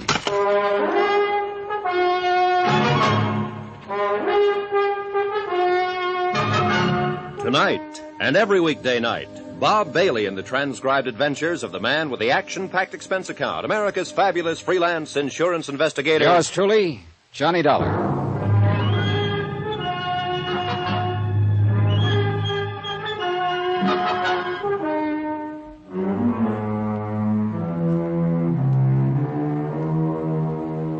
Expense account submitted by Special Investigator Johnny Dollar, location New York City, to the Universal Adjustment Bureau, Hartford, Connecticut. Following is an accounting of expenditures during my investigation of the matter of the medium. Well done.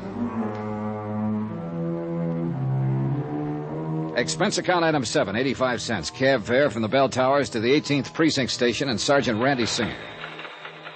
So, you met Carol Sharp, huh? Yep. I put on an act that would have done credit to the Theater Guild. Told her she looked exactly like a girl I dreamed about as a kid, a girl named Carol. Oh, Lord. She swallowed it? Not only that, but she gave me a lecture on veridical dreams and allied psychic phenomena. You deserve an Oscar. Also, she wants me to go with her and see this Madame Morgana. Oh, good. When? Tomorrow night. Well, you're not figuring on skipping tonight's seance, are you? Oh, no, not a bit. I want to find out what this stuff is all about, so I'll be prepared for tomorrow. This dame you have lined up pretty good? She's got a big following. You ready to go? Oh, wait a minute. You said you had the file on Tony Ricardo. Oh, yeah, here it is, waiting for you. Anthony Ricardo, alias Ricky Marino, alias Tony the Tip. Here's his picture. Height 5'9", weight 172, eyes brown, hair sparse gray, suspected member of the Dutchy Sperling outfit, 12 arrests, no convictions, started as a rum runner back. Hey, is this Tony Ricardo? It's the guy. I would have sworn the man I talked to over the phone was in his 20s. Late 20s at most. You talked to him? After leaving an unpleasant little note under my door at the Towers, he called me on the phone. What kind of note? Oh, nothing particular. Just a gentle suggestion I lay off Carol Sharp. Threat, huh? Still got it?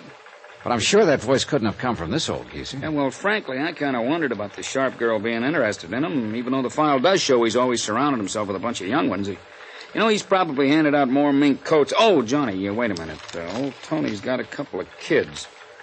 Here, Angela goes under the name of Angela Richards. At least she used that name at Bryn Mawr. Bryn Mawr? Yeah, and Sarah Lawrence College at Bronxville. Yeah, the old boy tried to keep the stigma of his past away from her, I guess. Yeah, you see, married to a doctor over in Hackensack. Respectable housewife. What about the other? Anthony Jr., age 26. That was last year. Let's see, that makes him 27 now. Rutgers University, class... not much on him. Unless I miss my guess, he's a chip off the old block. Well, you know where I can find him? All I have is his phone number. What is it? Wait till I see and talk to him. That may be too late. He's what I think he is. Why not ask this medium about him tonight? Yeah, Hey, come on, we're late. Let's go.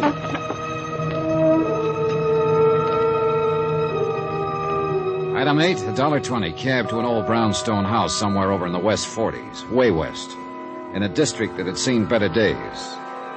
We were greeted at the door by a tall, gray-haired old gentleman dressed in black, except for his white gloves, that somehow reminded me of a pallbearer.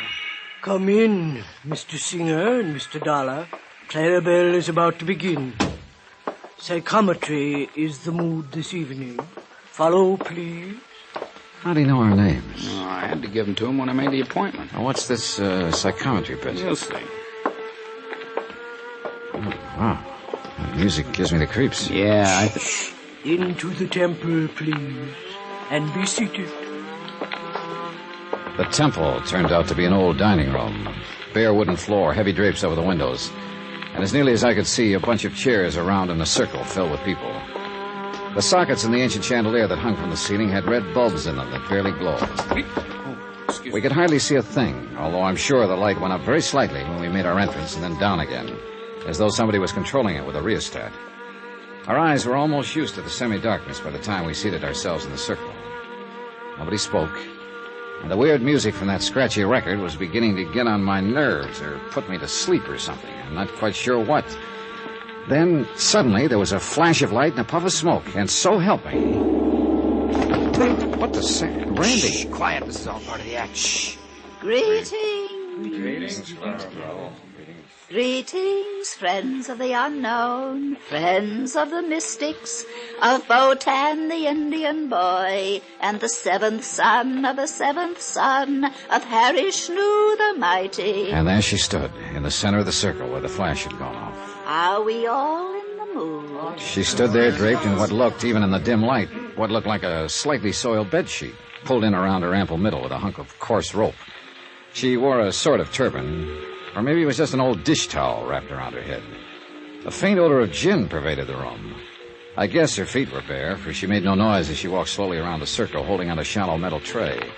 Taking a collection so soon, I wondered? Each of you place upon the tray some object very close to you, something you have had a long, long time that has become a part of you. Huh? Shh, you'll get it back. And if the spirits are with us, and there are no dissenting minds among us, If Botan, the Indian boy from the world beyond, is willing to act as our control, we shall learn many strange things this night.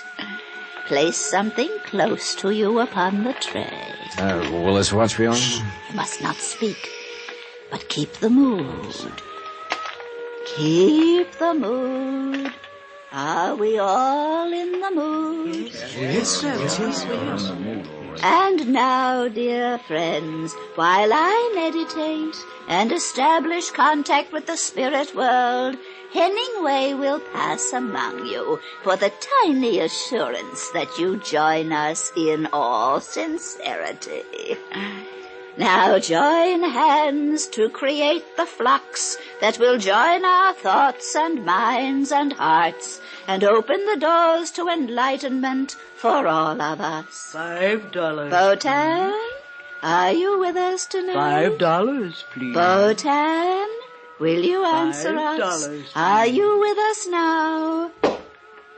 Is that Botan that answers our call, or the little sister Hyacinth? Ah, it is Botan. We may begin. I hold this ring. I feel the paramagnetic forces arising from it.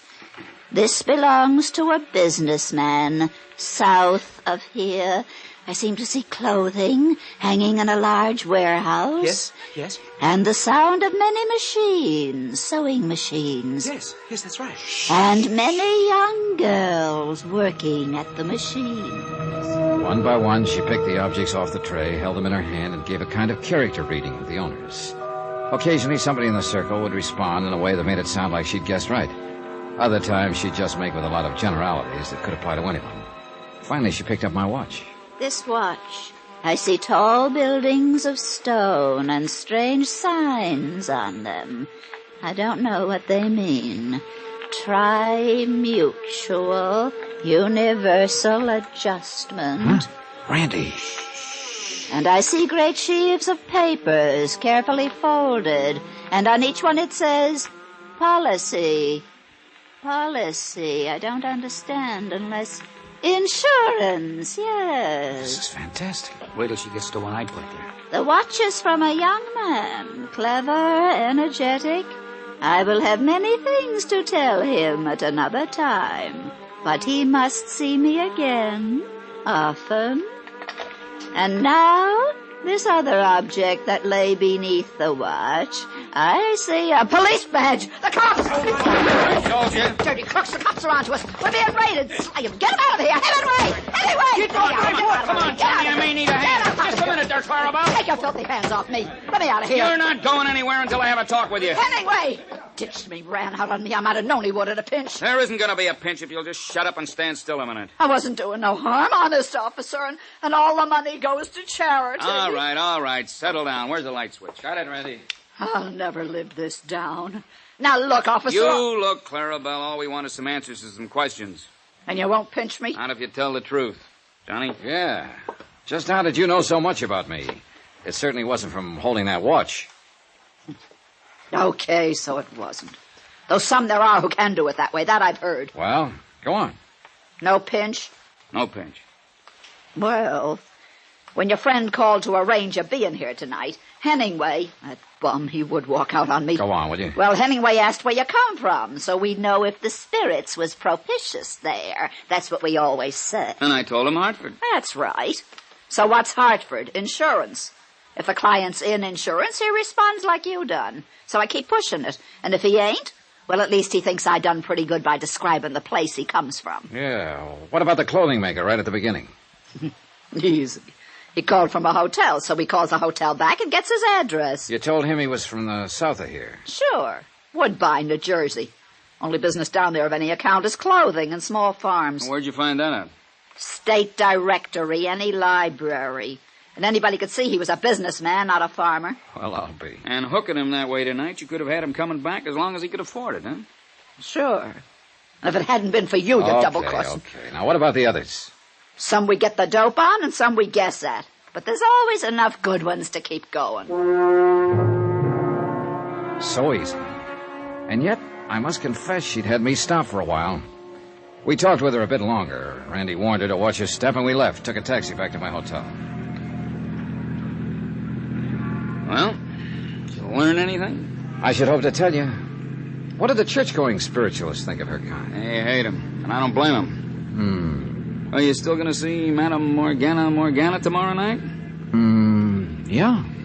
Well, mister, that one won't be so easy to expose, if you can expose her.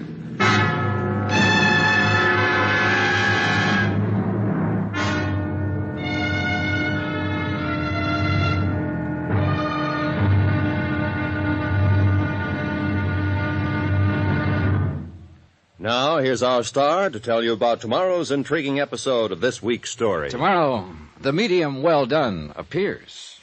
Join us, won't you? Yours truly, Johnny Dollar.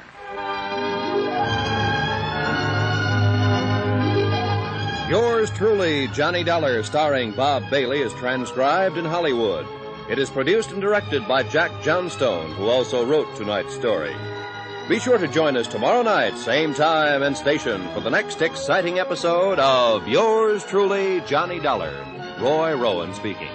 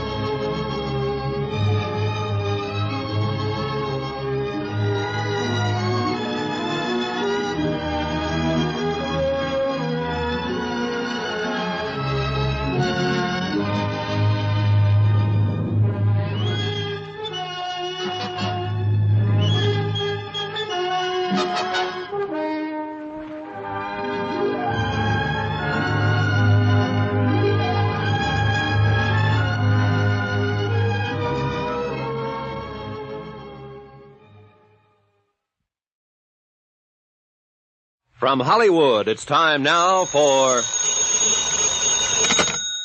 Johnny Dollar. This is Carol, Johnny. Oh, hello, Carol. I've made the arrangements for us to go to the seance tonight with Madame Morgana. Good. What time? 8 o'clock. Only it's across the river in New Jersey. Will you have dinner with me? I'd love to. But we'd better make it pretty early. Pick you up in your penthouse at 6? I'll be waiting, Johnny.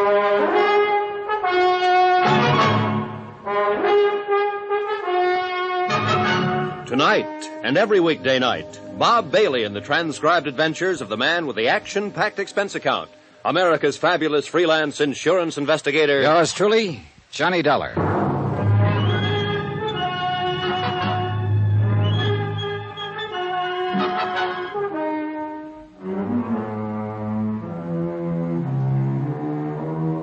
Expense account submitted by Special Investigator Johnny Dollar, location New York City. To the Universal Adjustment Bureau, Hartford, Connecticut. Following is an accounting of expenditures during my investigation of the matter of the medium. Well done. Some pretty strong pressure was being put on Carol Sharp to change the beneficiaries of her $110,000 life policy. And she was very much under the influence of a psychic medium who insisted that she be named as one of the two new beneficiaries. The other was to be a Tony Ricardo, whose father made quite a record for himself in the bootlegging gangster days of the Roaring Twenties. I met him at Susan Palmer's Oyster Bar over in Radio City. I must admit I was surprised at the sort of fellow he turned out to be. I guess it was a little, extreme to threaten you that way, Mr. Dollar. That's putting it mildly. But this whole spiritualism business and the hold it has on Carol, that has me terribly concerned. You don't like spiritualism? I didn't say that. You know just as well as I do there are a great many fine, honest spiritualists in the city. But as in any other field, there are frauds, racketeers. So I've heard. It's not only true of religions, but businesses, professions, anything, you know. Sure. But now look here, Tony. Dollar, I will not have you or anyone else leading Carol on. This medium who's already has such a hold on her. Do you understand? Pardon me, Tony. Your background is showing. What? I say come off it. This kind of act won't work. What are you talking about? Do you think I don't know you're one of the two Carol wants to name as beneficiaries of her policy? You and that medium? That's not my doing. Whose doing is it? That medium, Morgana. She's been taking Carol's money by the hundreds week after week. Now you've come along to encourage her, and Dollar, I tell you to stop it. Tony. Maybe that story you gave her about dreaming of her over and over when you were a kid and couldn't even have known about it was true, but I don't believe it. Tony, that was made up out of whole cloth. I still... What? This funny decision to switch your policy around is the case I'm assigned to. Wait a minute, you mean that... Yes. I had to meet her somehow, so I used that device, knowing she might fall for it because of her implicit belief in such things. Yes, but now you're encouraging this whole thing. You're even going to see this Morgana with her tonight. Because if she is a phony, it's the only way I can show this to Carol. Well? I hope and pray that you can, Mr. Dollar. Some of the best psychic investigators in the country have been stumped by her. How are you going to go about it? I won't know until I've seen her operate. Even then I may not know. Or maybe this medium isn't a fraud. Oh, come on, of course she is. But you can't prove it. But you or somebody must. Carol will change her policy and... And then turn up dead. Won't be easy, Mr. Dollar. I've attended these seances with Carol, many of them. There have been times when I've almost been convinced myself. Waiter, some more coffee, please. No more for me, thanks. You're going to need it, Tony, because I'm going to keep you here until you've told me every detail you can remember of this Madame Morgana seance procedure. All right, I'll help you all I can. You'd better. I'm still not forgetting that if I fall down on this job, you'll cut into Carol's insurance for a neat $30,000, in spite of your sweet talk. I'll say this for Tony Ricardo. He was thorough, and I began to believe that he was serious in his concern for Carol. Item 12, 10 cents, one fold call to Tommy Green. No, Johnny, no trouble at all in getting the rundown on Carol's family that you asked for. Keep talking. Apparently they're doing all right there in Mauchunk, PA. Neither the mother or two brothers will ever have to really get out and dig for a living. They're all man left and well set up, huh? Yeah. One of the boys, Harold's, turned out pretty well. Works in some office over there, even though he doesn't really need to. What about the other boy? That'd be Dave, the black sheep of the family. Travels with a fast crowd, tears around the country in a sports car, that sort of thing. Oh. Right now, he's somewhere here in New York, just playing around. But, Johnny, are you getting anywhere on this case? Yeah, Tommy, I think I am. Especially after what you just told me. Huh? Item 13, another phone call, this time to Sergeant Randy Singer at 18th Precinct Headquarters. Yeah, Johnny? Got a real easy one for you. What's that? Find a man. Name is David Sharp. Home address, Mauchunk, Pennsylvania. Chunk, Pennsylvania. Got it. Description? None, though he's probably in his 20s. Well, that's not And enough. he's probably staying at a hotel here in the city. Well, yeah, but where? What part of the city? Let me know when you find out, will you? Yeah, now, wait a minute, Kate.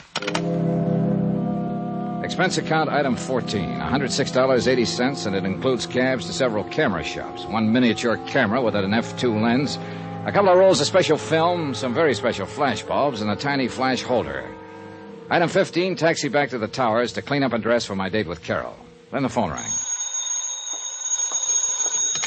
$20. We located David Sharp for you, Johnny. Just dumb luck. Now, who knows, Randy? Maybe you're psychic. Nah, leave us not have that stuff. Where is he? Found him staying at the third hotel we called, the Aberran over on East 53rd Street. Not 2 blocks from that palatial joint where you're staying. Is he there now? No, but he always comes in just before dinner time. Hey, you still haven't told me why you're interested in him. I'm not sure myself. But do me a favor, will you? Like what? When he shows up, put a tail on him. I want to know where he goes, how long he stays, and when he comes back. But you won't say why? Not until I'm sure I know why. Thanks, Randy. Yeah, but I haven't said... Thanks, boy. Dinner with Carol could have been one of the pleasantest things in years. But I'm afraid I was preoccupied with matters at hand and she with anticipation. She's promised to try to hear from Daddy again tonight. Oh, Johnny, I so want to speak to him again. Finally, I signed the check, we hopped into a taxi and headed across the river to the Jersey side. We ended up at a rather plain but nice home somewhere on the outskirts of, I guess it's Union City. We were met at the door by a matron of about 45, I should say, who looked like an ordinary, respectable housewife, except perhaps for her quick, discerning eyes. Good evening, Carol, my dear. Oh, and you must be Mr. Johnny Dollar. Yes, Madame Morgana? Yes. Do come in and meet the others who are here to form the circle tonight. Thank you. Carol? Thank you. Carol told me nothing about you except your veridical dreams of her. An amazing experience, isn't it? Perhaps you're really psychic. Oh, I doubt that. But all our friends thought my kid brother Richard was, before he died a couple of years ago. Richard. Richard. That name has been haunting me ever since Carol telephoned. You don't suppose... What, Madame? Oh, no, of course not. Now, here in the parlor are the others who will be with us tonight. May I present Mr. Johnny Dollar, Mrs. Dorothy Jessup. How do you do? Mr. John Price. Hello. Mr. Samuel Froelich. All right. Hello. And, of course, you all know Carol Sharp. Good evening. I see no reason why we shouldn't start. The atmosphere has seemed almost electric tonight. Very conducive to good contact with the, shall we say, the netherworld. And, oh, yes, you may smoke if you like, Mr. Dollar. We're very informal. Oh, I'm sorry. Just sort of a nervous habit, I guess, flicking this lighter. Oh, incidentally, I hope you tell these people of your dreams after we're finished. Oh, dear. The atmosphere is tense. We should begin right away. Well, yes, I'll turn on some low music. The six of us sat down in a small circle. On the floor were three long, slender metal trumpets, like Halloween horns, but made of thin metal, spaced about the center of the circle. In the subdued conversation of the next few minutes, I learned it was through these that the spirit voices would come to us, that they would rise in the air and the voices would issue from them. From time to time, there in the pitch-black room, I snapped the cap of my lighter as a reminder of what it was. You mustn't light it, Johnny, you know. No danger. This one hasn't even got a flint in it. I do hope we get some messages tonight. I think we will, Mr. Froelich. I have a feeling that we will. I have that feeling, too. Very strongly. From what Madame told us, you must have definite psychic powers, Mr. Dollar. That should be helpful. Wait. The power's here. I feel it. Almost as though she were suffering Come physical to us. pain. We are ready. The medium sighed and gasped. And we waited and waited. It's hard to describe the tension that comes of waiting that way in a completely darkened room. And it's easy to see how well the imagination can work, the powers of suggestion. There was a slight sound. One of the trumpets. I heard it move. Yes, so did I. That means that they are with us. It seemed to move toward you, Carol. I hope so. Yes, I can feel it in the air near me. Father? Carol. Oh, Father, can you speak to me? There's so many things I wish to ask you. Yes, dear. Yes. It may not sound like much to tell, but believe me, this was impressive.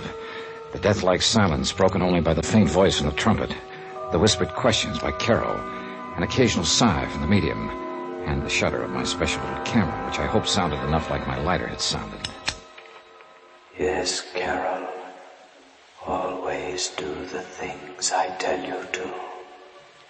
You are a good girl, my darling. And you give me great happiness in this lonely, Father? Goodbye, goodbye. Oh, Johnny, do you see? Because only he and I know the things we talked about. Wait. I feel the trumpet is still near us and perhaps... John. Mr. Dollar, it's for you. Yes? Richard? Yes, John. Dick. I've waited so long to speak to you. Dick. My brother. The brief conversation I carried on with my dead brother Richard was amazing. Of things in my childhood that I thought nobody else even knew about. Personal, intimate things that could only be known to a brother or someone equally close. It was fantastic, amazing, awe-inspiring. Except for one thing. I never had a brother. I didn't tell this to anyone. I played it straight and even stayed around and discussed my trumped-up dreams after the seance. But I needed proof, and I couldn't wait to get back to New York to the police lab where I could develop the infrared film in my little camera.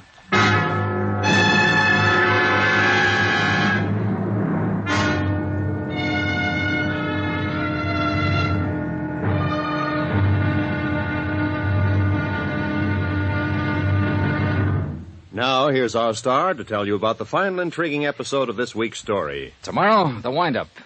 And a bit of heartbreak for a very chastened girl. Join us, won't you? Yours truly, Johnny Dollar.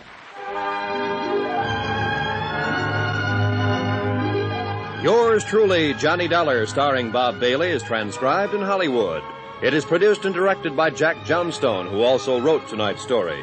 Be sure to join us tomorrow night, same time and station, for the next exciting episode of Yours truly, Johnny Dollar. Roy Rowan speaking.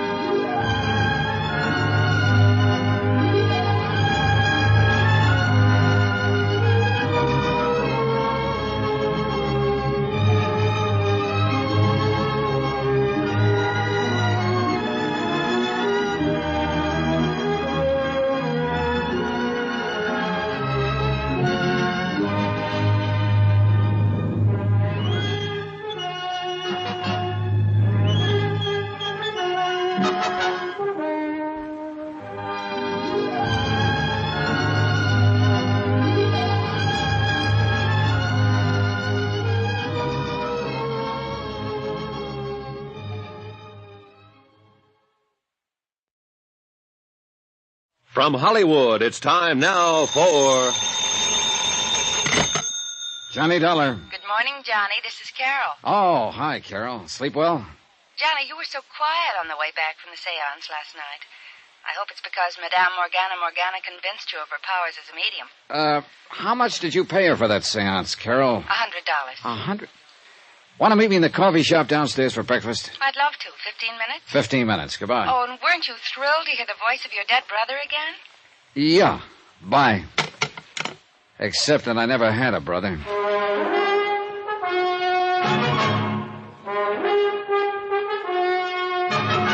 Tonight, and every weekday night, Bob Bailey in the transcribed adventures of the man with the action-packed expense account, America's fabulous freelance insurance investigator. Yours truly, Johnny Dollar.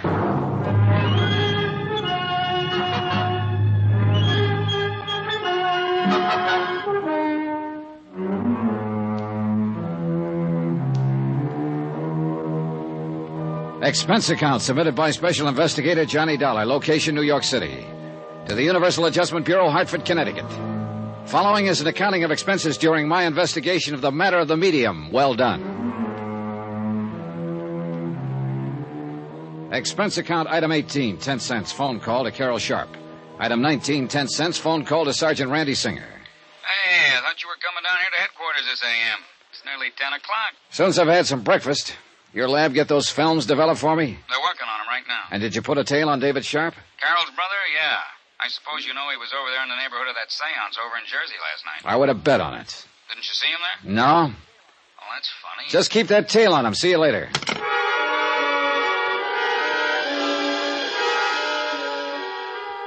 Item 20, 1070, long-distance call to the city editor of the Mock-Chunk, Pennsylvania Herald Express. For a full half hour, I asked him questions about the Sharp family, about one member of the family in particular. Then, item 21, 585, breakfast for Carol and myself in the coffee shop at the Swank Bell Towers. You must have been impressed, Johnny. You're so quiet. would you like to see Madame Morgana again tonight? Johnny? Carol, I think we'll see her today. Oh, but she couldn't. She always says it takes a full day to recover from the shock and strain of a seance. She goes into a deep trance, in order to make the spirits move those little trumpets about and speak through them. Listen, Carol. Yes? You have a brother, David. Oh, David. Why do you say it that way? He's not really a brother. He was just sort of taken in by Mother when his parents died. I'd rather not speak of him, Johnny. The black sheep of the family, huh? Mother insisted on taking care of him. He was only 12 or 13. I've forgotten. Father didn't want to, but he permitted it. Why didn't he want to? Because David's father had been a criminal, and his father before him. Even David's mother was... And my father was afraid. Yeah, that blood would tell. Yes. Your father left money to him, along with the rest of you. Yes, he did. But not as much. And David has resented that. But no matter how much he had, he wouldn't have enough. His sports cars, the fast company. Johnny, how did you know about Listen, that? Carol, I'm an insurance investigator. What? I came down here to look into this matter of your wanting to change the beneficiaries of your policy, to cut off your mother and brothers in favor of this medium and Tony Ricardo. Johnny, I hate you for this. Why didn't you... I didn't dare let you know until I found out a few things. This is the most... And I think I have. Including the fact that Madame Morgana, who persuaded you to make the change, is nothing but a clever fraud. No, that isn't true. And I'll prove it to you. If you'll call your boyfriend, Tony Ricardo. Tony... Take him down to the 18th Precinct Police Station where I'll be waiting for you. But Tony hasn't. You think because his father was a kind of gangster years ago... In Tony's case, I hope blood won't tell. 18th Precinct, both of you. All right, Johnny, we will be there.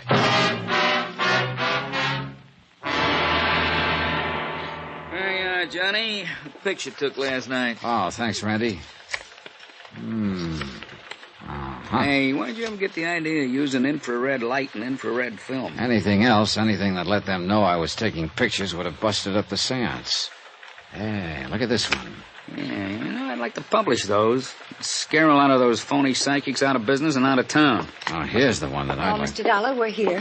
Hi, John. Oh, hello, Tony. Miss Sharp, Mr. Ricardo, this is Sergeant Singer. How do you do? Hi. And now will you please show us this proof you were talking about? Yes, Dollar. How did you make out, huh? Made out very well, Tony, thanks to a miniature flash camera I had tucked into my pocket last night. I guess you wondered, too, how Madame Morgana worked her racket. He did not. Tony knows as well as I do that she's completely honest. Like any normal person, he may have questioned the almost miraculous powers of this woman in the beginning, but no trumped-up tricks that you...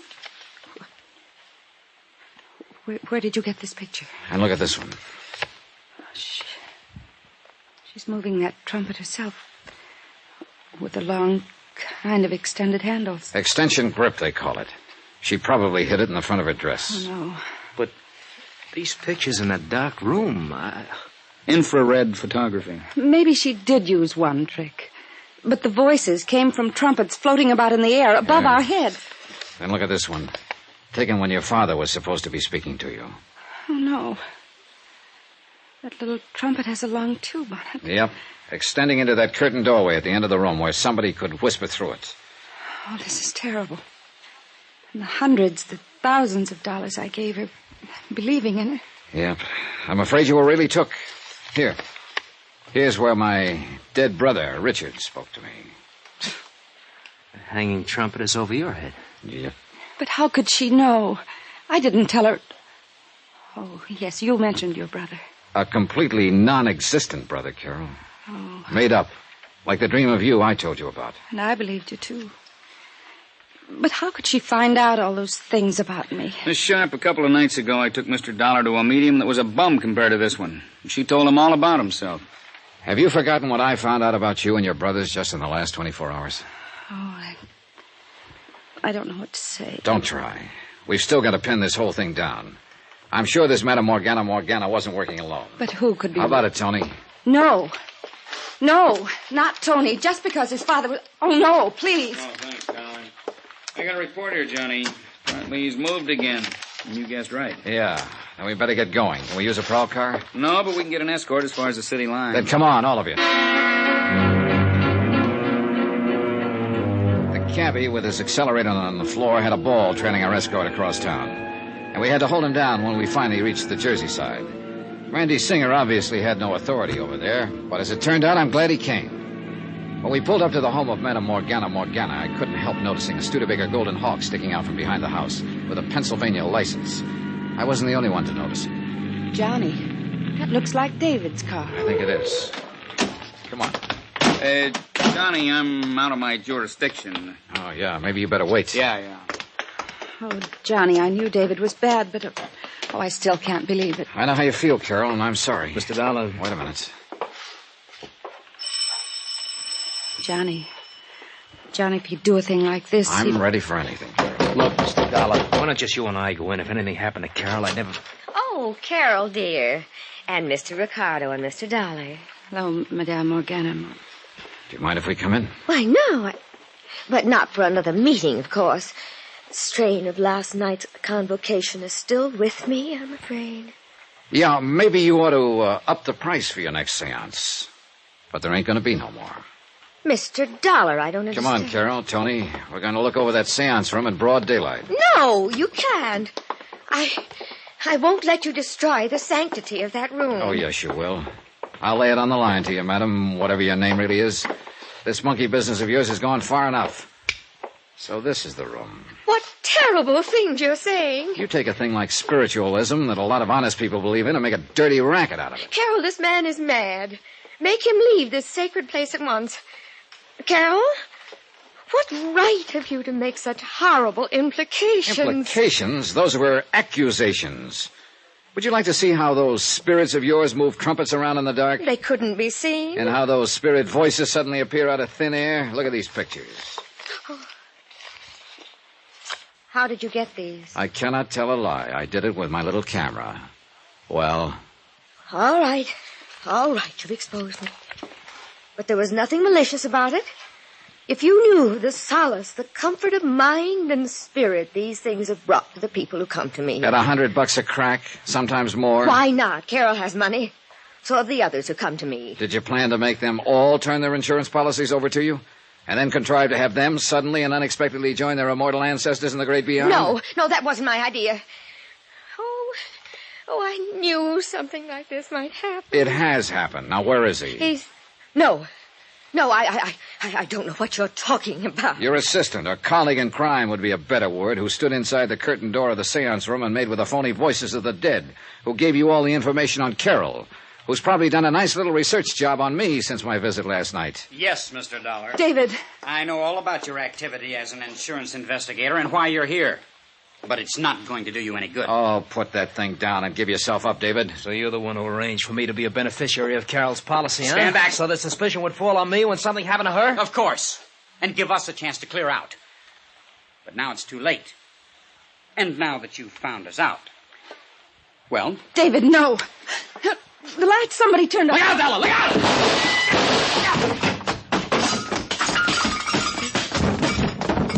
Are you dirty? Pull a gun on me, will you? Easy, Johnny. Control yourself. I'll knock you. Randy. If you'll just get up off my chair. Here, the lights. But, David. When I flicked off the lights, Tony here made a dive for him. There he is, wrapped up in the corner there. Yeah, and I've got his gun. Ooh, you got a mean left there, Johnny. Oh, I'm sorry, Randy, but... See, I thought this was out of your jurisdiction. I get curious about comparing your lousy photography with the room itself, Johnny, so I sneaked in the back door. When I saw what was going on, I lost my head, I guess.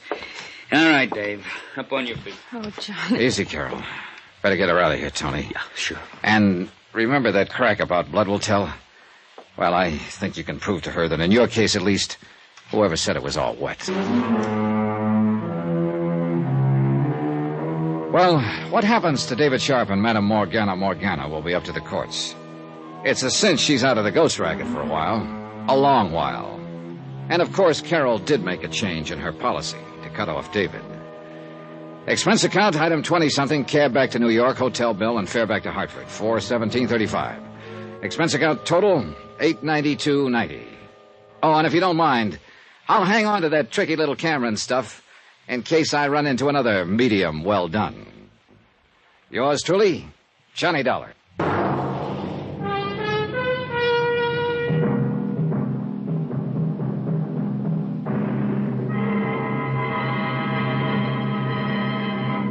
Now, here's our star to tell you about next week's intriguing story. Next week, The Tears of Night Matter.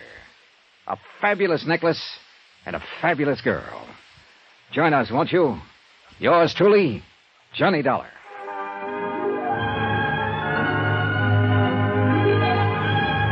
Yours truly, Johnny Dollar, starring Bob Bailey, is transcribed in Hollywood. It is produced and directed by Jack Johnstone, who also wrote this week's story. Heard in our cast were Virginia Gregg, Lawrence Dobkin, Lorene Tuttle, Harry Bartell, Eleanor Audley, Joseph Kearns, Herb Vigran, Junius Matthews, Tony Barrett, and Sam Edwards. Musical supervision by Amerigo Marino. Be sure to join us on Monday night, same time and station, for another exciting story of yours truly, Johnny Dollar. Roy Rowan speaking.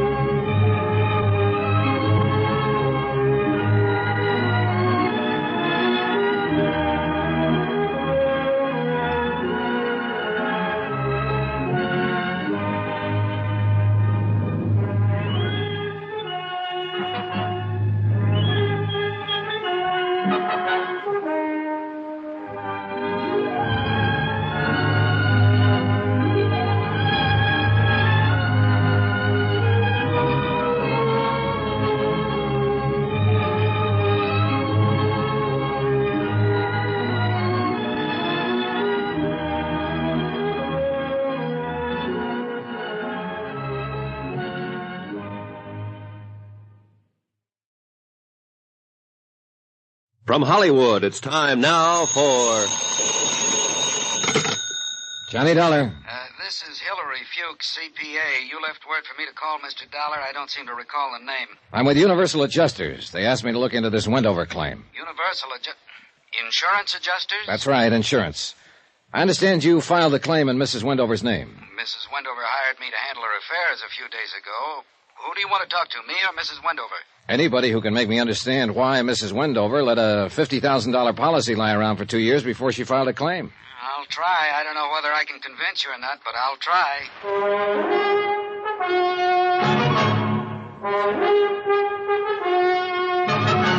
Tonight and every weekday night, Bob Bailey in the transcribed adventures of the man with the action-packed expense account, America's fabulous freelance insurance investigator. Yours truly, Johnny Dollar.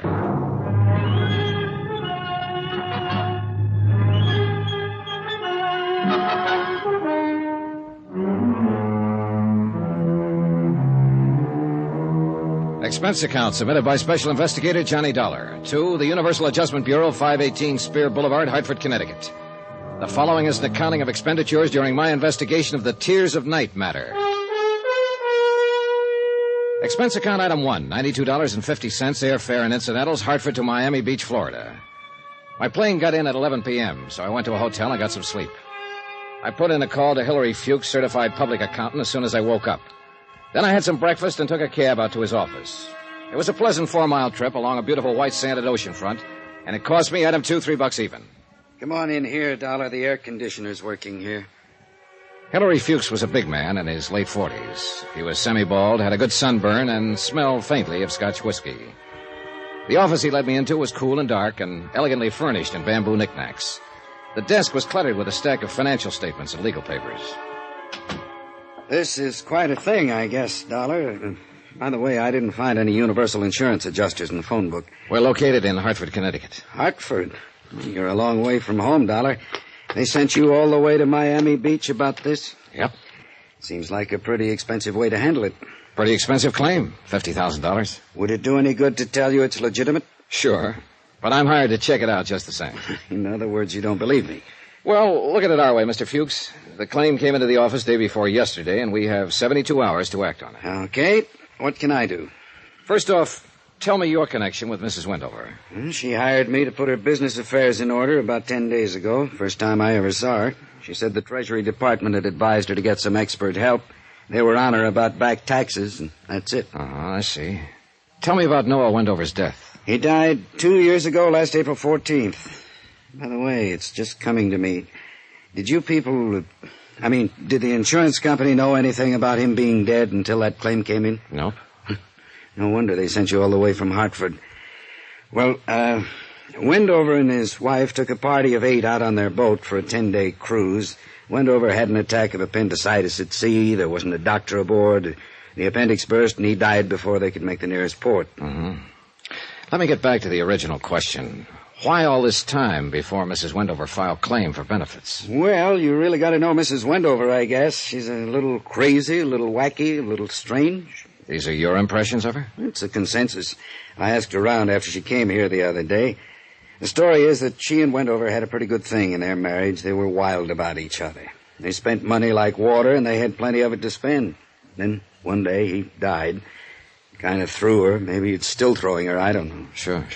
Somewhere along the line, in the last year, Mrs. Wendover's met somebody else. Oh? I don't know who he is because I wasn't paying any attention when she mentioned his name. But she's sort of coming out of it, and she's going to marry him. Uh-huh. So she wants to get her business affairs in order. From the look of things, nobody's done much about them since Wendover's death. You see all that stuff on the desk? Yeah, I noticed it. It's all hers. She brought it to me in 3 big hat boxes. Stocks, bonds, bills, deeds, I don't know what all. I know she's in a little trouble with the government. Not because she hasn't got the money to pay them, but just because she hasn't bothered with anything like that. Anyhow, one of the first things I came across was the insurance policy thrown in there with all the rest of the stuff. And look, you see these checks? Yeah. Almost $90,000 dividends on some oil stock.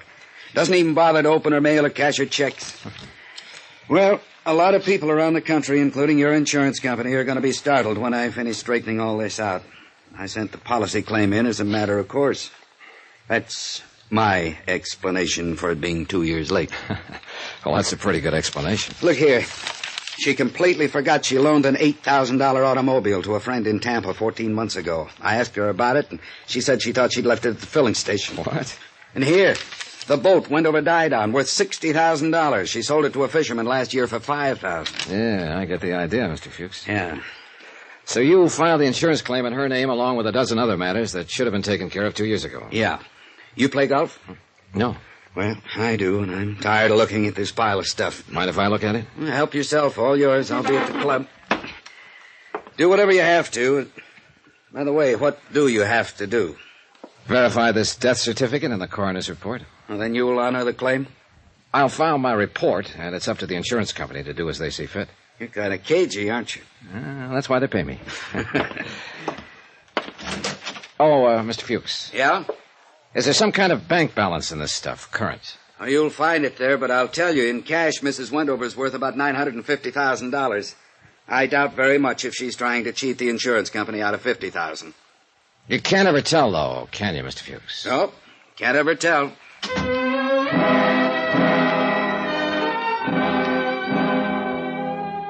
After he left, I got on the telephone and talked to officials about the coroner's autopsy and the death certification on Noah Wendover. They all seem to be in order. Then I went through the papers on Fuchs' desk. They seem to be in enough disorder to verify what he told me about Elise Wendover.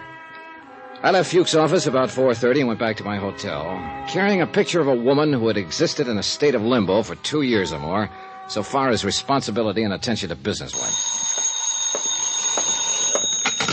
Johnny Dollar. Hillary, Fuchs, can you come over to my office right away? I just left there. What's up? Mrs. Wendover, she's having a fit. Come on over.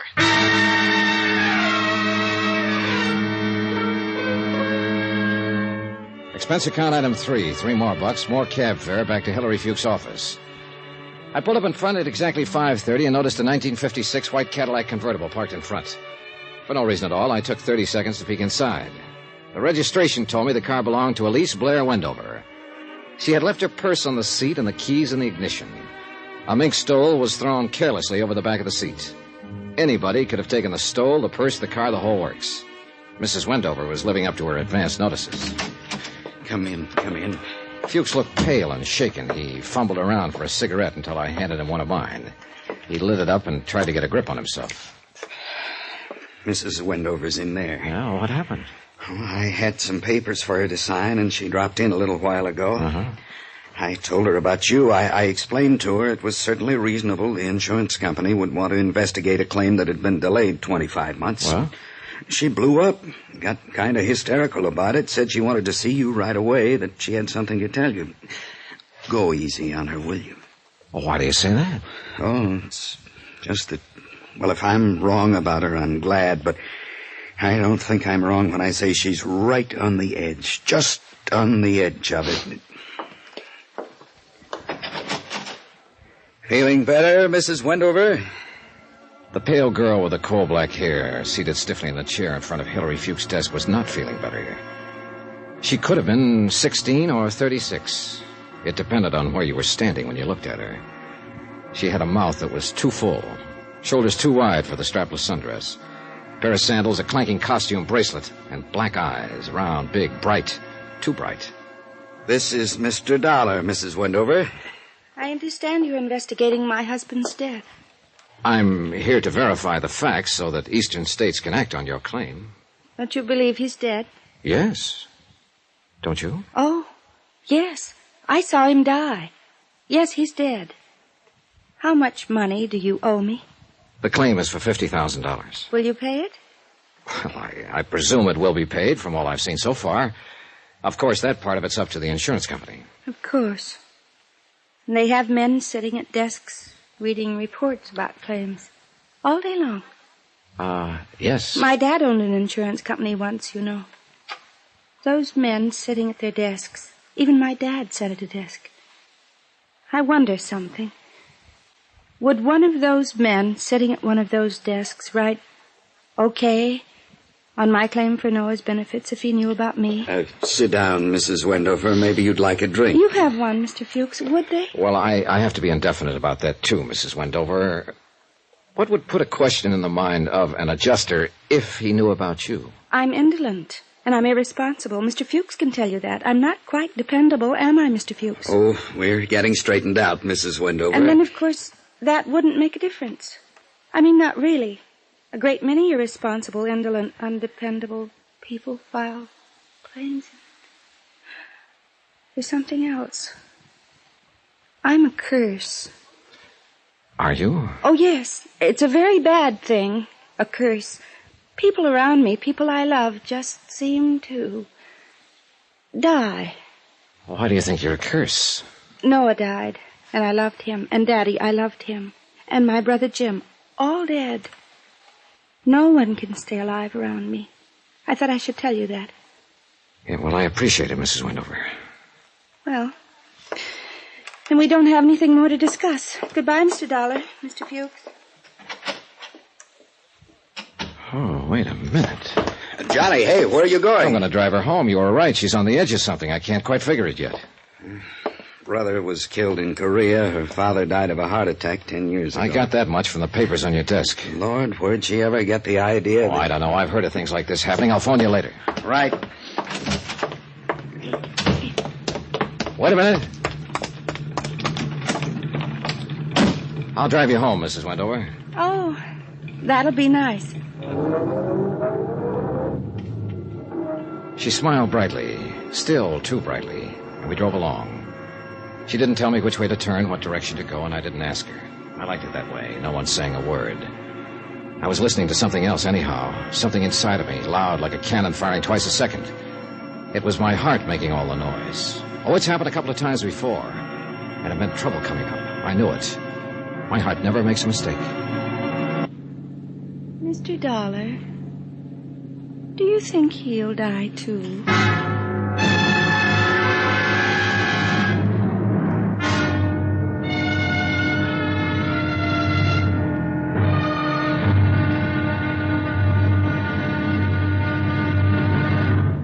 Now, here's our star to tell you about tomorrow's intriguing episode of this week's story. Tomorrow, right out in the broad daylight, I have a look at the tears of night.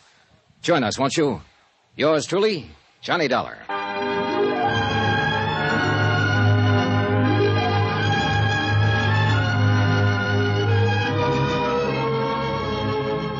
Yours truly, Johnny Dollar, starring Bob Bailey, is transcribed in Hollywood. Written by John Dawson, it is produced and directed by Jack Johnstone. Be sure and join us tomorrow night, same time and station, for the next exciting episode of Yours truly, Johnny Dollar. Roy Rowan speaking.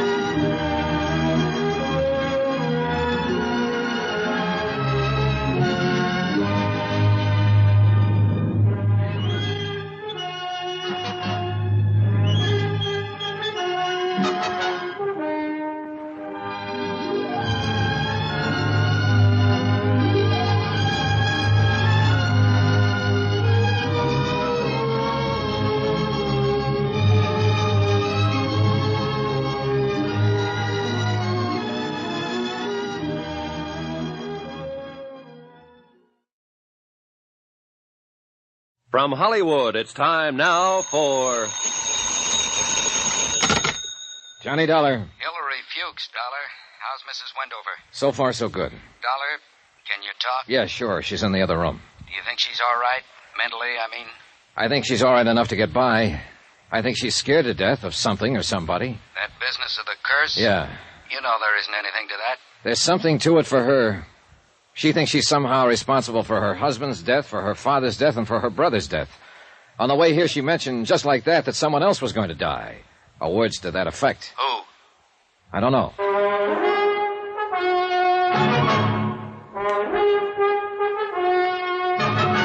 Tonight and every weekday night, Bob Bailey in the transcribed adventures of the man with the action-packed expense account, America's fabulous freelance insurance investigator. Yours truly, Johnny Dollar.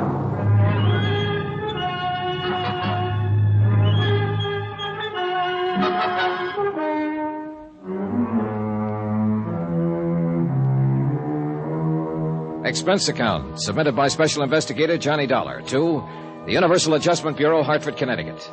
The following is an accounting of expenditures during my investigation of the Tears of Night matter.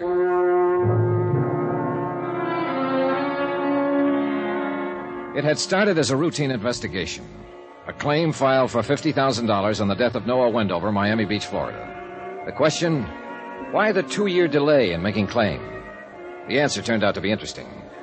Briefly, it involved a distraught woman who had neglected not only the insurance, but everything else in her life for 2 years. A woman obsessed with the idea she was a curse. Do you like soda or water? Soda, please. Thanks. Cheers. Good luck.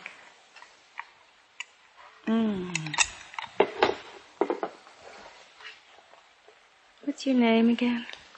Johnny Dollar. Oh, yes, that's right. Mr. Fuchs introduced us, didn't he? Do you think he'll be able to straighten out all my business affairs for me? Yes, I think so, Mrs. Wendover. Including the insurance? Including the insurance, yes. Well, you're worried about the claim, aren't you? Well, I'm paid to worry about it. I'm not so worried now as when I first came to Miami Beach. I think I understand why it took all this time for the claim to be filed. You mean you've met me and you think I'm kind of, not all there or something? Well, I suppose Mr. Fuchs explained how badly I've managed things for the last 2 years. He showed me how you've let your affairs go to the devil, if that's what you mean. I'm glad you finally turned it all over to him. I think he'll take care of it for you. I behaved rather badly in Mr. Fuchs' office, didn't I? Well, I wouldn't say that. Poor Mr. Fuchs. He was frightened, I think. I don't know what it is, really. I mean, He mentioned that you were in town investigating my claim on Noah's death. I felt I should talk to you. That's why I had him call you. I wanted to tell you about the curse. There's no such thing, you know, Mrs. Wendover. I know. I couldn't have been responsible for Dad's death. It was a heart attack many years ago. I was away at school in New York, and Jim, my brother being killed in Korea, I couldn't have had anything to do with that. And Noah, I loved him very much. I'm not cursed, am I? No, you certainly aren't. All of these deaths around you have been tragic, doubly so, because you seem to have been very fond of the people. But you aren't responsible in any way. I like you. You're very nice. If you have any questions you want to ask me about Noah, I'd be glad to answer them. I really would. I'm all right now. Really, I am. Well, when we left Mr. Fuchs' office, you talked a lot about that curse business. Yes, I'm ashamed. Were you still thinking of that when you spoke to me in the car? Did I speak to you in the car? Yes. You know, I can't remember riding in the car at all. I've been standing here talking to you, and I've been wondering all this time how we got here. Do you mind if I help myself? No. We drove over together from Hilary Fuchs' office. I drove you here. Oh. Some things I just blank out. I've talked to a psychiatrist, you know. I've been under treatment for several months. He says I established a strong pattern when Noah died of shutting things out, of just forcing my mind to become blank. He's trying to help me get over it. What did I say in the car? You said you were cursed and you wondered if he would die. Oh, dear. Who's he? Teddy. Teddy Davis. I'm going to marry him when he asks me. Oh. And I know he will. I love him very much. Well, why do you think Teddy might die? Because of people dying around me that I love. He doesn't believe in the curse, does he? Oh, no. He's something like you, in a way. Nice. He makes me laugh at it. He says it's ridiculous. Because it is. Somehow I feel comforted. Now, look. You marry this fella the minute he asks you, and forget about being cursed and everything else. He'll take care of you. I better go now. Mr. Dollar. Yes? Thank you. I need sometimes very much to talk to someone like you. Thank you. J. Dollar, Oracle. Go out and marry so-and-so and live happily ever after. I like the little kiss she gave me. I like the way she squeezed my hand. I like the perfume she was wearing. I liked the way the intense, hard brightness had gone out of her black eyes, and she was just a nice woman being a woman. I liked all that. What I didn't like was the idea that she could be the other way, believing in the curse and believing she was somehow responsible for people dying. When I left her, I knew that part wasn't ended. I knew it would come back. Come on in, Dollar. I sort of stuck around wondering if you'd come back here. How is she? She's okay now. Fuchs, I'm sending in my report on this policy tonight. I'm recommending they honor it. I've got enough verification. Okay, that's fine. Sure appreciate your help on this, Dollar. Let me buy you dinner. No, thanks. I'm getting the first plane back to Hartford. Why not wait until tomorrow? You've got a reason, haven't you? Yeah, I guess so. Mrs. Wendover? Oh, I've met people like her before. Don't ask me where or when, but I've seen them. And there isn't anything to a curse, but trouble seems to follow them. Big trouble. My business here is practically finished. I just want to get out and get away. Can I use your office for about an hour? Sure. It's all yours. Dollar, I feel the same way. I spent a half an hour typing up my report on the Wendover claim and another 10 minutes on the phone asking for an airplane back to Hartford. They said they'd call me right back, and I poured myself some of Fuchs' whiskey and sat down to stare out at the night. Lights burned up and down the white beach. People strolled up and down, looking at the water, holding hands. And I was sitting alone in Hilary Fuchs' office, waiting for a phone call and thinking about a curse. Hi. Hi. Who are you? Anybody else here? Oh, why? You work kind of late. So do you. What's on your mind? You? Costigan wants to see you right away. I'm supposed to take you over. Whoever Costigan is, tell him he doesn't want me. You don't tell Sam things like that. You know, it's been a long time since I shook in my boots when a skinny hood like you stood around acting tough. If you've got some business with Hillary Fuchs, look him up at his home. This is Fuchs' office. You're behind his desk. You'll do. Now, come on, mister, and don't show me how loud a certified public accountant can growl. I just might swing this thing on your head. That's better. You got a hat? No. I know Costigan wants to talk to you, but I'd sure like to belt you one just for the practice. I'm not Hillary Fuchs. Come on, let's go. Hey, yo, you're gonna break my arm. I'd like to, just for the practice. Now then, this Costigan, is he the one from Chicago? Sam's been there. Answer. The Sam Costigan kicked out of Chicago a few years ago? Yeah. What does he want to see Fuchs about? The Wendover dame. What? Something about the Wendover dame. I don't know what it is. He just wants to see you. Okay, what's your name? Frank Scanlon. Here. You put this thing in your pocket. Pull it out again in front of me, and I'll brain you. Now, let's go. Huh? Now I want to see Sam. Well, sure. Anything you say. I followed Frank Scanlon out of the building to a waiting car, a black Packard with side curtains. It was a nice touch for this day and age, but it didn't make much sense. None of it did. It was illogical in the beginning, middle, and end. Most of all, I didn't make much sense. I should have been in my room packing. Instead, I was on my way to see an old-time grifter and hoodlum named Sam Costigan, because someone had mentioned the name Wendover. You want to smoke? I use my own. Suit yourself, fella. Scanlon was a thin one with sharp, narrowed eyes, too much padding in the shoulders, too much snap to the brim of his hat, too much point to the toe of his shoes. The .38 I'd taken away from him and handed back made a considerable bulge in the front of his coat. About 6 miles out of Miami Beach, he turned off the main highway onto a dirt road. About a mile of that, and up ahead we saw lights. The lights became a fine old colonial mansion, every room aglow. 2 or 3 guards were watching the entrance to the front. They all needed shaves. No one said anything.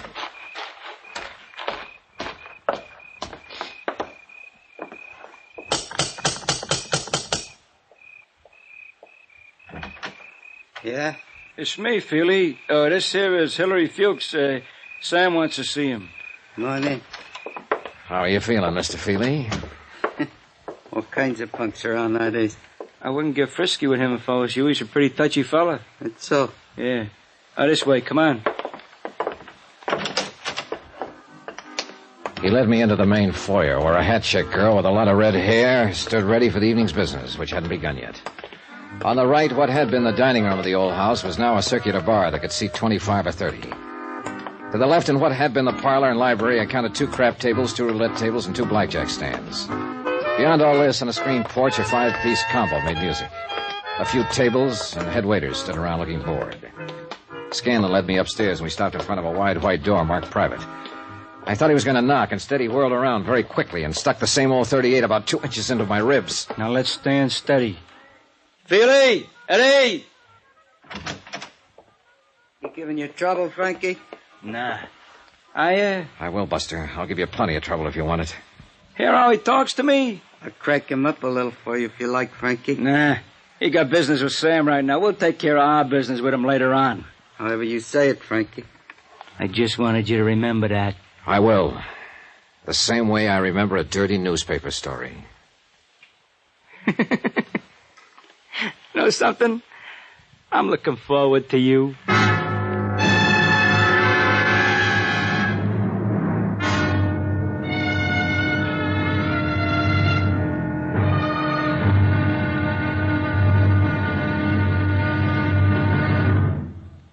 Now, here's our star to tell you about tomorrow's intriguing episode of this week's story. Tomorrow, there is a curse that goes with the Wendover name.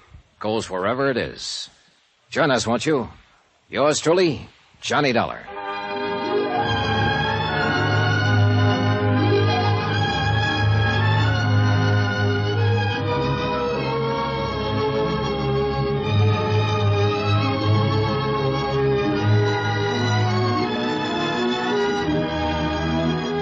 Yours truly, Johnny Dollar, starring Bob Bailey, is transcribed in Hollywood. Written by John Dawson. It is produced and directed by Jack Johnstone. Be sure and join us tomorrow night, same time and station, for the next exciting episode of Yours truly, Johnny Dollar. Roy Rowan speaking.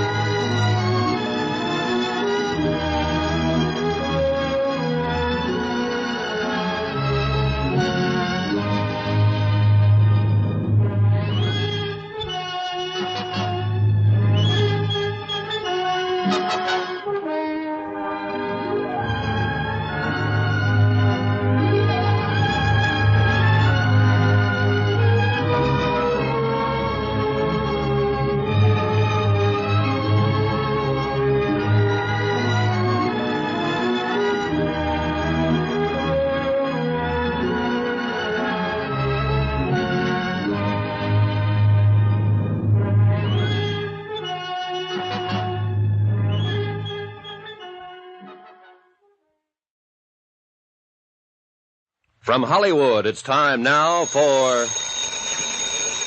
Johnny Dollar. I'll take that, wise guy. Mr. Frankie Scanlon.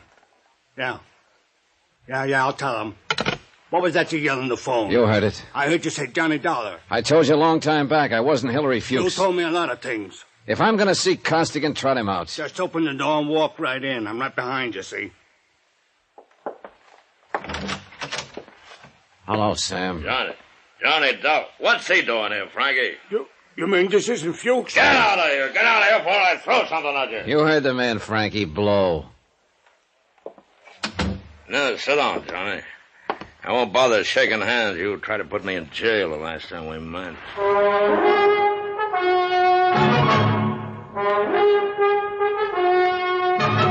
Tonight, and every weekday night, Bob Bailey in the transcribed adventures of the man with the action-packed expense account, America's fabulous freelance insurance investigator. Yours truly, Johnny Dollar.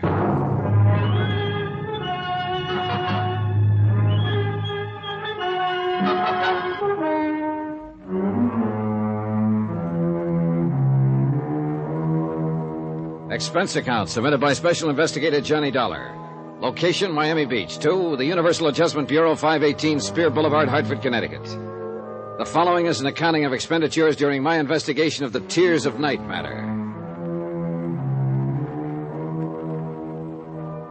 I'm going to sit down here behind my desk and have a drink, Johnny. And while I'm having it, I'm going to ask you a question. Save your breath. I'll answer it anyhow, Sam. Sam Costigan sat hunched behind the big mahogany desk, glaring at me with a pair of small pig eyes half hidden in a beefy red face. Both hands rested out in front of him, flat. I told him how I'd come to Miami Beach to look into an insurance claim made by Elise Wendover, how I'd been in the office of Hillary Fuchs, her business manager, when Frank Scanlon had walked in, mistaken me for Fuchs, waved a gun under my nose, and insisted I come with him to see Costigan. So here I was, and so what about it? Help yourself, Johnny. Well, it's a pretty nice joint, Sam. How long have you been in business in Florida? Oh, about 2 years. How's the gross? Isn't as good as running beer in Chicago, but them days are gone forever. I make out all right. 2 crap tables, 2 roulette tables, a couple of games. A bar and restaurant break it up even. Then I gotta be careful. Yeah. Cheers. Yeah, cheers.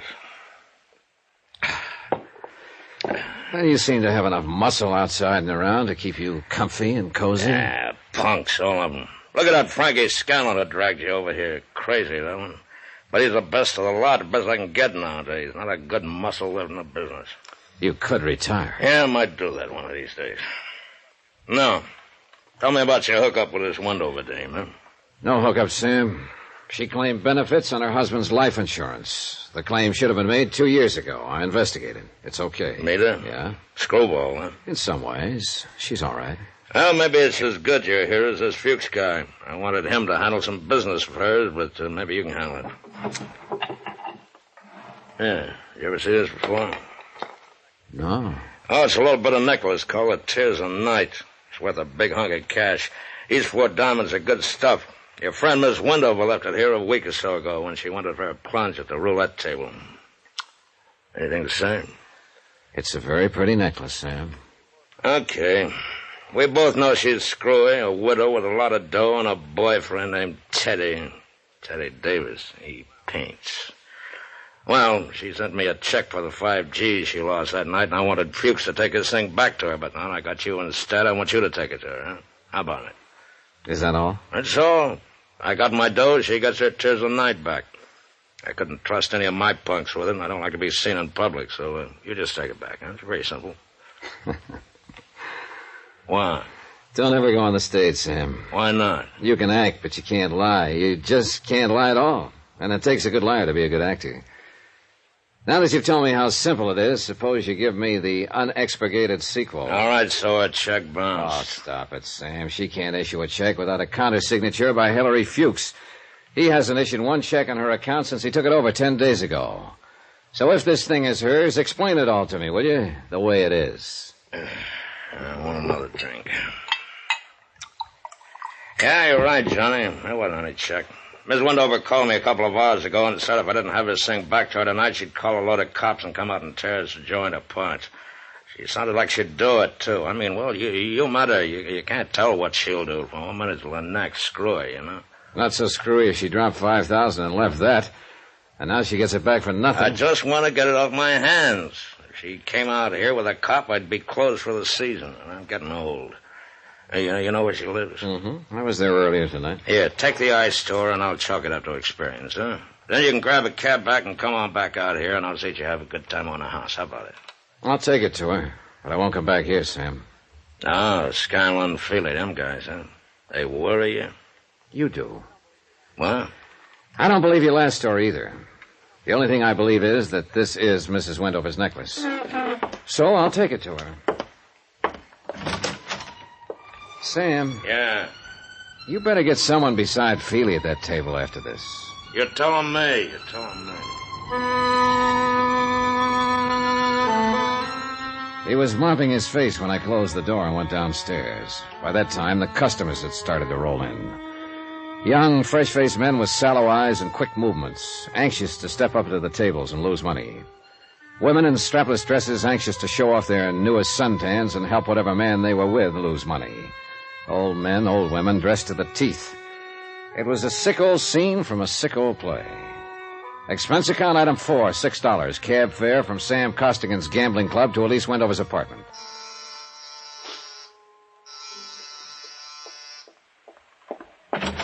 Oh, Teddy, I thought you'd never get here. The performance begins at 10 o'clock, and you know how the traffic is, and if we're going to have a bite to eat... You aren't Teddy at all, are you? I'm afraid not, Mrs. Wendover. Where's Teddy? I don't know. Oh. What are you looking at? Your throat. Really, Mr. Dollar. Johnny Dollar. I met you in Hillary Fuchs' office. We talked here later on. Remember? Of course I remember. Well, really, Mr. Dollar, I'm only waiting for Teddy to come by so we can make the first show at the plaza. I better telephone him, don't you think? Yes, you do that. Good night, Mr. Dollar. The white ermine cape she was wearing and the black strapless thing needed a final touch. She had it. A diamond necklace. In fact, the Tears of Night, the one I had in my pocket, was hanging around her lovely neck. Downstairs in the good light of the lobby, I snapped open the necklace case. Mortuus, it read, House of Jewelry. A gloomy word with a gloomy address. The sign on the window of the House of Mortuus gave a phone number in case of emergency. Item 6, 10 cents, one phone call about my emergency. I made it vague to Mr. Mortuus that thousands of people might die before 6 o'clock in the morning unless I could talk to someone about a piece of jewelry. It went over. Item 7, 50 cents, cab fare to the Sandy Beach Hotel on the less expensive side of Miami Beach. You find me a bit indisposed, Mr. Dollar, but on the phone you said it was a matter of jewelry. Therefore, Hannibal Mortuus is at your service. Now then, sir, what is so urgent? I came to ask you about a diamond necklace. I found your name stamped on the inside of the case. House of Mortuus, a most respected name in diamonds as well as all the lapidary arts. Most respected. Fine jewels and the name Mortuus are... Oh, I do beg your pardon. Continue, Mr. Dollar. I want you to take a look at this. And how, sir, do you come in possession of the Tears of Night? A man named Sam Costigan, who runs a gambling club, asked me to deliver it to a lady named Elise Wendover. Do you know her? A lovely body propelled by a ridiculous mind. This matter you have just described bears me out. For shame, such conduct. A gambling house, the Tears of Night a pawn. Blech. Then this is the real thing. It isn't phony. Mr. Dollar, I'm a gemologist. The House of Mortuus. Of course it's real.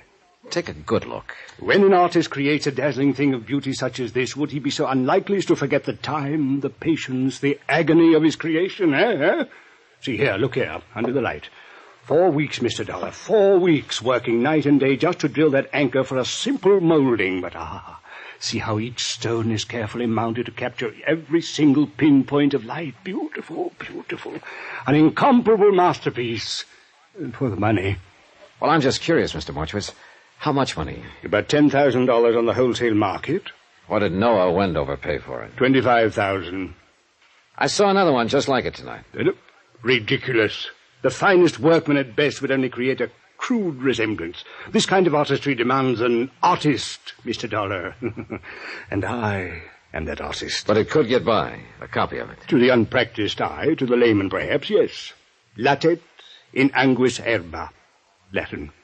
Yeah, well, all I know is Agricola. A snake in the grass, eh? Something wrong? Yeah, mildly put. Something wrong, yes.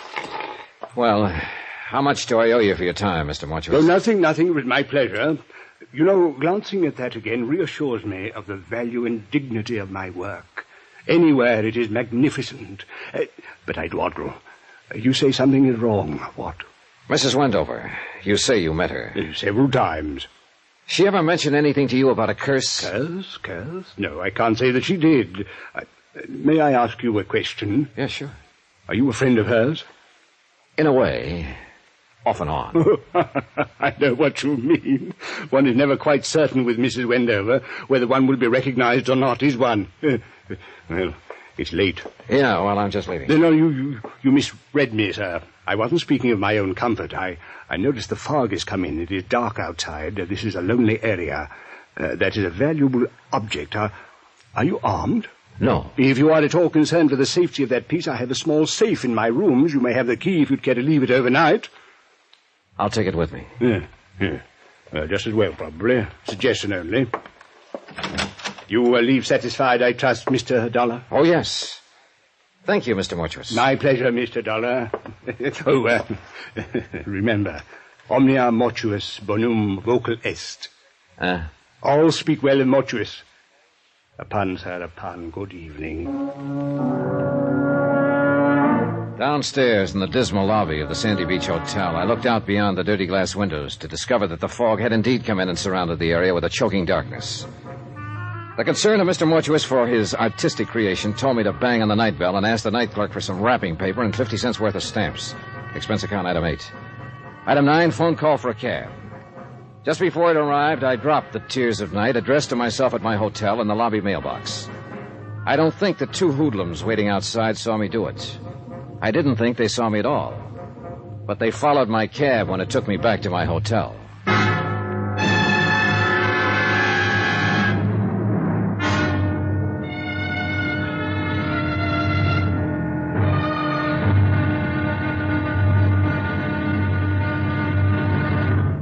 Now, here's our star to tell you about tomorrow's intriguing episode of this week's story. Tomorrow, and the old curse comes up with an old-fashioned flourish. See you then. Yours truly, Johnny Dollar.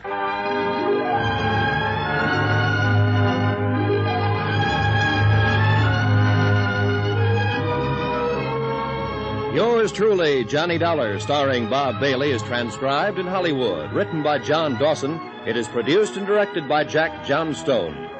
Be sure and join us tomorrow night, same time and station, for the next exciting episode of Yours truly, Johnny Dollar. Roy Rowan speaking.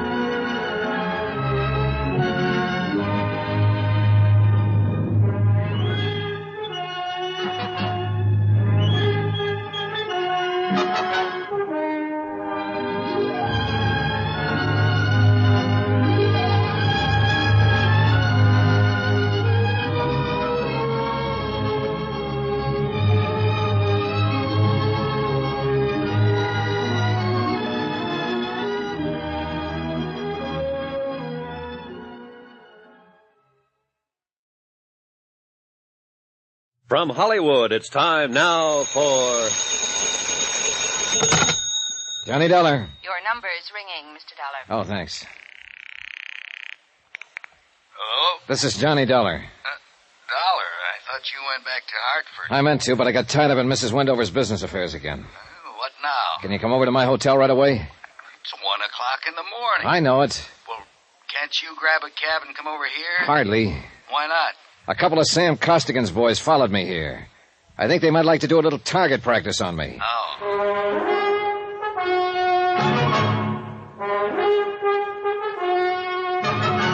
Tonight, and every weekday night, Bob Bailey in the transcribed adventures of the man with the action-packed expense account, America's fabulous freelance insurance investigator. Yours truly, Johnny Dollar.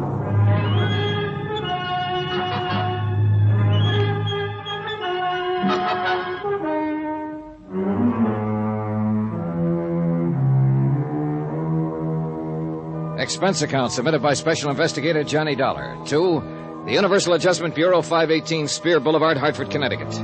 The following is an accounting of expenditures during my investigation of the Tears of Night matter.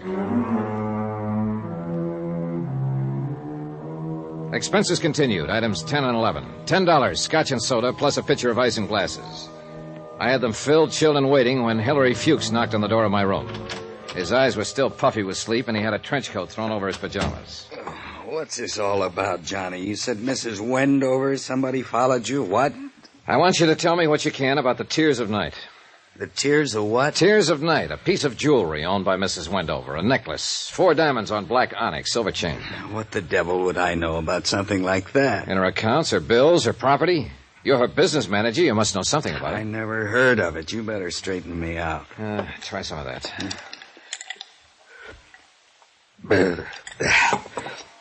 This is all too fast for me. Okay, I'll bring you up to date. I came here day before yesterday to investigate Mrs. Wendover's claim as beneficiary of the death of her husband. She forgot to file it for 2 years. Now, you explained why. I bought that. It's a legitimate claim. But I didn't buy her story about being cursed, or I didn't buy your idea that she was on the verge of blowing her top. No, I'm not so sure. I'm just along for the ride. Well, you left me in your office last night. A little while after you left, a man named Frank Scanlon came in and stuck a gun at me and said Sam Costigan wanted to see me. Costigan, the gambler? The same. Scanlon thought I was you. He took me over to Costigan's place. What's this got to do with insurance? Nothing. But it has something to do with Mrs. Wendover. Costigan had a necklace, the Tears of Night there. He said Mrs. Wendover left it as a pawn a week or so ago. Oh? He told me Mrs. Wendover called up and threatened to come out with policemen unless Costigan returned it. And as long as I was there, Costigan asked me to take it to her. I went over to her place, and what do you know? She was wearing the Tears of Night. I don't get this. Well, have another drink. Neither do I. By the time I got there to her apartment, Mrs. Wendover hardly remembered my name or that we'd met in your office. She was waiting for her boyfriend to show up. Incidentally, his name's Teddy Davis. Is he after her money or what? Search me. I never met him. Well, I skipped out of there and looked up the jeweler who'd made the necklace, a man named Hannibal Mortuus. I heard of him. He speaks Latin or something. That's the one. He told me the necklace I had was the real thing. Now, I want you to tell me who made up the one Mrs. Wendover was wearing. I don't know anything about it.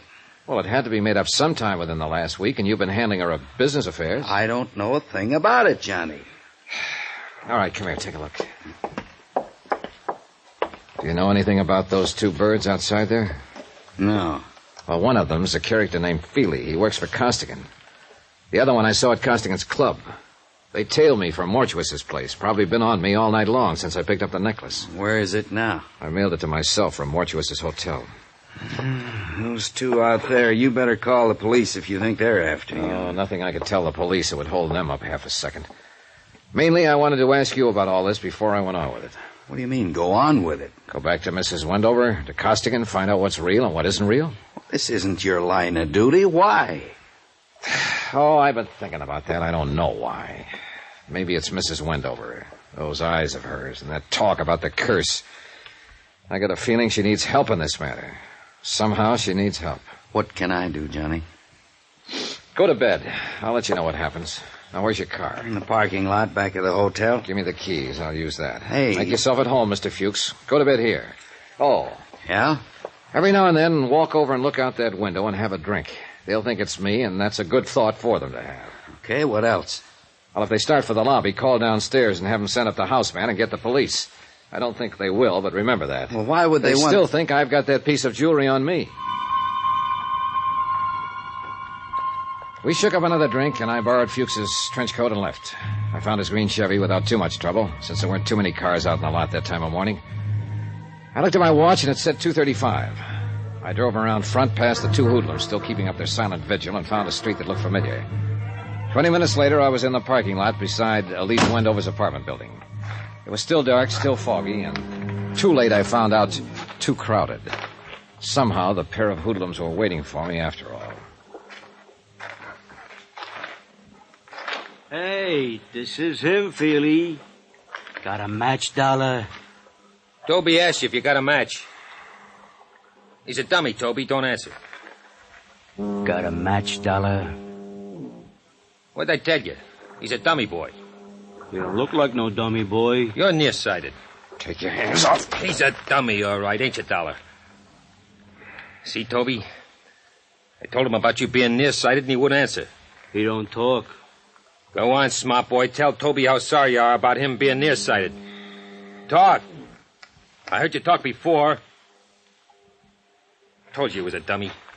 Hey, tell me something, dummy. All insurance guys like you?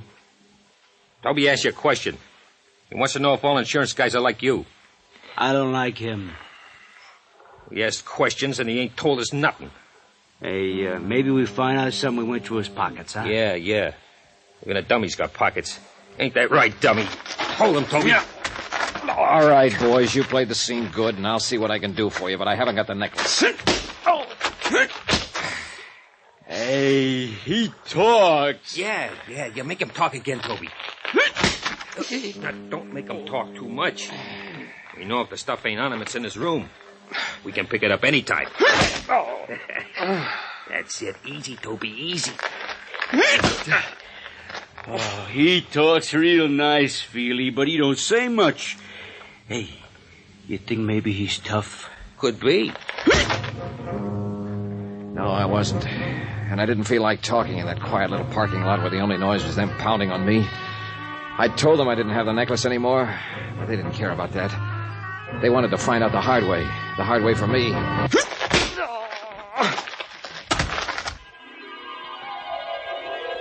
I remember trying to wake up a couple of times. I dreamed I was driving along in a big Cadillac. Frank Scanlon was on one side of me, Sam Costigan on the other. Hannibal Mortuus was in the front seat. He had his jeweler's glass out, looking at the tears of night. I tried to see who was behind the steering wheel, and I gave that up because the steering wheel was a roulette wheel. Then we had a blowout, and the whole car vanished with everybody screaming, "Demortuous, Demortuous." Somewhere around 6 a.m, I began to get a feeling. Several feelings, and all of them hurt. It just turned dawn, and I rolled over on my side to watch a man who hadn't seen me step into his car with a fresh shave and a fishing pole, pull out of the lot and disappear. Somewhere, vaguely, I heard the sounds of early morning traffic. A streetcar clanged somewhere. Nothing much happened for a while. Then it came to me it might be a good idea to get on my feet and find a telephone and get hold of a doctor and see how long I had to live. Somehow I managed by holding onto a fence and stumbling against cars to make the front entrance to Elise Wendover's house. I made the elevator, self-serviced my way up to the 9th floor, and staggered toward 913.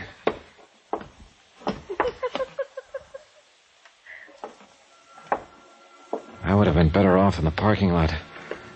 Elise Wendover was there, sitting in a large chair by the window. She still wore the black strapless dress and urban piece she'd had on the night before. The drapes were drawn, the door was slightly open. Light from the hall seeped in. She had a telephone on her lap. The receiver was off, held idly in one hand. She looked at me. But she was looking at nothing. Oh. Hello. Oh, Mr. Dollar, it's you. You've been in an accident. You're hurt. I don't think you'll need this. Oh. Well then, Mr. Dollar. Well then. I suppose you've met some people tonight who know a great deal about me. A gambler? A jeweler? Did they tell you about Teddy Davis? He's really a dear, Mr. Dollar. Quite the nicest boy I've met since Noah died on the boat. Noah and I had so many things together, Mr. Dollar. I do think he enjoyed being alive with me. I mean, I cried when Noah died. I really did. I cried like a little baby. Of course, I cried when I heard my brother was killed in Korea and when Daddy died in his office with a heart attack. I shouldn't really cry anymore. I mean, after all, I am cursed. I told you that. Yes, I told you I didn't believe it. There's no such thing. But there is. You'll see. Mrs. Wendover. No, I have Teddy. He's really a dear. I do think he will be a very prominent artist someday. He paints. You know? Teddy asked me to marry him tonight. That's nice. You marry him. And Teddy isn't interested in my money. Could you believe that? What is my... I can't seem to get my tongue adjusted to my mouth. Did that ever happen to you, Mr. Dollar? Yes, sometimes. Perhaps I should see a correctionist. I'm glad you came by again, Mr. Dollar.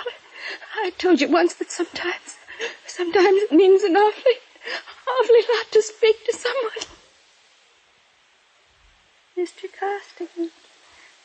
What? What about Mr. Costigan? Later. I know it must be strange to you, but some people live for nothing but money, and some people die for it. Stop it! Now tell me what's happened. Tell me what's happened so I can help you. They do look so funny. They're so very funny. I've seen them count money so often and so much money, and I really believe that is honestly all they live for, only. She pointed across the darkened room. Her black eyes glistened with no semblance of reason left in them. It took me 5 seconds to find the light switch. Stretched out on the floor of her apartment, they look funny, all right. Feely and Toby. Both of them as dead as you can get.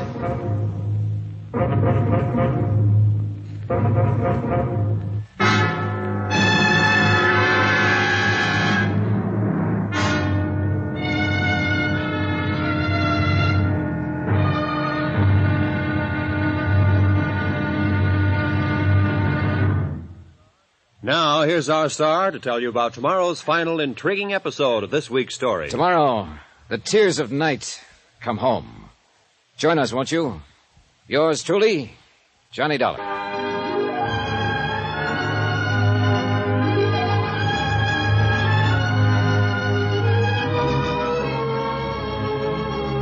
Yours truly, Johnny Dollar, starring Bob Bailey, is transcribed in Hollywood. Written by John Dawson, it is produced and directed by Jack Johnstone. Be sure to join us tomorrow night, same time and station, for the next exciting episode of Yours truly, Johnny Dollar. Roy Rowan speaking.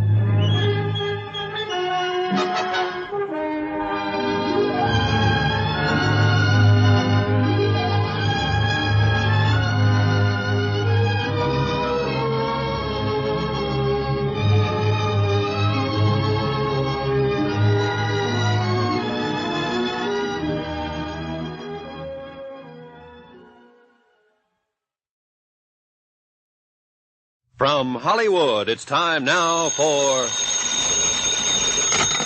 Johnny Dollar. Good morning, darling. Hello. We should get married today. Is your name Teddy Davis? What? Who is this? Where's Elise? My name's Johnny Dollar. I'm in her apartment. What?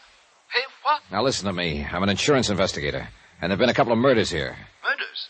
In Elise's apartment? She's going to need you and all the help she can get to bring her out of it. Mostly you. I've called homicide, and they're on their way, and it might be pretty rough for her. I'll be right over.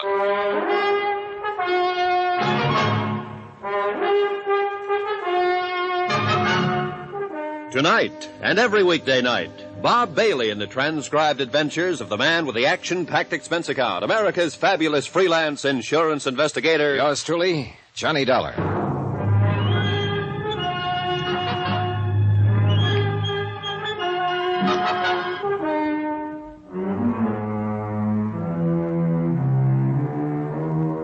Expense account submitted by Special Investigator Johnny Dollar to the Universal Adjustment Bureau, Hartford, Connecticut. The following is an accounting of expenditures during my investigation of the Tears of Night matter. It was a long morning, and a lieutenant of police thought I was crazy when he met me in the apartment with 2 dead men and the hysterical woman. My face was bruised and black and blue from the beating the dead men had handed me the night before. The lieutenant, his name was Brady, had a time getting hold of Hillary Fuchs to back up my story. But Teddy Davis was a different matter. He showed up with a doctor and lawyer. And through their combined efforts, Elise Wendover was removed not to police headquarters, but to a private hospital. It was obvious from powder tests that Mrs. Wendover could not have fired the .45 which ended the lives of Feely and Toby. Obvious to me. Lieutenant Brady was a skeptical man. You stay right there and keep your trap shut. I'll figure out what to do with you in a minute. All right, come on, get those baskets out of here. I say, Dollar. Hi, Teddy. How's Mrs. Wendover? Well, that remains to be seen. She's screaming about that darned curse again. She thinks she had something to do with these murders. Dollar, I don't know quite how you fit into all this. I do know I'm terribly indebted to you for calling me. Now, what can I do for you? Are you in trouble? I don't think so. Brady's just excited. He can't see where I should be involved, so he suspects me. Of what? Oh, he doesn't know that. He's a policeman, and he suspects everybody. But don't you worry about it. You get back to her. I really do have a good lawyer. He can work on it if you give the word. I can't just walk out of here feeling that you're in jeopardy. Now, what can I do? I thought you were over at the hospital, Mr. Davis. I was. I came back to see what I could do for Mr. Dollar.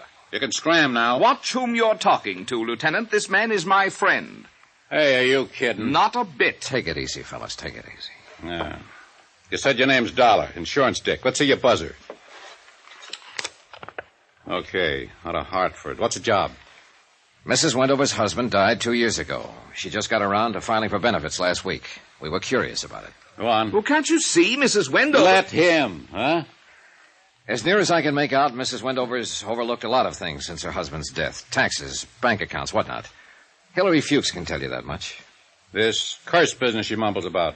Well, she lost her husband. Before that, her brother, killed in the war, and her father before that. You know, you don't seem to pay much attention. I explained all of it. I'm going to pop you in the cooler if you open your mouth again, Mr. Davis. Go on. How about the insurance? Well, all okay. I was ready to leave town last night. As a matter of fact, I'd called for a plane from Fuchs' office. When a man named Scanlon came in, mistook me for Fuchs, and said Sam Costigan wanted to see me. Costigan's got a gambling place on the other side. Yeah, we know about it. Go on. Well, Costigan gave me a necklace, the Tears of Night. Said it belonged to Mrs. Wendover.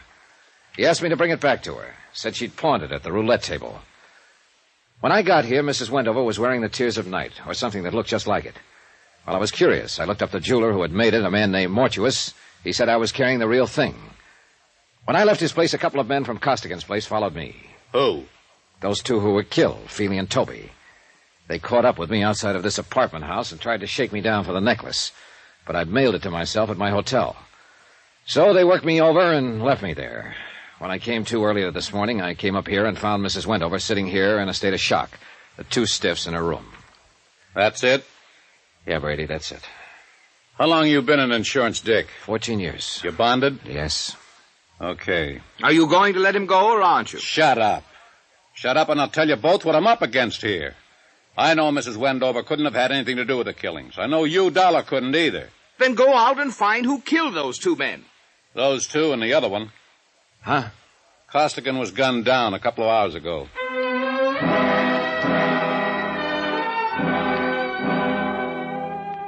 About 3 o'clock in the afternoon, Brady released me, and Teddy Davis drove me back to my hotel. The clerk at the desk looked at my bandaged face and turned 8 shades of white when he handed me my key. I thanked him and told him I'd kept a date with a Barracuda. I was feeling kiddish, also a little dizzy and a little tired. I was looking forward to a hot shower and 10 hours sleep when I walked in my room. Ah, Dollar, I've been expecting you. Come in, sir, come in. Oh, hello, Mr. Mortuus. I've been amusing myself with this pocket chess set of yours. Mexican, eh? Sit down, sit down. You've had a hectic night. Your boys were pretty rough, Mr. Mortuus. Philly and Toby are two men of another world, Mr. Dollar, not of our world. Allow me to apologize for their actions. I want more than an apology. They almost beat me to death. And so unnecessary, too. You know, I underestimated you, Mr. Dollar. Such an ingenious method of protecting the tears of night. Why, sir, by the simple expedient of placing it in an envelope and mailing it to yourself from my hotel lobby, you hired as guardians the entire United States Postal Service, not to mention the armed forces. Yeah. Want one of these? No, thanks. I'm one of those faint-hearted persons who cannot abide liquor until after 6 in the afternoon. What happens now? We wait for the mail. We do, huh? Precisely. Then while we're waiting, maybe you'll be kind enough to tell me about the double cross. If you can bear my vanity, Mr. Dollar, I have invented a new word, triple cross. It has a ring to it, eh? That sounds likely. You see, Mr. Scanlon approached me last week and asked me to duplicate the Tears of Night Mrs. Wendover had truly pawned at the gaming table. Naturally, I became suspicious. Let me guess what you became suspicious of. Oh, well, it was fairly obvious that Mr. Scanlon was planning to double-cross Mr. Costigan. That is, when the time came to return Mrs. Wendover's necklace, he, Scanlon, intended to return the bogus piece I made up. And you got into the act. That is when I first conceived my own plans, yes. Unfortunately, Mr. Costigan learned of the little deceit going on around him, and Mr. Scanlon was forced to shoot him. So Scanlon shot Costigan. How about Toby and Feely? Mr. Scanlon again, abetted by the last of the house of Mortuus. You helped him kill them, then planted them in Elise Wendover's apartment. Oh, dear, a crude touch, I thought, but it had a purpose. With 2 cadavers in her living room, she was very unlikely to discuss her bogus necklace with the police, and I doubt very much if she knew whether she was wearing the original or an imitation. Flighty girl. That's the lousiest thing the house of Mortuus ever did. She walked in and found these 2 there, and the doctor doesn't know whether she'll ever be sane again. Oh, dear. If you had merely returned the necklace to Mrs. Wendover, it would have been a simple thing to effect an exchange, and none of this would have been necessary. Well, then, bygones are bygones. Yeah, sure, I know. You just sit here and wait for the mail. No. We wait for the mail. What about your playmate, Scanlon? Why isn't he waiting with you? Scanlon? I'm afraid I'll be sought for a murder of 2 or 3 this night. I'm certain the police will find his body before the day is out, but I did need him to help me carry the bodies to Elise Wendover's apartment. Elise. Tell me something, Mr. Dollar. Does that name Elise bother you as much as it bothers me? Give me a woman with a name like Celeste or Josephine or Roxanne. Those, sir, are names for the creatures. But Elise, twaddle. Where are the police going to find Scanlon? Oh, in my hotel room, which I departed hastily once the room clerk had informed me of your ingenious method for protecting the necklace. I shot him there. You work cheap, Mr. Mortuus. Cheap, sir? I don't understand. A $10,000 necklace. It's not quite a king's ransom, is it? The Tears of Night are worth closer to $100,000. I'm afraid I misinformed you as to their value. I didn't want you to become suspicious. I suppose you think you'll get away with it. Well, I'm an old man. Attended to a destitute and bankrupt jewelry firm with nothing ahead. A few grim years, and finally a whimpering end. Requiescat in pace. Live. That's what I want to do. Live. And this is my opportunity to live like a king. And, young man, I've taken it. Veni, vidi, vici. You're crazy. You're crazier than a mosquito in December, Mr. Mortuus. They'll grab you before you make the airport. I don't think they will. I shall leave here and turn the Tears of Night into cash. With a well-laden purse, I shall guarantee to elude the police over half the world. In 2 years, maybe 3, yes, they'll get me. But I'll have spent the money. And what more could a man ask than a perfect fulfillment of all his wishes, eh? I ask you, sir, as one gentleman to another, what more could a man ask? Cautious, Mr. Dollar. I do shoot well. Answer it. Tell them to go away. I'll be right beside you. All right. Open it. One side, Dollar. I got a gun. Scanlon. I thought I'd find you waiting for the mail. You dirty. You didn't do such a good job on me. Caution, Mr. Scanlon. I have a gun, too. I'll last long enough to let you have it. Your loss of blood has made you groggy, Mr. Scanlon. But still good enough. Scanlon rolled over and lay still. Mortuus kind of grunted and leaned back against the wall. He had a pained look on his face. Mr. Dollar. Mr. Dollar. I do believe I've been shot. I'll need a little assistance. I can't seem to hold my feet, sir. I can't seem to hold my feet. Lie still. It was an awkward plan at best, eh? De mortuis nil nisi bonum, Dollar. Or if your Latin still escapes you, speak well of the dead.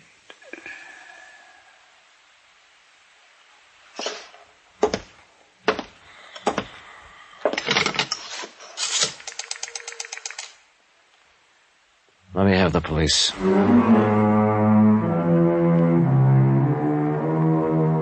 Expense account. Well, expense account total.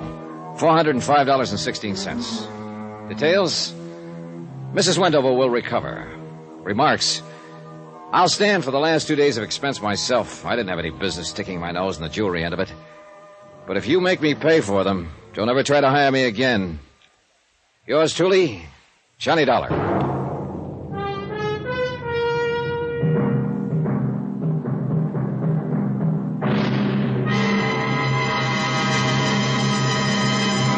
Now, here's our star to tell you about next week's intriguing story. Next week, the matter of a reasonable doubt. A case of many doubts, and believe me, all of them are most unreasonable. Join us, won't you? Yours truly, Johnny Dollar.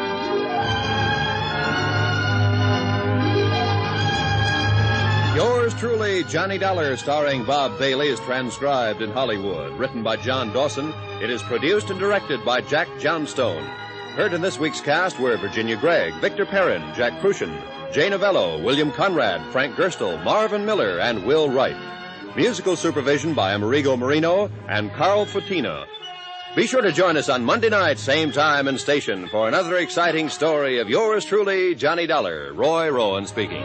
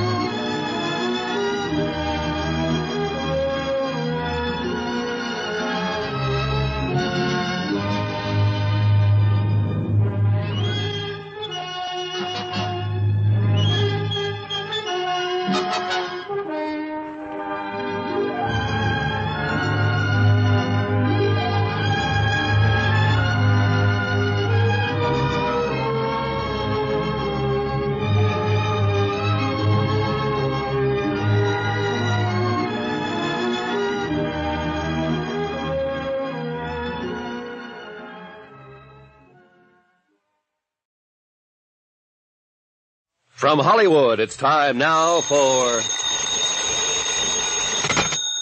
Johnny Dollar. Ben Gartley, Johnny, Amercon Northern Trust. Oh, hiya, Ben. What do you hear from Wall Street? Save your money. What money? The money I'm going to pay you for this case. I've got a crazy one, Johnny. So naturally you thought of me. Nothing personal. Look, it's a trust setup.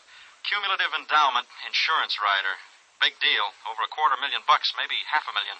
From whom to whom? From a Mrs. Ezra Gramley, widow, to her granddaughter, Susan. So? And Mrs. Gramley owns the Flint Rock Ranch in Nevada. Never heard of it. Our representative out there is Jonas Parks. He's the president of the Flint Rock First National Bank. Never heard of it. It's a whistle stop about 20 miles from Las Vegas. That I've heard of. Parks started the deal rolling, and then he got cold feet, and now he's yelling for help. Thinks the old lady may be crazy. I mean, literally. And there does seem to be a reasonable doubt. Unless Parks himself is crazy. Well, that's also a possibility, Johnny.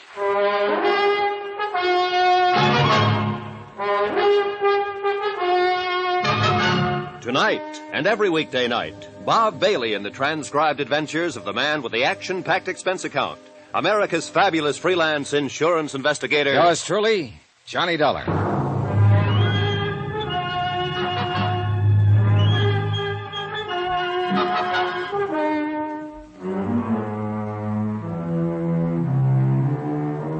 From Special Investigator Johnny Dollar to the Home Office, Amercon Northern Trust Company, Hartford, Connecticut. The following is an accounting of expenditures during my investigation of the matter of reasonable doubt.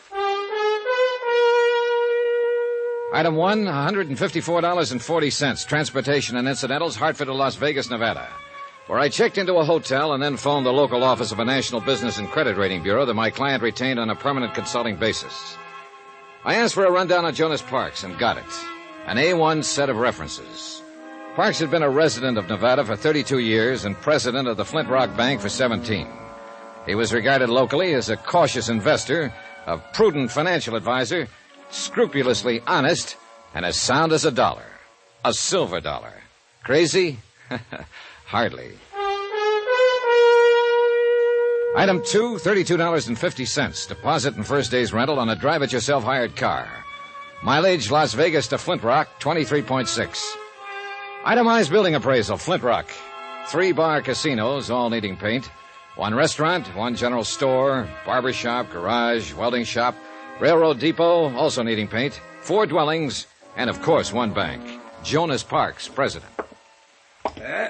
What can I do for you, young fellow? Well, my name is Dollar, Mr. Parks, Johnny Dollar. I'm a special investigator for Amercon, and I'm here in regard to the Gramley Trust case. Oh, yes. Well, I'm mighty glad to know you, Mr. Dollar. And I don't mind telling you I'm glad you got here. Oh? Here, pull up a chair. Okay, thanks. Sit down. It's been a real odd day. Funny-looking clouds hanging off there toward the river. Yeah, I noticed them driving out from town. Storm clouds, that's what they are. This time of year? Son, in this neck of the woods, it can happen any time of the year. Cloudbursts come up just like that, and they're over just as fast. Uh-huh, that's very interesting. You're a hypocrite, young fellow. What makes you think so? You didn't come clear across the country to hear a dissertation on desert storms, so stop sitting there trying to pretend you're interested. Whatever you say, Mr. Parks. Matter of fact, you weren't even half listening to me. No, as a matter of fact, I wasn't. Well, what were you doing then? Looking you over, sizing you up. Come to any conclusions? A couple. Such as? Well, in the first place, I'm inclined to discard the theory that you're crazy. That what they told you in Hartford? Well, they figure one of you is, either you or Mrs. Gramley. They do, eh? And what is your second conclusion? That you were sitting there sizing me up. You're right. I was. Come to any conclusions, Mr. Parks? Yeah. One. Such as? That we'll probably get along together all right, you and me. Good. Then suppose we get down... The Gramley case. No wonder they thought what they did. Maybe they're right. Maybe we are crazy, both of us. Well, as I understand it, Mrs. Gramley wanted to set up some kind of insured trust for her granddaughter. You started the proceedings for her, and then stopped cold and called for help. Yes, that's about what happened. Well, why? Was she financially unable to carry out the deal? Of course she's able. I wouldn't need any outside help if that was the problem. She's been banking with me for mighty near 20 years. Then is she mentally incompetent? Sarah Gramley is as sane as... Well, at least I've always figured she was. But confound it, Mr. Dollar, there's something wrong out at that ranch. Oh, what do you mean? I don't know what I mean. Well, if you don't... I mean, it's mostly things you can't put your finger on. Little things that add up, finally. Add up to what? I don't know. It's just a feeling, kind of a... A hunch? Is that what you mean? Yes, if you want to put it that way. So I brought you clear out here from Hartford on a hunch. Go ahead, say it. Relax, Mr. Parks, relax. I've had hunches of my own. And sometimes the horse is one. But I don't even know why I think something is wrong. All right, what's the setup out there at the ranch? What's the background? Mrs. Gramley is a widow. Her husband died about 14 years ago, and she stayed on afterward and ran the ranch. Of course, her son Ed and his wife were there with her until 3 years ago and done most of the work. And they moved out 3 years ago? No, they were killed in an automobile accident. This girl, Susan, that Mrs. Gramley wanted to set up the trust for, is their daughter. She's going on 17 now. Then the two of them live there alone? No, there's another couple. Walter Gramley and his wife, Hilda. Walter's Mrs. Gramley's nephew. Sort of manages the ranch. Does a pretty good job of it, too. Mm-hmm. Then that's the whole family. Mrs. Gramley, her nephew Walter and his wife, and her granddaughter Susan. That's the family. For better or worse. Mr. Parks, do you even have any idea as to what might be wrong? Not the slightest. You're on your own, son. Well, how did this trust business start? How did it come about? Miss Gramley came into town one day about 2 months ago and sprung it on me out of a blue sky. First time she'd been in town in nearly a year. Did she say why she wanted to set up the trust? No. She said it was nobody's business but her own. She's changed a lot in the last year. She's not herself anymore. And the trust was intended in its entirety for her granddaughter Susan? That's right. Within the next 3 years, she wanted the whole estate transferred to the girl. Did Susan know about it? According to Mrs. Gramley, nobody knew about it, and she didn't want anybody to know. All right, then. You started the ball rolling, and then you stopped it. Her nephew, Walter, came in to see me last week. He knew something was up, and there was no use trying to lie to him. When I told him what she was doing, he said that she would never go through with it. So? Oh, I went out to the ranch to see her. Laid all the cards on the table. I told her what Walter had said. Oh, what was her reaction? She said maybe he was right. Maybe she wouldn't go through with it. Then she started rambling, not even making sense, talking about the auto accident and her son's death. But before I left, she told me again that I should keep pushing the trust, get it set up. So you called for help? I called for help. Well, I guess I'd better go talk to the lady. That's not going to be so easy. Why not? Walter won't let a stranger on the place. You mean he's holding her captive? No, I think he believes she's losing her mind and he's trying to keep it quiet. And what do you believe, Mr. Parks? I don't know. Well, maybe we can find out. I hope so. Just one thing, though. Be careful. Of what? I don't know. Jonas Parks had one other suggestion, that I pretend to be a special investigator for the Cattlemen's Association. I agreed to try it. 4 miles from Flint Rock, the narrow ranch road left the plateau and began climbing up through the broken bluff country. 1.5 miles from the ranch house, I pulled out the choke, flooded the engine, and let the car cough to a stop, the old out-of-gas gimmick. And about 10 minutes later, I was wishing I'd thought of some other plan.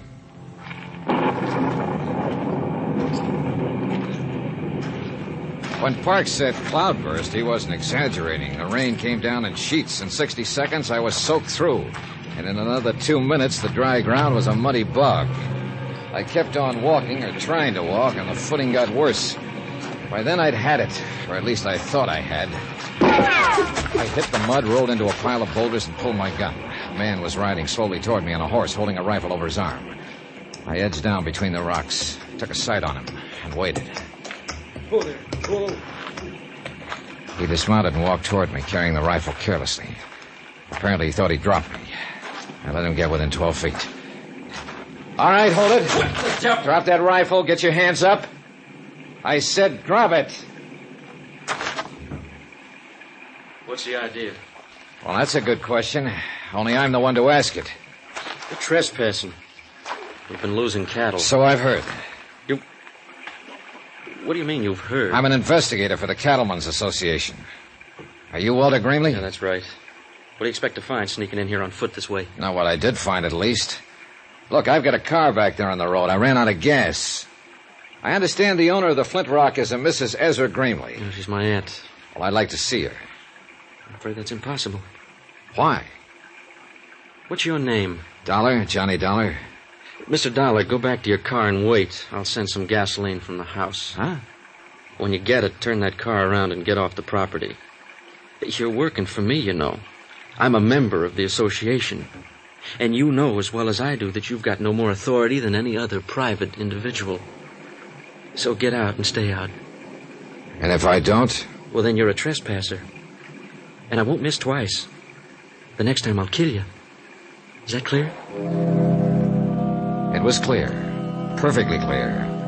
And at this point, I wasn't ready to force the issue. So I conducted an orderly, strategic withdrawal, and short I went back to the car. The rain stopped before I reached it. And a few minutes later, a station wagon came lumbering down the road from the ranch and braked to a stop a few yards away. The girl who came toward me carrying a 5-gallon gasoline can was a living little doll, a daffodil, as perky and bright as a brand new penny. Hello there. Hi. I'm Susan Gramley, and you're Mr. Dollar, and you're out of gas, and I've got some for you. Well, here, that's pretty heavy. Let me take that. No, just stand back and avoid the splash. I'm an old hand at this. In fact, I'm a chronic empty tanker myself, and What's the matter? Out of gas, are you? Big deal, huh? That tank is almost full. Yeah, well, there's no use lying to you, I suppose. Nope, I'm too smart. I see. Another thing, you're not with the Cattlemen's Association, Mr. Dollar. I'm not? Nope. I think you're here to dig up the past because of what has happened and what might be going to happen. All of that, huh? Yep. And you know what? I think it's just fine and dandy. You do? You bet I do. I loved my dad. I loved him more than anything. They knew what he always did when he got mad. Sure they knew. I figured it out a long time ago. Like to tell me about it, Susan? You'll find out, Mr. Dollar. I think you're the kind of a man who smashes into things, right into the middle, and breaks them wide open. Be careful, though. Oh? Because you know something? You're smashing into a bomb.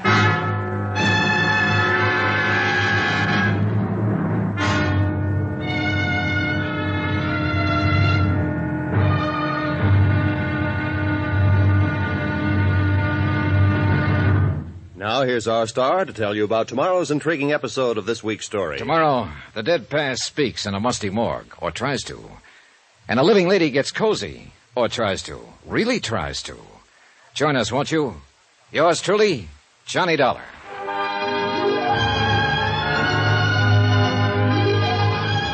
Yours truly, Johnny Dollar, starring Bob Bailey, is transcribed in Hollywood. Written by Les Crutchfield, it is produced and directed by Jack Johnstone. Be sure to join us tomorrow night, same time and station, for the next exciting episode of Yours truly, Johnny Dollar. Roy Rowan speaking.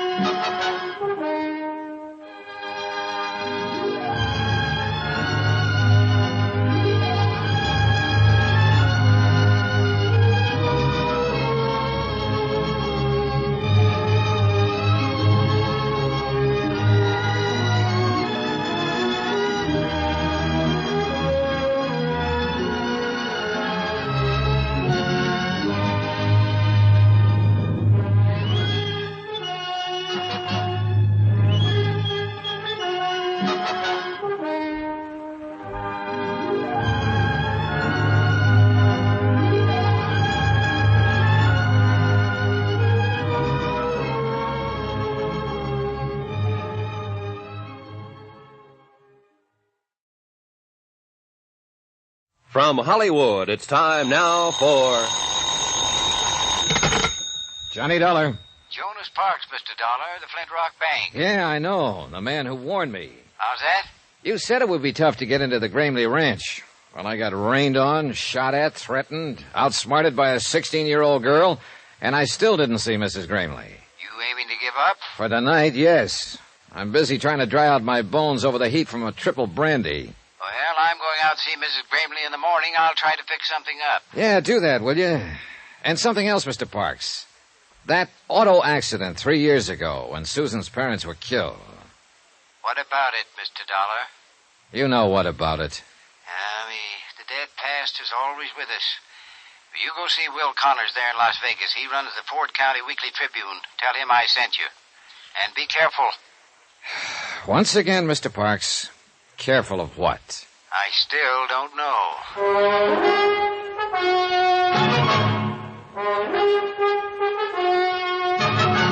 Tonight and every weekday night, Bob Bailey in the transcribed adventures of the man with the action-packed expense account, America's fabulous freelance insurance investigator. Yours truly, Johnny Dollar.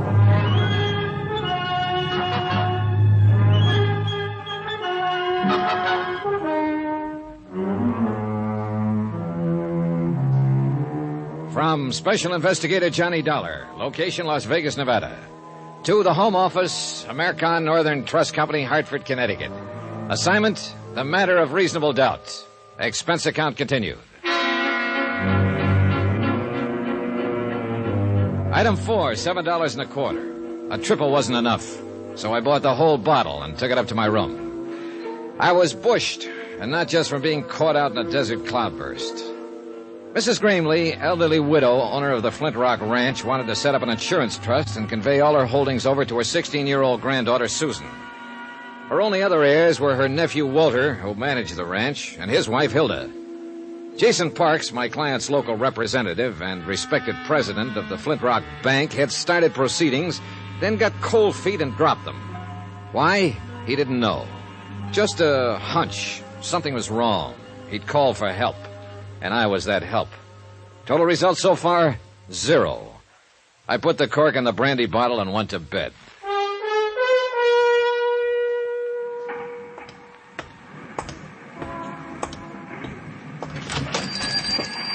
I'll be with you in a minute, young fellow. No hurry.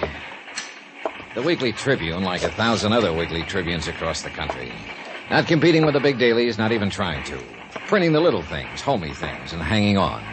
One-man office, editor, publisher, reporter, proofreader, and at the moment, linotype operator. A guess, of course, but the man at the linotype looked as though his name just had to be Will Connors. My name is Will Connors. What can I do for you? I'm Johnny Dollar, Mr. Connors. Jonas Parks out at Flint Rock suggested Yeah, Jonas called me this morning, said you'd probably be in. Glad to know you. Thanks. Same here. He said you'd most likely be asking all sorts of crazy questions. And I was to, well... Humor me? Or you might put it that way. Said I was to answer them if I could. Did Mr. Parks tell you who I am? Nope. Didn't ask him. Jonas and me been friends for 20 years, and if he says you're all right, then that's good enough for me. Well, thanks to both of you. Just one thing, though, Mr. Dollar. There going to be a story in this? Maybe. Any chance giving me a scoop on it? Scoop? I haven't heard that word in years. I ain't had one in years. In fact, I ain't never had one. Always have to get my front page stories by reading these here Las Vegas dailies. Yeah. Bunch of smart alecks getting telegraphs from Moscow and Paris and France and all them places. Anybody can get scoops that way. But me, I got to get out and scratch for what I print. Well, Oh, it'd sure do me good to put one over on them dudes. I'd get me out an extra. A big banner headline on it. Got the type for it, too. Never been used. Exclusive. Right across the top. It'd knock 'em back on their byline. All right, Mr. Connors, all right. If there is a story, you get it. That's a promise. A scoop. A living, breathing scoop. Doggone. Yeah. Now, about the questions. Yes, sir, young fella. What do you want to know? Anything you can tell me about Mrs. Gramley and the Flint Rock Ranch? Mrs. Gramley? Well, now, there is a woman for you, son. They don't make that kind these days. Noticed any change in her lately? Well, I wouldn't want this to go any farther. I understand. And I guess it depends on what you mean by lately. I ain't seen her but twice in the last year. They don't allow no visitors out there anymore. So I found out yesterday her nephew took a shot at me with a rifle. You don't say. My, they are getting clannish. Do you know of any reason for him acting that way? Yeah, there's something funny going on out that ranch. What, for instance? Couldn't say. But like I was telling you, I've only seen her twice, and she was different somehow. It was like she was, well, breaking up, sort of. Scared of something? Maybe. I don't know. Of her nephew by any chance? Walter? Well, I'd say he acts about as scared as she does, or as upset, at least. Maybe they're both scared of something. What about the granddaughter, Susan? Is she scared, too? Not that one. Oh, she's strange enough, all right. But the old Nick himself wouldn't scare her none. What do you mean she's strange enough? You met her, Mr. Dollar? For about 3 minutes yesterday afternoon. That's long enough. How'd she strike you? Well, as one of the most honest kids I've ever met. Or else the cleverest. Yeah, that's about the size of it. Which do you think? Beats me. I've known her since the day she was born.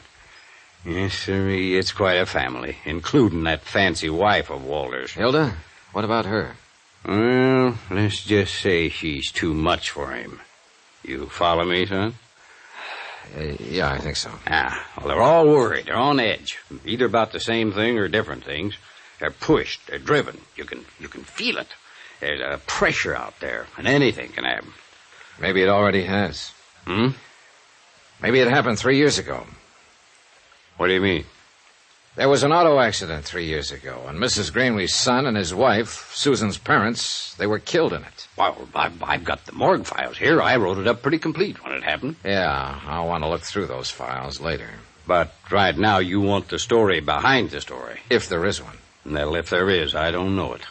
I think you would, if anybody would, being a newsman. Well, as far as I know, it was just an accident. Well, how'd it happen? Well, it was on the road to the ranch, up there where it winds through the bluffs. It was raining, pitch black. There'd been an argument back at the house. Well, they had a lot of arguments, I guess. But anyway, Hilda got mad and left, and took her car and headed for town. And a while afterward, Ed had all he could take, and he run out too and jumped in his car. Susan tells me that was a habit of her father's whenever he lost his temper in an argument. Yeah, he'd always get in his car and drive like a demon till he got over it. She also made a kind of a strange remark. She said they knew about it. Now, what do you mean by that? Well, I guess you'll have to ask Susan what she meant. All right. So Ed jumped in his car that night. Yeah, and Mary went with him, trying to calm him down, I guess. So he come around that curve. He must have been doing 60, skidding, half out of control. And there was Hilda's car parked on the curve right square in his headlights. Just smashed right into it at full speed. Both cars rolled over the bank, caught fire, and burned up. Him and Mary were dead before the car stopped. How did Hilda get out of it? She wasn't there. She had a flat and left her car parked and started back on foot. I see. She was lucky, that's all. She sure was, Mr. Connors. Real lucky. I took a back file of the Tribune into the outer office and went over the news stories on the deaths of Ed Greenlee and his wife. I found nothing that Will Connors hadn't already told me. Shocking loss, fine people, sudden accident. I kept hanging up on that word, accident. I kept wanting to put a question mark after it. I was so absorbed I didn't even notice her come in until she spoke to me. Hello, Mr. Dollar. Well, are you following me, Susan? Nope. Got some copy for Mr. Connors. I write articles for him sometimes. You know, clever kid and all that sort of. I see you took me seriously. How do you figure? You didn't close that paper fast enough. Now, why would an investigator from the Cattlemen's Association be interested in an auto accident 3 years back? Suppose you tell me. Because you're not an investigator for the Cattlemen's Association. Who are you, Mr. Dollar? I've got half a notion of level with you, Susan. Then I'll go the other half by leveling with you. Aunt Hilda called the association office in Reno this morning. They said they never heard of you. Imagine that. Mr. Parks was out at the ranch just before I left. She asked him about you, too. He said he'd never seen or heard of you. I see. He was lying, though. I can always tell when people are lying, and they know it, too. That's why they're uncomfortable around me. Yeah, I know what you mean. Hey, look, Susan, did Mr. Parks talk to your grandmother? No. He was supposed to arrange for me to see her. About the accident? Maybe. I'm not sure yet. I'm shooting in the dark. Oh, it's time somebody did. Where are you staying, Mr. Dollar? At the Carmen Manor. Okay. I'll get it set up and call you there later. Get it set up? Sure. Fix things so that you can get in to see my grandmother. That's what you wanted, isn't it? Well, all right. I went back to my hotel room and settled down to wait. If a 16-year-old kid could manage what a bank president couldn't, then me for the juvenile league. What happened a couple of hours later, though, wasn't exactly juvenile. Yeah, come in. Hello? Wow. You busy, Mr. Dollar? Not too busy. Come in. Thanks. I don't believe I'm Hilda Greenlee. I imagine you've heard of me during your cattle investigation. Well, somehow you don't seem to fit with cattle. A compliment? Observation. What do I fit with? I don't know yet, Mrs. Greenlee. Hilda. Now I'm beginning to know. Cigarette? Thanks. I'll stick with my own brand. It usually works out better that way. Thanks. Nice cigarette case. Gift. I'm always getting gifts. Including a wedding ring? Oh, I've got one. It's around someplace. Just so you don't forget where you left it. I couldn't if I wanted to. You wouldn't have a drink for a lady, would you? Brandy? I love brandy. And gifts? And a lot of other things. Like money? Oh, money's real nice. It's next to the best. Now, what's the best? Excitement. I see. Don't you think it's best? Well, it depends. At least you're in the right spot for it. I hope so. Look, I haven't got any money, and I never give gifts. You've got brandy, though. Pour us a drink, Johnny, and then we'll talk. What about? Excitement.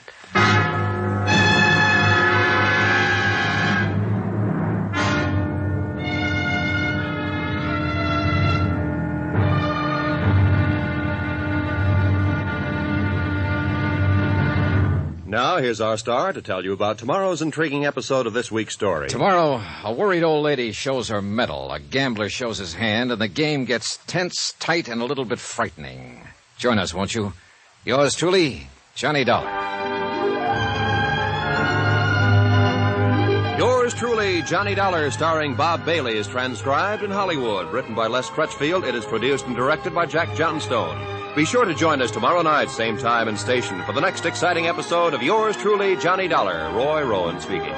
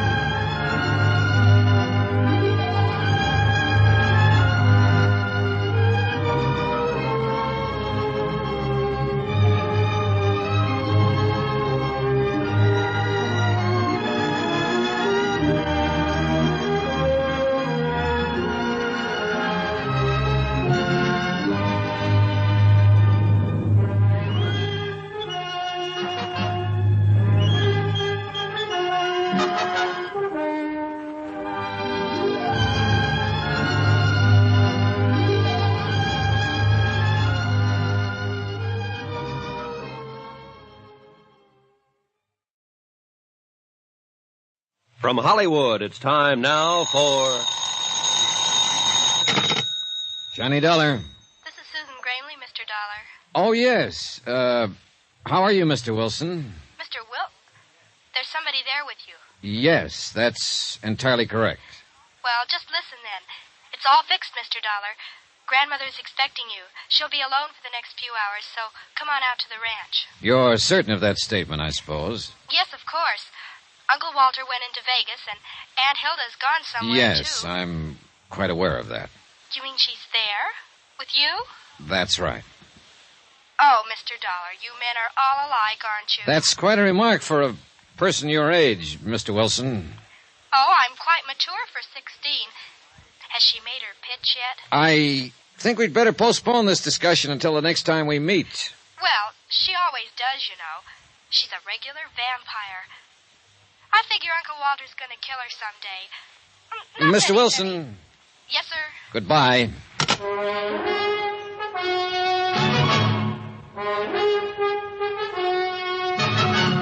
Tonight and every weekday night, Bob Bailey in the transcribed adventures of the man with the action-packed expense account, America's fabulous freelance insurance investigator. Yours truly, Johnny Dollar.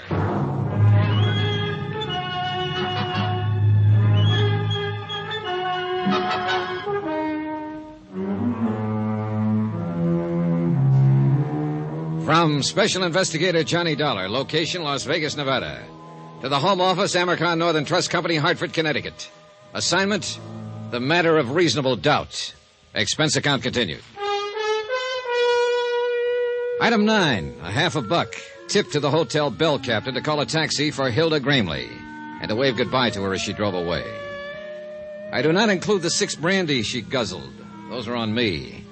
Of course, she had knocked on my door uninvited, so that made it her party. But still, it was my room, so that made her my guest, so... forget it. The whole thing left me too confused to itemize it. She'd obviously come on a fishing expedition. The fish, information. Bait, the usual, but nicely designed. Results, none on either side. What had started out as a trust case had turned into a snipe hunt.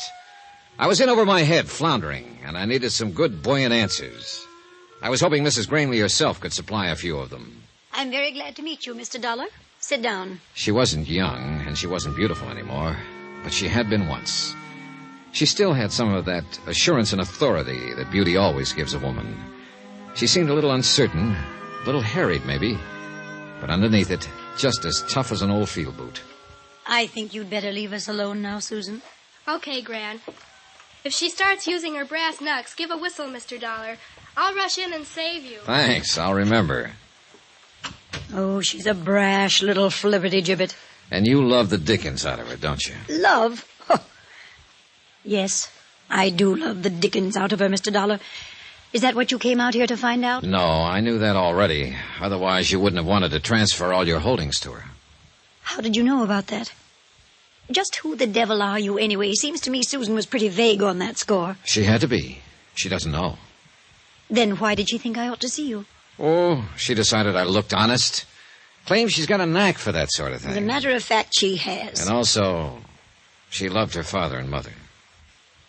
What do you mean by that? Mrs. Gramley, I'm here because your friend, Jonas Parks of the Flint Rock Bank, sent for me. What? I'm a special investigator for the Amercon Northern Trust Company of Hartford, Connecticut. Why, Jonas didn't say anything to me. He hasn't had a chance. He intended to when he was here this afternoon, but you were too ill to see him. Ill? I didn't even know he was here. Your nephew and his wife did. He talked to them. Tell me, Mr. Dollar, just why did Jonas send for you? Because he thought you might be losing your mind. Oh, he did he? Huh. Are you? Well, if you thought so, you wouldn't have said it so bluntly. Right. I don't think so. Well, what made Jonas think it? You asked him to set up an insurance trust for the benefit of your granddaughter, Susan. Apparently, the intent was to convey your entire estate to her over a period of 2 to 3 years. What's so crazy about that? Nothing at all, so far as that part of it was concerned. But it didn't stop there. After he got the proceedings started, you turned skittish on him, started to flutter. Well, Jonas is a fool. He is not a fool, and you know it. He's been your friend for 20 years. He's completely trustworthy, conscientious, and he has your best interests at heart. Huh. How much is he paying you to say things like that? Nobody is paying me but the Amercon Trust Company, and furthermore, you know it. All you're doing is trying to dodge the issue. Young man, I'm not accustomed to being talked to this way. Then you can look at it as a refreshingly novel experience. You sound like Susan. And an experience you don't entirely dislike. Presumptuous whelp. Maybe. Are you married, Mr. Dollar? No. What a pity I'm not 30 years younger. What a pity I'm not 30 years older. Oh, thank you, sir. And now let's stop scratching each other's backs and get to the point. All right. Jonas is a fine man. No doubt he did have reason to get upset. These past months have been... Well, I suppose I haven't seemed like myself at all. Why is that? Oh, you're like a bulldog with a bone, Mr. Dollar. Careful how you talk about your might-have-been lover. What has been wrong these past months?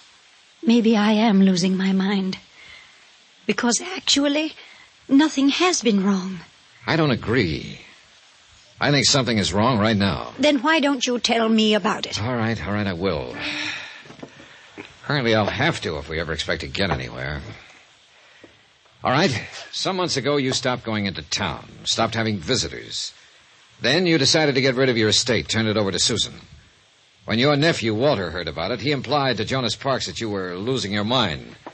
Then you yourself started to back down on the idea. Why? Was Walter putting pressure on you? Not exactly. What were you scared of, Mrs. Gramley? It's got something to do with Walter and Hilda, right? Sit down. Almost a year ago, I discovered that the two of them were stealing me blind. Tampering with the ranch accounts, forging signatures, all sorts of ways. Why didn't you take it to Jonas or to the police? Because I didn't believe it at first. By the time I was absolutely sure, they'd cut the ground out from under me. So you tried to convey the property to Susan secretly? Yes, until Walter learned what I was doing. Who's the push in that pair? Who's got the brains? Why, she has. Walter doesn't even have the gumption to get in out of the rain on his own. Uh-huh. Then she must have been the one who planned the auto accident. And he went along with it, of course. What auto accident? 3 years ago, when your son and his wife were killed on the road to... Oh, I'm sorry, Mrs. Gramley. I supposed you'd already guessed it. Guessed? What? That it was probably murder. An old lady, tired and lost, seeing herself surrounded by enemies, living in fear. But she at least knew one thing, that she wasn't alone now, that somebody else believed her and was on her side. Don't worry about her, Mr. Dollar. She'll be all right. Well, she had quite a shock, Susan. She had to know sometime. Oh, it's not a matter of no, exactly. It's only suspicion. All right, you go to your church and I'll go to mine. But I know Walter and Hilda murdered my parents. And I think you know it, too. Well, call it a real strong suspicion, then. So what are you going to do about it? What do you suggest I do about it? Advise my elders? I'm only a helpless young female. You're about as helpless as a mongoose with a cobra. Flattery? No, just a statement of fact. Say, look, what do you think they've been doing with the money they've cheated your grandmother out of? Oh, that's easy. Uncle Walter gambles. And gambles and gambles. And loses and loses? Uh-huh. He's not real bright, you know. Where does he do this? Different joints in Vegas? Oh, just one, mostly. A club called the Lead Balloon, and the name figures. Any special reason he hits that particular club? I think it's the only one that'll take his IOUs. The owner came out here to collect a couple of times. Happen to know his name? Sure, I got big ears. His name is Deuce McCoy. Deuce McCoy, the Lead Balloon. And the rest of the dough, Hilda. She's what's known as a luxury dame, Mr. Dollar. Yeah, so I gathered. I'll bet you gathered. Oh, relax, will you? I'll send you out of the room. Yes, sir. Does she run around with other men? Oh, Mr. Dollar. All right, then. Do you happen to know any of them? Nope. I've managed not to, but it hasn't been easy. One or two, or does she play the field? I wouldn't know. But she's always getting gifts from somebody. Oh, she's a real cool operator. But, of course, you know that, since you've been one of her victims. How would you like to get spanked? I don't know. I've never been. But I can quote you all kinds of psychology about it. Take, for instance... Never mind. Good night.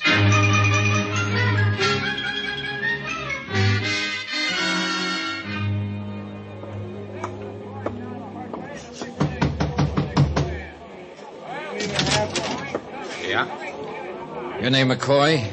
Deuce McCoy? Yeah, that's right. Johnny Dollar. I'd like to talk to you about a mutual acquaintance. What mutual acquaintance?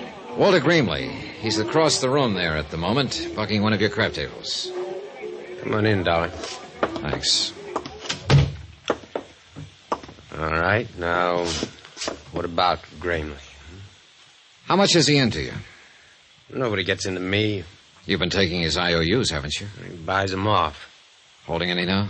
Look, what's the pitch, huh? What racket are you in? Insurance. What's that got to do with Gramley? I don't think he's a very good risk. Mm-hmm. Meaning?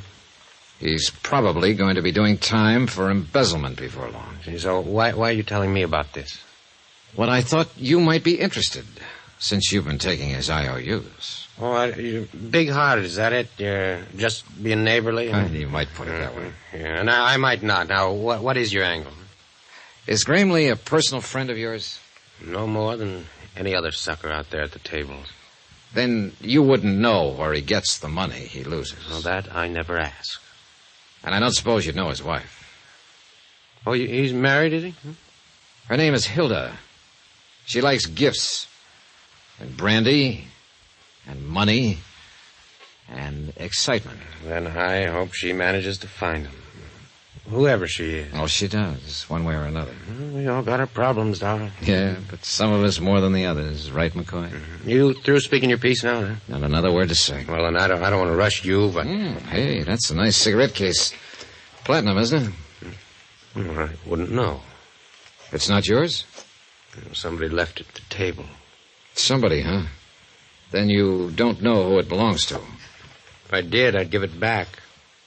Then I'll save you some trouble, Mr. McCoy. I do know who it belongs to. What makes you think so? Because I saw it earlier today. It belongs to Hilda Gramley.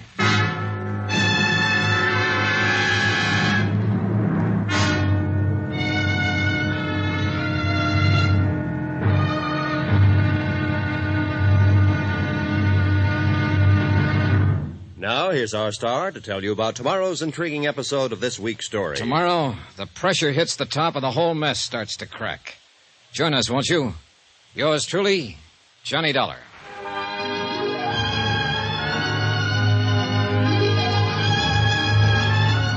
Yours truly, Johnny Dollar, starring Bob Bailey, is transcribed in Hollywood. Written by Les Crutchfield, it is produced and directed by Jack Johnstone. Be sure to join us tomorrow night, same time and station, for the next exciting episode of Yours truly, Johnny Dollar. Roy Rowan speaking.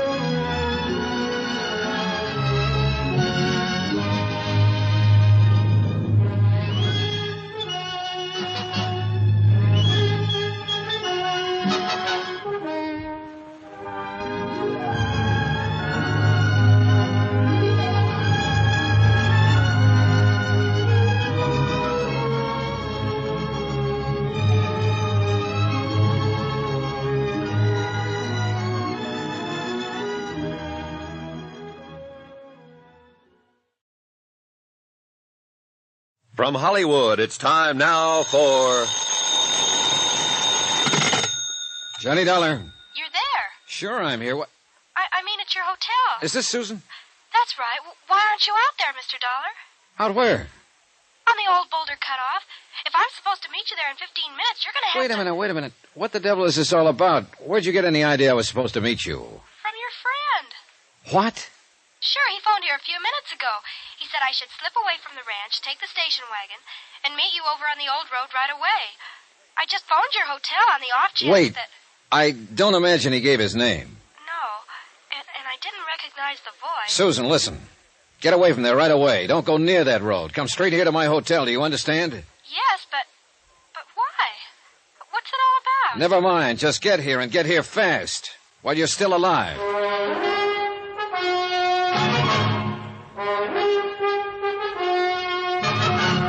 Tonight and every weekday night, Bob Bailey in the transcribed adventures of the man with the action-packed expense account, America's fabulous freelance insurance investigator. Yours truly, Johnny Dollar.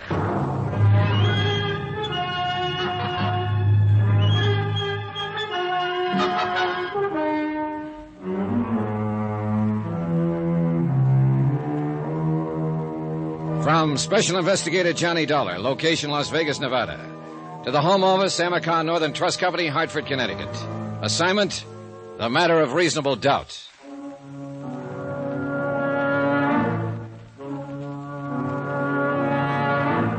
It was only 9:30 p.m. Less than 2 hours since I'd thrown my rock into the pool to stir up the fish.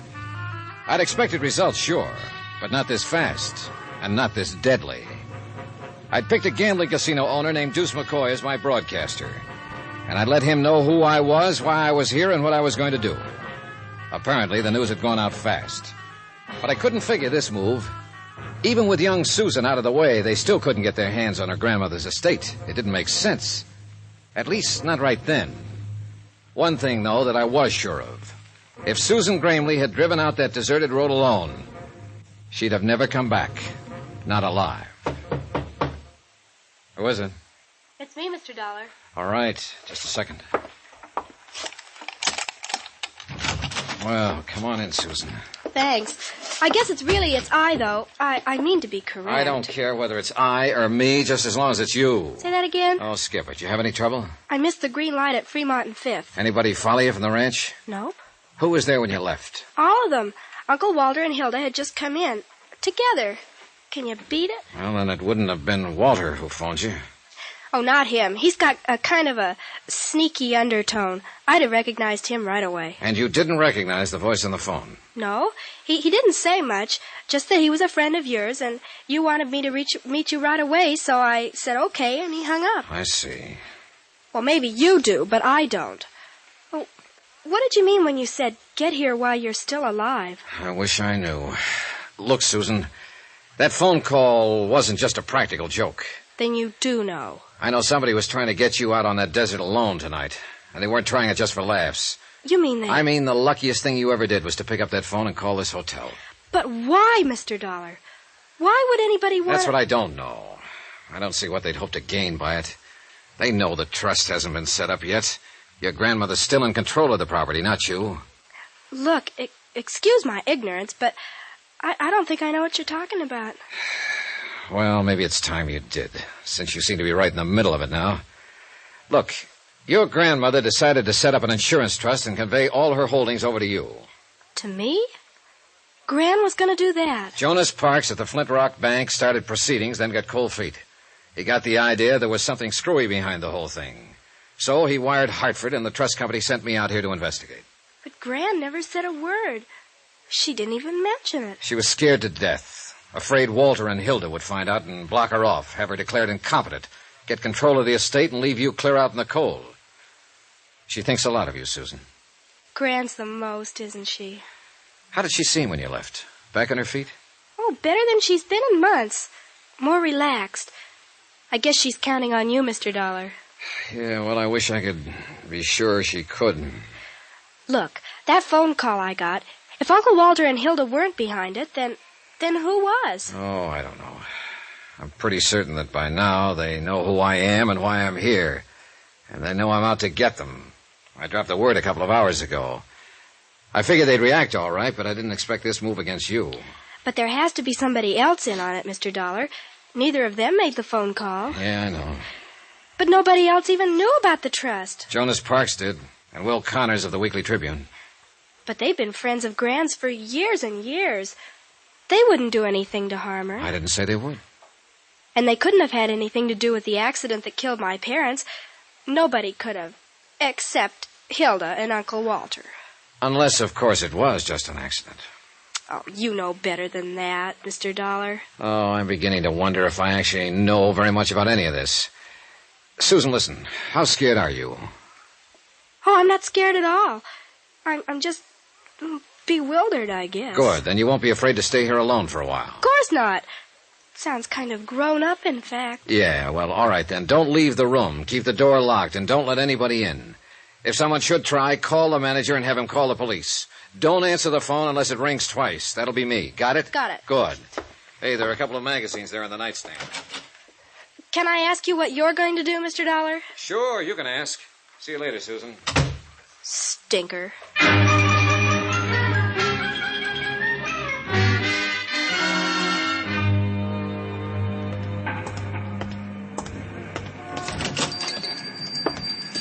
Evening, young fella. Kind of hoping you'd drop around. Wasn't sure I'd find you here, Mr. Connors, this time of night. Oh, the Paper comes out tomorrow, Mr. Dollar. Oh, sorry, I didn't know. I always stay around late the night before press day, just in case a big story breaks. Sure. Got to be here, to break down the front page and remake the galley and all. Them's technical terms, of course. Oh, I see. Yeah, I was kind of hoping you might have a story for me, but now, maybe that scoop we was talking about? Nope, not yet. Well, I can hold the press until 9:30 a.m. in the morning, but that's the last doggone final 0 hour. And a minute later, come calamity, cataclysm, or high water, the Tribune has got to roll. Yeah, sure. Well, maybe you'll have your scoop before 9:30, Mr. Connors. You mean you're working on a clue? Check. Hot dog. Yep, you said it. You, getting close to the denouement? To the what? Denouement. Yeah, that's a technical word. That's when the detective always pounces. Oh, yeah. Well, I'm not about to pounce at the moment, Mr. Connors. Yeah, well, keep your voice down, son. Why? There's nobody else here. You never know on this kind of a case.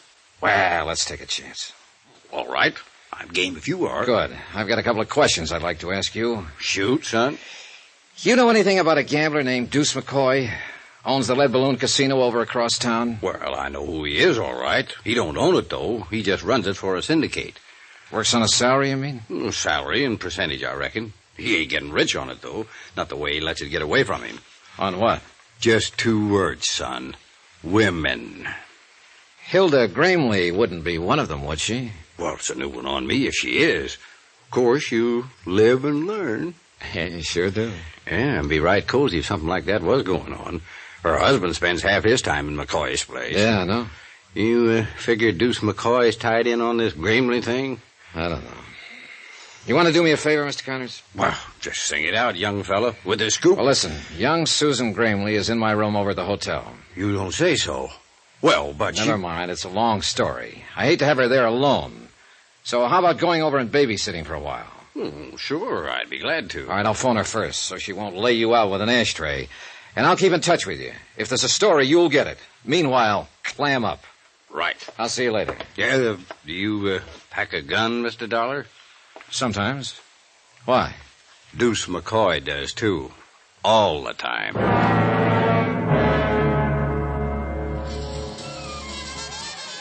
The evening was just starting in the Lead Balloon, with 2 crab tables already in action, 2 more standing by, and a roulette wheel warming up. No one paid any attention when I walked back through the casino to the office. I waited what I considered a reasonable length of time, then tried the knob. The door was unlocked. Go on, Buster. Beat it. The girl was alone in the office, sprawled back on the sofa, drink in her hand. And it was pretty obvious it wasn't her first one, nor her second or third. She'd have been a real knockout, sober. What's the matter? Don't you understand English? I said get out. Where's McCoy? What's it to you? Feeling no pain, huh? Oh, cut it, Buster. Must have been a pretty big pain, though, earlier, if it's taken this much to kill it. Go on and get out of here. What do you think you are to talk like that? Johnny Dollar, who are you? Get away from that desk. If Deuce finds you messing around in here, he'll kill you. Even if I told him I was a close friend of yours?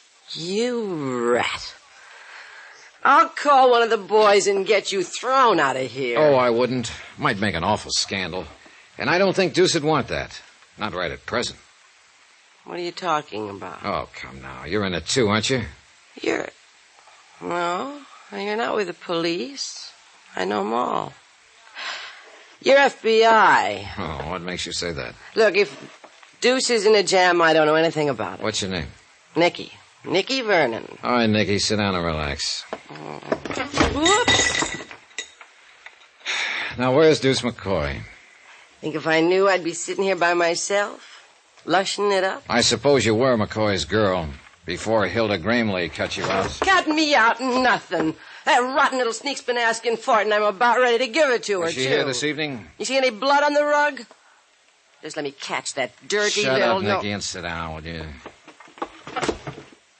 Now, what about Walter Gramley? Was he here? Yeah, earlier. He was here in the office for about an hour. I don't know what they talked about. Deuce made me get out. And Deuce left right afterwards? Well, half an hour or so. He had to wait to make a phone call first. I see. Well, if you're smart, you'll forget him, Nicky. I've got a hunch he's not coming back. It's her. He's gonna go off with that dirty... Knock it. He's going off because he's in a jam. That's one thing you were right about. And by now he must know the whole thing is falling apart. I think he'll try to run for it. To kill that dame. Why? Why don't you throw away that bottle and forget about him? He's no good, Nicky. You know that, don't you? Sure, I know it. Then why are you beating your heart out over him? You've never been a woman, have you, Mr. Dollar?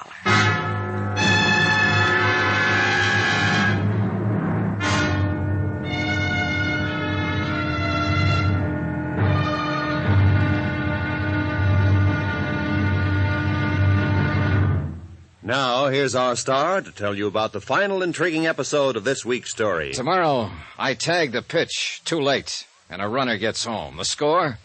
1-0. In favor of death. Join us, won't you? Yours truly, Johnny Dollar.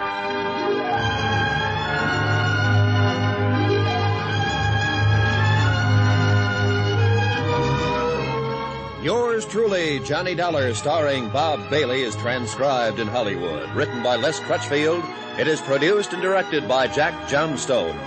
Be sure to join us tomorrow night, same time and station, for the next exciting episode of Yours truly, Johnny Dollar. Roy Rowan speaking.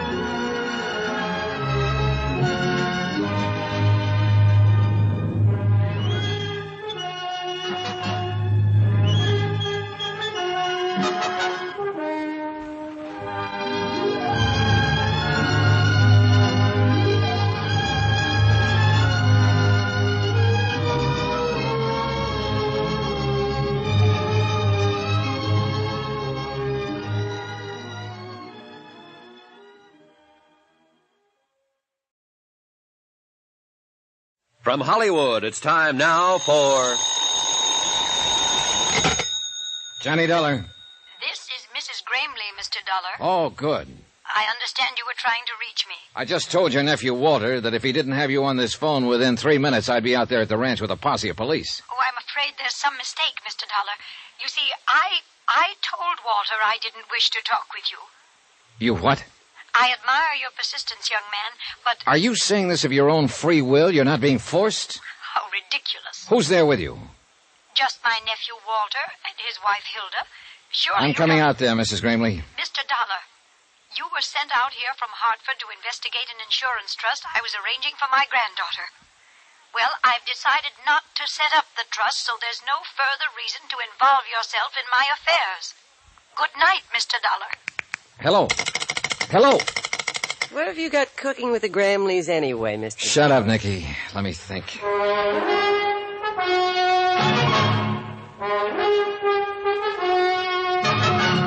Tonight, and every weekday night, Bob Bailey in the transcribed adventures of the man with the action-packed expense account, America's fabulous freelance insurance investigator. Yours truly, Johnny Dollar.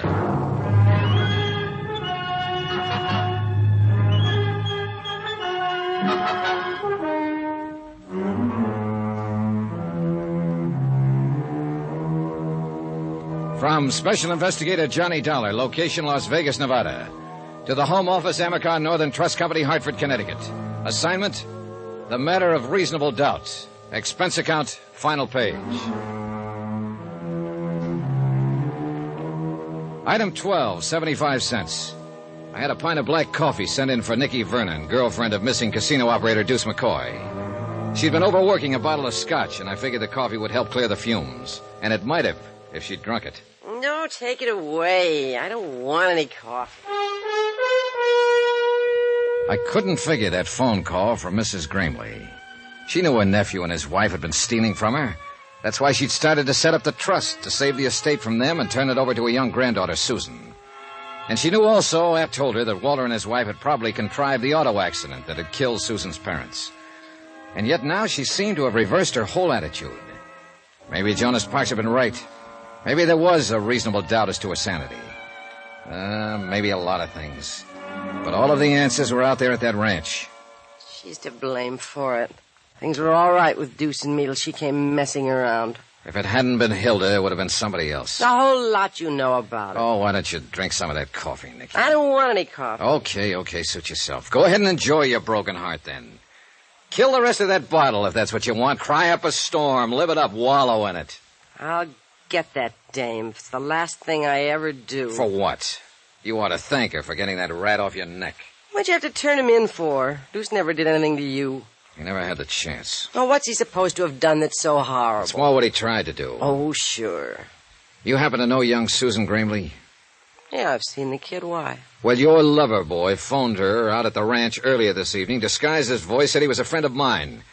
He tried to get her to meet him on the old Boulder Cutoff out in the middle of the desert. If you think Deuce would try to date up a 16-year-old kid, you're crazy. Nicky, I think he was going to kill a 16-year-old kid.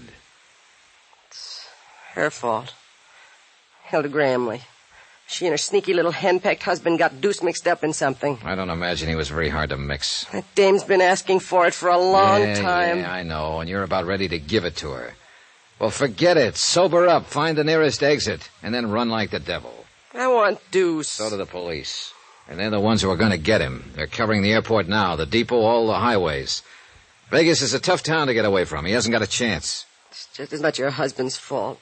Why didn't he keep her at home? Why didn't he... Oh, for the love of... You keep on playing that same old record, you're going to wear a groove right through your brain. Maybe so. Now, look, I got things to do. Are you going to be all right here alone? No, I'm just fine. I never felt better in my life. Then you've already got it halfway made. So why don't you double up and get even? Try some of that coffee. You're a real busy guy, Mr. Dollar. You put the finger on a man with one hand, and at the same time you try to sober up his girl with the other. Sure.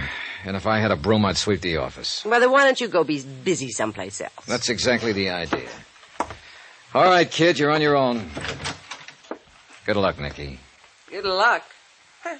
What do you care what kind of luck I have? Oh, I don't know.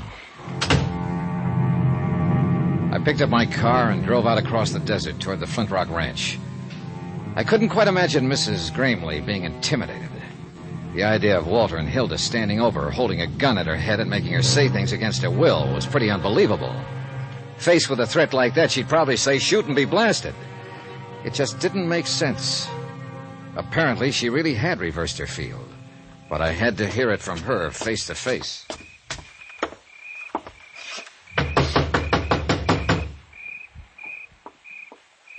Who is it? Johnny Dollar, open up. I said open up.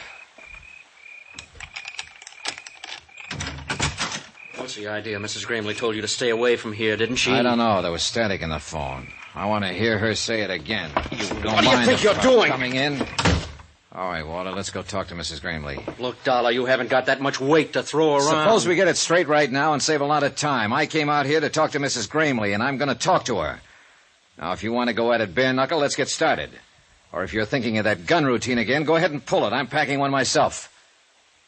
And if you're not going to make any kind of a move, then you just stand right there with your face hanging out while I go on in and talk. What's going on in here, Walter? Good evening, Mrs. Gramley. Dollar won't take no for an answer. He just forced his way in. I'm glad to find you looking so well. I thought I'd made myself clear on the phone, Mr. Dollar. Really? Come on, let's go on into the living room where we can all be more comfortable. Come back here. I must insist that you leave at once. Who was at the door? What are you doing here? Well, if it isn't Hilda, the lovely lady who likes money, gifts, and excitement. Fine. Fine. That's why I came out, to stir up a little excitement. I think you're taking a good deal upon yourself, Mr. Dollar. You know, I'm a little surprised at you, Mrs. Gramley. I thought you wanted me to follow the case through. There is no case. Oh? Since when? You heard what she said. That's what you came for, all right. Now beat it. Down, Walter. Mrs. Gramley, are you telling me you're going to drop this whole thing, let this pair here edge you out and Susan along with you and take the whole estate? You can put any interpretation on it you like. Just as long as you leave this house at once, and please don't come back. You have no right to interfere. And what about your son and his wife? Have you forgotten that those two leeches there killed them? You're out of your mind. Am I? What do you think, Mrs. Gramley? Am I out of my mind? I'm afraid you are. My son and his wife were killed in an automobile accident. A terrible tragedy, but unavoidable. Sure it was. After Walter and Hilda here set it up. Will you please leave now? Have they threatened you? Is that it? Are you scared to talk? Because if you are, speak up. I imagine I can handle them. You're being quite ridiculous, Mr. Dollar. Will you now go, please? It beats me. It really does. If I hadn't... I'll answer it. Hello? Who? If that's for me, you better let me take it. They know I'm here. All right. Take it. Nobody's stopping you. It was Will Connors on the phone. He'd been keeping in close touch with the police, and he was calling to tell me what had happened. Deuce McCoy had been arrested. He'd been picked up at the airport trying to board a plane and was being taken to the city jail. I hung up the phone and told the three of them what Will had said. That touched off the fuse. Arrested? Deuce has been arrested? At the airport?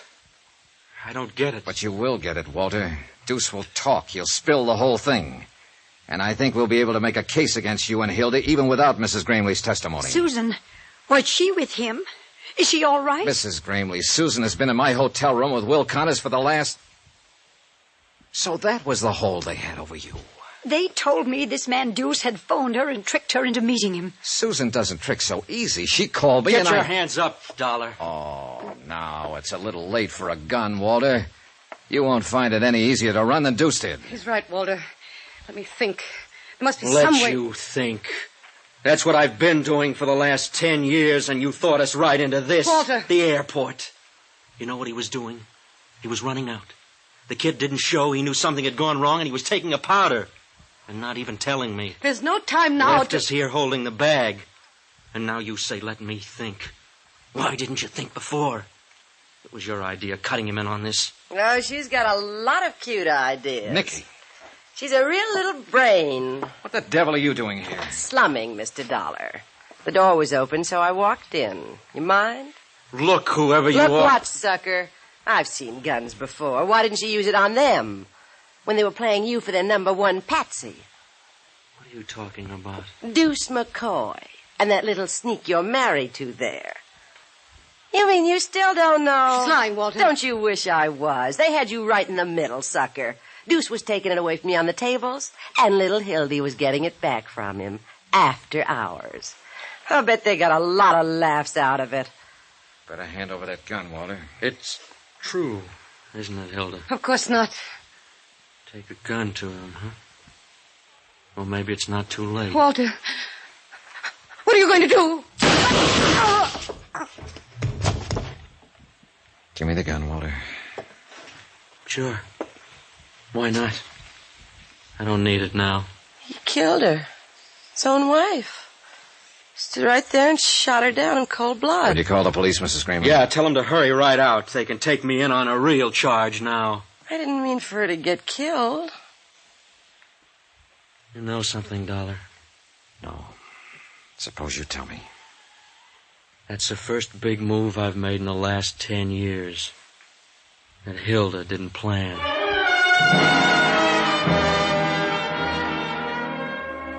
Expense account item 14, $305.20. Hotel and incidentals in Las Vegas and transportation back to Hartford. Expense account total, $596.45. End of account. Remarks?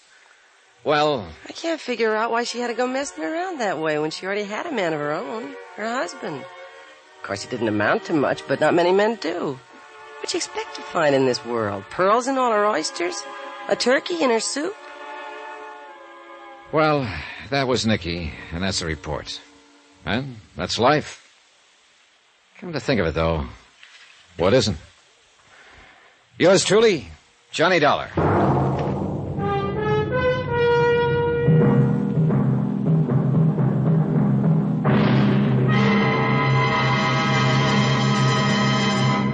Now, here's our star to tell you about next week's intriguing story. Next week, Indestructible Mike. The most amazing character I ever met. A man with 9 lives at least. Join us, won't you? Yours truly, Johnny Dollar.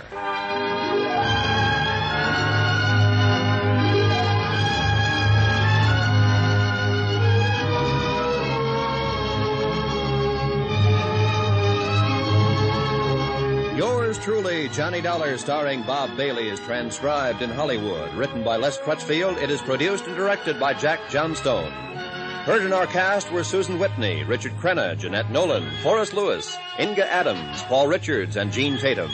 Musical supervision by Amerigo Marino and Carl Fortina. Be sure to join us on Monday night, same time and station, for another exciting story of yours truly, Johnny Dollar. Roy Rowan speaking.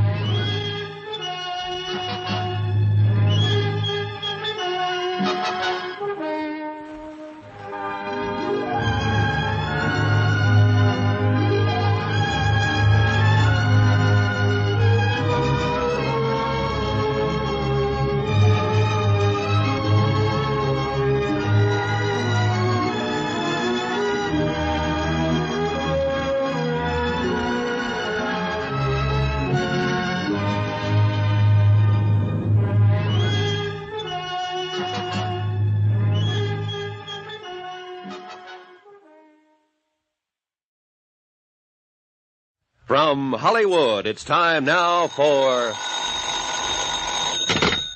Johnny Dollar. Pat McCracken, Johnny, Universal Adjustment Bureau. Oh, no. How are you, boy? Terrible. Goodbye. Johnny, what's the matter? Well, the last one you handed me was that phony spiritualist case, and it's still haunting me. Before that, it was Laird Douglas of Heatherscope. Oh, you made money on him, didn't you? Yeah. I nearly lost my mind. Well, all right, I've got one for you now that'll surely make you lose your mind. Johnny, come on over, huh? Okay.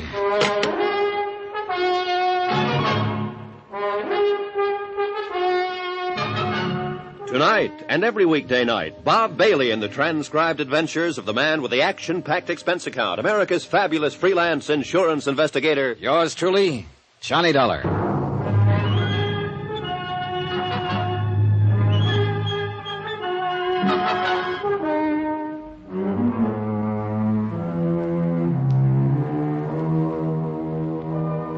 Expense account submitted by Special Investigator Johnny Dollar to the Lakeside Life and Casualty Insurance Company. Following is an accounting of expenditures during my investigation of the Indestructible Mike matter. Expense account item 1, 80 cents, cab fare from my apartment to the office of Pat McCracken at Universal Adjustment Bureau. Every one of the cases Pat had handed me lately had been rough.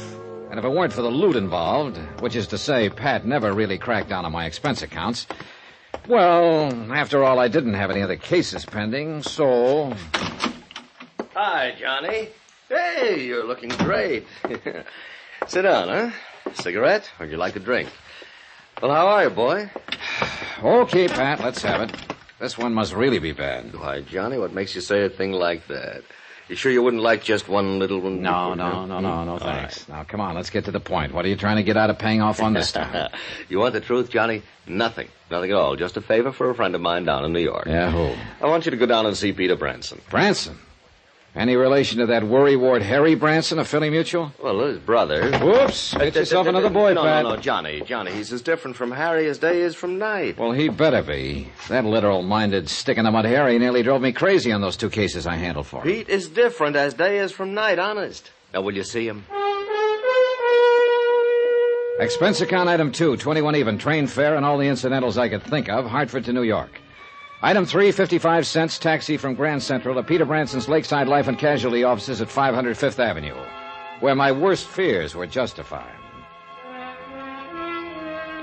That is correct, Mr. Dollar. I am not only Harry's brother. Don't tell me. You're his twin. Why, yes. How could you have guessed it? Oh, but now, wait a minute. Did you say you took a taxi for the 3 blocks over from the station? Yep. At least that's what goes on the expense account. Oh, dear, my brother was right. You are expensive, and yet he seems to have the utmost confidence in your abilities. Yeah, but now the amazing way in which you settled that Harry, case... Pete. Yes? What's the case that's bothering you? Isn't that interesting? I don't know yet. Tell me about it. I mean, you're starting to call me Harry because of my twin. Oh, yeah. Better tell me about the case. You know, a great many of our mutual friends... What? Oh, yes, of course. Michael Jeremiah Flynn, a terribly serious matter. If this sort of thing ever gets out of hand... Who's Flynn? John, he is a bum. Aren't we all? A regular, typical, movie-type version of a Bowery bum. So? And unfortunately, he holds a $50,000 policy. Well, he must have seen better days to carry that much insurance. Never, I'm sure of it. No human being could degenerate to such a state in a mere 47 years. And he looks and sounds like 67. Also, by the way, his policy is only 2 months old. Well, what's happened? Somebody knocked him off? No, but I am sure somebody is going to. Well, then why did you insure him? It was Martha who was really responsible. Who's she? Martha Ingersoll, the girl I had working for me here in the office at the time he applied for the policy. I was out sick for a couple of weeks, and I'm afraid that when I came back, I did not pay sufficient attention to the application she'd accepted. At least so far as Flynn's policy is concerned. You better tell me about it. Oh, of course, he passed his medical all right, though heaven knows how. And his cash payment of the premium was all right. Yes, cash. But I still should have investigated myself before allowing the policy to be issued. Look, you still haven't told me what's wrong. Now, of course, it's too late. Pete. Oh, of course. Well, it's simply this. The home address that we have for him has turned out to be the Glad Hand Rescue Mission, just off Fulton Street, near the Fulton Market. Yeah, biggest fish market in the world, isn't it? Well, yes. A fascinating place. Ships loaded with fish from all the 7 seas, colorful characters speaking a dozen different tongues. Yeah, well, I'm sorry I interrupted what you were saying about that's Michael. That's all right. I'm quite a connoisseur of seafood, you know. Real epicure, if I do say so. Have you ever tasted Boston Scrod? Yeah, sure. Now, let's get back to the case. Oh, yes, Michael Flynn. Michael Flynn, that's right. Well, Mr. Dollar, John... It's simply because of what's happened before that I'm so worried about this one. After all, $50,000 is a sizable policy. And what has happened before? The same thing, so you can see. Harry, Pete, I can't see a thing. John, it's like the Angus Cormack matter back in 47, like the old Mother McCrary affair that happened. Trying to tie Peter Branson down to the facts of the case was exactly like trying to tie his brother Harry down, only more so. I had to keep reminding myself that all of Harry's assignments had paid off handsomely for me, and keep hoping the same would be true of his brother. 3 separate times in the next 15 minutes, Pete launched forth on the Epicurean delights of seafood. And 3 times I vainly tried to steer him back to port. Finally, I threatened to walk out on him unless he got down to business. All right, John, I'll give it to you in black and white. Oh, not literally, of course. I mean, I'll tell you from the beginning. Attaboy. Now... 4 times within the past few years, this very same sort of policy has been issued. To some penniless, worthless bum. Yes, and everything has indicated fraud. How do you mean? In only one case were the police able to prove anything, the case of Maggie Dolly Varden Smith. Oh, yeah. Seems to me I remember that. Some racketeer, ex-bootlegger. Correct. Candy Kid Schultz. Yeah, he insured the old derelict for $20,000, $30,000, had himself named beneficiary. That is correct, and then he had old Maggie murdered. Of course you remember. And you think you've got the same sort of a situation here? Yes, John, I'm afraid so. And you can't cancel the policy unless there's proof of an attempt at fraud. Correct. So you can see why I'm so deeply concerned over this. Oh, if only I hadn't left Martha Ingersoll in charge while I was sick. Who's named as beneficiary in the policy? Of course, she did sell some good policies. Beneficiary. Oh, yes, here it is. John Wesley Cosgrave, 621 East 49th Street here in Manhattan. Mm-hmm. What do you know about him? Nothing, really. And frankly, I'm afraid to find out. John? Yeah, I'll look into it. And what's the address of this rescue mission where old Michael hangs out? It's down near the Big Fulton Fish Market. Let me see. Here, why don't you give me that whole folder so I can get what I want from it? Of course, John. But I am sorely afraid there isn't much to get. I'm sorely afraid Peter was right. Why, I had to start somewhere. Item 4, 280, taxi back to Grand Central to pick up the bags I'd parked there, and the same taxi to a slightly dingy little hotel a couple of blocks off Chambers Street on the Lower East Side.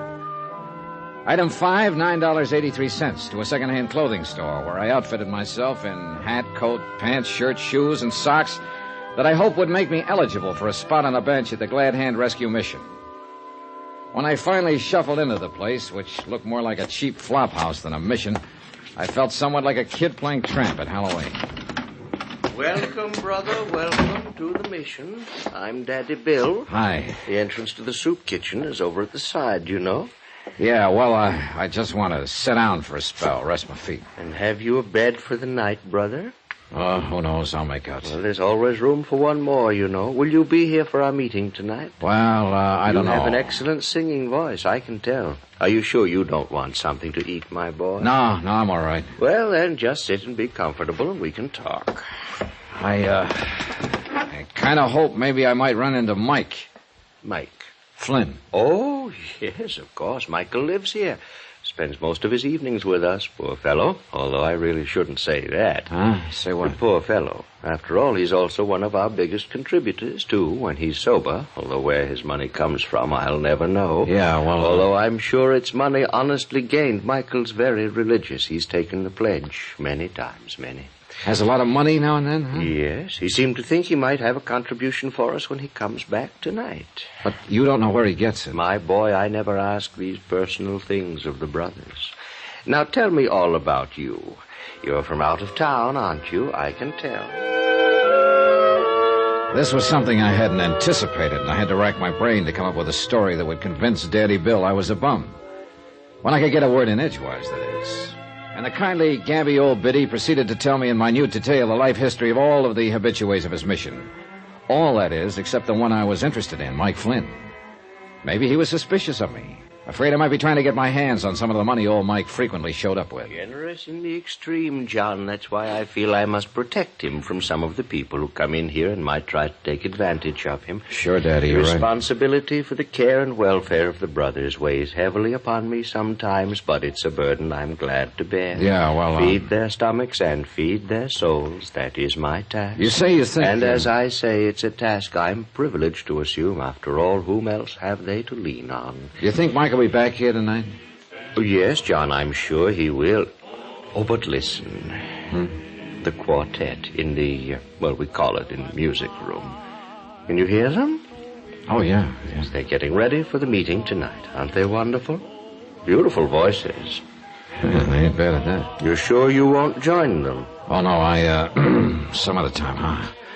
Now, when whatever you say, but if you're going to stay here long, my boy, with that wonderful voice of yours, I can tell. I will insist that you join one of our singing groups. Yeah, about Mike again. Oh, dear, did you hear that? Someone hit a sour note. Poor boys, they just can't get along without my help. You'll just have to excuse me, John, while I go back there and lead for them. I'll come back later. We'll talk.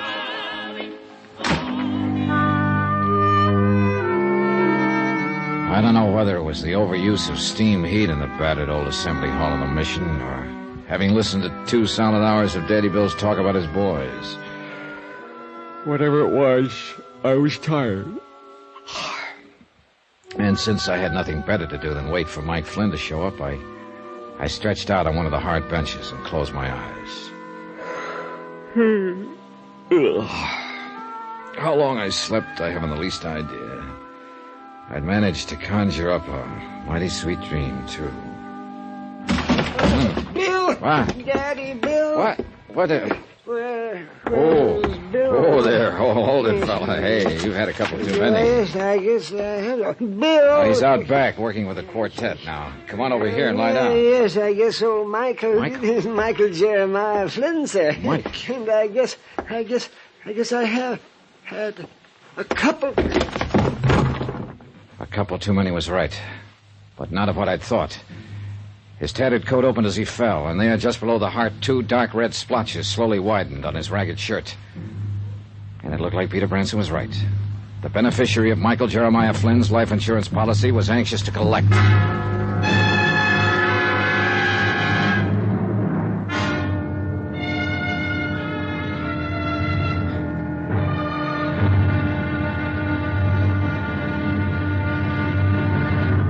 Now, here's our star to tell you about tomorrow's intriguing episode of this week's story. Tomorrow there's proof that life is a very tenacious thing, even in the broken body of a Bowery bum. Join us, won't you? Yours truly, Johnny Dollar.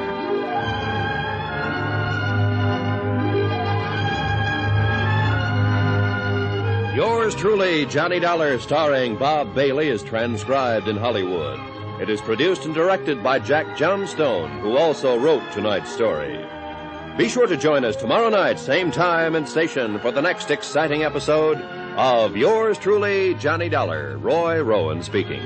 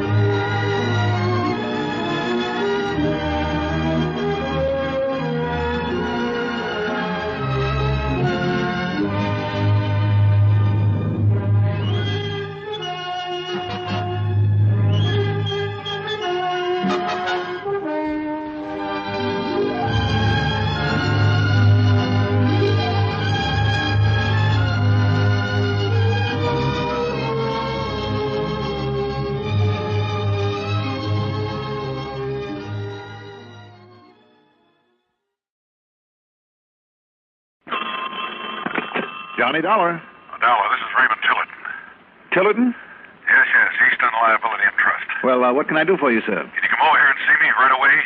You're in your office at this time of night? No, at my apartment, 4A at the Kernsley Arms. Well, what sort of a matter would you like me to investigate, Mr. Tillotson? No, there's no matter. Not yet, that is, but that doesn't make any difference. I must see you. Well, look, Mr. Tillotson. Right away, please. Well, unless I have some idea of what your problem is. Heavens, man, can't you see this is urgent, important? Well, it certainly sounds like it, but come immediately. 4A at the Kernsley Arms. Now, look, Mr. Hello. Hello.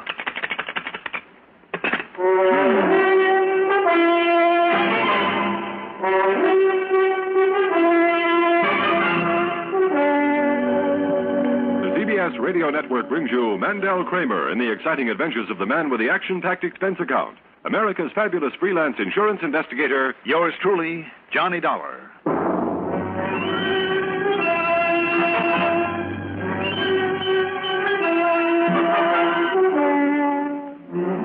Expense account submitted by Special Investigator Johnny Dollar to Eastern Liability and Trust, Home Office, Hartford, Connecticut.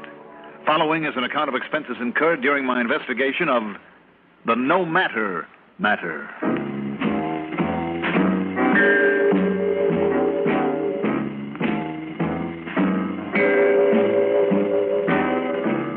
Raymond Tillotson was new to me. I'd never even heard of the man, but Eastern Liability and Trust was an old and generous client.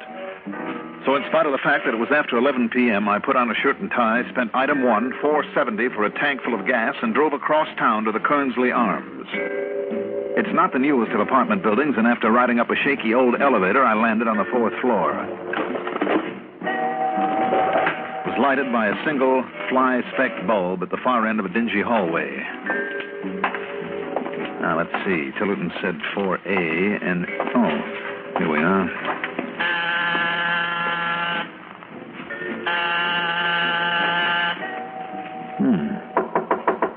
Mr. Tillotson? funny. Some kind of light on in there. Mr. Tillotson. He was so badly worried about something, maybe I can slip this lock with a card. The lock of this vintage ought to be a lead pipe cinch. There we are. Mr. Tillotson, are you in here? Oh, excuse me, miss. I must have come to the wrong apartment. Miss.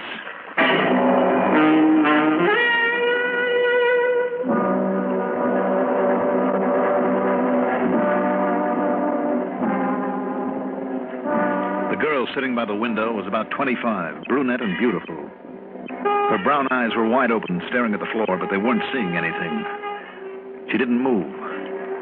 There was no sign of breathing. Her chest was perfectly still. And above the pocket of her silk blouse was an ugly hole with a powder burn around it that must have been made by a gun at close range. I didn't touch her, but I looked around for a telephone. Mr. Tillotson? Maybe there's a phone in the bedroom. Let's see. I'll find a light switch in here. There we are. Good, there's a telephone. Hello? Don't bother. What? Don't turn around. I've got a gun. I'll take your word for it. You shouldn't have come, Dollar. You shouldn't have come.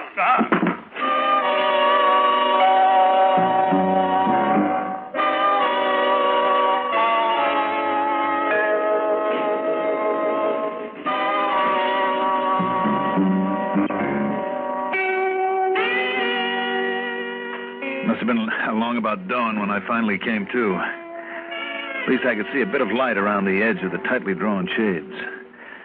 My head felt as though it had been split wide open. Somehow I managed to reach over and pick up the phone and call the police before collapsing again, this time on the bed. How long I lay there, I'm not sure, but then I awakened and staggered into the bathroom and doused my aching head with some cold water.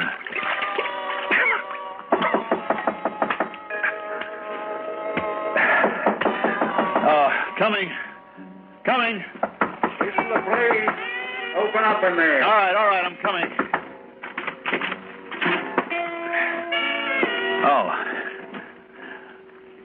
Well, it's you, huh? Yeah, listen, officer. Now, don't tell me the great Johnny Dollar has to beg for help from us poor guys on the force. I said, listen, officer, there's been a murder here. No kidding.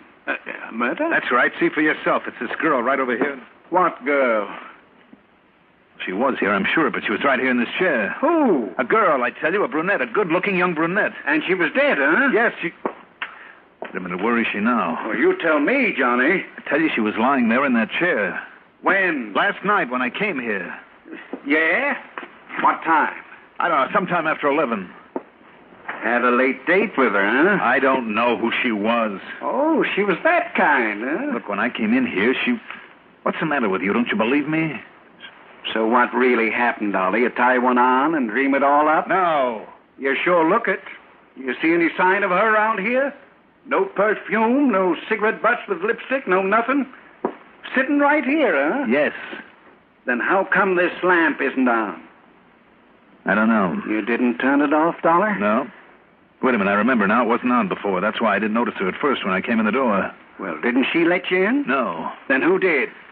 Nobody. Oh, come off it, Dollar. I don't know what you're trying to pull off. Okay, how was she killed? You answer me that. There was a bullet just above her heart. You take it out and examine it, huh? So you can tell us what make and model it came from. And where's the smell of cordite you always get when a gun is fired? When me, I can smell that stuff for 2 days afterward. Listen to me, officer. Why don't you listen to me, huh? What kind of a gag is this? What are you trying to do, huh? What's this all about? Well? I wish I knew.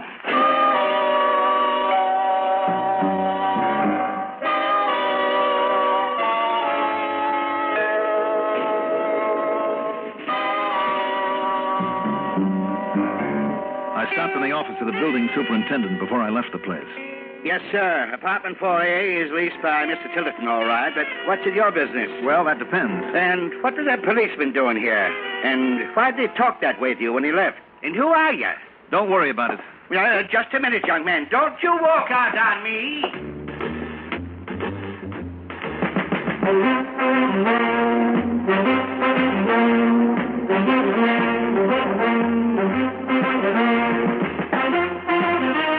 climbed back into my car and drove to a drugstore where a kid behind the soda counter gave me a jolt of something to clear my head.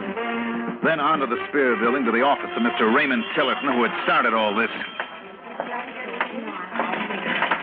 I'm Johnny Dollar. Dollar, did you say? That's right, Johnny Dollar, Mr. Tillerton. An insurance investigator, aren't you? Sure, when I'm not collecting funeral money for a brunette. When you're what? Don't play it so cool. Let's start with that phone call you made to me. Phone call? To you? Yes, to me. I don't even know you're... When, Mr. Dollar? Last night, 11 o'clock. What call do you think I'm talking about? Look, Tillerton, I'm in no mood to play games. But I didn't, Mr. Dollar. The only phone calls I made there in New Haven were yesterday afternoon. Oh, they were, hmm? Well, how come I recognize your voice? Wait a minute. Did you say New Haven? Yes, I spent all of yesterday and last night in New Haven. You mean to say that you weren't in your apartment at the Kernsley Arms last night? I told you I was in New Haven. Why? Now, look here, Mr. Dollar. Will you please tell me what this is all about? I asked you a question. Very well. I was visiting my mother. It was her birthday. But now... Your mother, hmm? Yes. Where does she live in New Haven? A little house at 1034 Coalinga Avenue. But why? Why pouncing on me like this? Why all these questions? You don't know? No. I don't understand what this is all about. Believe me, Mr. Dollar. Believe me, please. You really mean that, don't you, Mr. Tillerton? Of course I do. I simply don't understand this, Mr. Dollar. Is something wrong? Yes. Very wrong.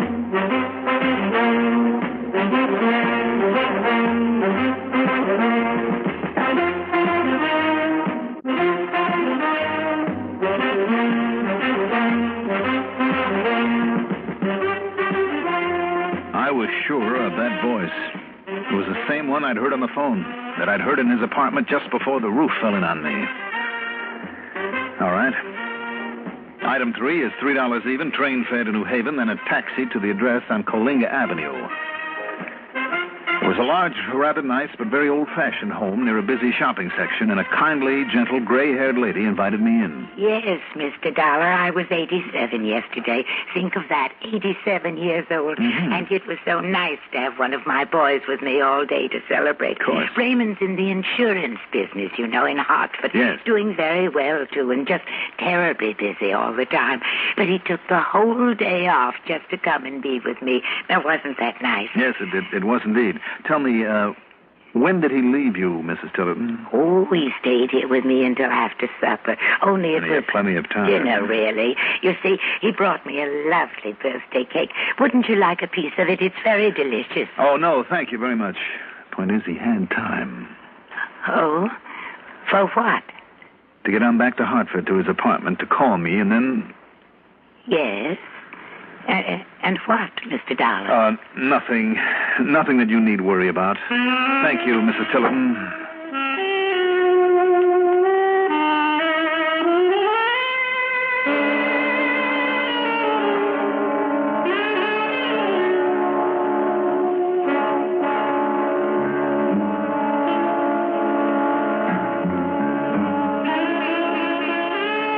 As I walked out to hail a taxi, a car pulled up at the curb. One look at the driver as she climbed out of it stopped me in my tracks. She was a dead ringer for the girl I'd found murdered in Ray Tillerton's apartment. Same age, height, figure, everything, except that this one was a blonde. Well, why the big eye, mister? Is my slip showing? Hmm? Oh, no, miss, I'm sorry. It's just that, Yes? Are you going in to see Mrs. Tillerton? Well, I don't know that it's any business of yours, but yes. Yes, I am. I'm sort of an old friend of the family. Oh? My name's Clara. What's yours? Johnny Dollar. But tell me Johnny Dollar, the investigator? That's right. Oh, thank goodness. I want to talk to you, Johnny. Well, that makes us even then, because I'd like to talk to you. No, I mean about something very important, Johnny. So do I. Well, then, look. There's a little bar and grill just around the corner. Danish place. Maybe over a drink, huh? Why not?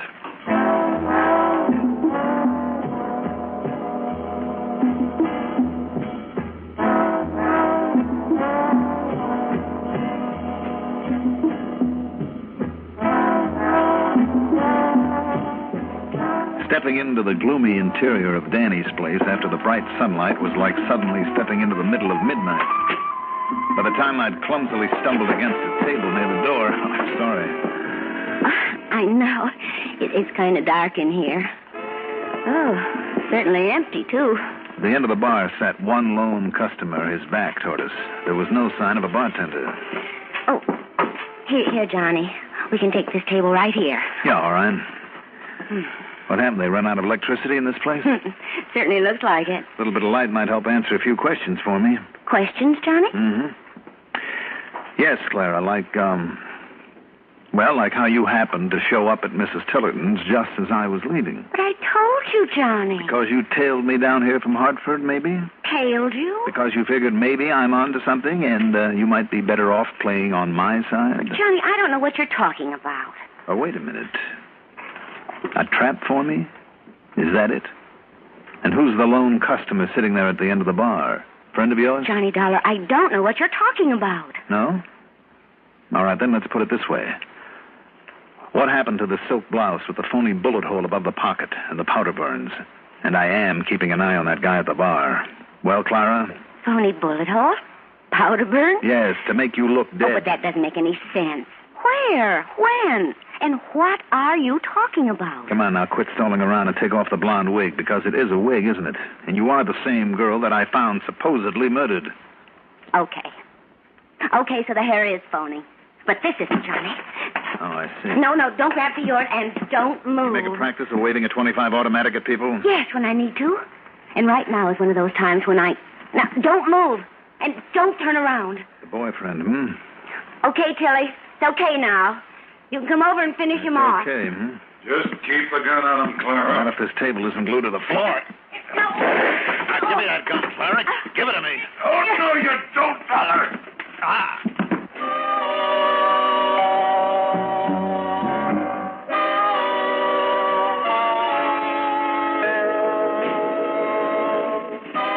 You know something? Twice in 24 hours, and both from somebody coming up in back of me, is a little too much. But if I'd turned away from her to take care of him, I'd have ended up with a .25 caliber slug in me, so I'd chosen the lesser of two evils. Hey, Johnny. When I came to this time, Johnny the young Dollar, policeman was bending over me. Hey, Johnny. Oh, they really laid one on you, Dollar, huh? Oh, what? I looked through your pockets and found your ID. Johnny Dollar, investigator. Yeah. Oh, wow. Officer, did you see them? Did you see where they went? They? Two of them, a girl and a man. No. They must have seen me coming and skipped out the back. Back door's open. Oh. But I'd heard a shot from across the street knowing as Danny's place was supposed to be closed. Closed? Yeah, sure. Ever since we figured maybe Danny was partners with that guy Tillerton. Tillerton? That's right, Tilly. The punk that one day we're going to grab for pushing dope around here. I see. Anyhow, when I heard the shot, well, lucky for you, I'm always keeping an eye on this joint, but maybe it wasn't Tilly that slugged you. No, it was Tillerton, all right, officer. I could tell by his voice, and she called him Tilly. Okay. Now we got a charge against him. If we can find him. Just leave him to me. Hey, now wait, Dollar. I'll see you later.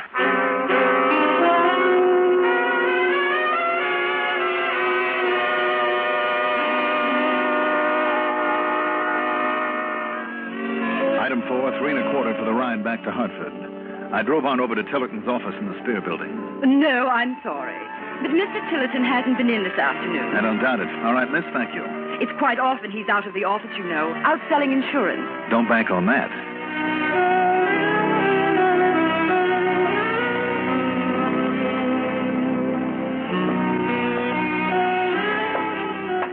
Now we'll see if he's stupid enough to have holed up back here in the Kernsley Arms instead of getting out of town.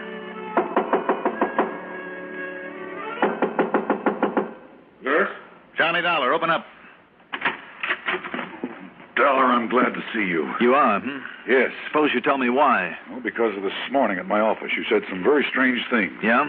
Then, after you left, I got a call from the superintendent of this apartment. He said that you and a policeman had been here last night. And that surprised you? Yes, of course it did. And there were all your questions about where I'd been yesterday. Look, Tillerton, I just paid a visit to your sweet and unsuspecting mother. You were checking up on me? You know I was. Well, then you know I didn't lie that I was with her yesterday. Sure, until after supper. But after that? Come on, let's have it, Tillerton. Well, I had someone else to see there in New Haven. Then I stayed in a hotel there. In New Haven, Why do you say it that way? Because you came on back here to this apartment to set up the phony murder scene and then to call me. Murder scene? Yes, that brunette. Mr. Dollar. The girl, I suppose, is mixed up in the narcotics racket with you, Tillerton. Oh, the word narcotics makes you blanch a little, doesn't it? Yes. Anyhow, you got me here with your call, and thanks to her, you threw me off guard long enough to slug me from behind. No. And a pretty good job of it, too, Tillerton, but it didn't leave me dead. Dollar. You didn't know that, though, until I showed up at your office. Then, when you figured I'd see your mother, you tailed me down there, you and your cute little playmate. And there you made another try. But why, Tillerton? Why gun for me? Because you got an idea that I might be onto your dope racket? Warren. Well, I wasn't, not then, but I am now. Warren, Mr. Dollar. What? My brother Warren, my twin. They call him Tilly. Your brother? Look, I know different because your mother told me that Warren is dead. No, Mr. Dollar. It was Warren that I went to see last night there in New Haven. Once more, just once more to plead with him to straighten himself out before it's too late. It doesn't wash, Tillerton. He's dead. To Mother? Yes. To Mother, Warren is dead. By telling herself that, by believing it, she can reject him. The way that her religion, her beliefs, and her heart all tell her that she must reject him because of all the wrongs that he's done. Now, wait a minute, Tillerton. I've tried to help him, Dollar. God knows I've tried. I've tried to straighten him out. Not only for Mother, but for himself. But he's only hated me. And why? Because of the money that Mother will leave to me and not to him. Don't you see, Dollar? All right, suppose all that is true. As God is my witness.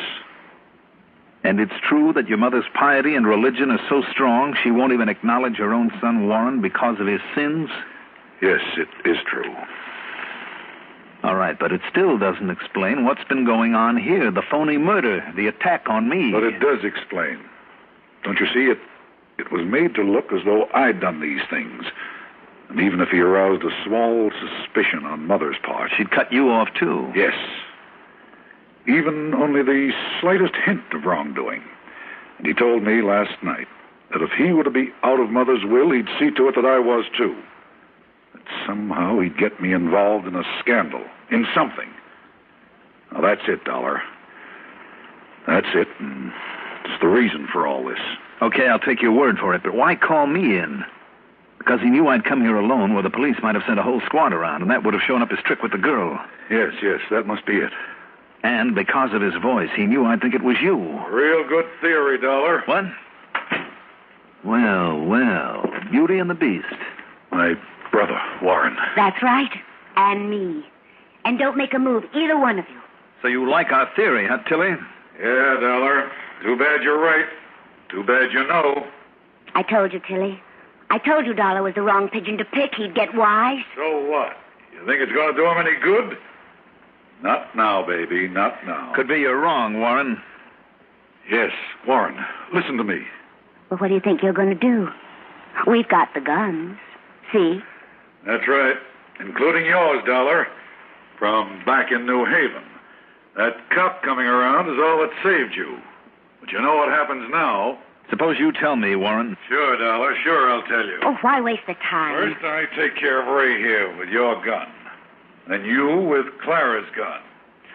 But whose prints do they find on them when they find you here? Nobody's but yours. Yours and Ray's. All the... Go ahead, Tilly. What are you waiting for? Maybe for you, Clara. Let go of me.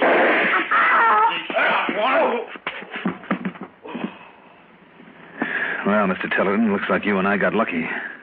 Yes, and he killed her, Johnny, when you grabbed her, and he turned and fired. This time she really is dead. Well... But, Johnny, the chance you took. She had her gun on you when you rushed her. She might have killed you. I'll tell you something, Mr. Tillerton. I've never seen a girl who was really fast on the trigger. And I hope I never do.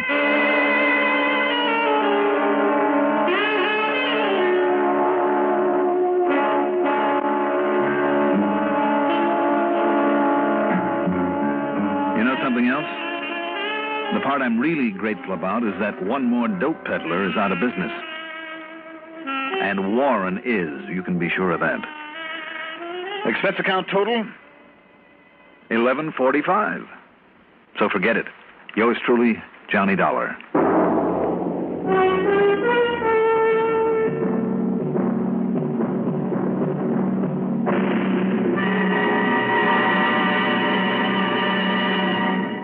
Now, here is our star to tell you about next week's story. Next week, a heist, but with one of the most unusual twists in many a day. Tune in, won't you? Yours truly, Johnny Dollar. Do you like a car with plenty of pep? A car with reserve power for safe passing? Most good drivers do, but they don't like to pay extra for premium gasoline. Listen, in 3 out of 5 cars, regular priced Sinclair Dino gasoline matches performance of premium gasolines, saves you up to 4 cents a gallon. Almost anywhere you see the Sinclair Dinosaur sign, you can save up to 4 cents a gallon with Dino. Drive with care and buy Sinclair Dino gasoline.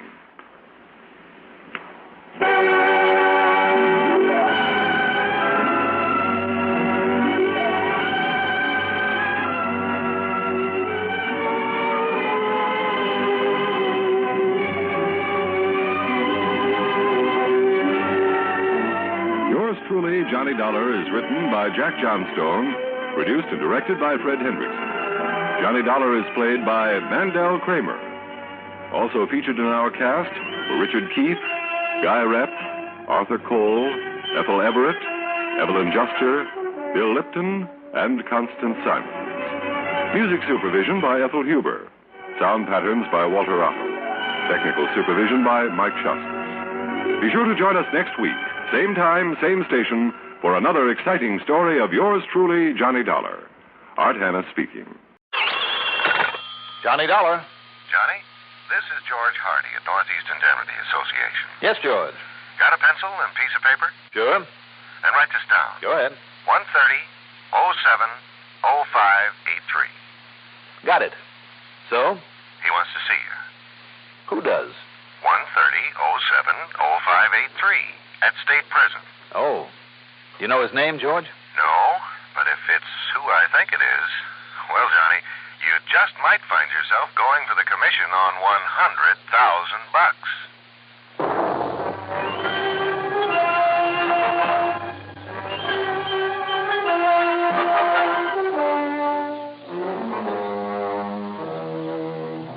The CBS Radio Network brings you Mandel Kramer in the exciting adventures of the man with the action-packed expense account, America's fabulous freelance insurance investigator, yours truly, Johnny Dollar.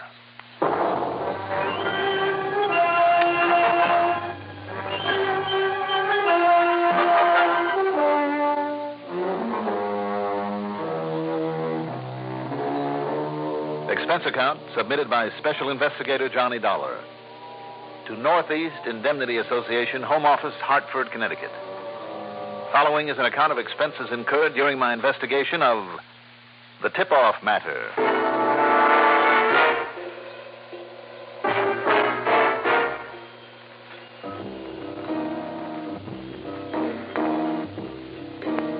Expense account item 1 is $4.60 for a tank full of gas, despite the fact that the state pen is only a few miles south in Wethersfield, a town with a population of about 20,000, where the father of our country once planned the historic Battle of Yorktown. In other words, George Washington slept there. An assistant warden led me not to one of the cell blocks, but to a screened-off corner in a hospital ward. The man who lay there was in his early 30s, but he looked 100, thin, drawn, emaciated, with the pallor of death on his face. It was a full minute before I recognized him as Turner McGackie, up for safecracking, whom I hadn't seen since the day the judge handed out his term some 10 years before. Pretty funny, huh, Dollar?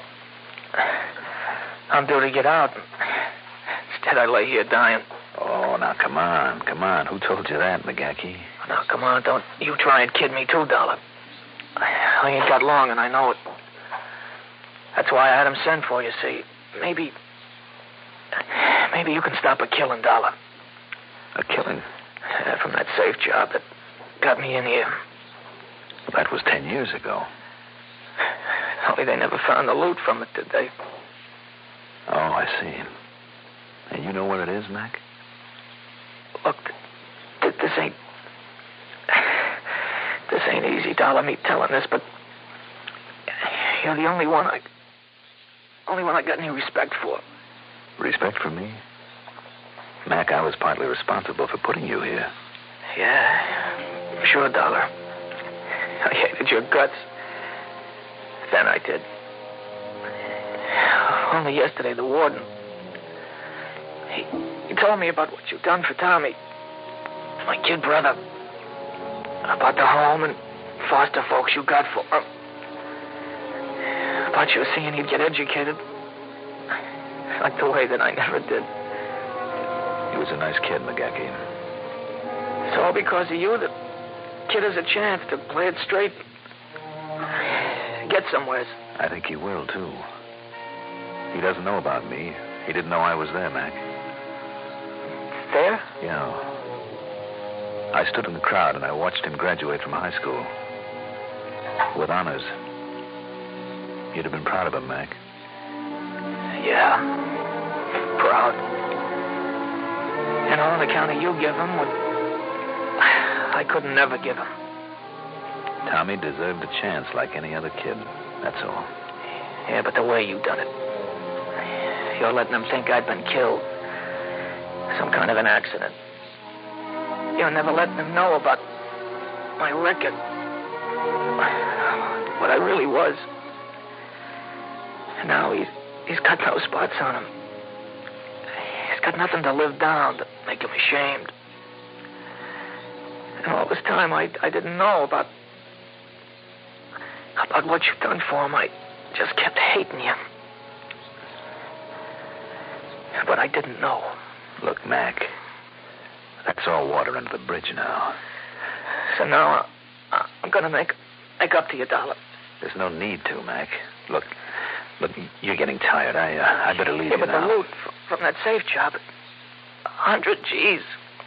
Oh? So, listen. While I can... Listen. Real careful. Real careful, Dollar.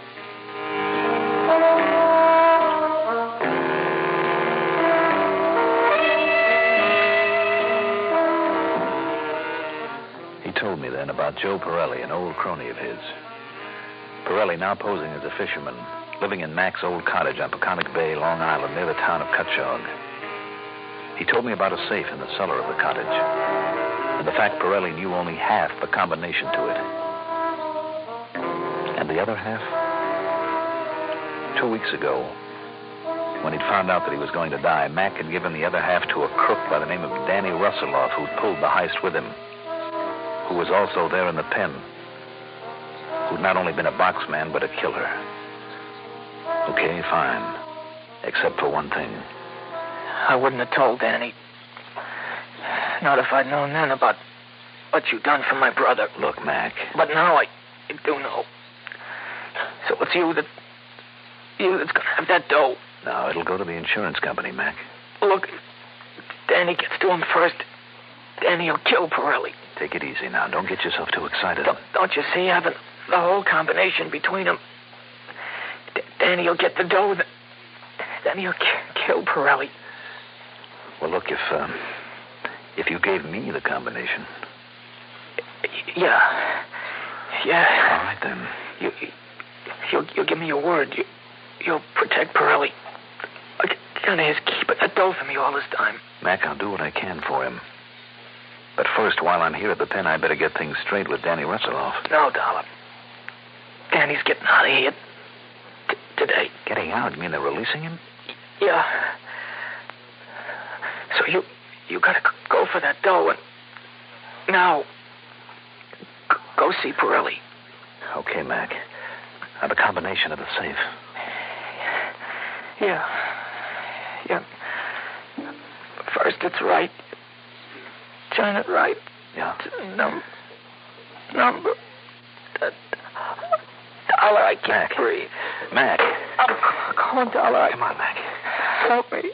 Orderly. Help me. Nurse. Nurse, get a doctor in here.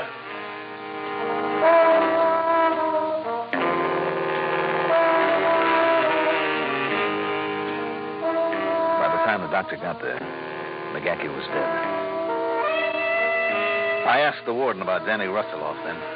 Yes, Mr. Dollar, we sent him on his way about an hour ago. And all I can say is good riddance. Okay. Expense account item 2, $150 for a plane, a charter job. We took off and headed south. How Dick Spidell, the pilot, ever managed to sit down among the sand dunes near Cutchogue in semi-darkness, I'll never know. But after a walk of about a mile, I found the gas station. Item 3, $20 to the gas jockey for the use of his stripped-down vintage car. Sure, man. You just negotiate that next turn left. You see it down there? And then you swing another left on the sandy road you come to, and you stop when you make the bay. It's a beat-up old shack with a wore-out old pier in front of it. Okay. Oh, and if you don't see him around or he don't answer when you knock, go on in anyhow. It's probably because old Pirelli's liquored up like he mostly is and has fell asleep. All right, thanks. Oh, and just be sure to get my car back here by midnight when I close up, huh? Right.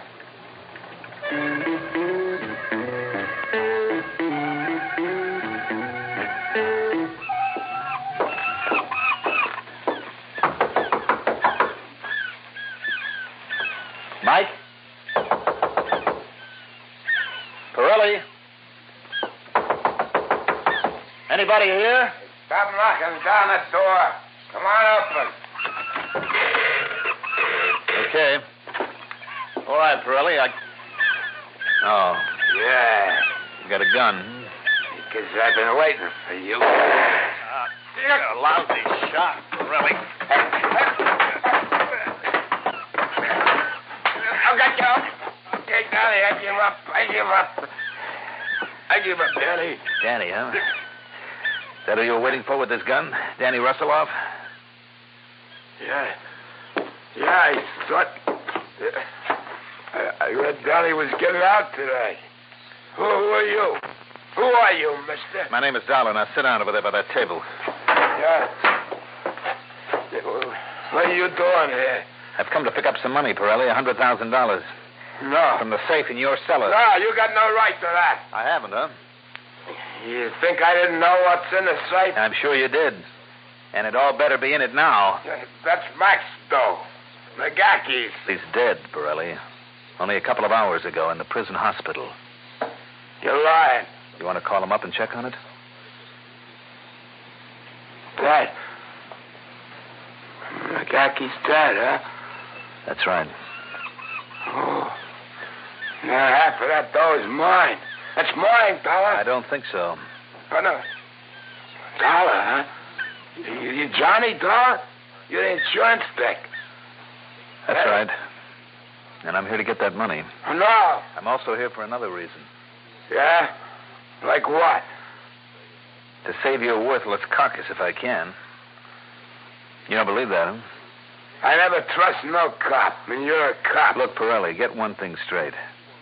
Personally, I couldn't care less what happens to you. I've got no use for you. A man with a record like you piled up over the years. Look, I paid for everything I done. I served time. And for holding on to this hot money? My only reason for trying to keep Danny Russeloff from killing you is because I promised McGackey I would. I can take care of myself. Like you did when I came barging in here? Okay, so maybe you... Look, Danny Russeloff's a killer, and he's got the other half of that safe combination. What? Yes, because McGackey gave it to him when he found out he was going to die. And you think Danny couldn't force your half out of you with a gun in your belly? If you refused to help him open that box? And then when he got the dough, he'd kill you. No, I still wouldn't tell him my half. He'd kill you anyway and then blow the safe. That used to be his business. So whatever happens, Pirelli, without me, you end up dead. Dollar, listen. Now, look, I know it'll mean breaking my word to McGackey, but if that's the way you want it, all I have to do is just sit on the sidelines, wait for Danny to get here, for the safe to be open one way or another, see you get knocked off, and then move in on Danny. Yeah, okay, but maybe I can get him first. Sure. Go on. Try it.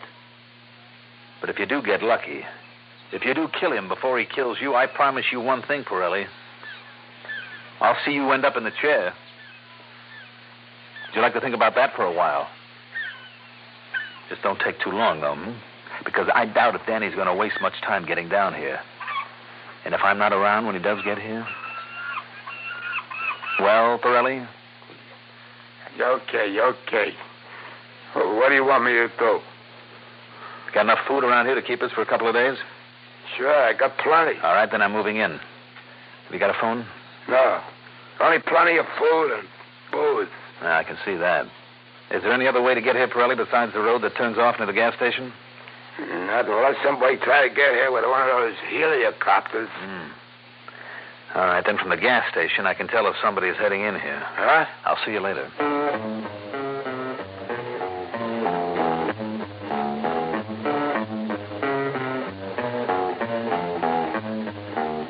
Item 4, back at the gas station, out on the highway, $100 even. $100? Oh, for that, man, I'll ride a bicycle or borrow my sister's car, and you can keep the old crate. No, Jimmy, I'll only need it for a day or two, I hope. All the time you want. And is there anything else I can do, Mr. Dollar? Just let me have a handful of change to throw at this payphone of yours.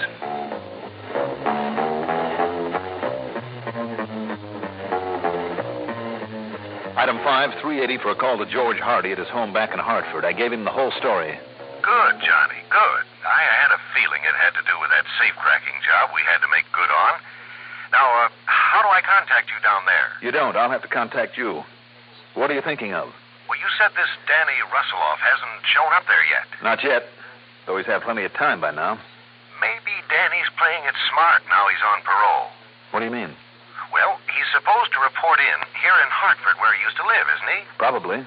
So he'll do that first to give a good impression. Make everybody think he's on the up and up. Maybe. And then when he figures nobody's watching him anymore, then he'll make his move, right? Except that I can't see him wasting any time about getting his hands on the money, or at least making sure it's still here. So, George. Yes? Get hold of Pete Larkin. The private detective? Yeah, tell him it's for me. Tell him if Danny is there in Hartford to keep an eye on him day and night. And if he leaves town, I want to know it so I can be ready for him. Okay. And meanwhile, what'll you be doing? Have you called on the police down there? I don't even know if they have any in this little town. What's more, a couple of cops prowling around would only scare him away, and I want to get him. I'll check back with you 3 or 4 times a day. Okay. And at least we know where that 100,000 is now. Do we? Maybe I better get back out to Pirelli and make sure.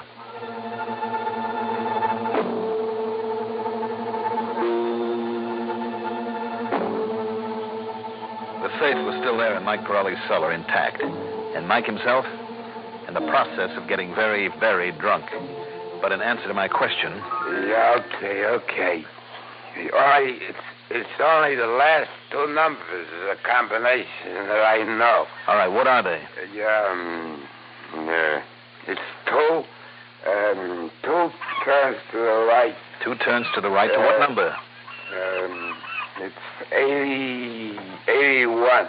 2 turns to the right to 81. Yeah. And then? Hey, listen, Dollar. And then, Mike? It's on the left. Left 14. Then left to 14. Yeah, that's it.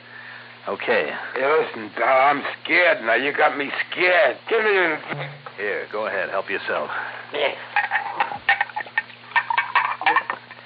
Maybe enough of that stuff will at least keep you... Hold it. Listen. What? Hold it.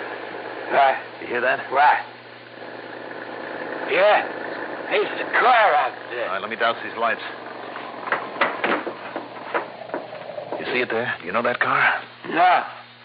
Yeah, but that's him. That's Johnny. Be quiet. He's coming in here to kill me, Dollar.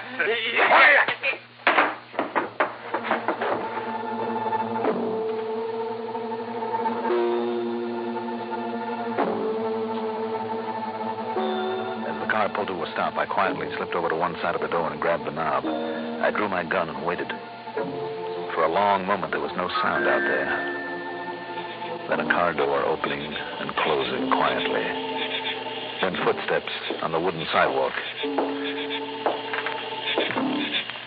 Then as I felt in touch with the doorknob, I turned it and swung open the door. Say, what's the matter, man? What's going on here? Why are you palming that cannon? Sorry, Jimmy. I was expecting somebody else. Man, I hope so.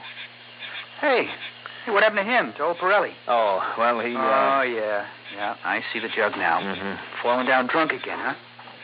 Oh, but, here. Here, Mr. Dollar. The reason I stopped by is I forgot to give you this key to the trunk of my car in case you need it. Oh. Okay, Jimmy, thanks. And listen, I've been thinking. Your name is Dollar, huh? Johnny Dollar, that investigator? Man, I think you're the most. Look, Jimmy, if Johnny Dollar was around here, if he was setting a trap for some crook, yeah, and if anybody blabbed about it to anyone, Johnny Dollar might end up very dead. You understand that? Don't worry. Don't you worry. Just let me know how you make out, will you? I'll let you know. Yeah. And thanks. Thanks, Johnny.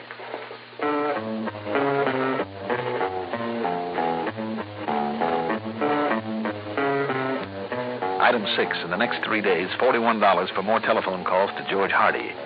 Yeah, Danny Russelloff was in Hartford, but sitting tight. So maybe George had been right. But how much longer I could keep old Pirelli under the influence without doing him serious harm began to worry me. And I was afraid that if he got sober, he might turn on me. Then the 4th day. And listen, Johnny. I mean, mister. As soon as you get through making that call, I want to tell you something. Yeah, okay, Jimmy, sure. And I hope you haven't been worried about my telling anybody you're here because I haven't told anyone. Hello? George? Johnny Dollar? Yeah. Thank goodness you called. When I got back here from lunch, Pete Larkin, that private eye you had me call. Yes?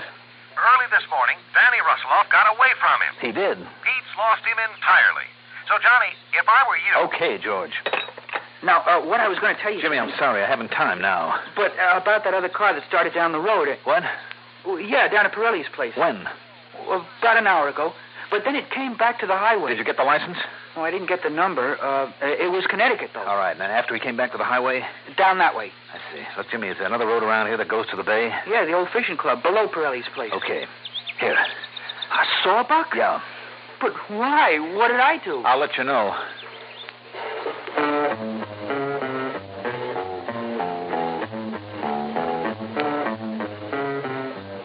I started down the road to Pirelli's, but no. Because if it had been Danny, the reason he turned around to come back to the highway was because he'd seen my car there. So instead, I took the road to the fishing club. And there it was, beside the abandoned clubhouse, a rental job with Connecticut plates. Leading away from it were footprints in the sand, leading toward Pirelli's. As I got close to the cottage by crawling on my belly behind the sand dunes, I managed to work my way around to one of the windows. I waited and listened. Not a sound inside. A trap? Maybe so. Maybe Pirelli's still hoping for a crack at the $100,000 and taking a chance at going over to Danny's side. Well, there's only one way to find out. I raised up just enough to look into the room. There on the floor lay Mike Pirelli, dead, a bullet hole in his forehead.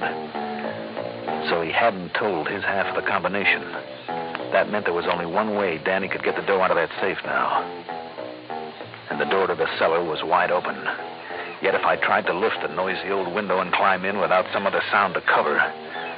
But Danny himself gave me that.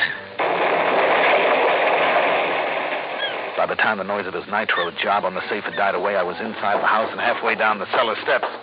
All right, Danny. Raise them up over your head. Huh? Don't move. Get those hands up high. Oh, yeah? Oh, yeah, mister?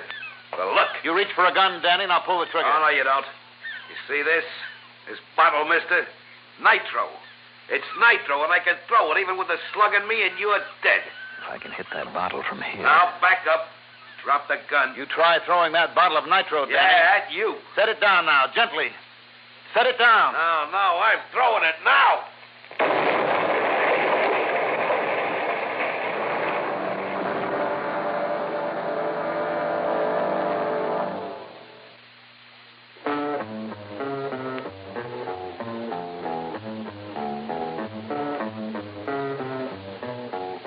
I'd heard of such things, but never before quite believed them possible.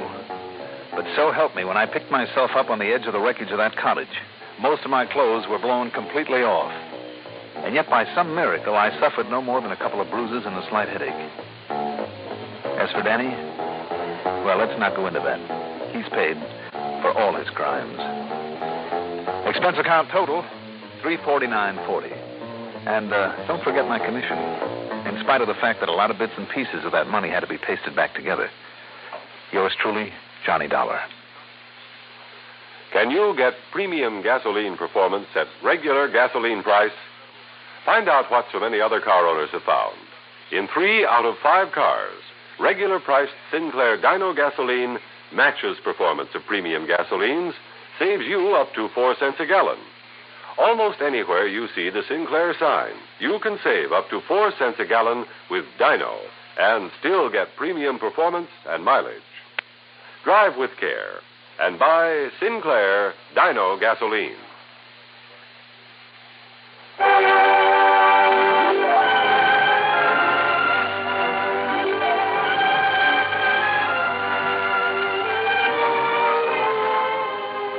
Yours truly, Johnny Dollar, is written by Jack Johnstone, produced and directed by Fred Hendrickson. Johnny Dollar is played by Mandel Kramer. Also featured in our cast were Jackson Beck, Joseph Julian, Jack Grimes, Bob Maxwell, and Peter Fernandez. Music supervision by Ethel Huber. Sound patterns by Walter Otto. Tomorrow begins a new week's hilarity with Arthur Godfrey Time on the CBS Radio Network.